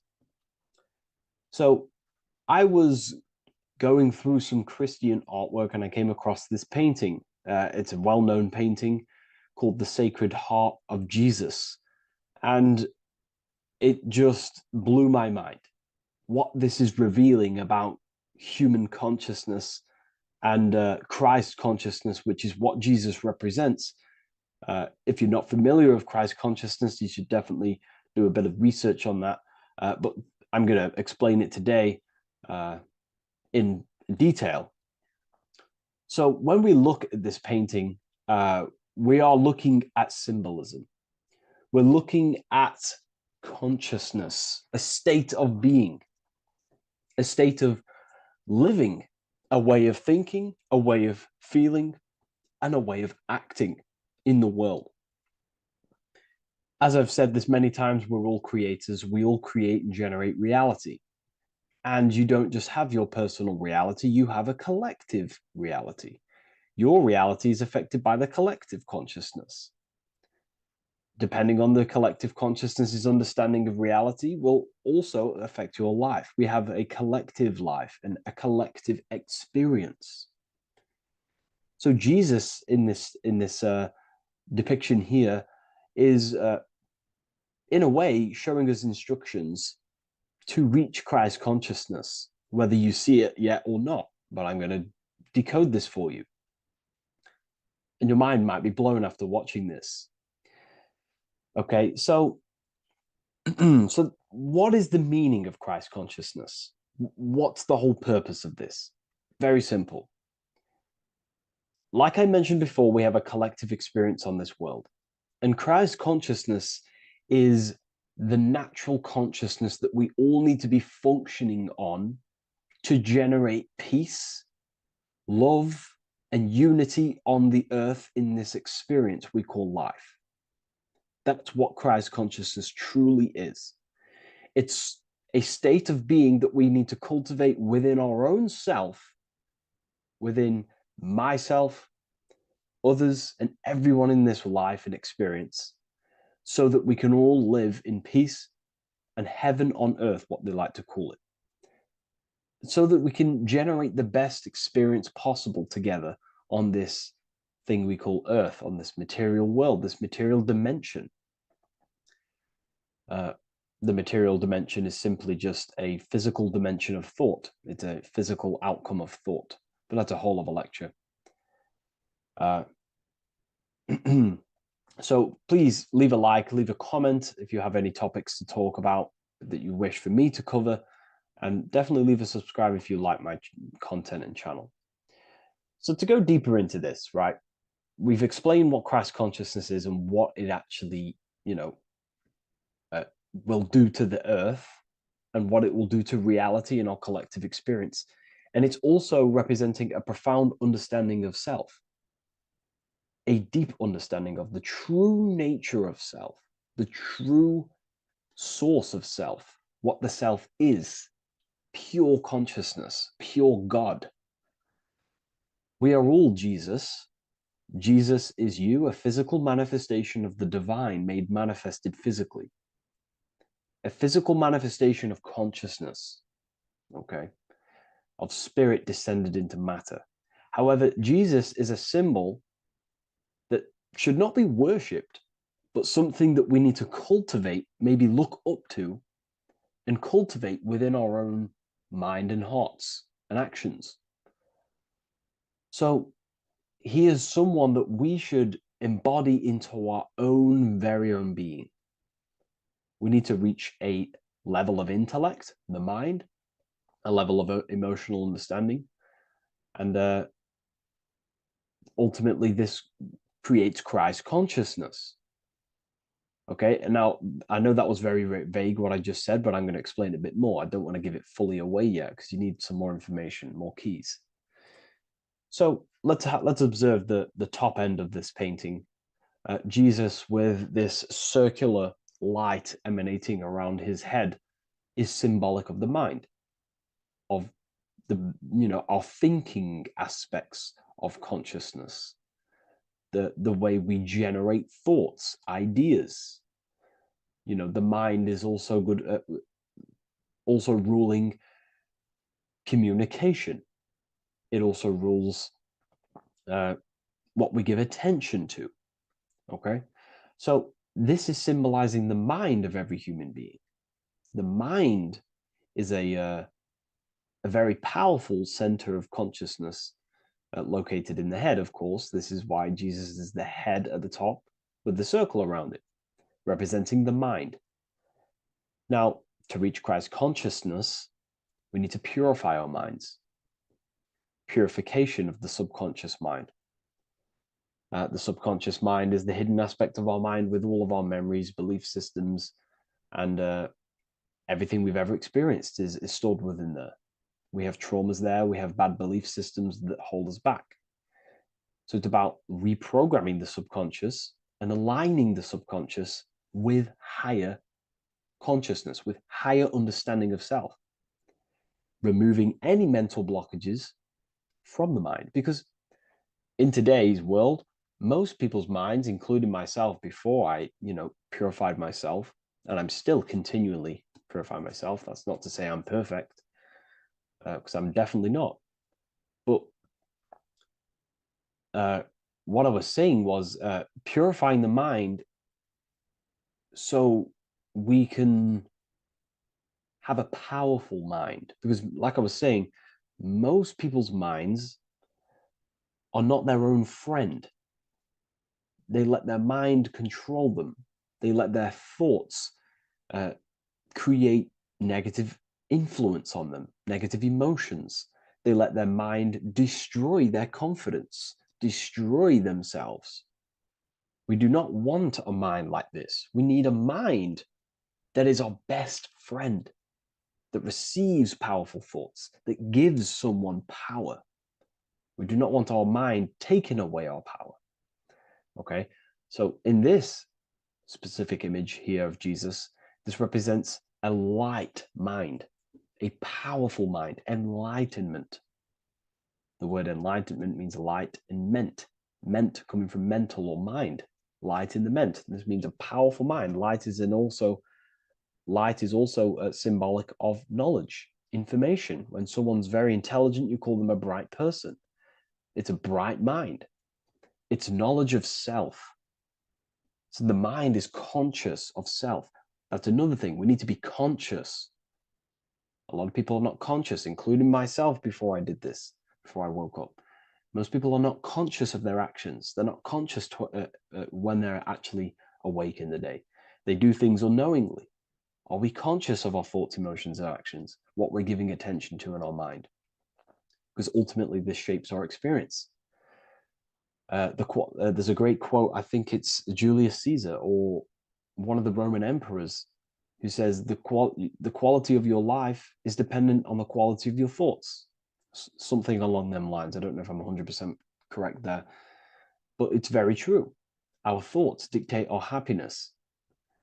So to cultivate Christ consciousness, we need to be conscious of our actions, conscious of our thoughts that we're giving attention to. There is a level of mastery that we can achieve within ourselves where we become conscious of every single thought that enters our mind. That sounds easy, but it's definitely not. But that's a high level of mastery that we can achieve and cultivate within ourselves. So we're looking at a powerful mind here from Jesus, a powerful mind, a purified mind. And we purify the mind through, affirmations, meditations, ritual work. Rituals are things we do every single day with an intent in our mind and an emotion in our heart to impress that state of consciousness into our subconscious so it can slowly rewrite our consciousness and align our consciousness and sync it with higher thoughts and higher emotions with love. We can sync our consciousness with love, which is ultimately what Christ consciousness truly is. Well, now we're going to go on to that now. So we've gone over the mind. Now we go over the heart. Now notice before we go into the heart, Jesus is revealing. He's pulling back the robe, symbolizing opening the heart, revealing the heart, revealing the soul, the light of the heart. Our authentic self lies in the heart. Our pure intentions, our love, our soul needs to be shining through our heart. And our soul is unconditional love. Now, that's not to say that we can get corrupted hearts. We surely can have corrupted hearts, for sure. We can love sick and twisted things, and that's evident in today's world. People love killing people. People love hurting people, manipulating people. People love power. Now, that's obviously an inversion of the natural state of consciousness for humans. When we're born with a natural state of love, of unconditional love for the self, for everyone else, for animals, insects, the earth. We love everything as a child. And not only do we love everything, we actually act upon this. As a child, we do not act on anything we know is not good. And I'm talking early stages of being a child, before we're indoctrinated, before the mind and heart become corrupted. We are pure. This is symbolizing this. Light represents also purification and truth, because when you shine light on something, it's the truth. You see it. You shine it through the darkness. It reveals. So light, this is symbolizing revealing the light of the soul, of love consciousness, holding love in the heart, true love, not love for sick and twisted things, but true love for the self, the body, and for everyone else and all things. Holding love in the heart. There's a famous saying of keeping the sun in your heart. Keep the sun in your heart. It's a very famous saying. What the sun is a symbol of love. What does the sun do? It gives abundantly. All it does is give light, give energy, power, light to the earth, and everything is feeding off this source. The sun expects nothing back. It just abundantly gives. It's a symbol of love. This is the love principle of creation. Now, the heart is also governing our actions. What we think about, okay, in our mental field of consciousness is directly corresponded and observed in our hearts. What we think about directly corresponds with what's going on and what we feel in our hearts. Okay? Thoughts produce emotions. So if we give attention to negative thoughts, there's no wonder we're having negative emotions in our hearts. So purification of the mind is also having an effect in purification on the heart. Because when we purify our thoughts and only give attention to powerful thoughts and positive thoughts that uplift yourself and humanity, then we're going to also see this change in the heart, see this emotional change in our consciousness. Okay, so this represents the purification of, a purified heart, the light emanating around the heart.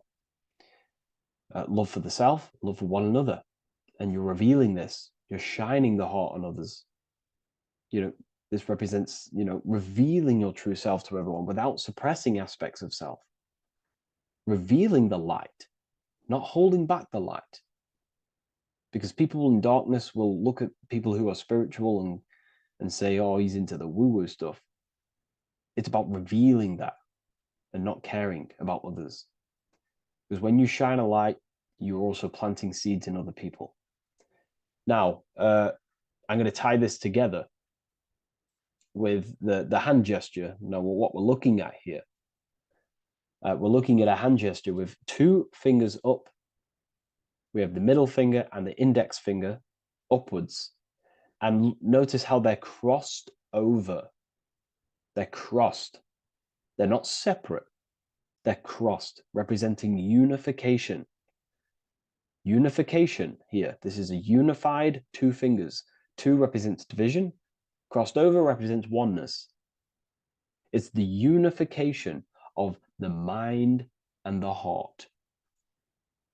A lot of people talk about this, but not many people go into detail about it because, for many reasons. But this is the unification of thought with emotion. This is how we truly reach Christ consciousness. And ultimately, when we do gain the love in our hearts and we do slow, it's a gradual process of cultivating love for the self and everyone else in the world, because we're so programmed to be divided. But it's a slow progress. But when we do cultivate love in our hearts for the self and one another, love is a very, very nurturing and growing force. Like I said, the sun earlier, that is pure love energy. It makes everything grow on the earth. While love in your heart grows connections with people. It grows care. You go out your way to do things to people and give people things. It's a very nurturing and growing energetic force. And me personally, I think the whole universe is built upon love. The whole thing. Without love, without the love, there is nothing.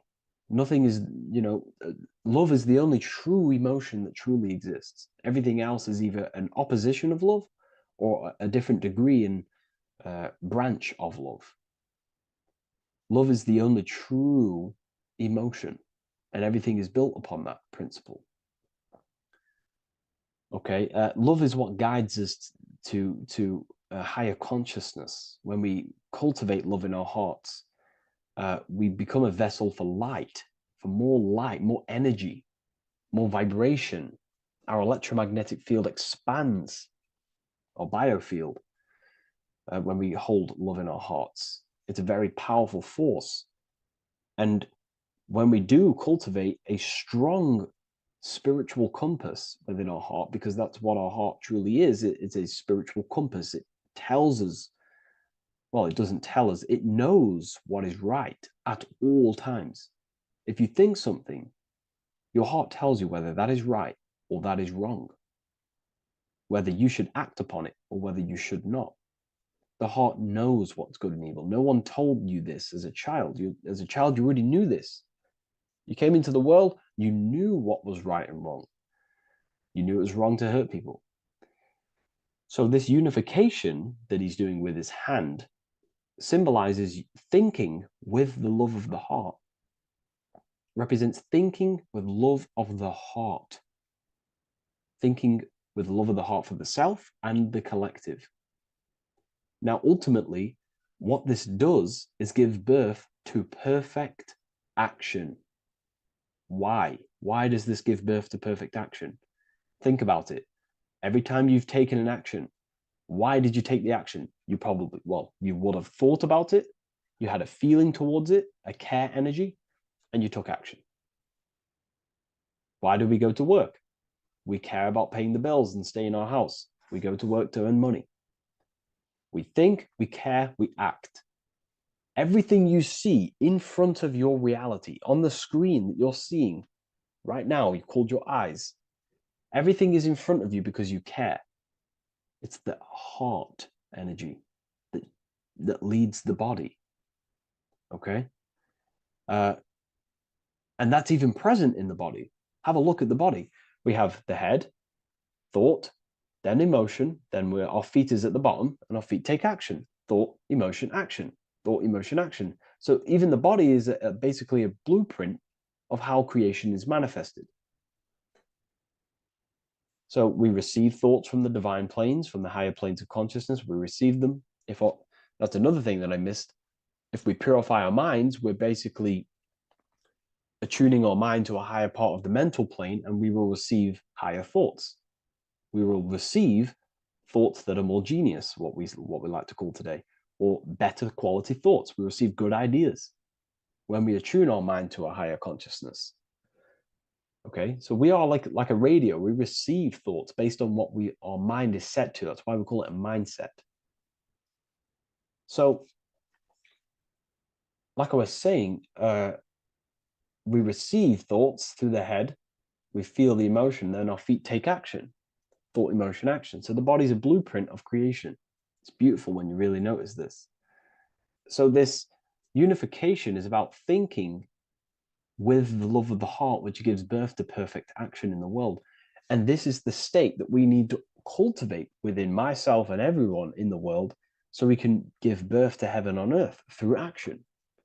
Because ultimately the world is molded through action, physical action. And them actions are molded from thoughts and emotions. Now,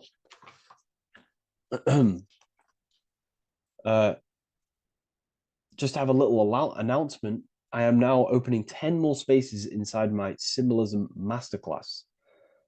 We have 10 more spaces. You're going to learn about a lot more about symbolism. It's very affordable. I'll leave the link in the description if you wish, if you care about gaining more information and learning the ability to read symbols. So what is the inversion of this? What is the inversion of this consciousness? Well, that's what we call satanic consciousness. Satanism. Satanism on its true level is the opposite, the opposing the natural state of consciousness that we are born into. It's about thinking with no emotion, thinking and acting. This is what the Skull and Bones represents here. So the Skull and Bones Secret Society, this is their main logo. again, we have the skull, which represents thought, and the bones, which represent action. The bones take action in the physical body. We're looking at thought and action with no emotion, no empathy, no love for one another, only love for the self, the inverted love. Okay? We're looking at grey. Grey is a symbol of dullness, death. There's no emotion in grey because colours provoke emotion. When we look at a colour, it invokes an emotion. Grey has no emotion. So we're looking at dullness of the emotions. I'm not going to go too deep on this subject. I'm going to create a whole new lecture for that. In fact, I think we have a great lecture inside Ethereal University on Satanism. We're going very into depth of what Satanism is and what Satanism consciousness truly is. And again, it's just the cross inverted. Satanism is just it's the invertation of, I don't know if that's a word, but it's the inverse of natural law, natural consciousness, of love consciousness that we are born into. Okay, so ultimately the message in this video was to create love in our minds, love in our hearts, think with the love of the heart, think with the care for one another, and that gives birth to perfect action. And when we align, when we do truly act out what our heart is telling us, and I know this from first-hand experience. This is what happened to me. I woke up, I started to follow my inner guidance. I always took action on it. I was saying yes to it every single time. And it led me, this is, I'm getting goosebumps actually saying this. It led me to where I am. Like that action, me saying yes to my heart, to that knowingness of goodness within me, was like a domino effect. And that domino effect, every time I did it, it was just opening more and more doors, not physically, but mentally. I was receiving more information. I was receiving more opportunity physically. My work started to explode on social media. Like, when you follow your heart and truly take action on what you know is good, it's like a domino effect that leads you step by step to where you're meant to be. And it's so profound and it's so, beautiful. And I'm telling you this from firsthand experience. This is ultimately how you kind of unlock your purpose in this physical world as well. So not only is it going to create a better world, it's also unlocking your true soul form and soul purpose while you're here. It's very beautiful. So I thank you, everyone. Please leave a like, comment, and share, and subscribe to the channel. And I'll see you all inside Ethereal University if you decide to take your studies to the next level. Take care.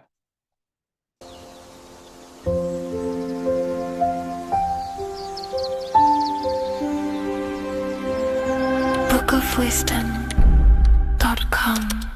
Visit today.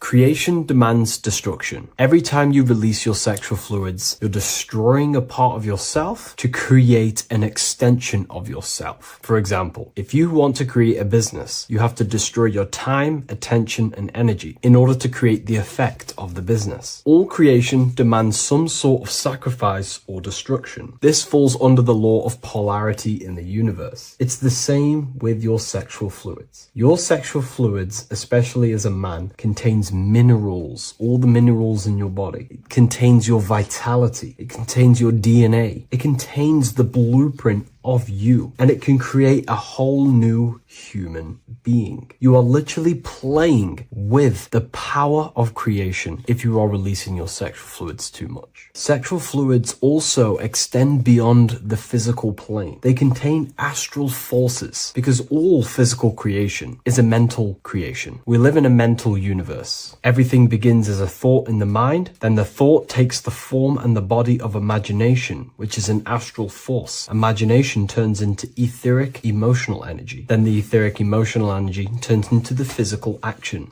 and the physical manifestation. We live in a mental universe. Therefore, these dimensions do not exist separately. They are permeating and mixing in with all. Your physical body has an astral body. Everything physical has astral forces behind it. Semen is known as the astral fluid of the soul. It feeds nerves, the channels of life force and consciousness within the body. And every time you release it, you're destroying a part of your vitality, your brain, your nerves, your energy levels, your creativity, and your DNA to create an extension of you. Therefore, it is a sacred fluid within your body and not something to be played with and to be released too much. Think about it. This is a very creative energy, your sexual fluids. It can create a whole new human being. This is how powerful it actually is. It is the power of creation, and the misuse of this power can destroy your own vitality and your life of your body, because that life you are giving in order to create an extension or a child is the same life you could keep inside of you and not waste to recycle and regenerate the body. Sexual energy has been for thousands of years associated with regenerating the body, longevity of life, and maintaining youth. Not only that, every time you release your sexual energy, it floods the brain with dopamine. Dopamine is the brain's reward system. Created within the middle of the brain, it releases every time you've achieved something. However, sex or an orgasm is the most powerful feeling you can feel. It's the most amazing, intense feeling and release of dopamine you can possibly feel as a human. Therefore, if you flood your brain with this high amount of dopamine every single day, you are getting the epitome of human feelings every single day. Therefore, you will become numb to everything else in reality. You won't be able to enjoy the small things in life. And I know this firsthand because I experienced this myself. As soon as I stopped, this is when I started to enjoy the little things in life, seeing family, and I actually gained more energy, more ideas. We'll get into this a bit later. It is a creative energy. It creates a whole new human being. Therefore, if we maintain this energy, we can maintain our creative power within us, because that's what we are. We are all creative beings, moving energy from higher dimensions of consciousness, the mind, into lower dimensions of consciousness, the physical world. You hold the power to create. You are not in a world. The world is working through you. You do not possess a life. Life is working through you. You are not in a universe. You are the universe. It's moving through you. There is no past, present, and future. The present moment is you. When we release every single day or frequently throughout the week, like I said, we're triggering the brain's reward system, dopamine, which makes you feel as if you have already achieved something. And if your brain is telling you you have already achieved something by overusing your sexual fluids, then you will not have the motivation to achieve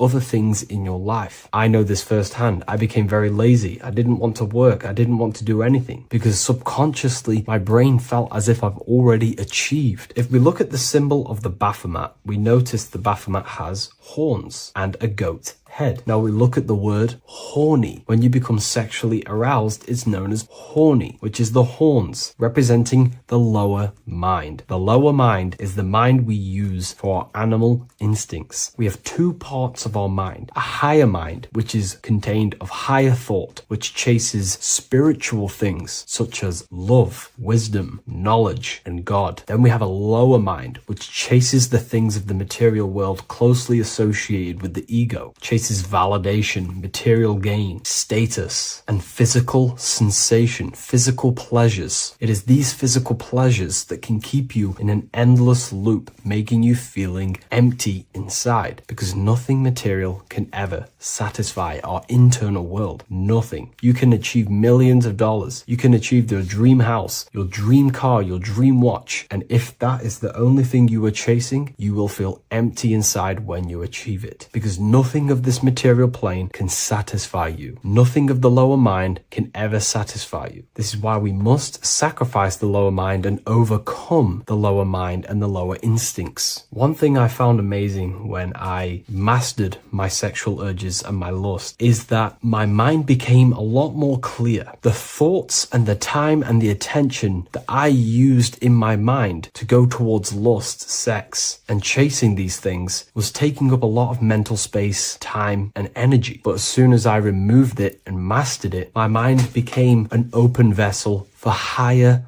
thoughts to be received from the higher mind. The mind is like a radio antenna. Whatever we attune it with, that's what we receive. If we're constantly thinking about lust and low-level pleasures, we're going to just receive low-level thoughts. But once we remove all of the lower mind and we conquer our physical body and physical urges, our mind becomes an open channel for divine thoughts and spiritual thoughts. This is what most people call today as downloads. You receive wisdom from your higher self. Not only do you receive more wisdom, you just receive more power to create. The male and the female come together to create a child. That's how you were created. Now, the law of correspondence teaches as above, so below. It refers to everything in the universe. Therefore, in order for you to create a reality, to give birth to something, you have to bring together the masculine and the feminine. Your masculine forces are willpower and actions. Your feminine forces are emotions and imagination. When you combine the willpower, action, emotions, and imagination and combine them together, you can give birth to reality. But it's important to only give birth to things that are spiritual, that are good,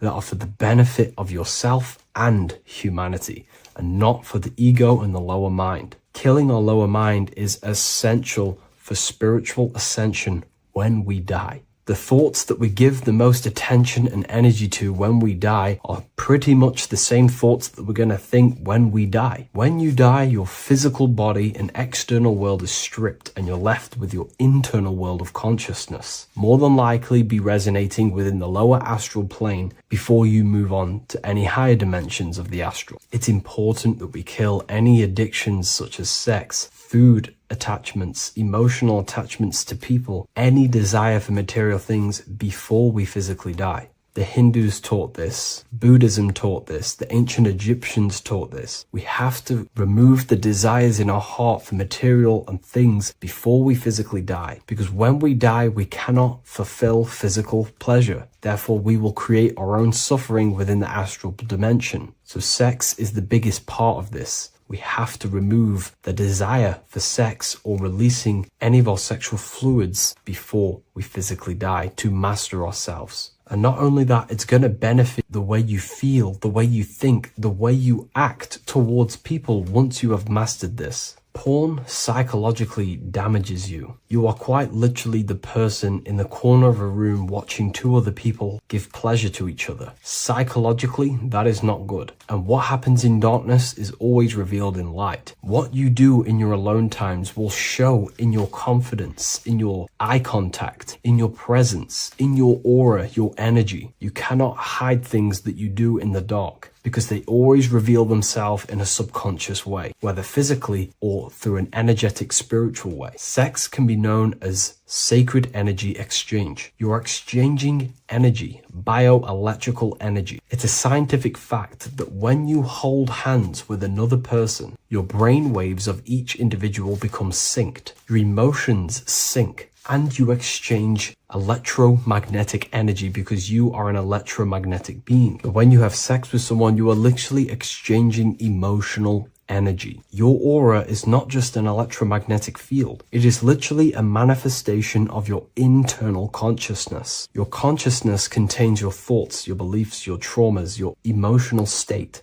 And this manifests externally through the vortex of your heart into an energy presence around your body. This is why you can feel sad when someone else is sad next to you, because their energy is merging with yours. When you have sex with someone, you are quite literally exchanging consciousness, beliefs, traumas, emotions, feelings, vibrations, and your consciousness merges with their consciousness. So be careful with just having casual sex. Now, I'm not here trying to say never release, never have sex with your partner. I'm not saying that. I'm saying take caution with these things. Take my teachings with a pinch of salt. If it benefits you, that's great. I'm not here to tell you how to live. I'm simply giving you my research and the things that have helped me in my life on my esoteric research, awakening, or spiritual path. I don't like calling it a spiritual path because it's not spiritual. It's simply just life, the knowledge of consciousness and the self. So I hope this video helps. If you'd love to read this book, I'll leave a link in the description. This book I wrote myself called The Book of Wisdom, Volume 2.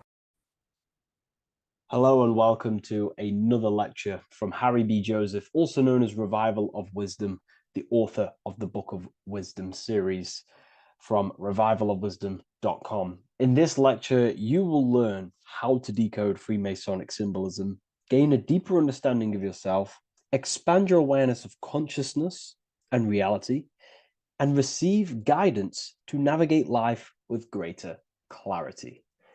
So today we're going to be breaking down this particular piece of artwork, this Freemasonic artwork, and how this relates to you and reaching a higher consciousness. Because ultimately, this is what it's about, okay?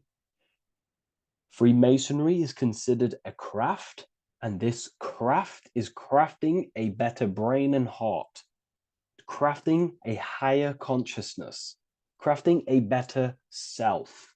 Why? So we can operate in the world at a higher degree, operate in the world more efficiently, live a better experience in the world, and getting to know thyself, okay? So we're going to start from bottom to top because this is important. Every placement of this symbolism is on purpose, has meaning, especially the placements of the symbols, okay? So we're going to start from the very bottom of the artwork, which represents lower down. When we're looking at symbolism, especially occult symbolism, that's what the word occult means. The word occult means hidden, hidden from the eyes. It has its roots in the word oculus. I'm pretty sure that's Latin, which means eye. So the word occult comes from oculus, which means eye. And the word occult means hidden from the eye, the unseen, studying the unseen aspects of self. We're studying the brain. We're studying consciousness. We're studying the body, the heart. We're studying the self, the hidden aspects of the human psyche and the hidden aspects of self, okay? Because ultimately this is what gives you power in the world, depending on how you use that power, whether for good or bad, depending on the consciousness wielding that power. This is why we say knowledge is power.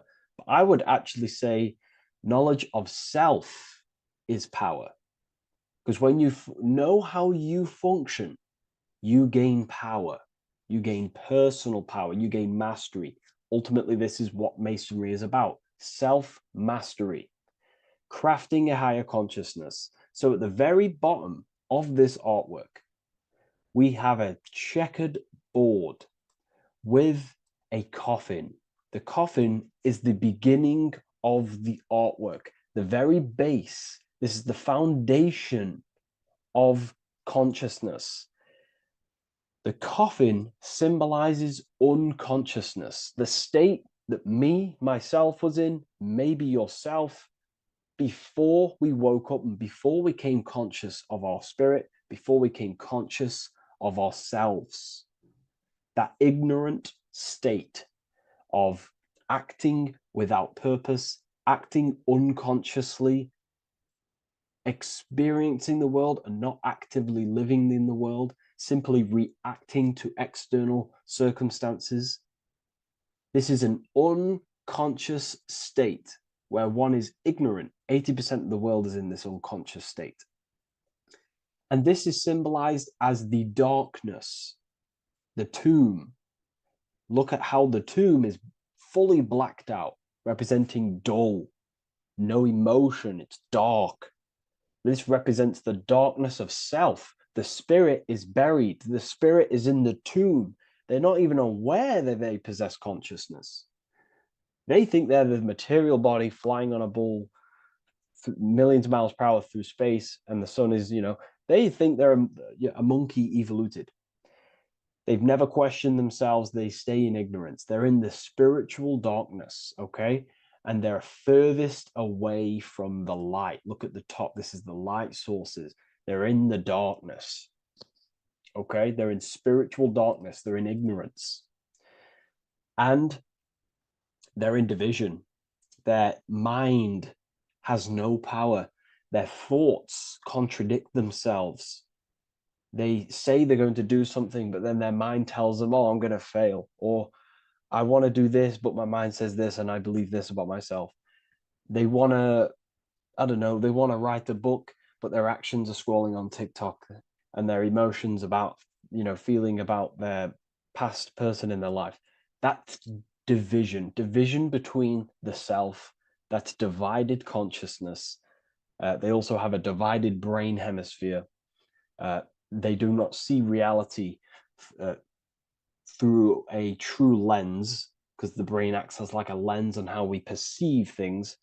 And if the brain hemispheres are not aligned, then we cannot see reality the way it actually is and truly presents itself, neutral. If we're left hemisphere dominated, we see everything as divided. Nothing's interconnected, nothing's a whole. But if they're, right hemisphere dominated, they see everything as a whole. We need to look in the middle of that, okay? So we'll go into that a bit later. But ultimately, they're in a divided state of consciousness. They're in ignorance. But the tomb, the tomb is symbolic of that. The tomb is, you're not even aware they are divided. They think everything's right in that state. I was like that. My family is like that. They're not even aware of themselves, and you try and say something to them, and they don't even know they're in division. They don't even recognize that they're in a bad, low, earth base consciousness. Okay? So when we get out of the tomb, which is representing by a spiritual awakening, we get out of the tomb, we realize, wow, I possess consciousness. I've woken up. You're waking up to the things in the world, and you wake up and start to see the world for what it truly is. When you become aware and you rise out the tomb, you're born again,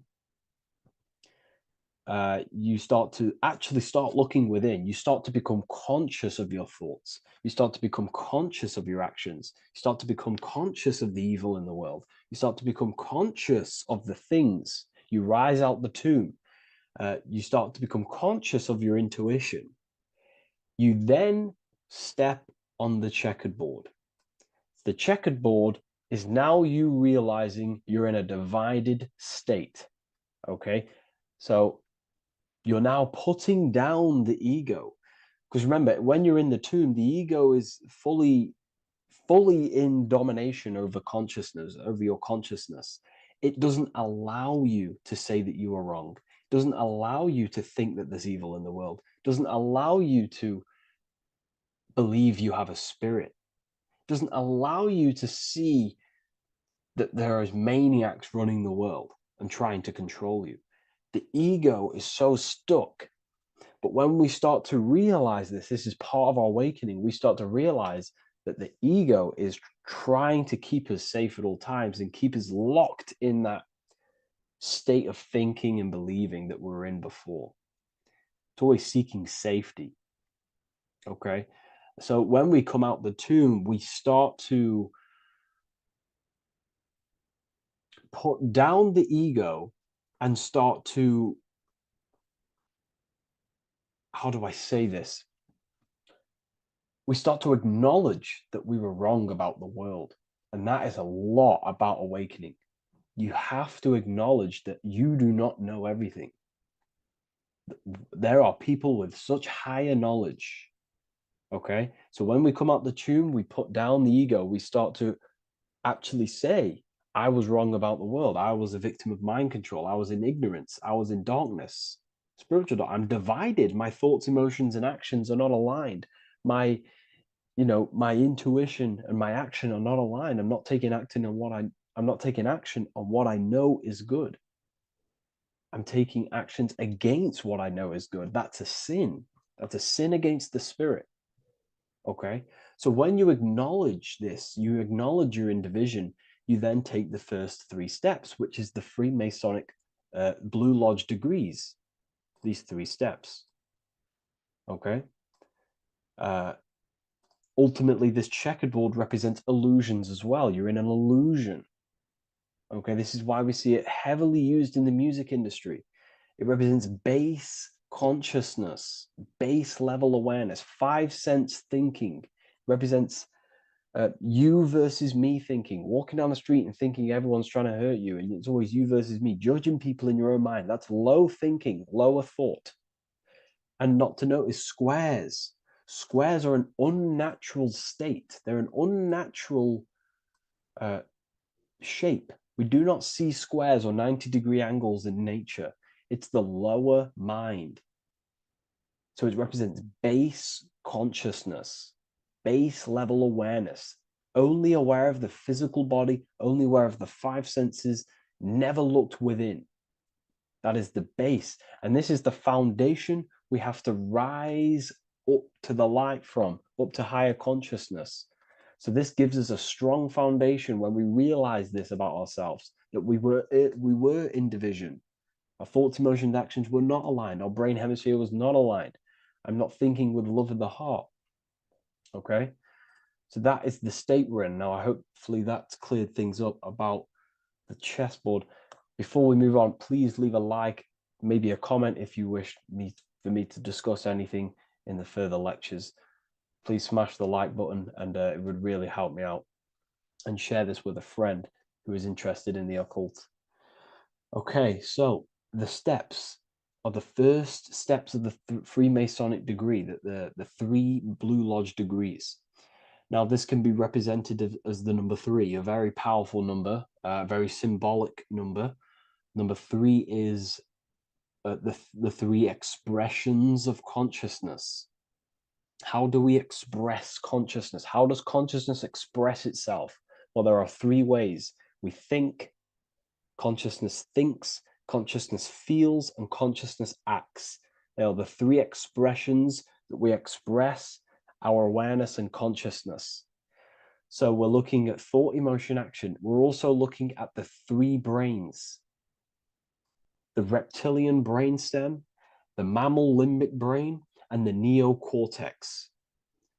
The reptilian brain governs basic functions of the human body: breathing, surviving, scanning the environment for threats, automatic responses, eating, scanning for food, base consciousness. That's the reptilian brain.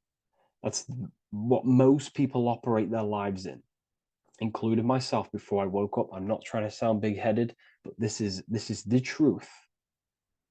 Ignore my tone of voice, ignore my voice, focus on the words I'm saying.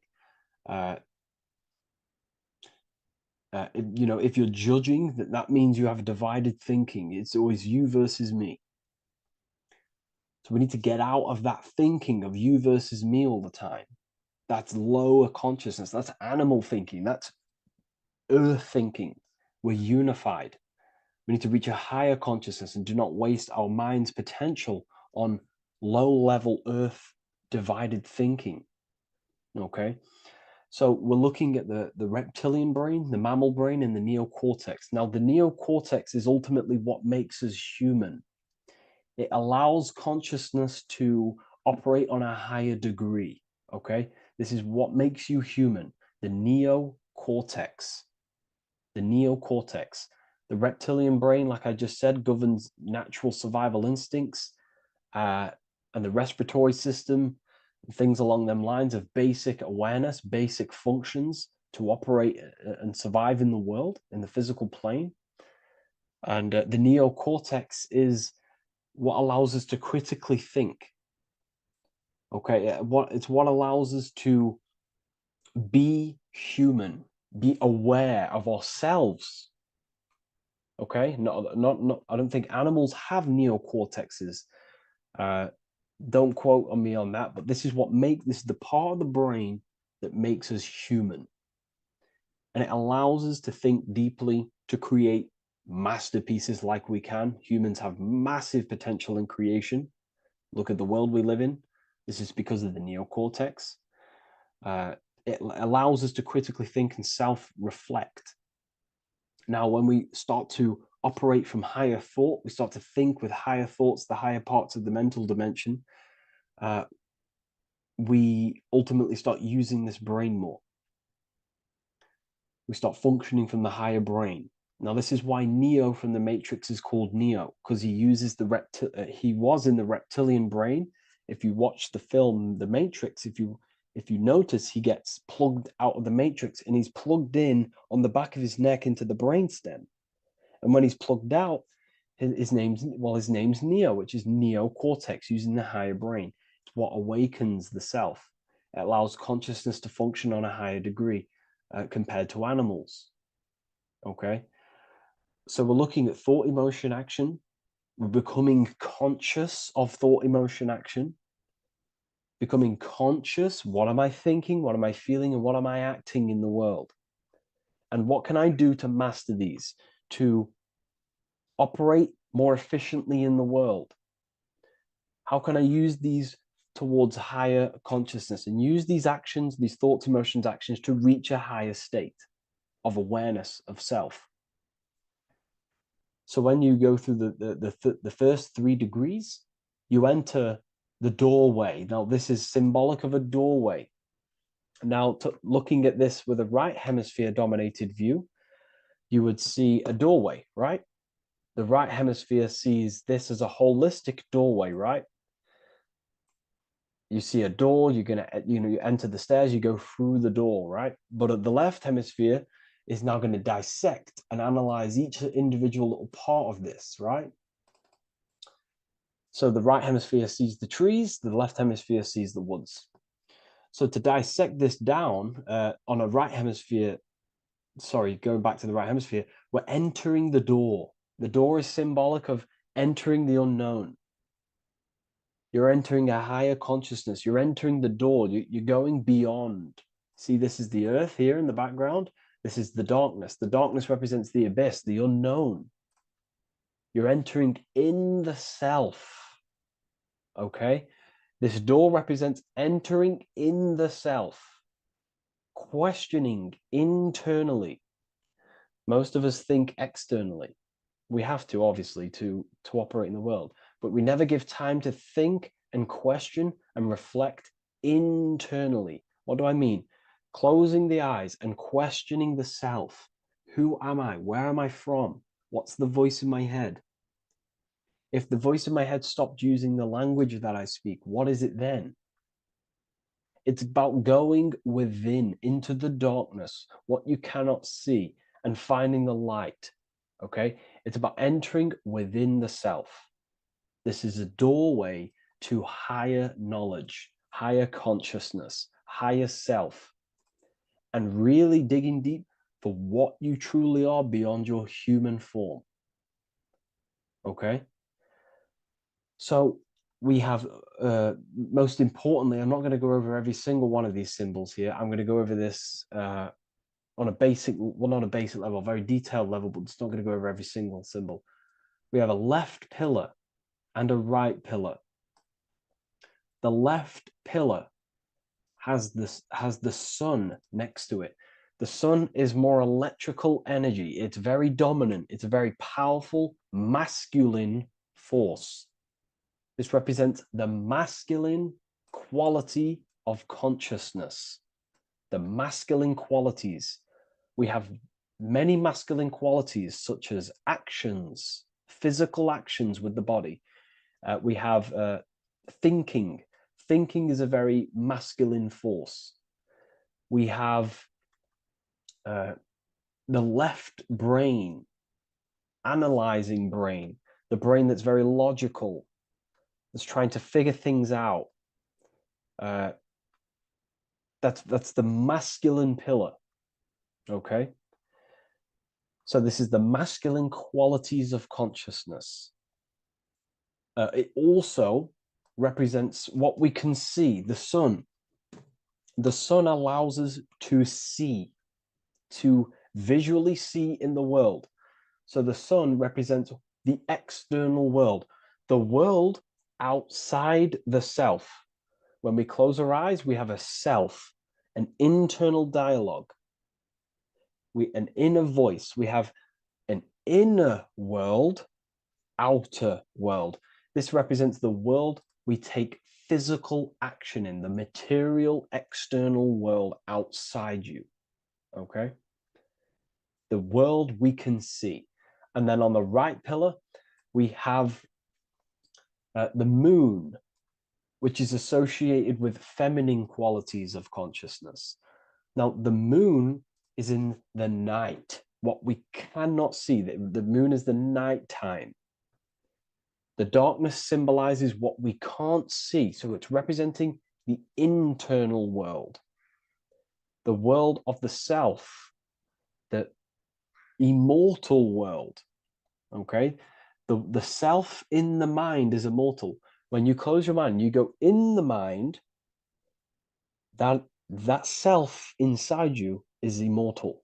In the mind, you are immortal. Outside the mind, you are mortal. You will die. This body will die. Okay? So this is representing the internal world on a holistic understanding. It's also representing the right brain, the feminine brain. It's also representing intuition, emotion. They're linked. Intuition and emotion. They're a feminine force. Also, we're looking at the heart, the right pillar. So everything that is feminine falls under this right pillar. Now, don't get confused. I know a lot of people can get confused about what I've just said. So this represents the inner world, the outer world. It also represents everything masculine and feminine. So thought is, although it's an internal quality, it would fall under the left pillar, because thought is a masculine force. It's a penetrating force. So try not to get misunderstood with that. On a holistic scale, it's also represented inner world, outer world, and how they are reflections of each other. Now, these pillars, they're the same height, they're the same structure, but just different in sun and moon, which represents their reflections of each other. Their reflections, the inner world reflects in my outer world. My external world, what I see outside of me, is a reflection of my thoughts and my internal world.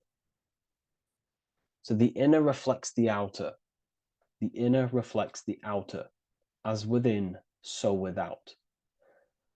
So we're also looking at the right and left brain. I've already gone over that. So what we need to do is build the bridge between the two to reach higher awareness of self. Because ultimately, remember, we're still divided. We came from the checkered board, we entered up here, we've just entered within the self. We started questioning the self.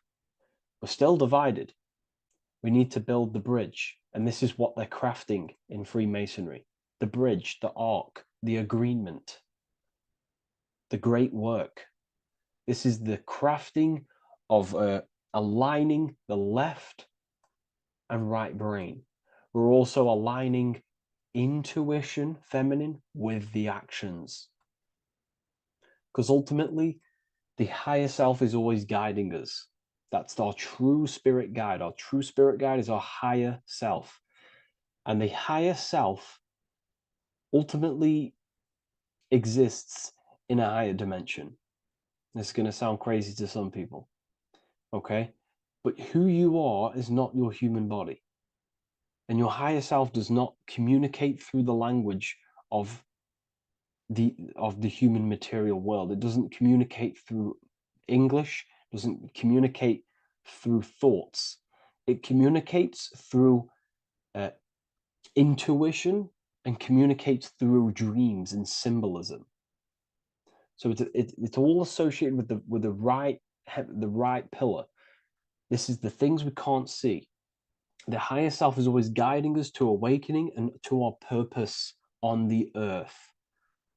Okay, so this left pillar also can symbolize what we're born into the world with, our circumstances, our external world. What are we born into? You know, our family, our current financial situation, where you're located in the world.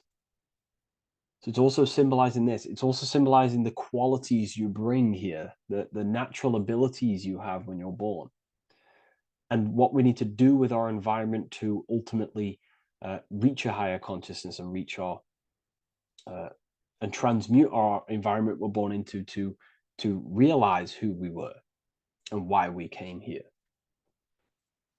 Okay, so we need to build the bridge between intuition and action, and always take action on what we know and feeling is right at all times. That's unity consciousness.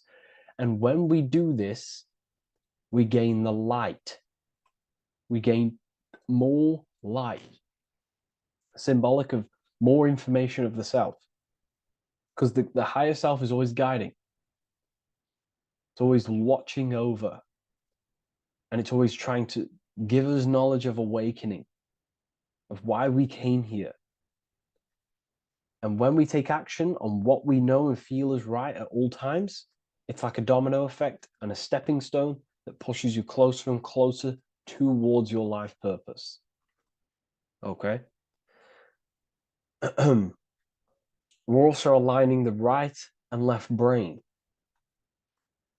to perceive the world in truth, to see the world in its true form, to see the world in what it actually is, instead of any distorted left or right hemisphere dominated beliefs or thoughts. We ultimately do that by acknowledging that, yes, you have a self, you have, you know, the left brain is more ego, this like divided thinking, everything's separate, and the right hemisphere is more holistic.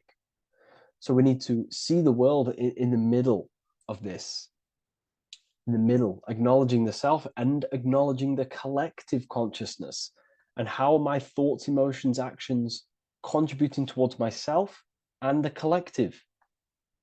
We always need to keep the collective in mind. Why? Because we are experiencing this world together. It's not just you. And your actions also have a ripple effect on the collective. We're experiencing the world as a whole as well. Yes, there's yourself and there's the collective. We need to think, feel, and act towards the collective and the self. So aligning our brain hemispheres allows us to do this. It allows us to think holistically and individually and see reality in this. And when we do align the left and right brain, what do? We gain higher insight, the eye. We build the bridge between the left and right pillars. We gain the eye. The eye is what? Insight. The eye requires light to perceive and see the material world. So this is symbolic. This is the inner eye, the inner self, consciousness. And when consciousness has light, which is symbolic of truth, knowledge. Light is a massive symbol in Freemasonry. And light represents knowledge of self, information. And when we gain information and knowledge of self, when we align our left and right hemispheres, our actions take action on our intuition, we gain higher light, higher knowledge of self, ultimately. And this is why we also have the square and the compass. Okay? We have a square and compass here. The square and the bottom, base consciousness, also representing masculine qualities. This is the masculine qualities because squares are masculine. And the compass creates circles. So we have the circle on top of a square. Circles are divine. This is oneness. The circle is one line. The square is 4 lines. It's divided. So we need oneness over division. We need to unify the masculine and feminine qualities. Masculine and feminine qualities, okay?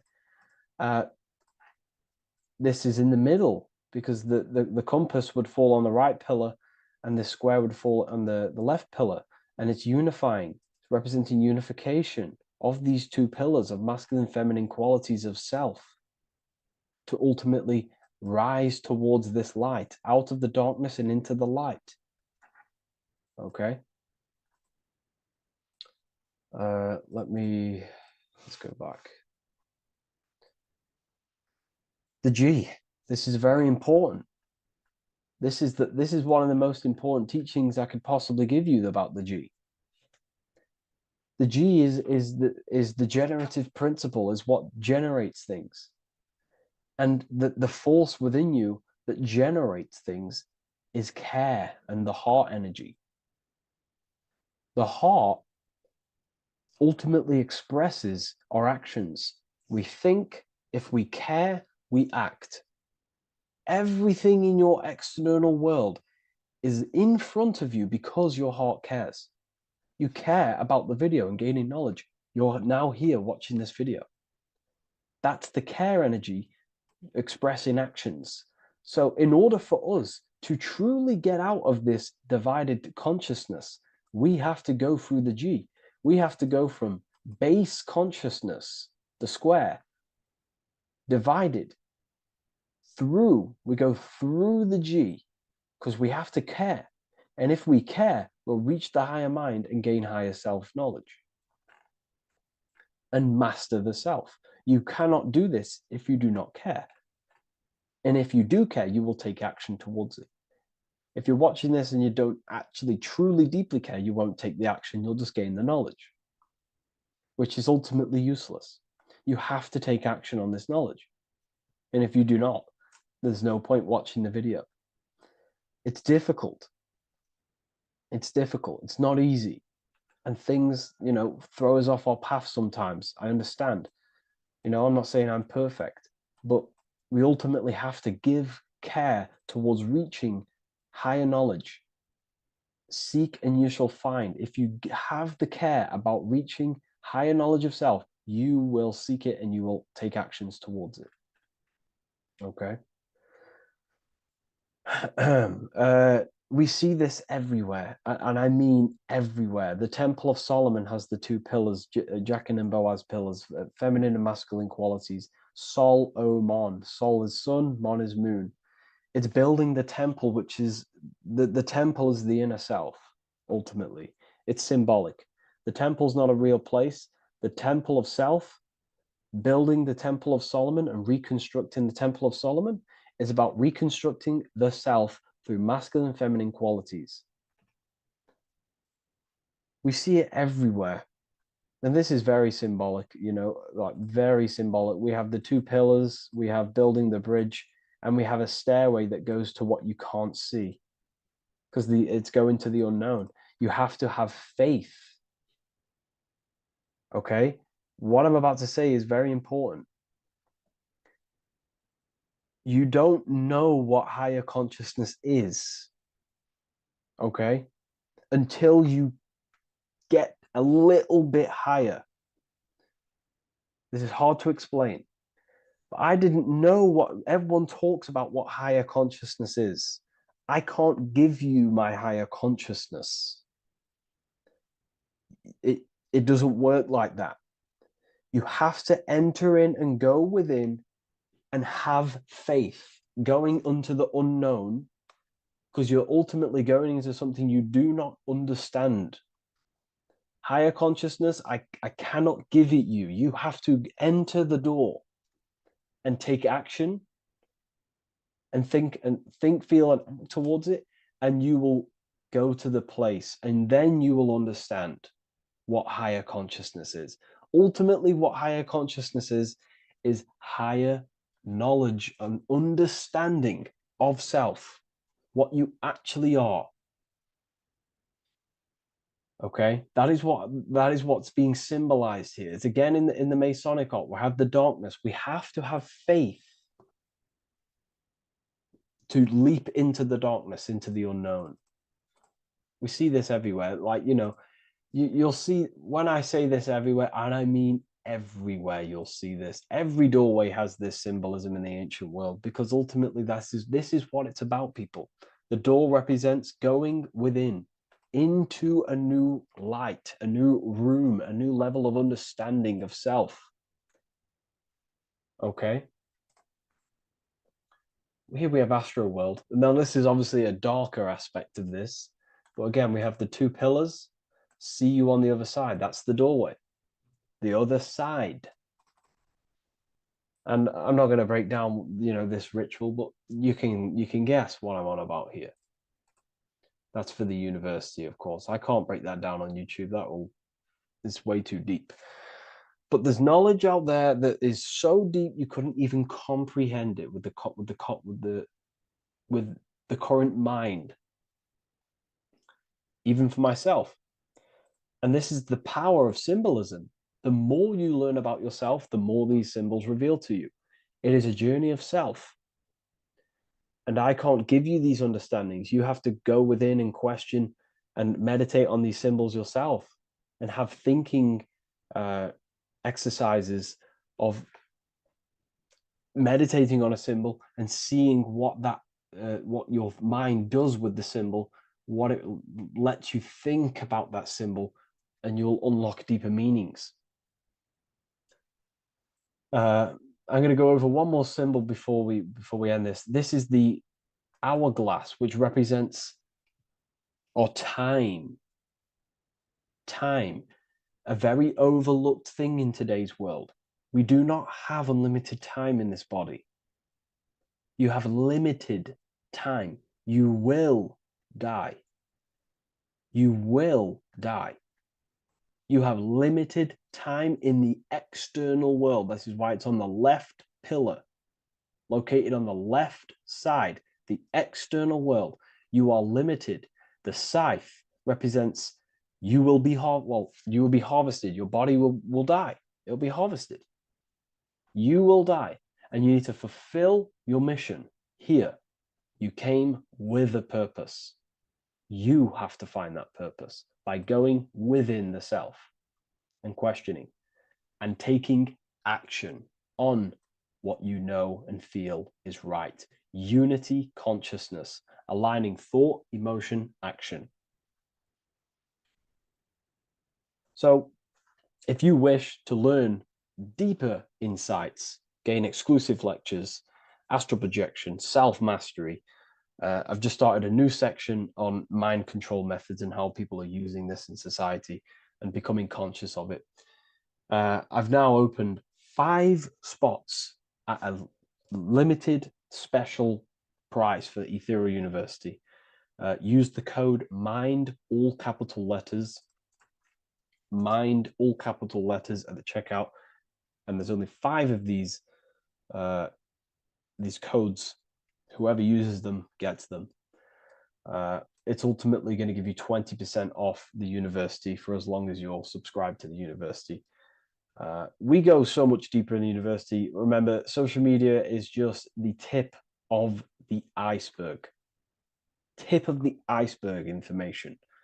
There are certain things I can't talk about, but I'll see you inside, and I hope you enjoyed this video. Please leave a like, comment, and a subscribe.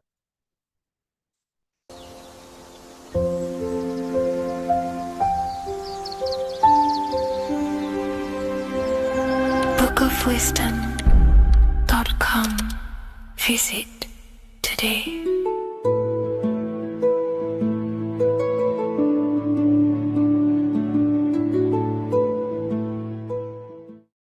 The Freemasonic square and compass is not just a symbol that represents Freemasonry, a lodge, or a secret society. It is a symbol of gaining your own personal power. Now, in this video, I'm going to be breaking down this symbol in the most detail I can possibly go into. Most people live in a state of illusion. They live their life impulsively, acting based on their five senses, tasting. They want to feel a certain thing like an orgasm, or they're basically just slaves to external things and their five senses, which leads to a very dark path where you'll never actually become a conscious creator and you'll never actually be internally happy. The Freemasonic square and compass reveals some deep wisdom about this. Now let me break this down. If you want to gain your personal power, listen up. The Freemasonic square and compass is a compass which is used to create circles. Now, if you notice something about the circle, they have no beginning, no end. You can't tell where it begins and ends. It's eternal, which means this represents consciousness. Now, if you don't know what consciousness is, if you close your eyes, you have an internal world. You have thoughts, emotion, visualization. This is all consciousness, spiritual. Then we have the square. The square creates squares or lines, which represents matter. It has a beginning and an end. You can quite see where the beginning of the end is, right? So we can even link this to Leonardo da Vinci, the Vitruvian Man. We see the man in the square with the circle. The circle is the eternal consciousness and the man is the square, limited to the physical world. But consciousness is not limited. That's why it's outside the square. This is eternal. The body is mortal. The body will die. Consciousness will never die. If we look even closer at the symbol, we notice in this particular symbol, we have the compass overlapping the square. This is very, very symbolic. This represents spirit over matter, also known as mind over matter, consciousness over matter, the circle over the square. Like I mentioned earlier, most people are slaves to their senses. They go through their day and all they do is chase validation and feelings. They eat all day to feel good, which means they're a slave to their taste. They're slaves to their feeling. They masturbate, which means they're a slave to orgasms and external things. They're literally being governed by the external world controlling their internal world. They're literally living life on autopilot. And don't get me wrong, I was guilty of this too. We're all guilty of this when we join this world because we're not taught this sacred knowledge.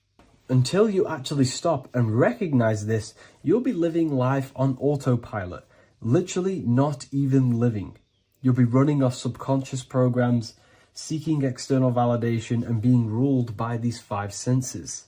The square underneath the compass represents consciousness on top of matter, which means the internal world is controlling the external world.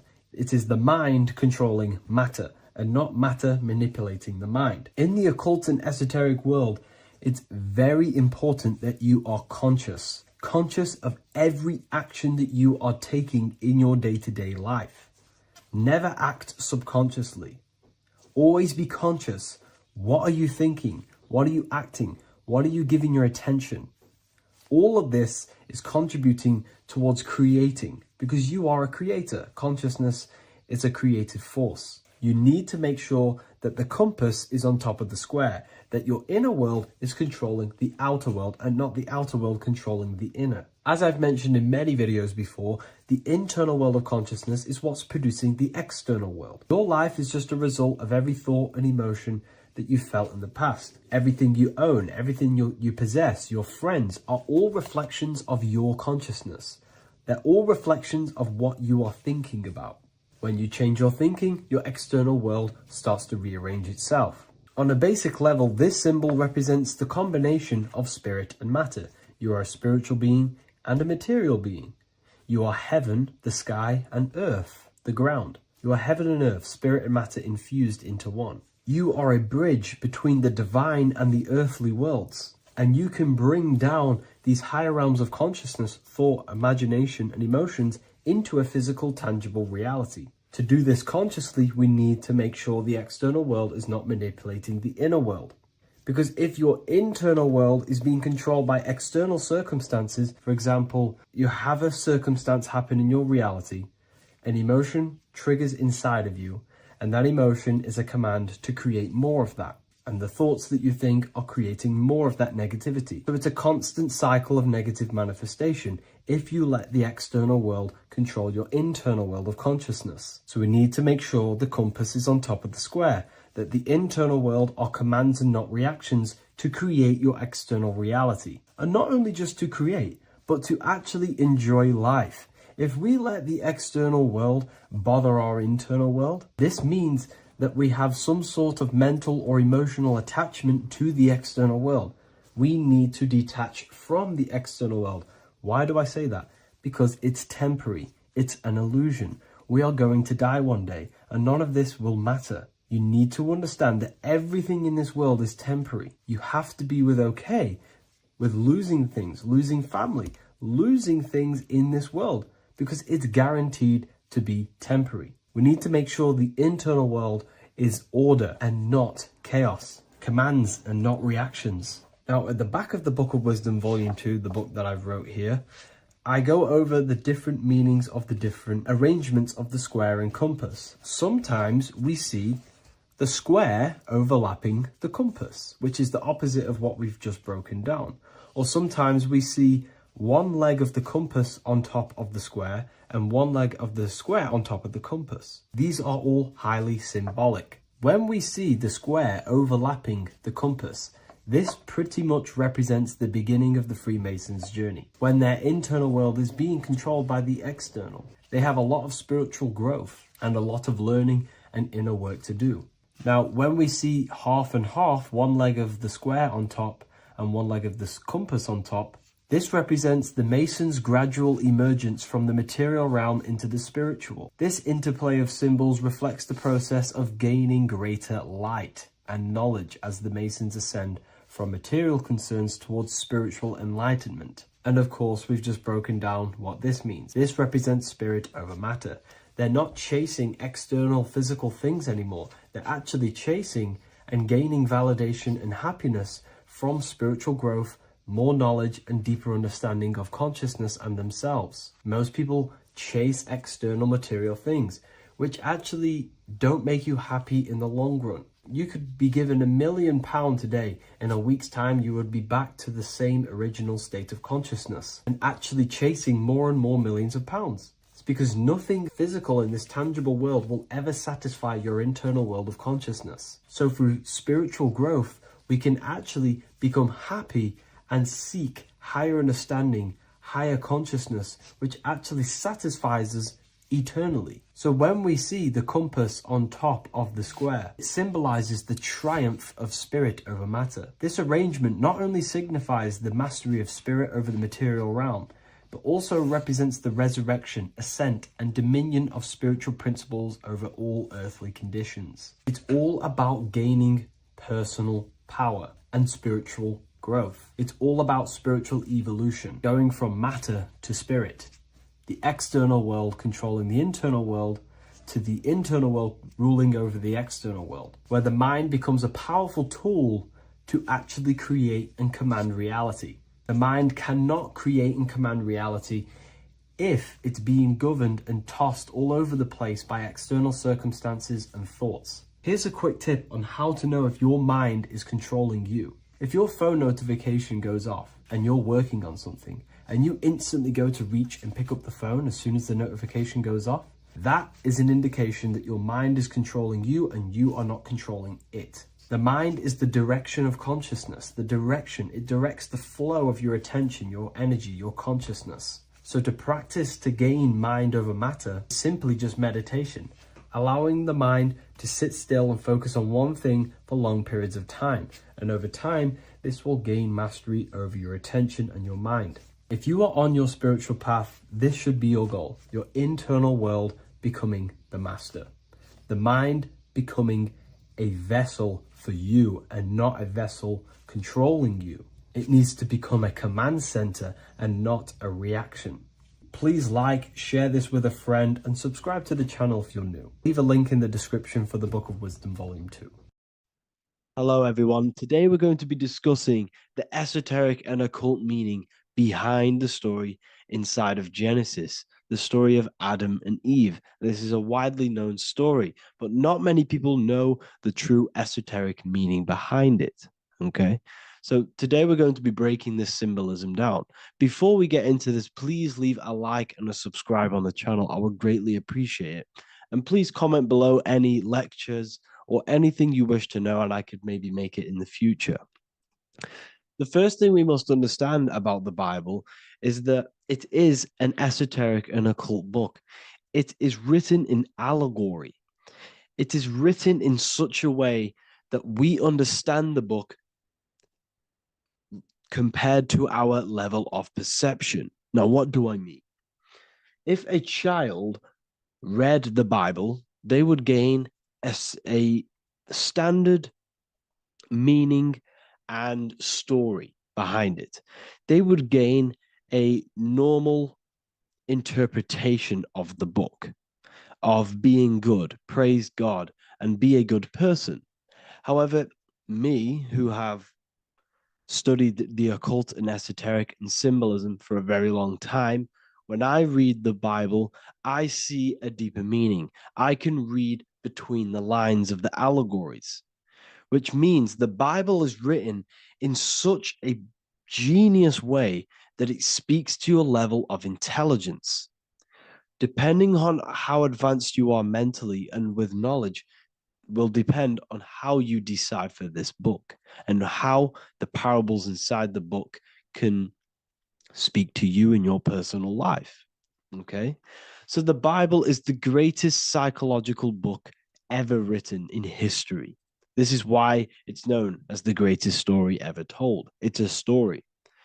What we must understand with the Bible is that the Bible creates on the surface a logical way of thinking, which is what we call religion.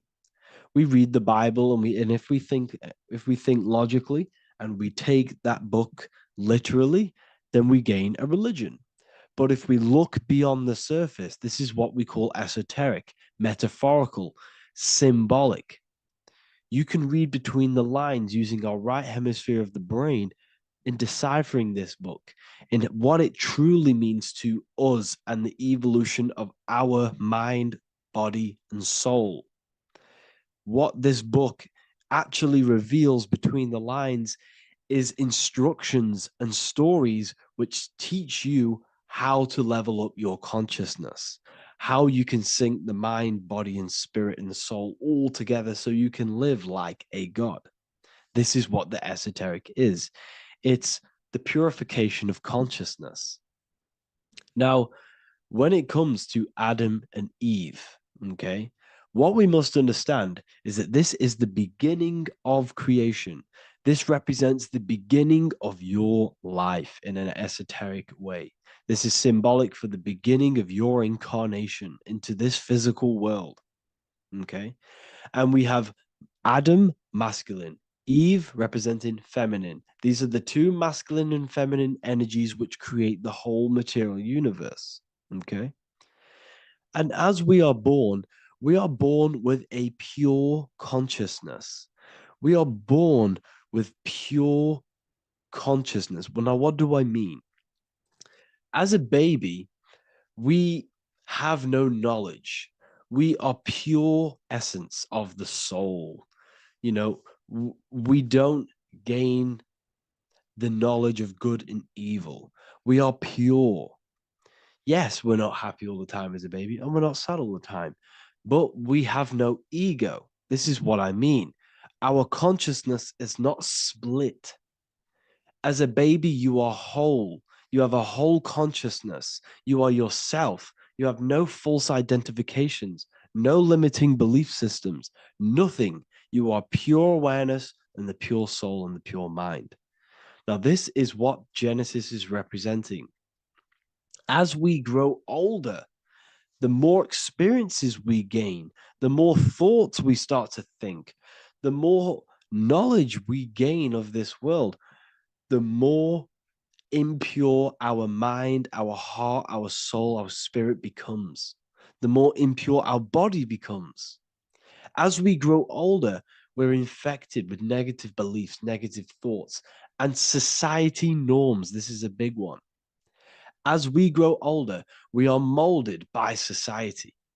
We shut off areas of ourself and we push them away so that we fit in with society.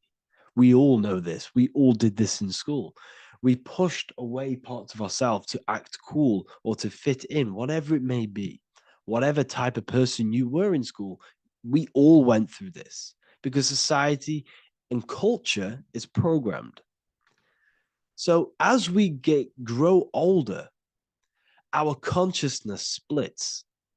We gain a persona, an ego, and we gain a shadow self, the subconscious, and we gain an ego. Now, the ego is what you show to people. It's that character that you show, that you put on to your culture, to your family, to your friends. This is a false identification. And we also gain a shadow self. The shadow self is gained through experience. This is the subconscious. Our ego is created through experience. And so is the subconscious and the shadow self. Okay. So as we gain age in this material body, we fall from the Garden of Eden. We gain the knowledge of good and evil. This is what the symbolism represents of us leaving the garden, us eating from the fruit. Now, the fruit represents the knowledge, it represents the insight, the experience, which splits our pure consciousness. Our soul splits. Okay?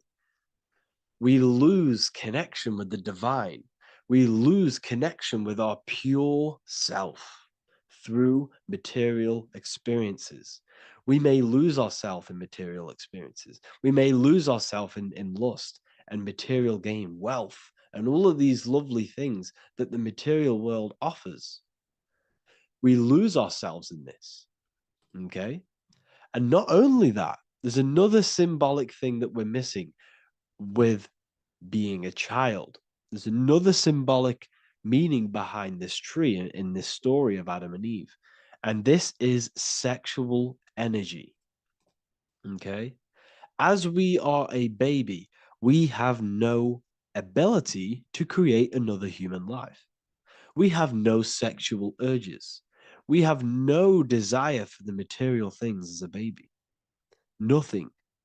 As we grow older, our sexual energy cultivates around the age of, it's like 10, maybe earlier for some people or later for some people. This is what we call puberty, when our sexual energy activates. This is when the masculine and feminine energies are present within the body. And we are now given the ability to create human life.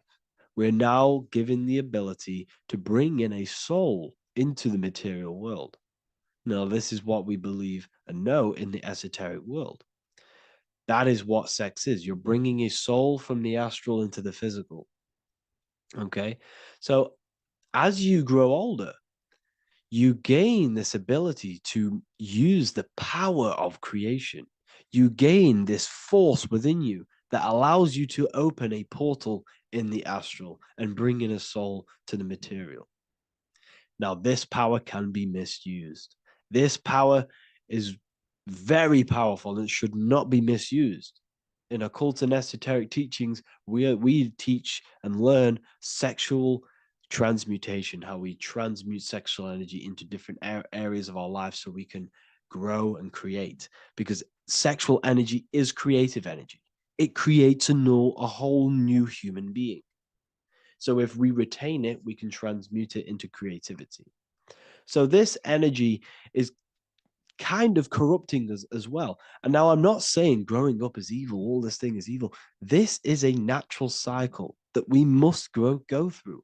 The soul of us must go through this cycle so that we learn, so that we overcome it, so that we gain mastery over ourselves, so that we expand ourselves. I recommend you watch the Evolution of Consciousness lecture that I did on my YouTube.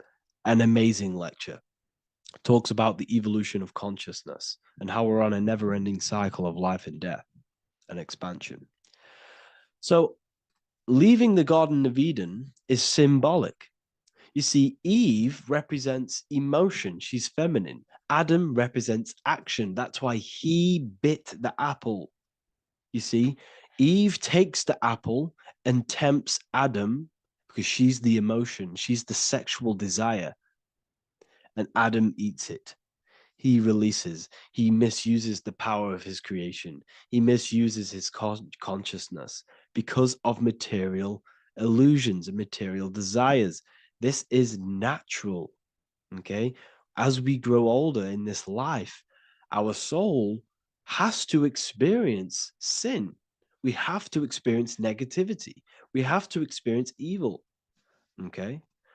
And we have to misuse this power within us to learn about it so we can overcome it and gain control over it.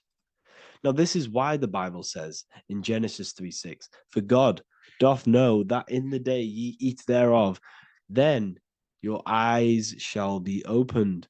Ye shall be as gods, knowing good and evil.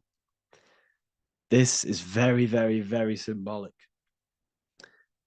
We come into this world to experience a dualistic way of reality.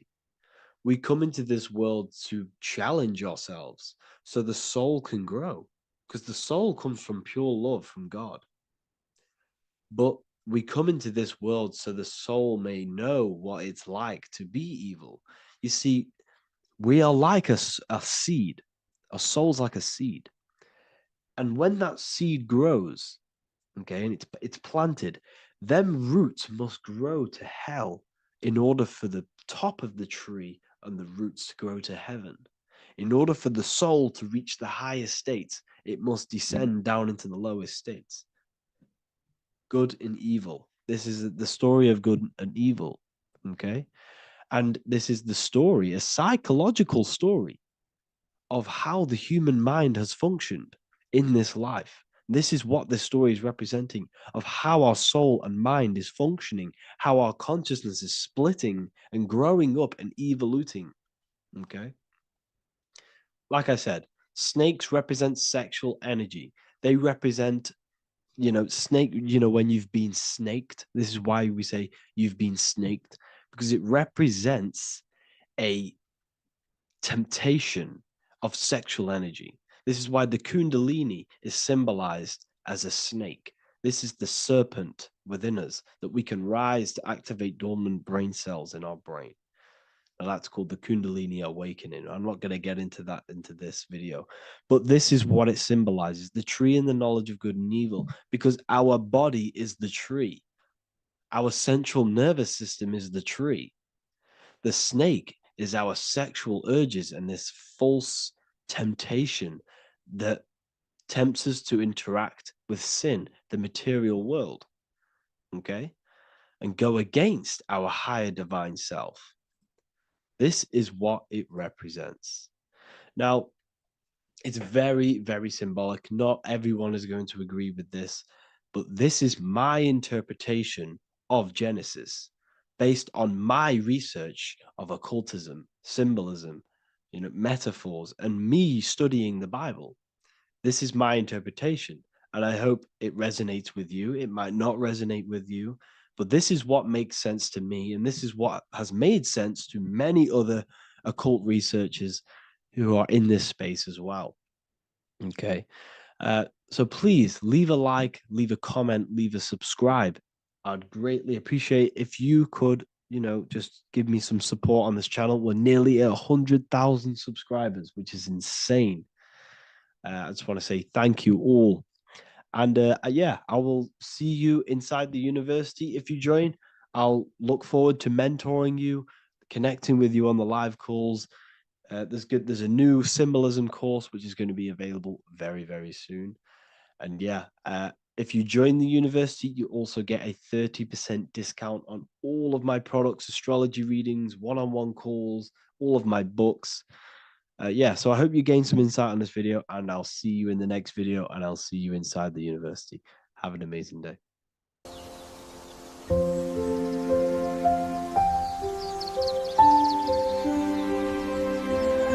bookofwisdom.com. Visit today. today.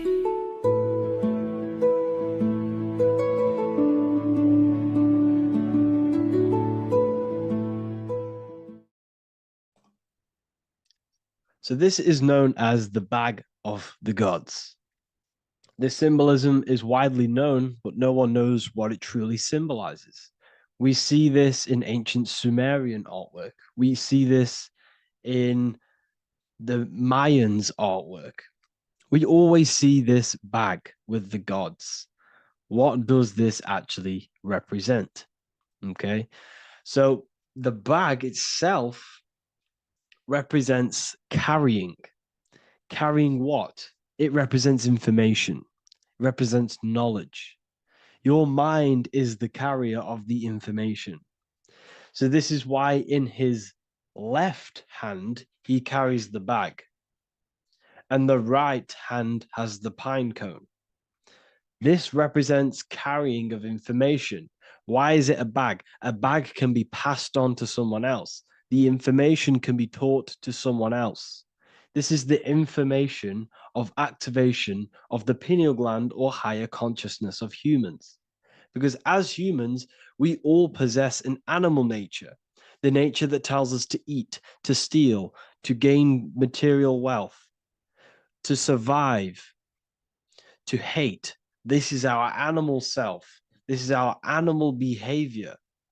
But we also have a divine nature of consciousness, which we have access to, the higher planes of consciousness, the planes that manipulate this material world and create all things in this material world. The human mind has access to. The animal does not. The animal has no idea he exists. The animal has no inner dialogue, but humans have the inner dialogue. Humans can create infinitely. We can expand our minds infinitely into new realms of thought. So we have this higher divine nature and a lower nature.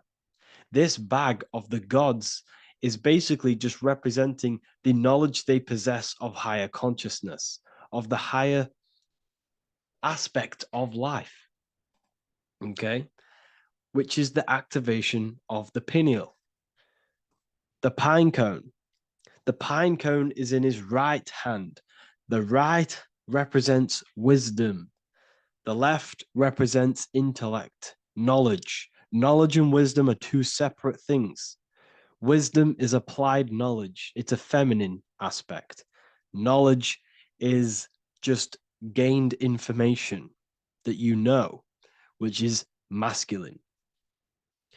So in his right hand, he holds the pine cone. The pine cone can be opened and shut. The shut pine cone represents the asleep human being, the human being that exists in his lower nature, that just basically survives, lives on eating, consumption, material lust, living in chaos with his emotions, living in a place of hell. This is the animal nature. Then we have the awakened human, the one who has consciousness of himself, the one who looks within himself, the one who knows there is more to him when he looks in the mirror. He is far more than just the physical body. He is a divine spiritual being, a divine being who has limitless potential of creation into the material plane. So this represents the awakened. This represents the asleep. This is why he carries the pine cone in his right hand. It represents applied knowledge. This is the information. This is the intellect he possesses. And this is the applied knowledge of the awakening, of activation of the pineal gland. Because remember, the pineal gland is not your consciousness. The pine, pineals, the same root word. Pine cones were always symbolizing the state of consciousness one was living in, whether he was asleep or awake. We see this at the Vatican. We see the pine cone over the two pillars. This is the two pillars of Freemasonry, and the dome. This is the Royal Arch of Freemasonry. This represents your head. This is the two pillars, the two hemispheres, and the pine cone in the middle, which is the pineal gland. What is the pineal gland? The pineal gland is not your consciousness. It is not the third eye, and it is not the mind. It's not the mind's eye. The pineal gland is a radio receiver. This is your body. Your body is an antenna. Most people think they are this body. This body is nothing but a receiver and a downloader of consciousness. Your brain does not produce consciousness. You are not this brain in your head. This brain is a downloader of consciousness. Consciousness comes from a way higher divine plane, which is what this image is showing here with the clouds. The mind is light. Consciousness is light. And this light is coming down into the material plane, and your body is basically a crystal antenna which is receiving and downloading this consciousness. So you can experience a three-dimensional reality. So God can experience himself in a divided, separate state. This is what this represents. Now, the pineal gland can be activated, okay, and stimulated, because the pineal gland has physioluminescent crystalline jagged shaped cells on it. And obviously these are crystals. Crystals are on your pineal gland. And what do crystals do? Radios use crystals. Your phone uses crystals. They tell you that crystals are woo-woo and pseudoscience because they don't want you to know the power of crystals. Your body is basically a giant crystal. Your pineal gland is a radio receiver for your consciousness. So if they can ruin your pineal gland and damage it, this will damage your connection to the divine, to your true self, to consciousness, to God, whatever you want to call it, the source. There is all one source consciousness, and we're all collectively connected to it. And this is our connection. This is our antenna. So what a radio does, a radio has an antenna, and the frequencies are all around us because all the radios are playing in your ear right now. But what the antenna of a radio does is tune into a specific frequency to pick up that frequency and play that frequency. It's the same with your consciousness. You're all a fraction of God's consciousness. So that is essentially what we are looking at here. We're seeing knowledge, intellect in the left hand, and applied knowledge, activation of waking up to higher consciousness, to the higher human form. Because we can reach beyond our physical form. We can turn our animal self into a divine being, into one of these so-called gods. These gods are nothing but human beings. The Anunnaki were not gods. They didn't come from the sky. These are normal, regular human beings who activated their higher consciousness. This is what we have here. This represents spirit. Birds represent spirit. So do we have any questions? I'll take some questions now. That was just a short lecture on what that symbol truly means. Okay, so if we have any questions, feel free to go ahead and ask some questions. Anything that you don't understand, anything that you want to know. Okay.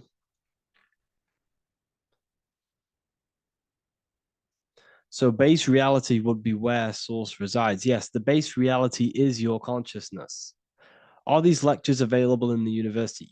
There's a whole section, basically inside the university, there's a whole section with like over 30 long form lectures like this. So the base reality is where the source resides. Yes, the base reality is your inner world, your consciousness. That is the only thing that exists. Your outer world is just an effect of your consciousness. Your consciousness, everything that has gone on within the mind and emotion is pushed outwards into your reality. You have thought and felt your way into your external circumstances. Your life is a direct correlation of every thought you thought in the past. Therefore, your inner world of consciousness is creating and molding your outer world.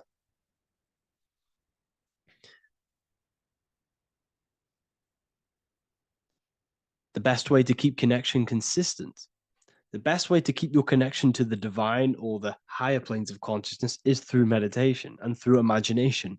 Imagination is the fourth dimension. It is the astral plane. That screen that you have in your mind is not a physical screen. That is the divine plane of the astral. And this is essentially where all objects of this material world comes from. The phone that you are holding, the laptop you're watching this on, whatever you're doing, every single object you see in your room that you are in right now began inside of the plane of imagination. This is not a physical plane. This is a metaphysical plane that you have access to. And you have the ability to bring down this plane into physical form. That's what we call manifestation. That's what the ancients called magic. This is what we now call in science metaphysics. It's all the same thing. So yes, you all have access to the divine planes. Unlike animals, this is why humans are so advanced.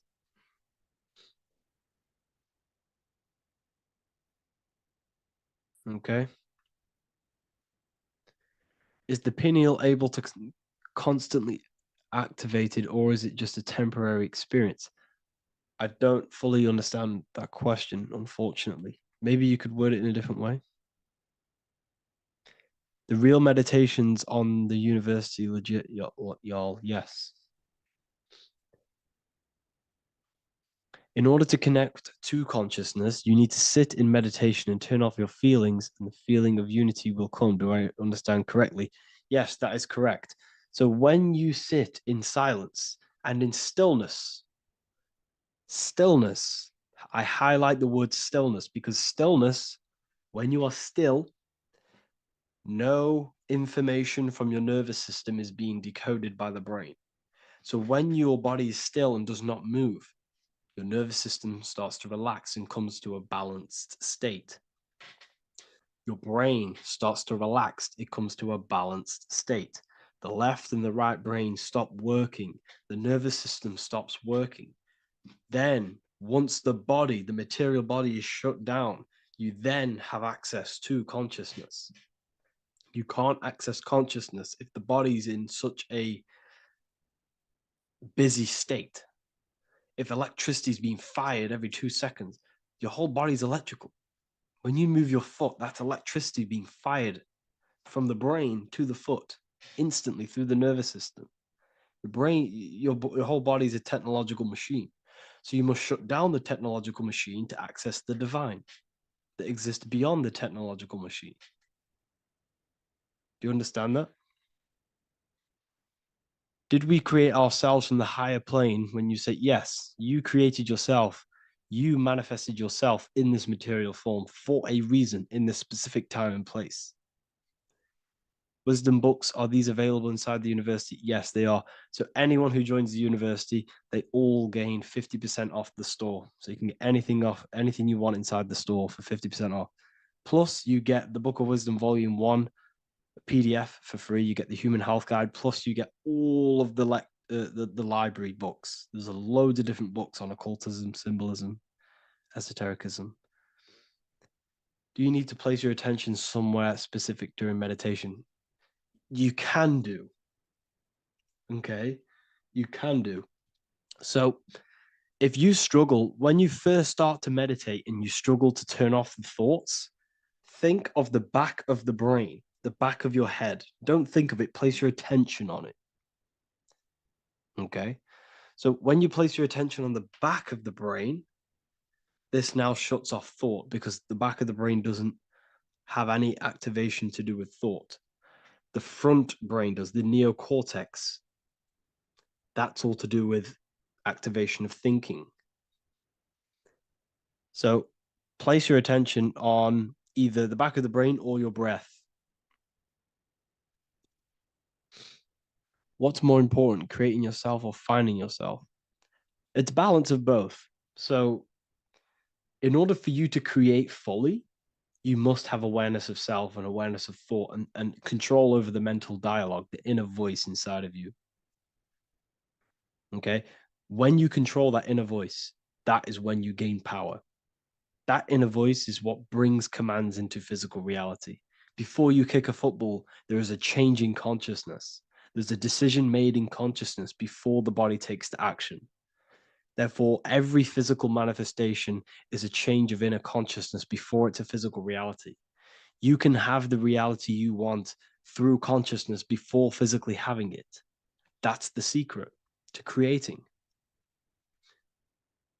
But you must believe it like you know the sun is going to rise in the morning. That's how much you should know that you have that reality in consciousness through feeling and thought and imagination. And that's how you can truly create in your reality. Shrooms help with consciousness or ego. I can't really talk about that because I'm maybe uploading this to YouTube, unfortunately. But we need to clean our pineal gland first from calcification. Yes, definitely. You should go on a detox the body. Because you can't really connect with consciousness if your body is in such a dirty state. Because the brain your nervous system is in a state of fight or flight, trying to fight off all these toxins. So when you meditate, you're probably going to be having thoughts all the time because your brain's firing, your nervous system's being attacked through toxins. So you must detox to have a true connection with the divine. Your diet plays a big role in your spirituality and mentality. What is the most optimal food for pure consciousness? Fruits and vegetables. They possess consciousness. So when you place them inside of you, they're syncing with your consciousness. How to check the cleanliness of your body, your skin, your teeth, your tongue, your mouth. If your skin has spots, different colors on it, you're not clean because your skin is a reflection of your inner organs. Coffee's not the best for you. Coffee gives you fake energy. Okay. So what coffee does, that buzz you get off coffee is actually the toxic effect of the chemicals reacting with your body. If I'm inside the university and wanted to buy your book, you said it would be 50% off because we are your student. Is that automatic or we need to have a code? You will have a code. Yes, I'm going to releasing a code for all the students after this. Caffeine equals neurotoxin. Yes, it fries your brain. It fries your nervous system. It fries your dopamine receptors. Will the Q&A last week about money symbolism be posted? Oh, I didn't post that. That's my bad. I totally forgot. I will post that after this. Thank you for reminding me. How to detox the body. The best way to detox the body is going through a week cleanse of fruit. So only consume fruit, sea moss, and cayenne pepper, and lots of freshly pressed juice. Do that for a week or 2 weeks, depending on how you feel, and then start to fast. You will lose weight, but you're not losing weight. You're losing impurities. It's good to do this every couple months, to just go on a raw fruit diet, cleanse the body, push everything out, and then start to fast while consuming sea moss and having lots of freshly squeezed juices. What is an alternative for coffee? Something with high energy levels. Okay. We're not taught the most simplest thing about the human body. It is an electromagnetic machine. It's electrical. It runs off electricity. The only energy you need is electricity, and that is found in fruits, vegetables. If you want energy, drink pure, fresh, pressed juice. That will give you more energy, more electricity than coffee. Can we cleanse ourselves through oil pulling? Do you recommend it? I do oil pulling every day with coconut oil in my mouth. Celery juice is a good one, very good one. Yeah, celery juice.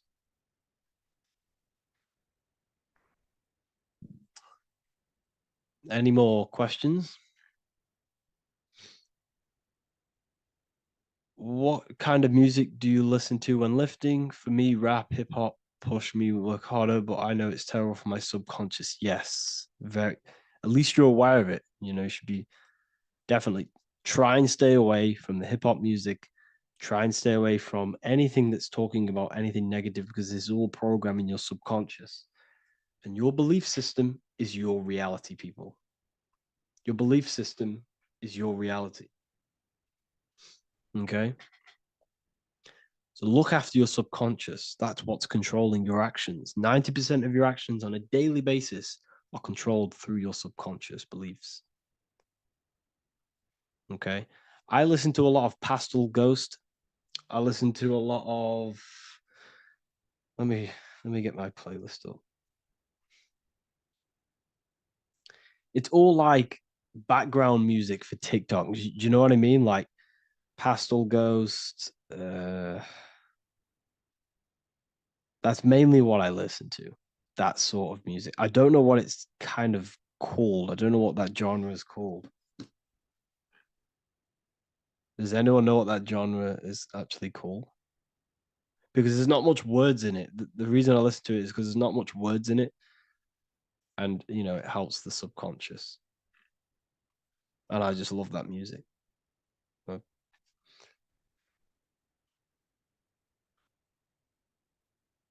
Like lo-fi, yeah, a bit of lo-fi.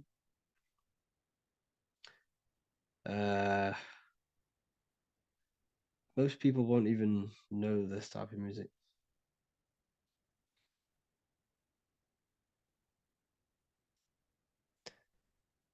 Can you tell us how you use cayenne pepper?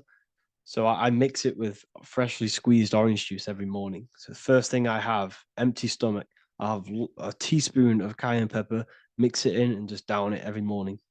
And sometimes at night. The feeling you get in your stomach after putting cayenne pepper on an empty stomach is absolutely amazing. It tingles in your stomach. It kills parasites. It kills all horrible organisms.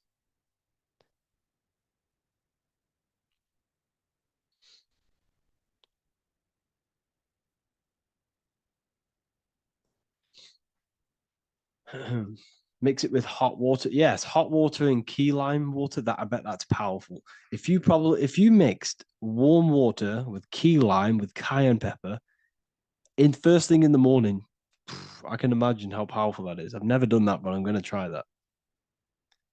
Do you use sea salt? I don't know what to think about sea salt, to be honest. I try and stay away from it. I don't know whether it's good, don't know whether it's bad. I'm kind of mixed on it. Mixed information. I've heard people have benefits. I've heard other people say stay away from it. So I don't know. I just stay away from it. I'm not too sure on it.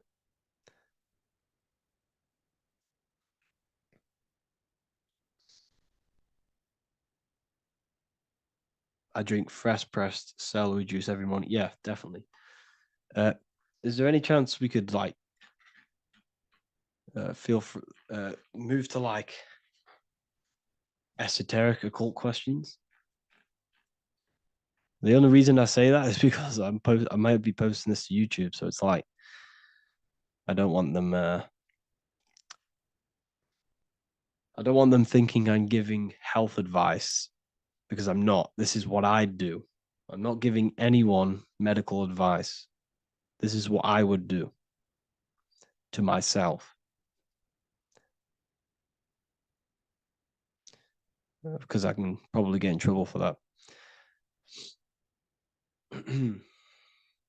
So the subconscious is the all-knowing. It is the all-seeing eye. The subconscious knows everything. Your conscious mind does not. Your subconscious knows every single cell in your body. Your subconscious is making your heart beat. It's talking to your heart. It's talking to every organ, every cell in your body is being connected and spoken to by your subconscious mind. It is the all-knowing. The subconscious has access to the astral plane, imagination, the fourth dimension. It has access to the mental plane, thoughts. It has access to the ethereal plane, energy. And has access to your physical body. It's the door. It's the portal. The subconscious is the portal to the divine.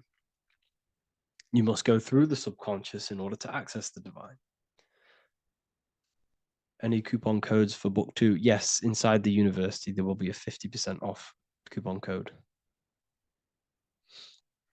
Speaking of ancient civilizations, why did they use symbols to give us true knowledge? This is a very, very good question. Very good question indeed. The reason they use symbols is because symbols are their keys. They hide meanings. They hide things. For example, if it was written down, if all of this sacred knowledge that I'm speaking now was written down, it can be easily taken. It can be easily misused. Someone can take it, read it, and steal it and misuse it and abuse the world and create horrible things. The reason they use symbols is because they're hidden. They hide the teachings. Only the ones who possess the key, that possess the knowledge, can read the symbol. So the symbols act as a guard towards this higher wisdom, this higher knowledge, which gives you power. All of the knowledge I teach you gives you power. And you can misuse it.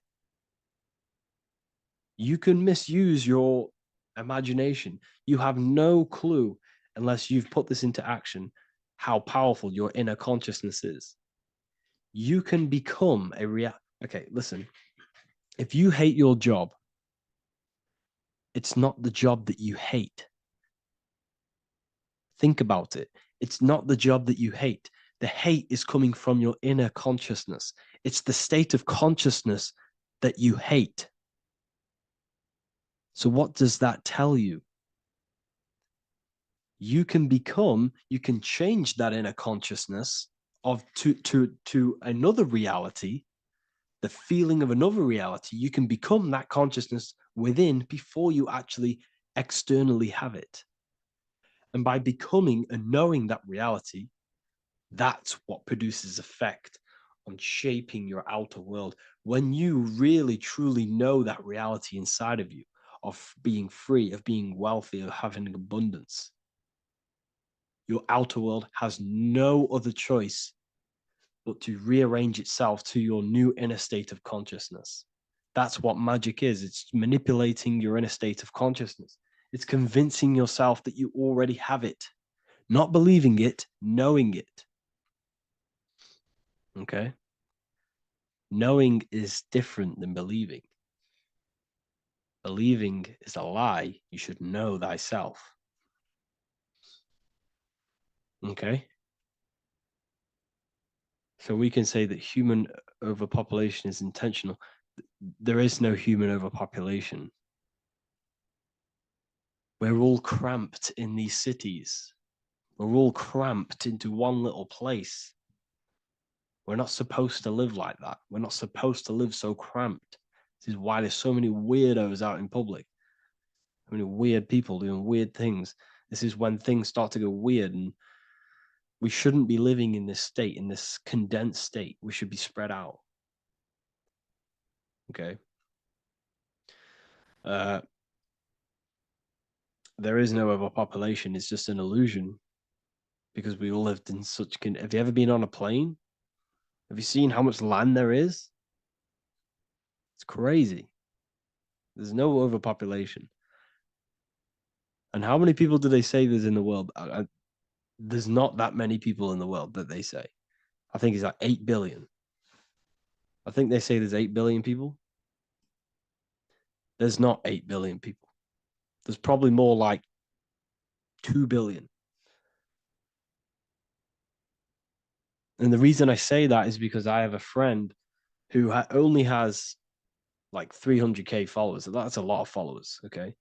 And he gets recognized everywhere he goes. And he's into all this stuff. And he says, listen, the population is definitely not 8 billion or whatever they say. I think it's like a couple billion. It's probably more like 1 billion. How to properly manifest intentions. Thought, emotion, and imagination are the key. You must know that you have that reality. Don't believe it. Become that reality within your consciousness. All day long, as much as possible. Feel it. Imagine it. Say it. And have zero doubt. How to have zero doubt? You can't, well, okay, so the doubt, that little voice that will seep into your mind saying, you can't do that. You can't do this. That's your old voice of your subconscious program. Listen, the reason why most people fail in life is because they have trained their subconscious that they will fail. They have told and believed that they will fail. The reason I will succeed for the rest of my life is because I have trained my subconscious to say, I will win, I will succeed, I will solve any problem. That's my belief system. And if my belief system is that, then my external reality, my conscious mind will seek a way to fulfill that belief. It will seek to control and create that belief in my external world. It will seek to solve any problem. I've trained my subconscious mind to know that I already have the reality, to know that I'm abundant, to know that I have everything that I already need. Therefore, if any problem comes, I can sort it straight away. But most people have a different belief. It's not your fault. We've been kind of manipulated and told this, that they will fail, that they can't do anything, that it's too hard. And that basically casts a spell on the conscious mind, where your conscious mind is just like, no, I can't do that, because of this subconscious belief that you hold. So you must reprogram your subconscious that you can do it, that you will solve any problem, and that you are abundant. That's the reason why successful people succeed. It's because they have a complete different mind state, a complete different belief system in their subconscious.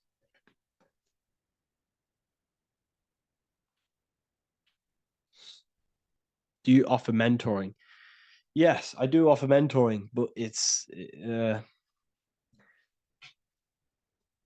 mainly for people who want to grow their online presence,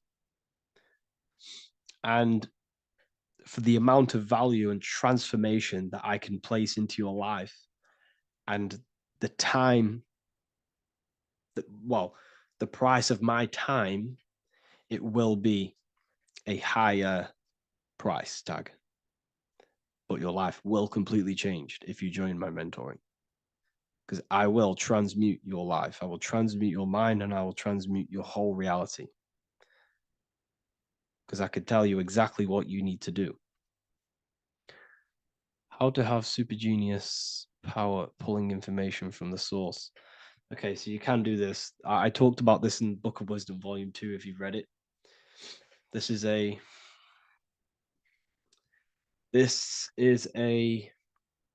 technique that Albert Einstein used. This is a technique that Thomas Edison used. This is a technique that all of the ancient geniuses have used.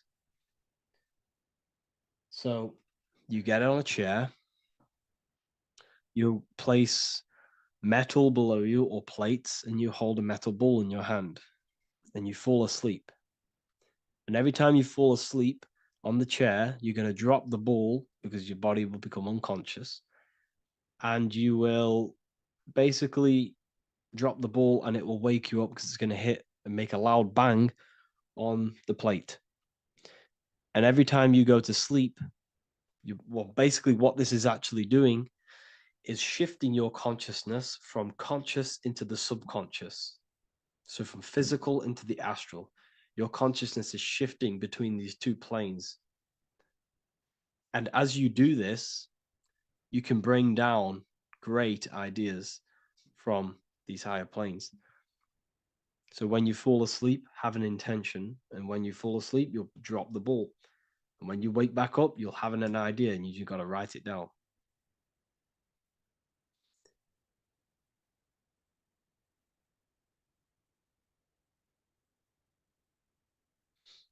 How to balance chakras. Don't focus on balancing your chakras. Focus on the mind. The mind is the cause of the chakras being blocked. If you have a blocked throat chakra, This is a problem in your mind, not the chakra. You see, the chakras are a result of the mind. You transmute the mind, you can transmute the chakras and cleanse them.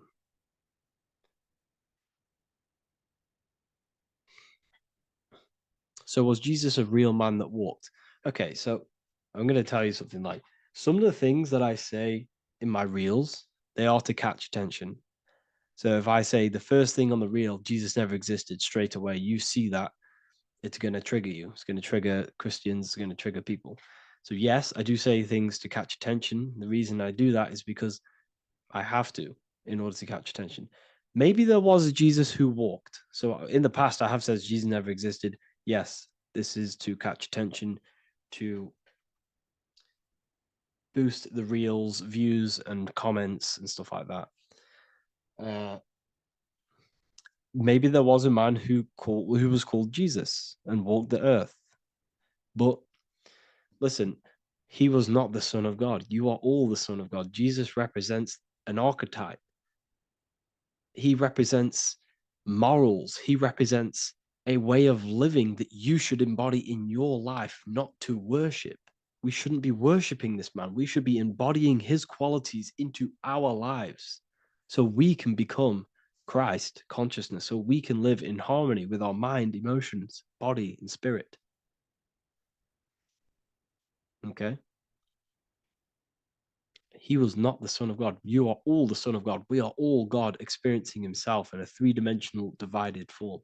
God is oneness, and he created a divided world so he can experience himself. Why do you quote from the Freemasons oft times? I don't recall me looking at Freemason quotes and quote them. I just simply, when I post a quote, I literally just, whatever comes to my head, I just whack it into Telegram or Twitter. Are dreams tied to your subconscious, and how do you understand them? Okay. Dreams and astral projection are two different things. Astral projection is your soul leaving this plane into the collective consciousness, into the collective mind, the collective astral plane. But dreams are basically the astral plane, but it's your personal astral plane in your personal subconscious. So when you dream, you're entering your own consciousness, you're entering your own subconscious. Every character, every event that happens to you, everything that is said to you, everything that happens to you in your dream is yourself pushed outwards, and you're basically experiencing your own mind. If something scary comes up in your dream, this is your belief, this is something in the back of your mind materializing and coming to you and showing itself to you. So in order to understand your dreams, it's basically suppressed emotions, suppressed thoughts, all lingering in your subconscious materialized. Okay. A few months ago, I'd have concurrent dreams of getting in a car crash that lasted for months. Then one day out of nowhere, I got into a really bad accident, and that low-key bugged me out. I didn't know if my mind was trying to warn me or what. You can explain that. Okay. If you are having dreams about having a car crash, this is a belief. Okay, so let me tell you something. Let's say you're a drug dealer, okay? And you live in fear every single day of the police coming to you. This dealer, every day, is worried, he's scared, and he lives in fear of the police getting him. He was believing it. This fear, this emotion he was feeling on a regular basis, repetition, and the emotion is basically impressing your subconscious. It's impressed his subconscious that deeply that he now believes it. It's now become a belief. So one day the dealer gets caught and he goes to prison. Let me tell you something. He placed himself there. because he created a program, a belief in his subconscious of the police. And his external reality is now in a prison cell. But that prison cell is just an external manifestation of the prison cell of fear he installed in his subconscious mind. The four walls he's now trapped in is just basically an externalization of his own belief system that he created through consciousness, through the subconscious. If you embedded your belief that you will be in a car crash, you will be in a car crash. He placed himself there. He materialized that reality through the thought, through the emotion, through the belief. He put himself there. You see? So if you were having dreams, this was maybe, it could have been anything. You could have watched a program when you were a child about a car crash, and that maybe scared you.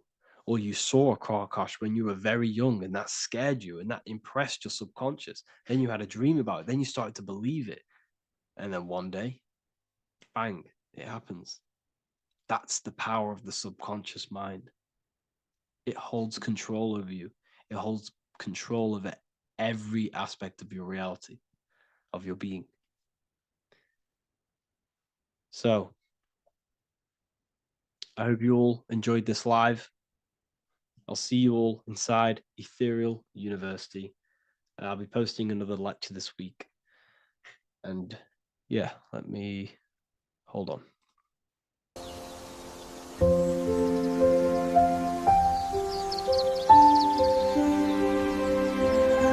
bookofwisdom.com. Visit today.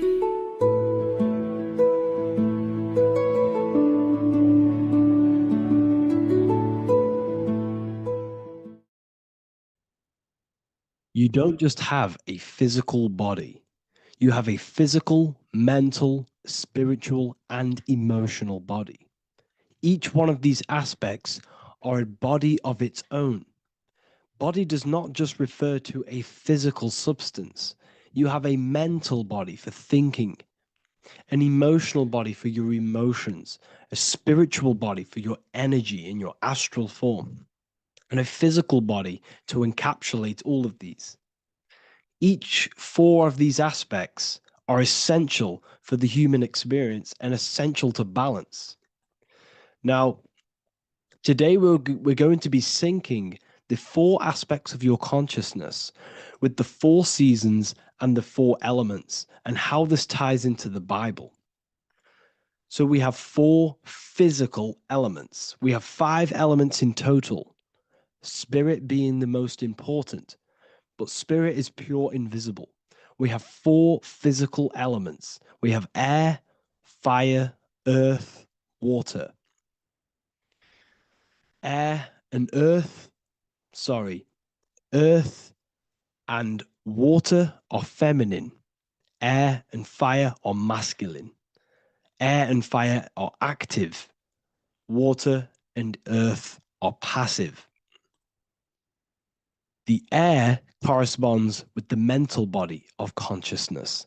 This is where your intellect, this is where your communication, this is where your thoughts, intuition all comes from. This is the mental body of consciousness that allows you to think, allows you to process, figure things out, and have intellect and gain knowledge. This is your intellectual aspect of your consciousness, located in the head region. We have a fire nature, a spiritual nature. This is our astral body. Our astral body is all to do with the subconscious realms, the higher realms of consciousness. This is the body that allows us to be free from the physical body. Our spirit is more of our energy. Water is our emotional body. This is what allows us to feel things, that allows us to gain intuitive feelings of conscience. So emotion allows us to understand what is right and what is wrong. When we feel something bad, we know that this is wrong. When we feel something good, we know that we are doing good. Emotions are a creational force that allows us to feel certain things to bring them into existence. Our emotional body is a creational force and should not be reactive, and they should be controlled.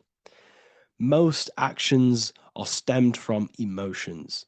Actions bring thought into physical existence. Emotions are the driving power. They are what drives your actions. The thought, then the emotion, then the action. Earth is your physical body. This is your physical state that allows you to take mind and emotion into action, into fruition, into physical matter. This is what your physical body allows your consciousness, your soul, to interact with the physical world and bring things into physical existence. The physical body, the physical world, is an outcome and an effect of the thinking mind. All physical substance comes from the thinking mind. The pen, the phone you're holding, the microphone I'm speaking into, all began as a thought in the thinking mind, then it was brought into physical reality. Earth is the most dense. So it goes in this order: body, emotions, spirit, mind. The higher you go up, the more lucid and fluidic it becomes. The lower you go down, the more dense and dull it becomes. Air is the mind, fire is the spirit, water is the emotion, earth is the physical body. So this is why you are a microcosm. You have these four things within you.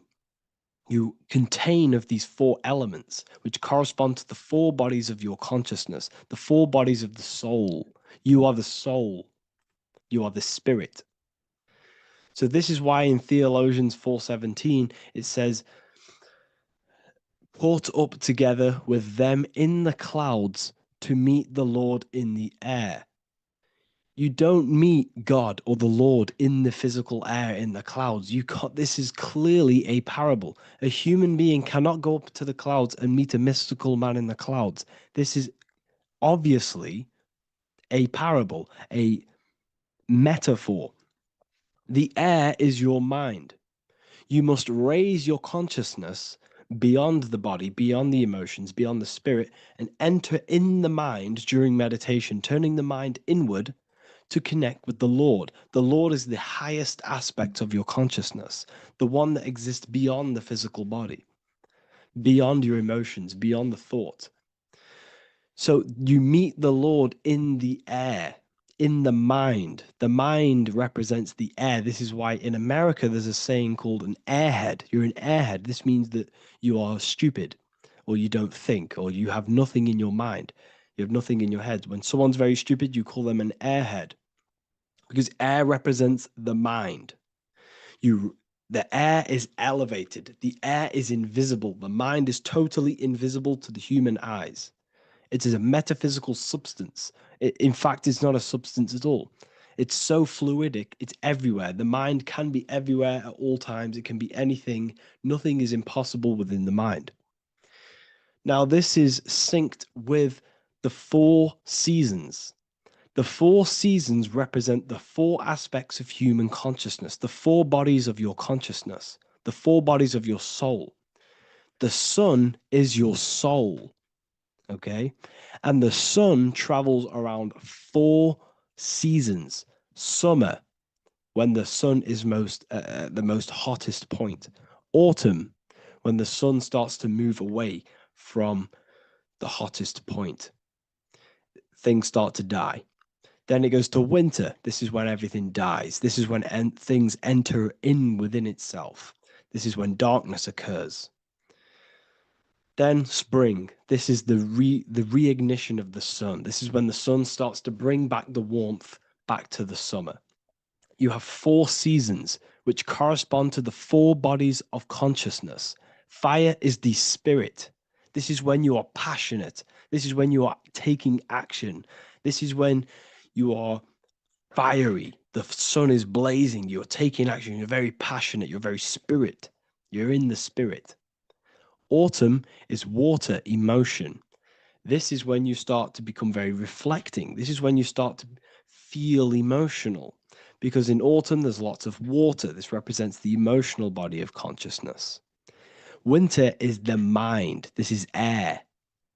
Winter, what happens in winter? Everything enters within itself. The leaves die, the trees die, everything dies and goes within. This is the mind. The mind is the darkness, remember. You close your eyes to enter within the mind. The winter represents meditation. In the winter, what do people do? They stay inside of their house. They research more. They read more books. They become more intellectual. They think more in the winter because we are so we're stuck inside. So we're more reflective. We're thinking more. We're more communicative. We're more intellectual. In the spring, this represents the earth, the body. This is when we start to come out of the mind and we awaken to the body, and things start to grow again. The plants start to grow. The earth is growing again and reborn again. This is the body. This is when you become more active in the spring. And then the summer, back to the summer, we then take action on these thoughts and these thoughts that we gained over the winter. Essentially, this is just a massive cycle. And this is a daily cycle also. The nighttime is the winter. The morning is the spring. The midday is the summer. And the evening time is the autumn. This is a microcosm. We have 4 bodies of consciousness. You are the sun, you are the soul, and the soul has 4 bodies: summer, autumn, winter, spring. Emotion, air, body, spirit. Sorry, emotion, mind, body, spirit. So you are the soul. You are the pure essence of consciousness. The sun is your soul in the heart. And the seasons are inside of you because you are a microcosm. Okay? You are a microcosm. The word sun is son. The Latin word for sun is sol, which is soul or solo, because the sun is solo. It's on its own. You are the soul, and the soul has the 4 different bodies of consciousness. So before we move on any further, if I've blown your mind, please, if you can, leave a like, a comment, a share, and a subscribe. Let me know what videos you want me to make in the future. Please drop a like. It definitely will help me. You are a microcosm of the macrocosm. Man is a miniature universe that goes through its own cycles. The seasons of the summer, winter, spring, and autumn do not occur merely outside of him, but within him as well. The summer is within you. You feel different in the summer. You feel different in the winter. You feel, depending on the body of consciousness, it's your soul's interacting with. So the sun in the sky is your soul inside, and the sun goes through these cycles, which is affecting your bodies of consciousness, because the cycles represent your bodies of consciousness. Now, this ties in with the Bible. This is why we have 4 Gospels. This is why Matthew, Mark, Luke, and John are always seen with the 4 different zodiac sign animals or symbols. So you always see each one of the Gospels. If you just type in on Google Matthew, Mark, Luke, and John, type in ancient pictures, paintings or pictures of them, and you will find these 4 zodiac signs are always standing with each one. Taurus, the bull; Leo, the lion; Scorpio, the eagle. An old symbol for Scorpio was the eagle. And a man for Aquarius. Here you see very, very ancient paintings and artwork. Here we see Matthew, the man, Aquarius. Here we see John, the Scorpio. Same here. We also see it on the tarot cards, on the world card. We see the 4 fixed zodiac signs. Here we see it as well. These are called the 4 fixed zodiac signs. Now, when we look at the zodiac, we're no longer looking at the sky, because what you must understand is as above, so below. What is above you is inside of you. What is above is what is below. What is outside of you is within you. The zodiac is inside of you. The zodiac revolves around the sun. The sun is your soul. These are different energies of your soul. Like I said earlier, the 4 seasons are the 4 bodies of your consciousness. And in each body of consciousness, you have these different energetic energies that you can work with. Okay, so this is the true astrology. This is the true astrology, the internal esoteric astrology. You can't find much information on this at all. Very hard to find. So what we're looking at are the 4 bodies of consciousness. Obviously, when you look in the middle of each, when we look in the middle of each season, spring, the middle of spring is Taurus. The middle of winter is Aquarius. The middle of autumn is Scorpio. The middle of summer is Leo. These 4 signs are known as the 4 fixed signs. Okay, Scorpio is fixed. It's the middle of autumn. Scorpio is a water sign, emotion. Aquarius is the air sign, the mind. Taurus is an earth sign, the body. Leo is a fire sign, the spirit. This is why we see Matthew, Mark, Luke, and John with the 4 fixed signs of the zodiac, which represent the 4 bodies of consciousness. Leo, the spirit, fire. Luke, Taurus, earth, body. Matthew, Aquarius, air, mind. John, Scorpio, water, emotion. Each gospel is depicting Jesus and showing Jesus in each gospel. Each one of these gospels is showing and depicting Jesus according to the different body of consciousness. In John, this is when Jesus starts to turn water into wine. Water is emotion. Wine is transmuted emotion. This is when he does miracles with his emotions, water into wine. Aquarius, which is Matthew, air, the mind. Inside of the Gospel of Matthew, this depicts Jesus as an intellectual person, a person who's communicating and using his mind, his mental body a lot inside of the Gospel of Matthew. Go and read it, and you will see this. Luke, Taurus, earth, the body. Luke shows and depicts Jesus according to the body of consciousness, the physical body. He shows Jesus as a human, being a human being, helping people physically and helping people's physical needs, like giving away food and doing all sorts of good things for other people. Leo, Mark, inside of the Gospel of Mark, this shows Jesus as a spiritual teacher, a passionate person who is taking action.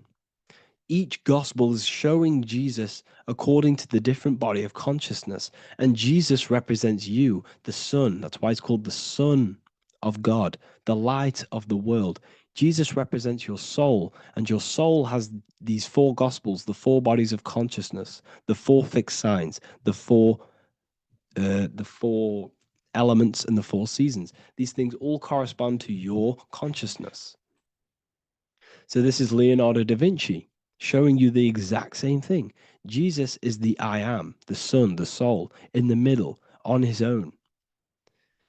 Luke, spring, earth, body. There are 3 people in each group. There are 4 groups, and there are 3 people in each group. 1, 2, 3. 1, 2, 3, 1, 2, 3, 1, 2, 3. Fall, winter, summer, spring. These are according to the 4 bodies of consciousness. Here we see Aries, which rules the head region. He's on the head of the table. Gemini, he's holding up the 2 hands because Gemini rules the 2 hands, the 2 arms. Gemini is the 2 twins, which is the 2 arms and 2 hands, and the 2 lungs. Here we see the beginning of summer, which is Cancer. You see the big knife here. Cancer, him here, this gray-haired guy, holding a knife for the crab. Cancer, they pinch. You have a knife, symbolizing the crab. Leo, the middle of summer, showing dominance. The sun is very dominant. He's got his elbow on the table, showing dominance. Virgo has no Adam's apple. Cancer here is pointing at this woman's neck, saying there's no Adam's apple. This is Virgo, the virgin, the only woman. Jesus, the sun. This is Libra, the balancing. He's holding his arms out, balanced, showing the balancing of the sun. Because when the sun enters Libra, the sun is balanced between winter and summer. So it's balanced. This is all astrology, but this is internal. Okay. This is Ezekiel's vision. Ezekiel had a vision in the Bible, and he saw the face of a man, the face of a lion, the face of an ox, and the face of an eagle. The eagle, Scorpio, the ox is Taurus, the lion is Leo, and the man is Aquarius. He saw the throne of God, and he saw the different bodies of consciousness. This is all symbolic for the different bodies of your soul. So when we look at the zodiac, we are actually looking at a map and the energies of our soul and the energies of our bodies and the energies of our consciousness. This is what we are looking at. Each zodiac is an aspect of our consciousness and an energy that we can work with and that we must purify. Balance and purification is essential. Imagine playing a brand new video game. Let's say a brand new video game came out and you had to play it. What happens when you play that game? You don't know the controls. You cause chaos in that game. You can't really run properly. You can't do anything properly. You're getting destroyed by other people who are playing that game. It's the same with your physical body. When you are born, you must learn how to play the game. You must learn how to balance the mind, learn how to balance the spirit, the emotions, and the physical body. We must balance and purify each body of our consciousness. We must look after our physical body with our physical health by eating physical, electrical food like fruits and veg. We must look after our minds by being conscious of what enters our eyes, enters our ears, enters everything. Whatever enters our five senses is affecting our mind, our mental health, our environment, mental. We need to look after our thoughts, control our thoughts by purifying our thoughts, only positive thoughts. Then we must purify our emotions, feeling only gratitude and love and not feeling these negative, dull emotions. Then we must look after our spiritual body through meditation and looking after our spirit. But remember, when we look after our mind, it all begins in the mind. Each body of consciousness is interlocked with the other. If you have an unhealthy body, you have an unhealthy mind, spirit, and emotions. If you have an unhealthy mind, you have an unhealthy body, spirit, and emotions. If you have an unhealthy emotions, you have an unhealthy spirit, mind, and physical body. They're all interlocked. You must balance each one of them. Look after your physical body, look after your thoughts, look after your emotions, look after your spirit. But remember, the mind is the most powerful one. It's mind over matter. Once we look after the mind, once we start to control our minds and control every thought we think, this will then turn into discipline in our physical body. Because once we learn how to discipline the mind, we learn how to discipline what we eat, we learn how to discipline what we feel, we learn how to discipline our spirit. This is all interlocked, but work on the mind first. Work on the mind first. All of this knowledge is inside of the brand new Book of Wisdom, Volume 2. This is a revolution of human consciousness. If you've read it, please leave a review down below. If you've read Volume 1, leave a review down below. This is the next revolution. I don't see this information anywhere. This is the next revolution of human consciousness. And of course, if you are serious about this and you truly want to gain enlightenment and join an amazing community where you can connect with me on live calls, lectures, the Manifestation Mastery course, you can gain access to my library with over 45 PDFs plus my books. And if you do join the university, you can order a Volume 2 free of charge. All you have to do is to pay for shipping. If you truly take your knowledge serious and you want to take advantage of life, join the university. This is where truth seekers belong. Just want to say thank you all. Please leave a comment please leave a like. It's going to help me a lot spread this knowledge to the world. And yeah, share this with a friend and subscribe. Thank you all.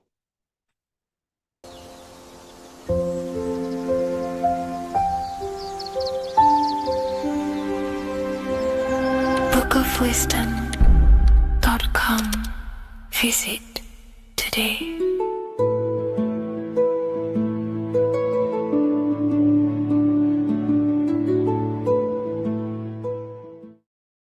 Welcome back everyone to another video. Today we're going to cover everything that you need to know about the mind, starting with the two aspects of the mind, the conscious and the subconscious. The male aspect of your mind is the conscious. This is the 10% of your mind. The conscious part of your mind is only aware of everything around you, your vision, your sight, your smell, your taste, your hearing, and your current state of emotion and thought. Every thought that you consciously think about has an emotion directly attached to it. That emotion is then impressed onto the subconscious part of the mind. The subconscious part of the mind is the female aspect of your mind. It is also a whopping 90% of your mind. Subconscious mind is controlling all of the subconscious processes which happen within your body. For example, your subconscious mind is controlling your heartbeat, your digestion of food, and all of the things that you do not have to tell the body to do. It is the hidden part of our mind which is controlling all of the hidden things. The subconscious mind is like a recording supercomputer. Everything that you have experienced in your life is all recorded and stored within the subconscious mind. One of the most important things about your subconscious mind is that it stores your mental programs. Everything in the subconscious mind manifests into behavior and actions within the body. Your daily basis routine and habits are all mental programs within your subconscious mind. These mental programs are created by mainly two ways. 1, repetition, and 2, emotional impact. The repetition is fairly simple to understand. The more you do something, the more it impresses onto your subconscious mind and becomes a program. That program will then manifest into your behavior. However, with the emotional programs, they work a bit different. The stronger that you feel an emotion, the stronger it is impressed onto the subconscious mind. And then that emotion becomes a program. For example, you had a very traumatic moment happen when you were a young child. The emotion that you felt was so strong in that moment that it impressed into your subconscious mind so hard that you can recall that moment like it was yesterday. That traumatic event that happened to you when you were young will still manifest into your daily basis behavior even to this day. However, it manifests subconsciously. For example, if you were in a car crash, you will be wary to enter cars with certain people. All because of that traumatic emotion that you felt and impressed onto your subconscious mind. Another example of the subconscious manifesting into our behavior is posting on Instagram. Most of the time, the reason why you post is because your subconscious mind is seeking gratification. So before you actually do something, question yourself and find out the root cause of why you are doing this. Another thing that you need to understand about the subconscious mind is that it takes everything you say and hear literally.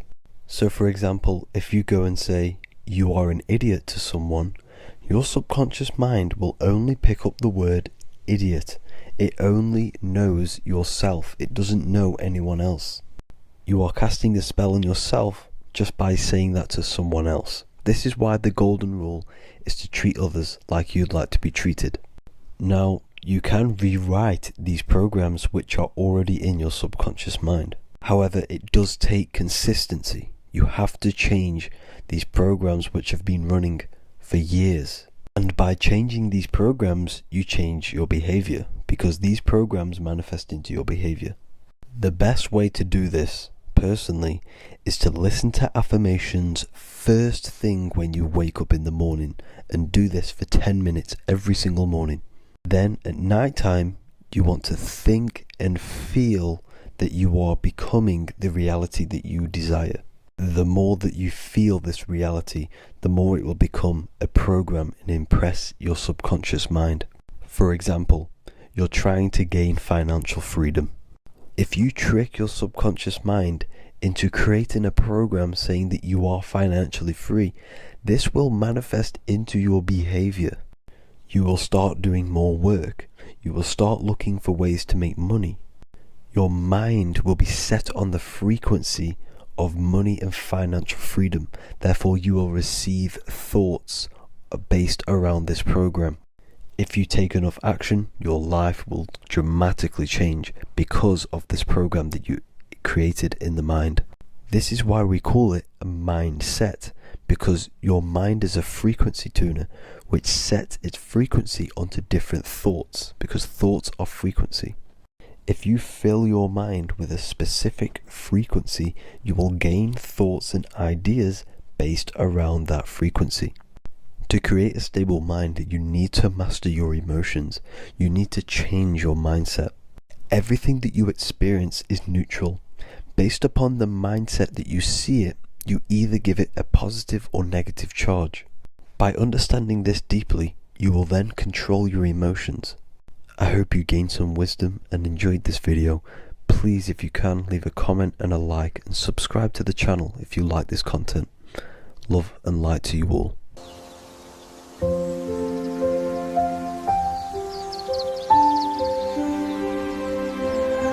bookofwisdom.com. Visit today.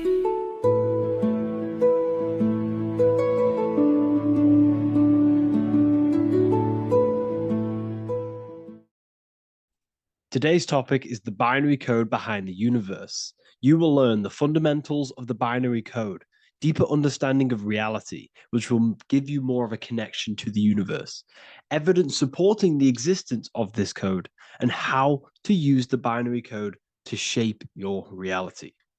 Now, this is an important one. We have 0 and 1. This is the binary code of the universe. It underlies everything. It is the source of all creation.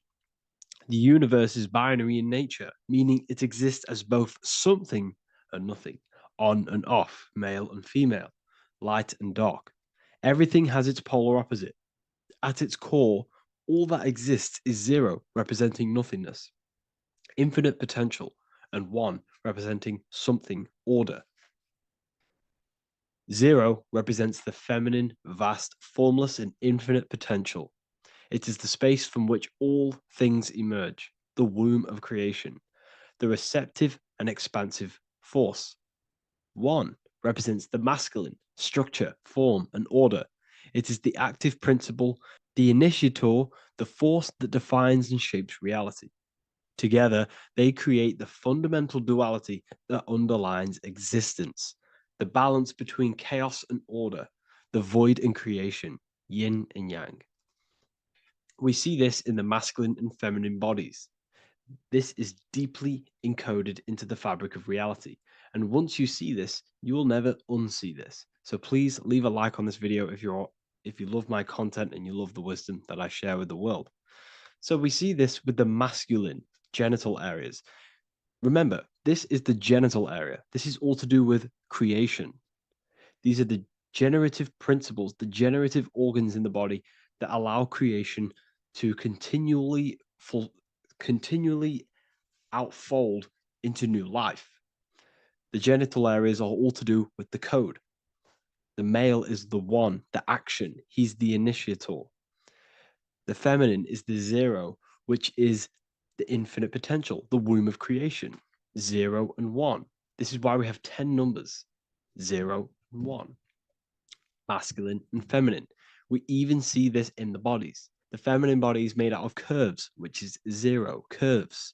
And the masculine body is made out of lines.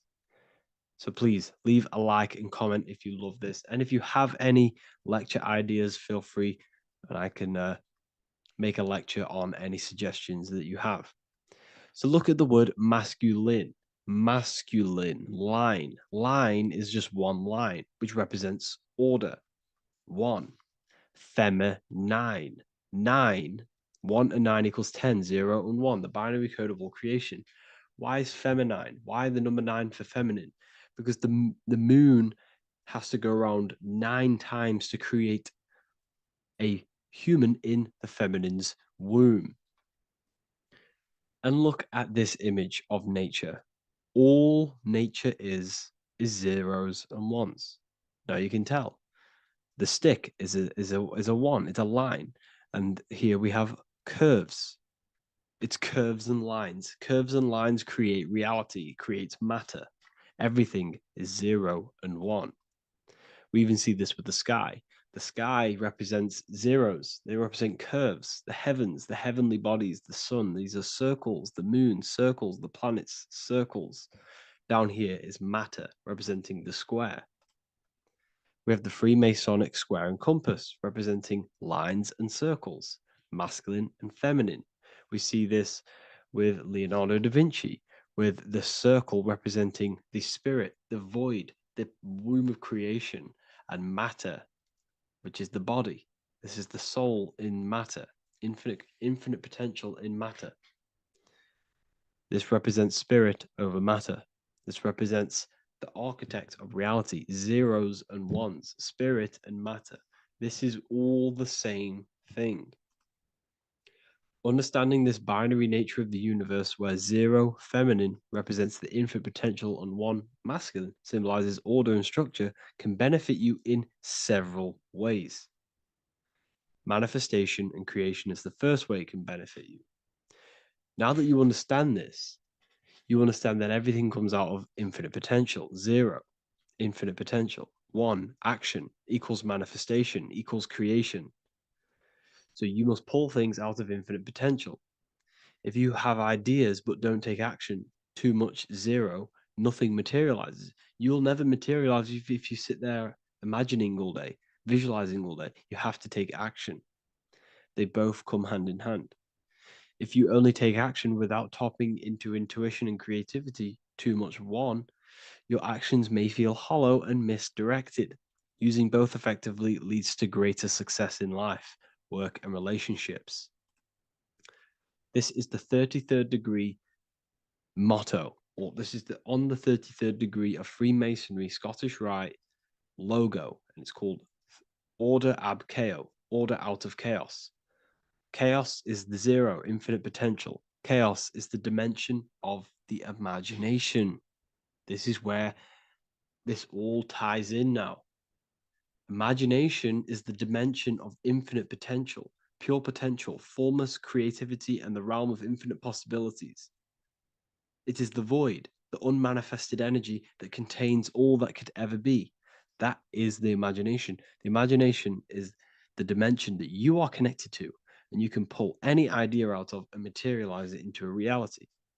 Matter, on the other hand, is order brought out of the imagination, chaos.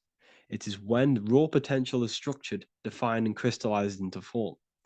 This is the fundamental principle of order out of chaos, the process of turning the unseen into the seen, the abstract into the concrete, the dream into reality. That's why we say dreams into reality.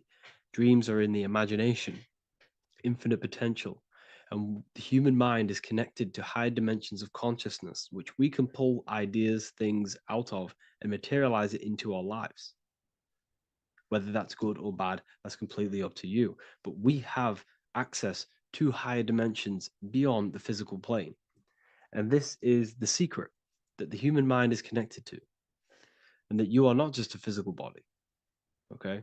The universe itself was born from chaos. Before form, there was only energy and potential. Our minds function the same way. The mind is a microcosm of the universe. Our thoughts exist in an infinite field of possibility, but they only become real when we take action and give them form. If your inner world is filled with chaotic thoughts and impulsive emotions and negativity, then creating order within is essential for balance, clarity, and growth. What do I mean? Order out of chaos, 0 and 1. All creation comes out of infinite potential.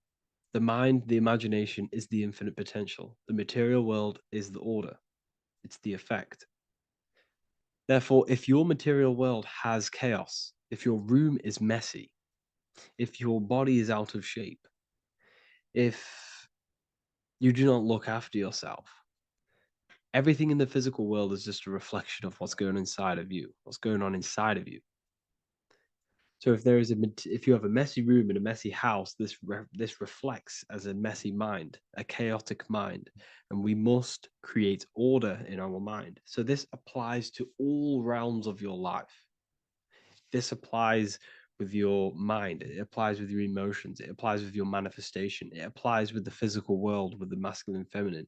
Zero and one is heaven and earth. It's everything. It's duality. It's on and off. It's everything. So it applies to all realms of your life. Okay.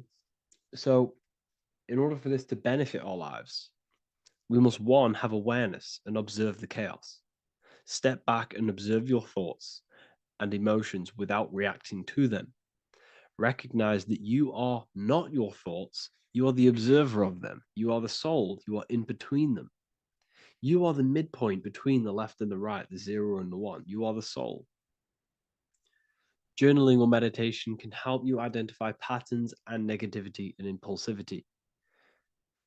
So it's important that we recognize these patterns, we recognize the chaos within us, and we transmute it.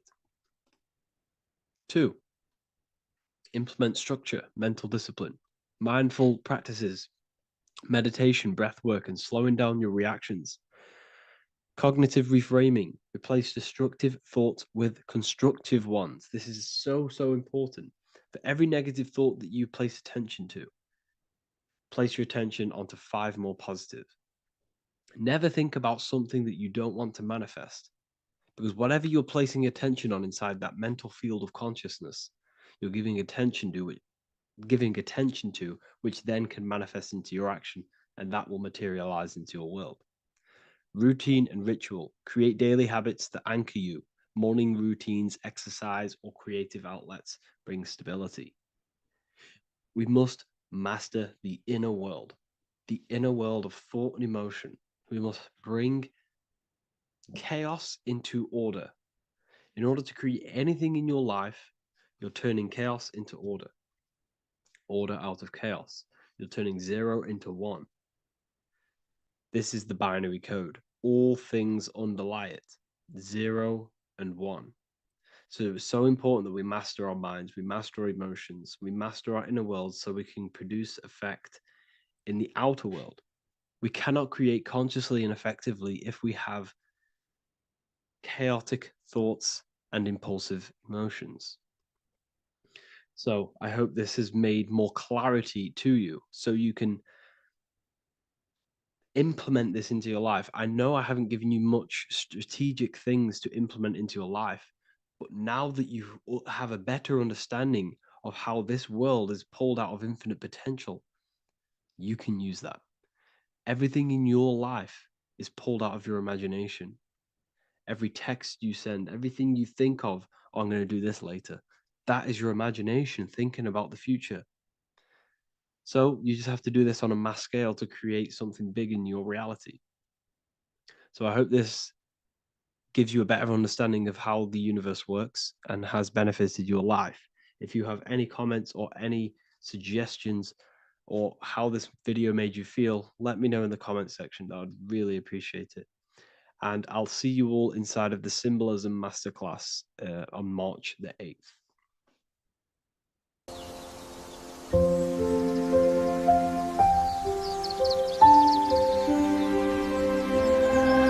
bookofwisdom.com.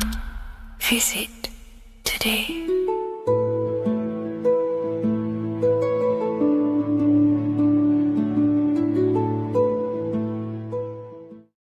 Welcome to Revival of Wisdom.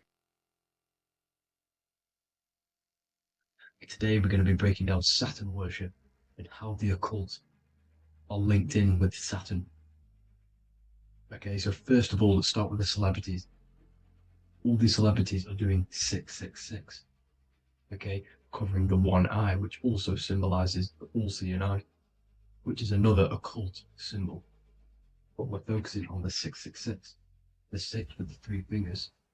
Also, we have CERN, CERN with the 666 within their logo.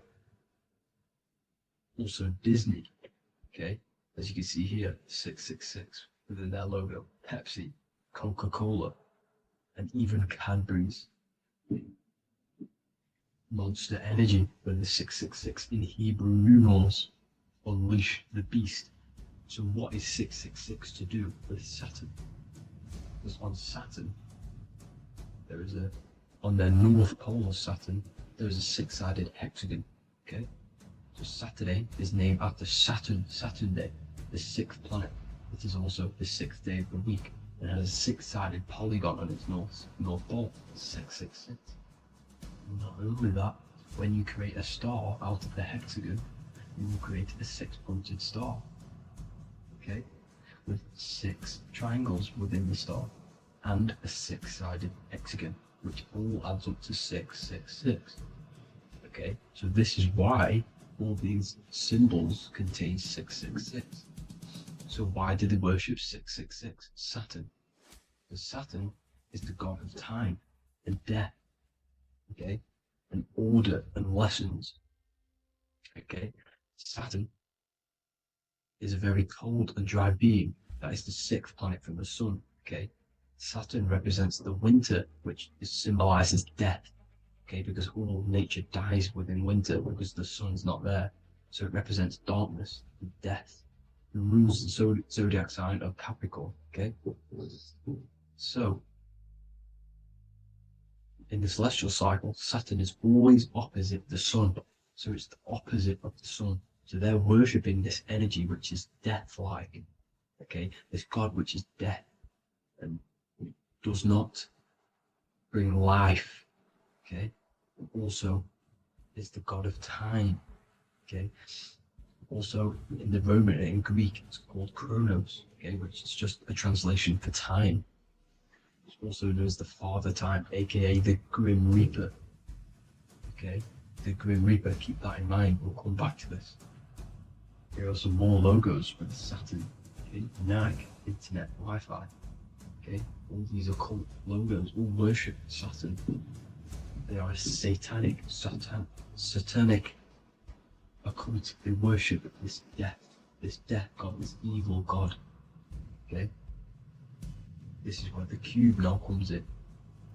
Okay, because what colour is associated with Saturn? It's black, because it's the absence of light. It's opposite the sun. So black is the colour associated with Saturn.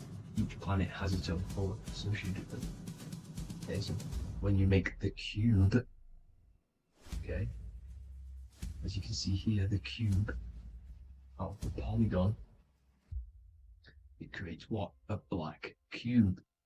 Okay, and the Kabbalah, okay, Kabbalah means cube, Allah means the god, the cube god. These religions are secretly worshipping this cube god, the god of death, Saturn, Satan. It's the same entity behind it all. Okay, so also we have these black cubes in Australia, Denmark, all around the world, these black cubes, because this occult is worldwide. It's Saturn, Satan taking over this realm. Okay, also with this black cube, they walk around it like the rings of Saturn. Around the black cube of Saturn with the rings, they walk around in circles. What are circles? Cycles. What is a cycle? Time. The time god. This is why it has a ring around it, because it represents time, cycles. Okay, and this is another depiction. Saturn, always depicted with this Reaper staff. Okay, keep in mind this staff, just like we associated him, aka the Grim Reaper. The Grim Reaper also wears a black robe, representing Saturn with the same staff. Can you see it? This is where it comes in. Okay, the same thing. Look, the same staff with the black robe. Black representing Saturn, the god of death. Okay, the Grim Reaper, Satan. Okay, Also, when you graduate from university, what do? You wear a cube on your head, a black cube with a black robe. This is Saturn worship. See, this is how Satan has tricked the world into worshipping him, not God, the sun, which represents God. So what is a corona? Because a corona is a crown, a circle, okay? A set of concentric circles of light seen around a luminous body. So Saturn. So this is why they used to worship Saturn by wearing crowns in ancient days, and we still do to this day. The king or queen has a crown, a corona. Also, corona, the drink. Corona adds up to 666, just like Saturn is 666. But like you see in the corona, you see the staff. You see this staff, just like the staff of Saturn, the Saturn god, like the Grim Reaper, with the black robe and the staff, just like the Saturn god. What is the Grim Reaper? It's a killer. It represents death, just like Saturn, the god of death and time. So all these occults and secret societies all worship the 666 god, which is Saturn, Satan. All of our energy is being put into Saturn, okay? And Saturn, Satan, is harnessing all of this energy. So gradually, this is what the mark of the beast is. Like it says in the Bible, the mark of the beast, or the name of the beast. Here is wisdom. Let him know that you have to understand and count the number of the beast, for it is 6.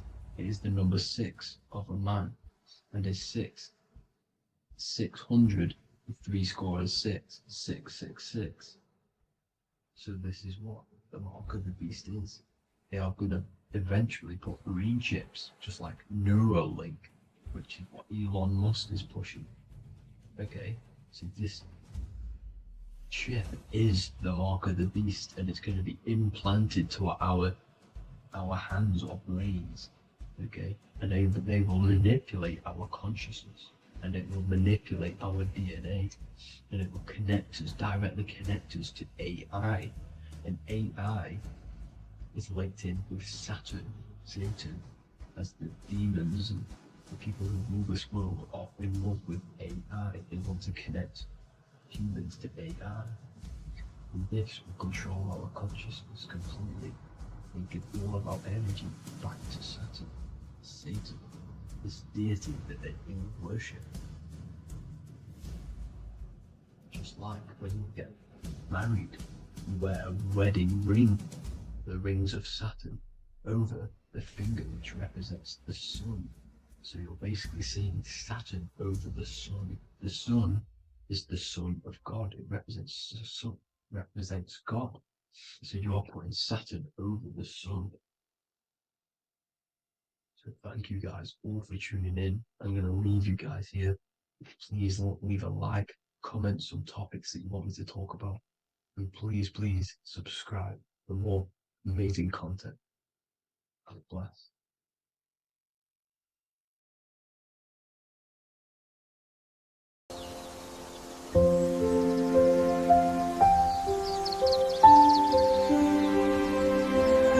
bookofwisdom.com.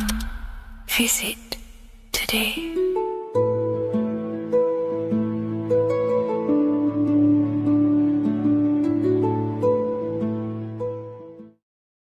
In this video, we're going to be talking about the evolution of consciousness.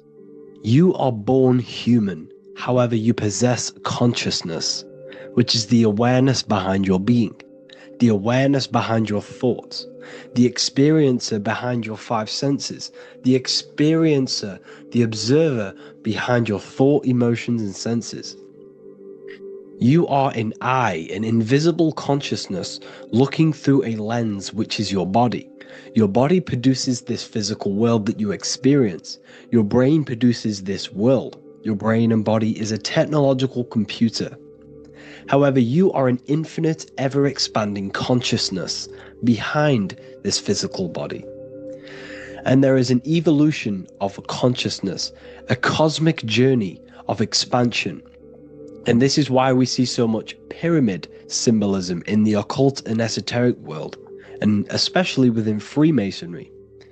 Because the pyramid represents climbing, an evolution, a raising state of consciousness, a journey. Steps symbolize a journey upwards. This is the raising and the evolution of consciousness, our inner world, the transmutation of our inner selves, of our souls and consciousness and our minds. So when we see this pyramid, we're seeing a evolution, a way up to source consciousness. And the eye in the pyramid represents your source consciousness.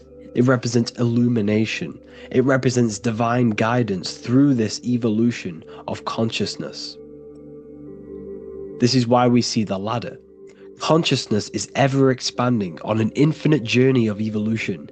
Each individual is a part of this cosmic process, contributing towards the ongoing expansion of both mind and awareness. As we evolve, we collectively explore deeper levels of existence, expanding the boundaries of thought and consciousness.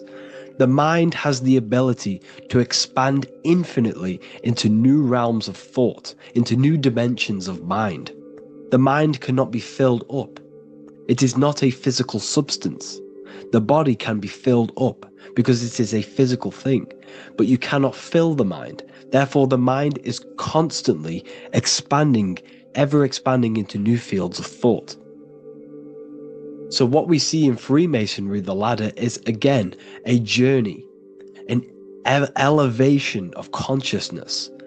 When we are born with an infant consciousness, and as we gain older, we gain an adult consciousness. Our inner world, our inner mind, and our emotional intellect changes and evolves.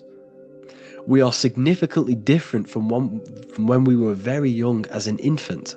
It's because our consciousness evolutes, it changes, it alters like water. So just like this evolution of your own consciousness as growing up, there is consciousness of beings existing in cycles beyond our own. And their consciousness is unimaginably different from ours. They operate on a higher level of understanding and knowing, experience